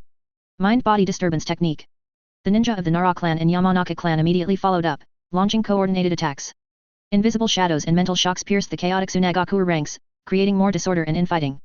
The emergence of this fresh force was timed, positioned, and executed with extreme cunning and ruthlessness. It was as if they had long calculated Sunagakure's retreat route and timing, waiting here for a long time to deliver the most fatal blow to Sunagakure. Sunagakure's main force, which had just seen a glimmer of hope, had its retreat completely cut off by the sudden flanking assault. The entire column was sliced open at the waist, unable to support its front or rear, plunging into unprecedented chaos. The path of retreat was blocked by the rearguard puppet squad and the pursuing soldiers, the path forward was firmly held by the elite troops led by Akimichi Torifu, and the flank still faced the threat of Orochimaru. The complete encirclement was finally achieved. The Sunagakure army, like a fly caught in a spider web, found all its struggles turning into futility. The fire of hope was utterly extinguished, replaced by profound despair. Seo, watching this scene from the rear, felt his heart nearly stop. The thing he feared most had still come to pass. Konoha's counterattack was not a simple repulsion, but a complete and utter annihilation battle. Raza, high in the sky, let out a roar of extreme unwillingness, but he was unable to break free due to Minato's entanglement. Cho and Ebizo's expressions also changed drastically, but faced with the fierce assault of Orochimaru and Manda, they couldn't even afford to be distracted. Sunagakure had fallen into a death trap of 10-sided ambush, unable to escape even with wings. Kiki Mountain Castle was steadily becoming a massive graveyard for the Hidden Sand Village's remaining strength. Chapter 97 The outcome is sealed. The last path of survival was mercilessly severed. When Akimichi Torifu led Konoha's headquarters elite crashing down like an iron gate, driving a wedge into the waist of the retreating Suna main force, the entire battlefield was set in stone. Hope, like a candle in the wind, was abruptly extinguished.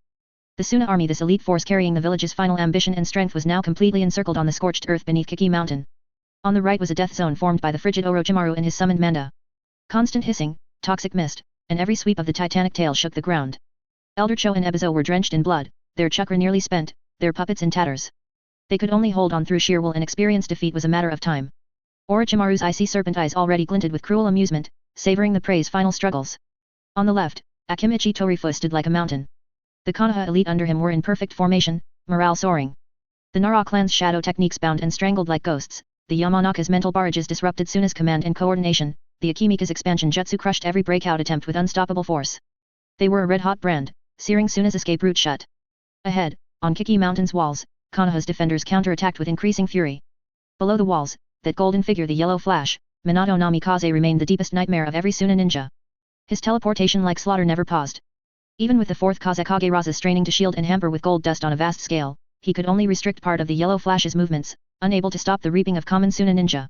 Every desperate interception was accompanied by more subordinate screams, a helplessness that nearly drove the Kazekage insane. Sky, ground, left, right, front, enemies everywhere. Every chance of life was sealed. The Suna army was compressed into an ever-shrinking ring, casualties mounting, morale shattered. Wails of despair, groans of agony, and death rattles replaced battle cries, echoing across the field. The fourth Kazekage Raza hovered mid-air, the luster of his swirling gold dust noticeably dimmed. His handsome face was twisted with unwillingness, fury, and deep powerlessness. He had wagered the nation's fate and led in person, only to meet this end. As Kazekage he must bear the disgrace of defeat and watch his village's elite bleed to the last drop. His heart felt plunged into the coldest abyss. Elder Cho and Ebizo stood back to back, the few remaining puppets circling them like loyal hounds, all battered and broken. The two elders exchanged a glance, eyes full of exhaustion and sorrow. They had seen Suna's rise and now seemed destined to witness its fall to the deepest valley. All schemes, all struggles, seemed so pale before absolute strength and flawless design. Down below, Seo, covering the retreat, piloted the battered Mirage, gazing at the hopeless scene as his heart sank into the abyss. His puppet forces had suffered crippling losses, the spider puppets were nearly spent, medium and large puppets badly damaged. His own strength felt as tiny as a grain of sand in this total rout. The faint energy flow from the pocket body cultivation furnace on his wrist seemed to have lost its warmth, unable to dispel the bone-deep chill. The outcome is sealed. Those 4 words clamped like the heaviest fetters on every surviving Suna ninja's heart. From Supreme Commander 4th Kazekage Raza to Elders Cho and Ebizo, to mid-level Commander Seo, down to the lowliest Suna genin, all were shrouded in ashen despair. Anger, unwillingness, fear, grief, all feelings finally congealed into deathly numbness. They still fought mechanically, swinging kunao, releasing their last dregs of chakra, but it was instinct, not the will to win. Kiki Mountain City, once seen as a symbol of wealth and glory, had now truly become Suna's Waterloo, a vast grave slowly closing. The war's end seemed irreversible. Chapter 98, Sunagakure's defeat. The encirclement was complete, the death trap was sealed.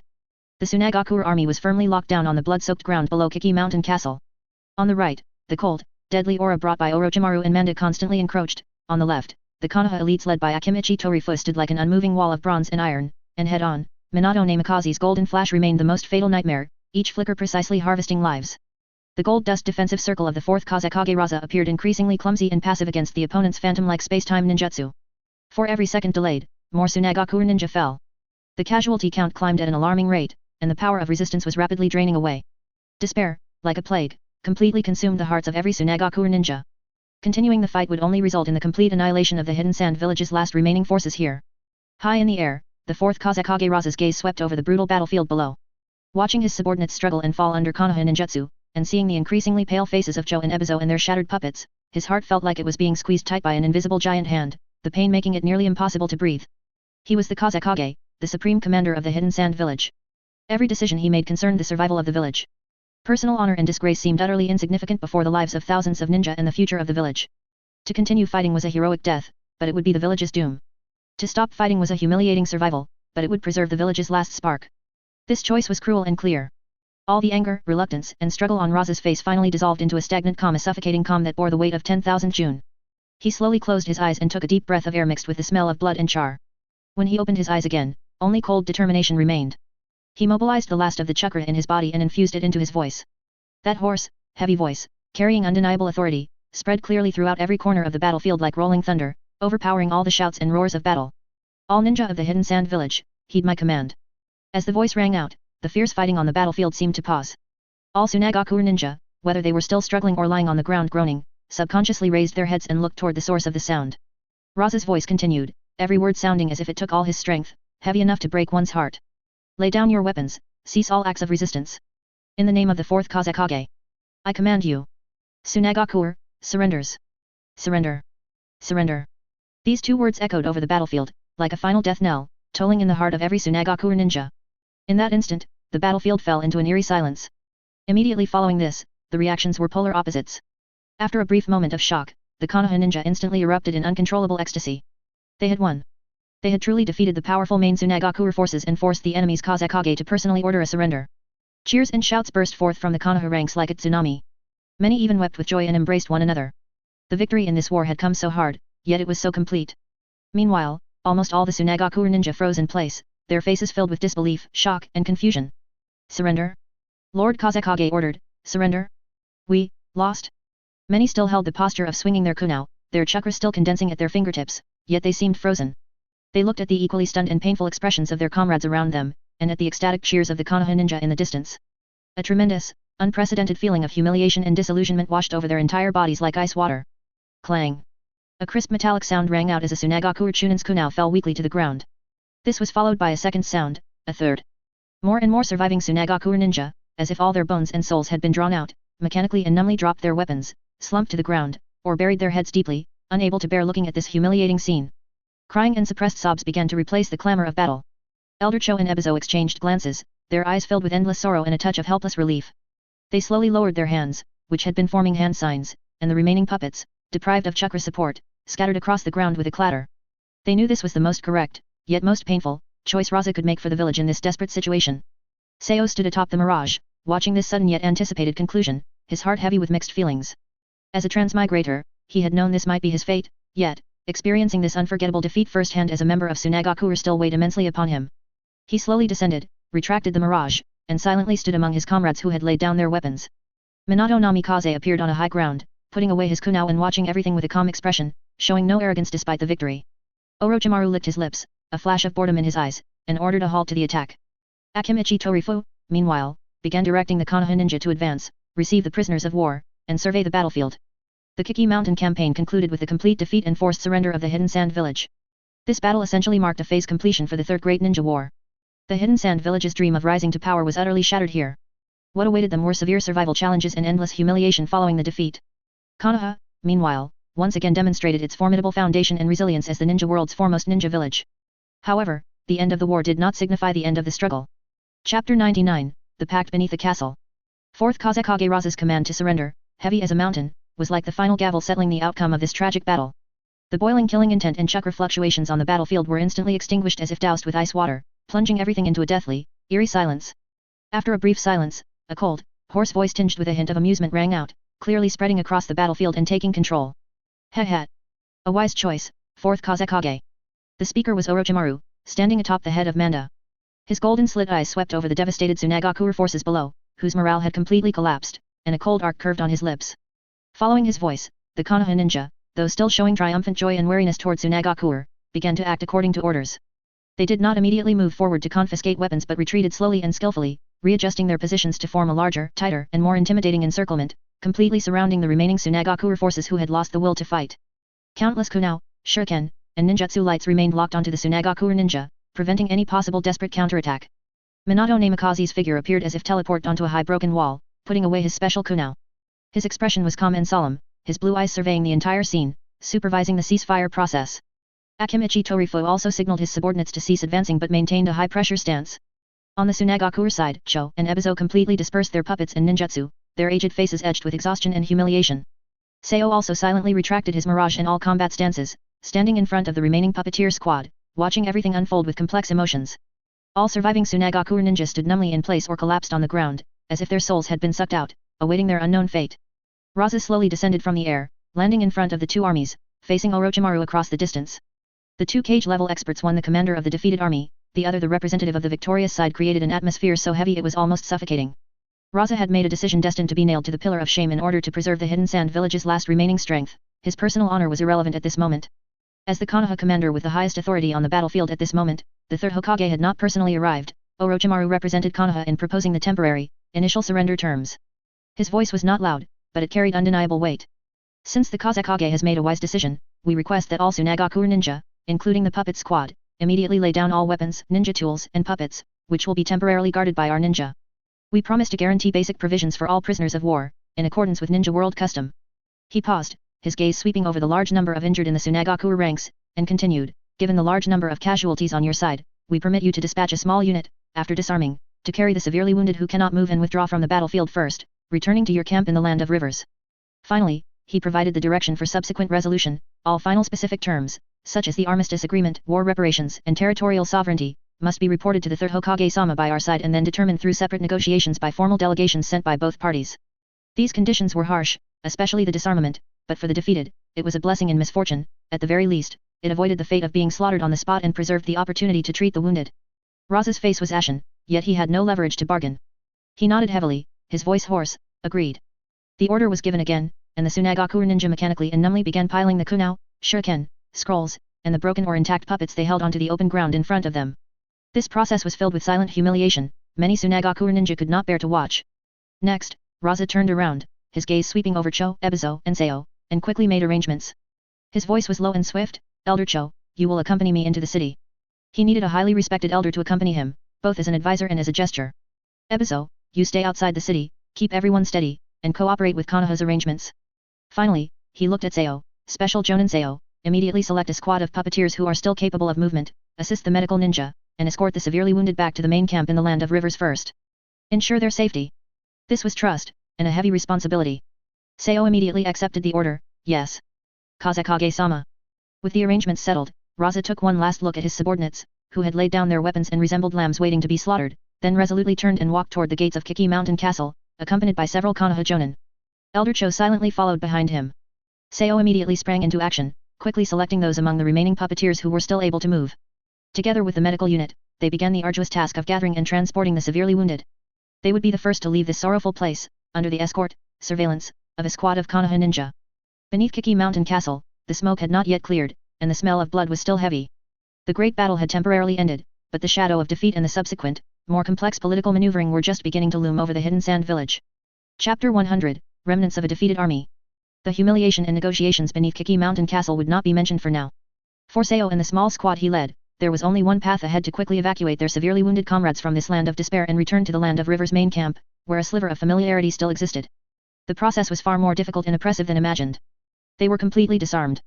Seo's severely damaged but still precious Mirage, along with the puppets that the other puppeteers regarded as their lives whether intact or broken, were all collected by the Konoha ninja with expressionless faces and placed under centralized supervision. At this moment, they had truly become unarmed defeated soldiers, left only with the small amounts of medical kits and dry rations they carried. A Konoha squad of about 20 people, led by a stern-faced special jonin, escorted or rather, monitored them the entire way. Although these Konoha ninja refrained from insult or attack as promised, their wary and distant gaze, coupled with their undisguised posture as victors, still pierced the heart of every Sunagakure ninja like a needle. Seo, as the temporarily designated person in charge, bore the greatest pressure. Not only did he have to arrange manpower to carry the most severely wounded comrades on makeshift stretchers, but he also had to constantly monitor the team's condition and soothe those members whose spirits were on the verge of collapse due to defeat and the loss of their puppets. He himself was utterly exhausted. Continuous battles in command had drained a large amount of his mental energy. Only the weak energy flow continuously transmitted from the pocket body cultivation furnace on his wrist, like a small stream, barely kept his body from collapsing. The journey became extraordinarily long. The route that had been a raging path for the massive army on the way in was now filled with sorrow on the return. Along the way, the grim traces left by the previous battle were visible everywhere: broken kunao, scorched clothing, and even bloodstains that hadn't been fully cleaned up, all reminding them of the disastrous defeat they had just suffered. The painful groans of the wounded on the stretchers added immeasurable weight to this journey home. No one spoke. The team marched in silence, only the heavy sound of footsteps and the creaking of stretchers echoing on the empty road. The shadow of failure, the confusion about the future, and the humiliation of being prisoners of war weighed on everyone's hearts like heavy shackles. The eyes of the young puppeteers were hollow, as if they had lost the most important things, not just their puppets, but their dignity and faith as ninja. Seo watched all this, his heart equally heavy. But he knew he could not fall. He was the backbone of these remnants of a defeated army. He constantly moved back and forth, using his reasonably proficient medical ninjutsu to provide emergency treatment for members whose injuries were worsening, sharing his already scarce water and dry rations with the weaker individuals, and issuing simple instructions in the calmest possible tone.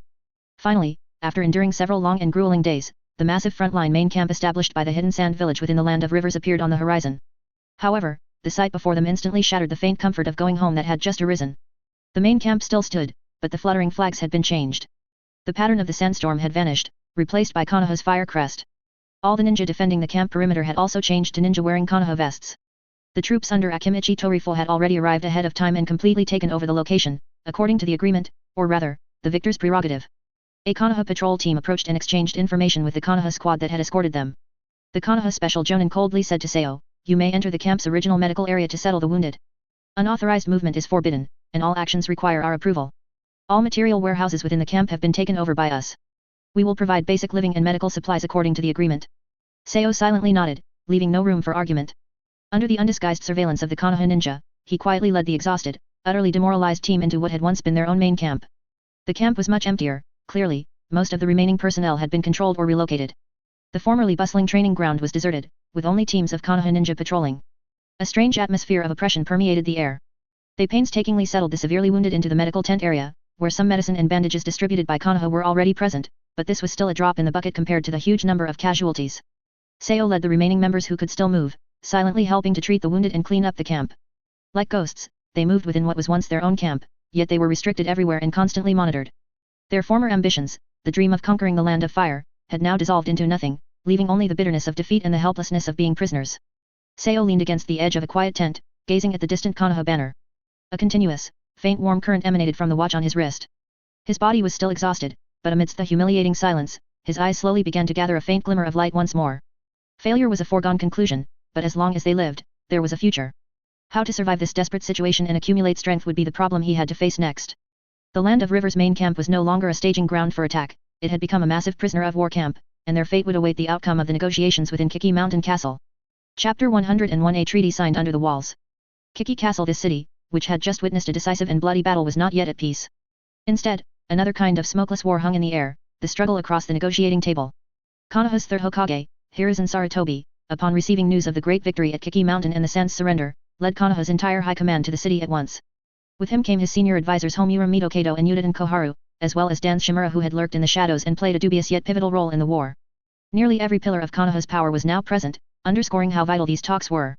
Across the table sat the defeated envoys of Hidden Sand Village, the fourth Kazekage, Raza, pale but forcing himself to stay composed, and beside him the elder Cho and Ebis, their eyes a mix of bitterness and exhaustion. Inside a hastily fortified conference room, the two sides faced each other, the atmosphere so heavy it felt ready to drip. The negotiations proved grueling and humiliating. For days they clashed over responsibility for the defeat, war reparations, territorial claims, and future relations. Konoha held absolute initiative. Dan's was the hardest liner, pushing ruinous terms meant to cripple Sunagakure and reduce the land of Wind to a vassal. Mitokado and Koharu were more pragmatic, focusing on tangible gains and security. Hiruzen, outwardly espousing the will of fire, yielded nothing on core village interests, his gentleness was merely condescension. Sunagakure had no room to bargain. Every word Raza spoke felt like swallowing a white-hot iron. He had to salvage what little strength and dignity he could while admitting defeat. Cho and Ebis used decades of diplomatic craft to contest minor clauses, whittling losses where possible. At last, after days of torment and countless clashes, a treaty sealing Hidden Sand Village's fate was hammered out. Its main clause's 3 iron shackles were fastened around the village's neck. One alliance, Konoha and Suna would form an immediate military alliance. In name equal, the fine print required Suna to coordinate all major diplomatic and military moves with Konoha, cementing Konoha's dominance and reducing Suna to a subordinate. A total strategic defeat. 2 territory and garrisons, Suna must withdraw every soldier from the land of rivers at once. Konoha would take over all garrison rights and mission contracts there. Suna lost both its launching pad against the land of fire and a lucrative mission market, while Konoha's armies could now camp on Wind Country's doorstep. 3 reparations and mission share, Suna must pay an astronomical indemnity for the war's cost, in installments stretching over years enough to hollow out its already strained coffers. In addition, a hefty portion of Suna's future high-ranked missions must be transferred to Konoha at rock-bottom prices, forcing Suna to toil as Konoha's cash cow for years to come. Each clause was a blade twisting in Raza and the elders' hearts, but they had no choice. Refuse, and the surrender at Kiki would be meaningless. Konoha's legions could march on Suna itself. Accept, and the village kept a bare pulse, a chance to breathe. When Raza at last pressed his name onto the thick scroll and stamped it with the Kazekage seal, it was as if every ounce of strength left him, his very light dimmed. The treaty was done, and word spread quickly. Under guard at the foot of Kiki Castle, Suna Ninja heard the details and sank into an even deeper, quieter despair. In the camp at Land of Rivers, Seo held like a prisoner while tending the wounded heard the news from a Konoha ninja and fell silent. He fingered the unremarkable watch on his wrist and, through the tent flap, gazed toward Wind Country. The war had ended in the cruelest, most humiliating way, yet Suna's ordeal might only be beginning. This treaty signed beneath the walls closed the book on the Third Great Ninja War and planted new seeds for the ninja world's next upheaval. Chapter 102 A Humiliating Road Home. Beneath Kiki Castle, the heavy ceasefire parchment, its clauses dripping with humiliation, fell like a final verdict, drawing a blood-red curtain over Sunagakure's eastward gamble that had staked the nation's fate. What followed was the long, excruciating withdrawal spelled out by the treaty. Every step of the retreat unfolded under the cold gaze of Konoha ninja, each movement required permission from the Konoha command, a slow-motion dismemberment. The first to leave were Seo and his unit, already penned like prisoners in the Land of Rivers camp. Their orders were blunt: escort every mobile casualty and, as the vanguard, march straight back to Sunagakure in the Land of Wind. No cheers, no hope, only numb silence. Seo organized squads to help the lightly wounded hobble along, the grievously injured lay on crude stretchers. All ninja tools and puppets had been confiscated, leaving them empty-handed, clad only in tattered uniforms and deeper scars within. Under the apathetic watch of a Konoha squad, this column of broken soldiers trudged out of the captured Land of Rivers camp and onto the endless road home. The journey was still harsh, but now it carried the added sorrow of the homeless. Seo walked at the front, back straight yet bearing unspeakable weight. The pocket body cultivation furnace on his wrist pulsed faintly, sustaining him and reminding him that power alone grants the right to speak. Once the wounded were gone, the real spectacle began, the withdrawal of several thousand bloodied, disarmed Sunagakure regulars still camped beneath Kiki Castle. The process was engineered for slowness and shame. Konoha kept the head count of each departing batch and dictated exact routes. Day after day, only a fraction of the Sunagakure ninja were allowed to leave the temporary stockade under elite Konoha escort, shuffling dejectedly toward the Land of Rivers camp. That camp now served as a transit pen and a disinfection pool. Early arrivals rested while they waited for later cohorts, letting Konoha tally and control them. The once bustling Suna compound echoed with the oppressive silence of the defeated and the vigilance of their jailers, a grotesque atmosphere. Elder Cho and Ebis were permitted to move with these main body batches. Watching their ninja driven and divided like livestock filled the two elders with grief and helplessness, yet they had to stay to steady morale and prevent desperate mutiny, and to represent Suna's leadership in the handover. The defeated Supreme Commander, Fourth Kazekage Raza, faced the treaty's harshest clause: he must remain inside Kiki Castle as its highest value hostage. He could not lead his troops out, nor race home to come and rebuild. He was trapped in an enemy fortress, watching through windows as his forces crept away in humiliating driblets. This mental torment cut deeper than any battlefield loss. His very person guaranteed Suna's compliance, the strongest card Konoha held. So the days crawled by in slow, stifling transfers. The Suna camp beneath Kiki Castle thinned while the Land of Rivers pan filled, then emptied westward, until the last stragglers crossed into the Land of Wind's endless sandstorms. When the final Sunagakure ninja lowered their heads at the Land of Rivers border, Konoha ninja promptly seized every outpost. Banners of the Land of Fire replaced the sandstorm sigil for good. The Land of Rivers, where Sunagakure had poured rivers of blood and life for nothing, was now wholly Konoha's. And Sunagakure greeted its returning remnants not with triumph but with cold reality, crushing reparations, a vassal alliance treaty, and the long, bitter reconstruction that would demand every scrap of remaining pride. The shadow of the Kiki Mountain campaign, bleak as the depths of winter, settled over the Land of Wind. Seo's journey and Sunagakure's future would have to open their next chapter amid this biting frost of disgrace. Chapter 103, finally returning to the village. The last batch of Sunagakure remnants, dragging their heavy steps, staggered across the border line between the Land of Wind and the Land of Rivers, a border that had already changed hands. When they looked back and saw not the familiar sandstorm banner, but the cold, watchful eyes of Konoha ninja and the fluttering fire crest, their final psychological defense completely shattered. Despair and humiliation, like the swirling sandstorm behind them, completely swallowed them. However, for Hidden Sand Village, this long and humiliating retreat was missing the final, most crucial step. Their cage had not yet returned. Inside Kiki Mountain Castle, a fierce debate erupted among Konoha's high-ranking officials regarding the fate of Fourth Kazekage Raza. The hardline faction, led by Danzo Shimura, took an extremely rigid stance, adamantly opposing Raza's release. Letting the tiger return to the mountain will lead to endless trouble. Danzo's voice was cold and decisive. Raza's magnet release poses a huge threat, and his character is resilient. After suffering such a great humiliation, if he is released, he will definitely become a grave problem for Konoha. He should be detained long-term, or even, he left the rest of his sentence unspoken, but the ruthless intent was obvious. Homura Midokado and Udon Koharu, however, leaned toward cautious handling, believing that detaining a village's cage long-term would be overly provocative and might trigger a desperate, all-out counterattack from the Land of Wind, hindering the assimilation of the war gains. The final decision was placed in the hands of the third Hokage, Hiruzen Sarutobi.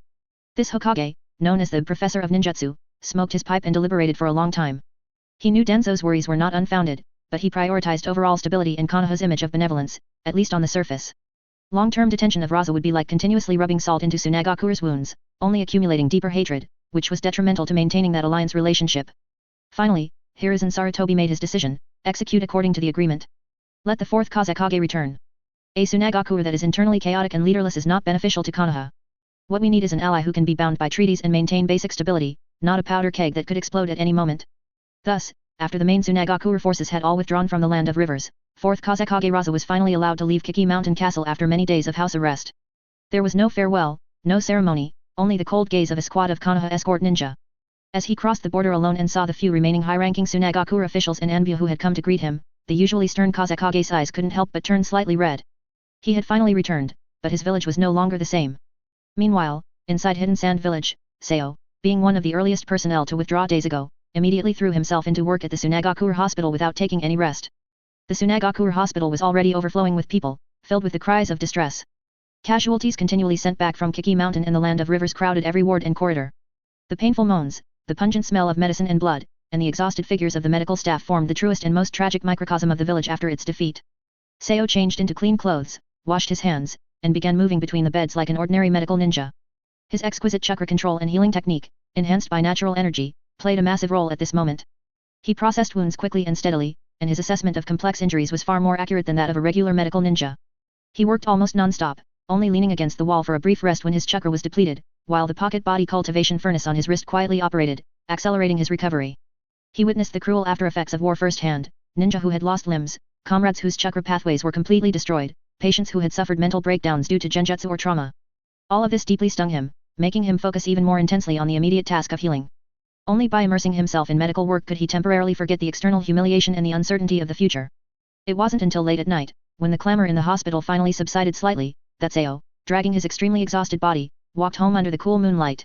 His father, Shiryu, always kept a small lamp lit, waiting for him. Seeing his son return, he silently served the simple meal that he had kept warm. The father and son sat facing each other, often without speaking. Shiryu looked at the exhaustion that his son could not hide, his eyes filled with heartache and emotion. He had lived through the Second Great Ninja War and had witnessed the cruelty of conflict, yet he never imagined Hidden Sand Village would suffer such a complete defeat, nor did he expect his own son to be so deeply involved and bear such heavy responsibilities. "It's good that you're back. It's good that you came back alive." Shiryu could only repeat this phrase, his voice hoarse. He wanted to ask about the situation on the front lines, and about the village's future, but seeing his son's condition, he swallowed all his questions. As a retired old ninja, he knew better than anyone what defeat meant. A long and difficult winter lay ahead. Seo ate silently, nodding occasionally. The warmth of home temporarily dispersed his physical exhaustion and the coldness in his heart, but he knew the outside world remained frigid. Although the 4th Kazekage had returned, the massive reparations, the humiliating treaties that surrendered national rights, and the inevitable internal turmoil and skepticism within the village, all hung like heavy dark clouds over the heads of every Sunagakure resident. The brief tranquility was only preparation for tomorrow's greater challenges. He needed rest, and he needed to recover quickly, because there were too many things that needed to be done for the reconstruction of the village and for his personal path. The disastrous defeat at Kiki Mountain was an end, but it was also a thorny new beginning.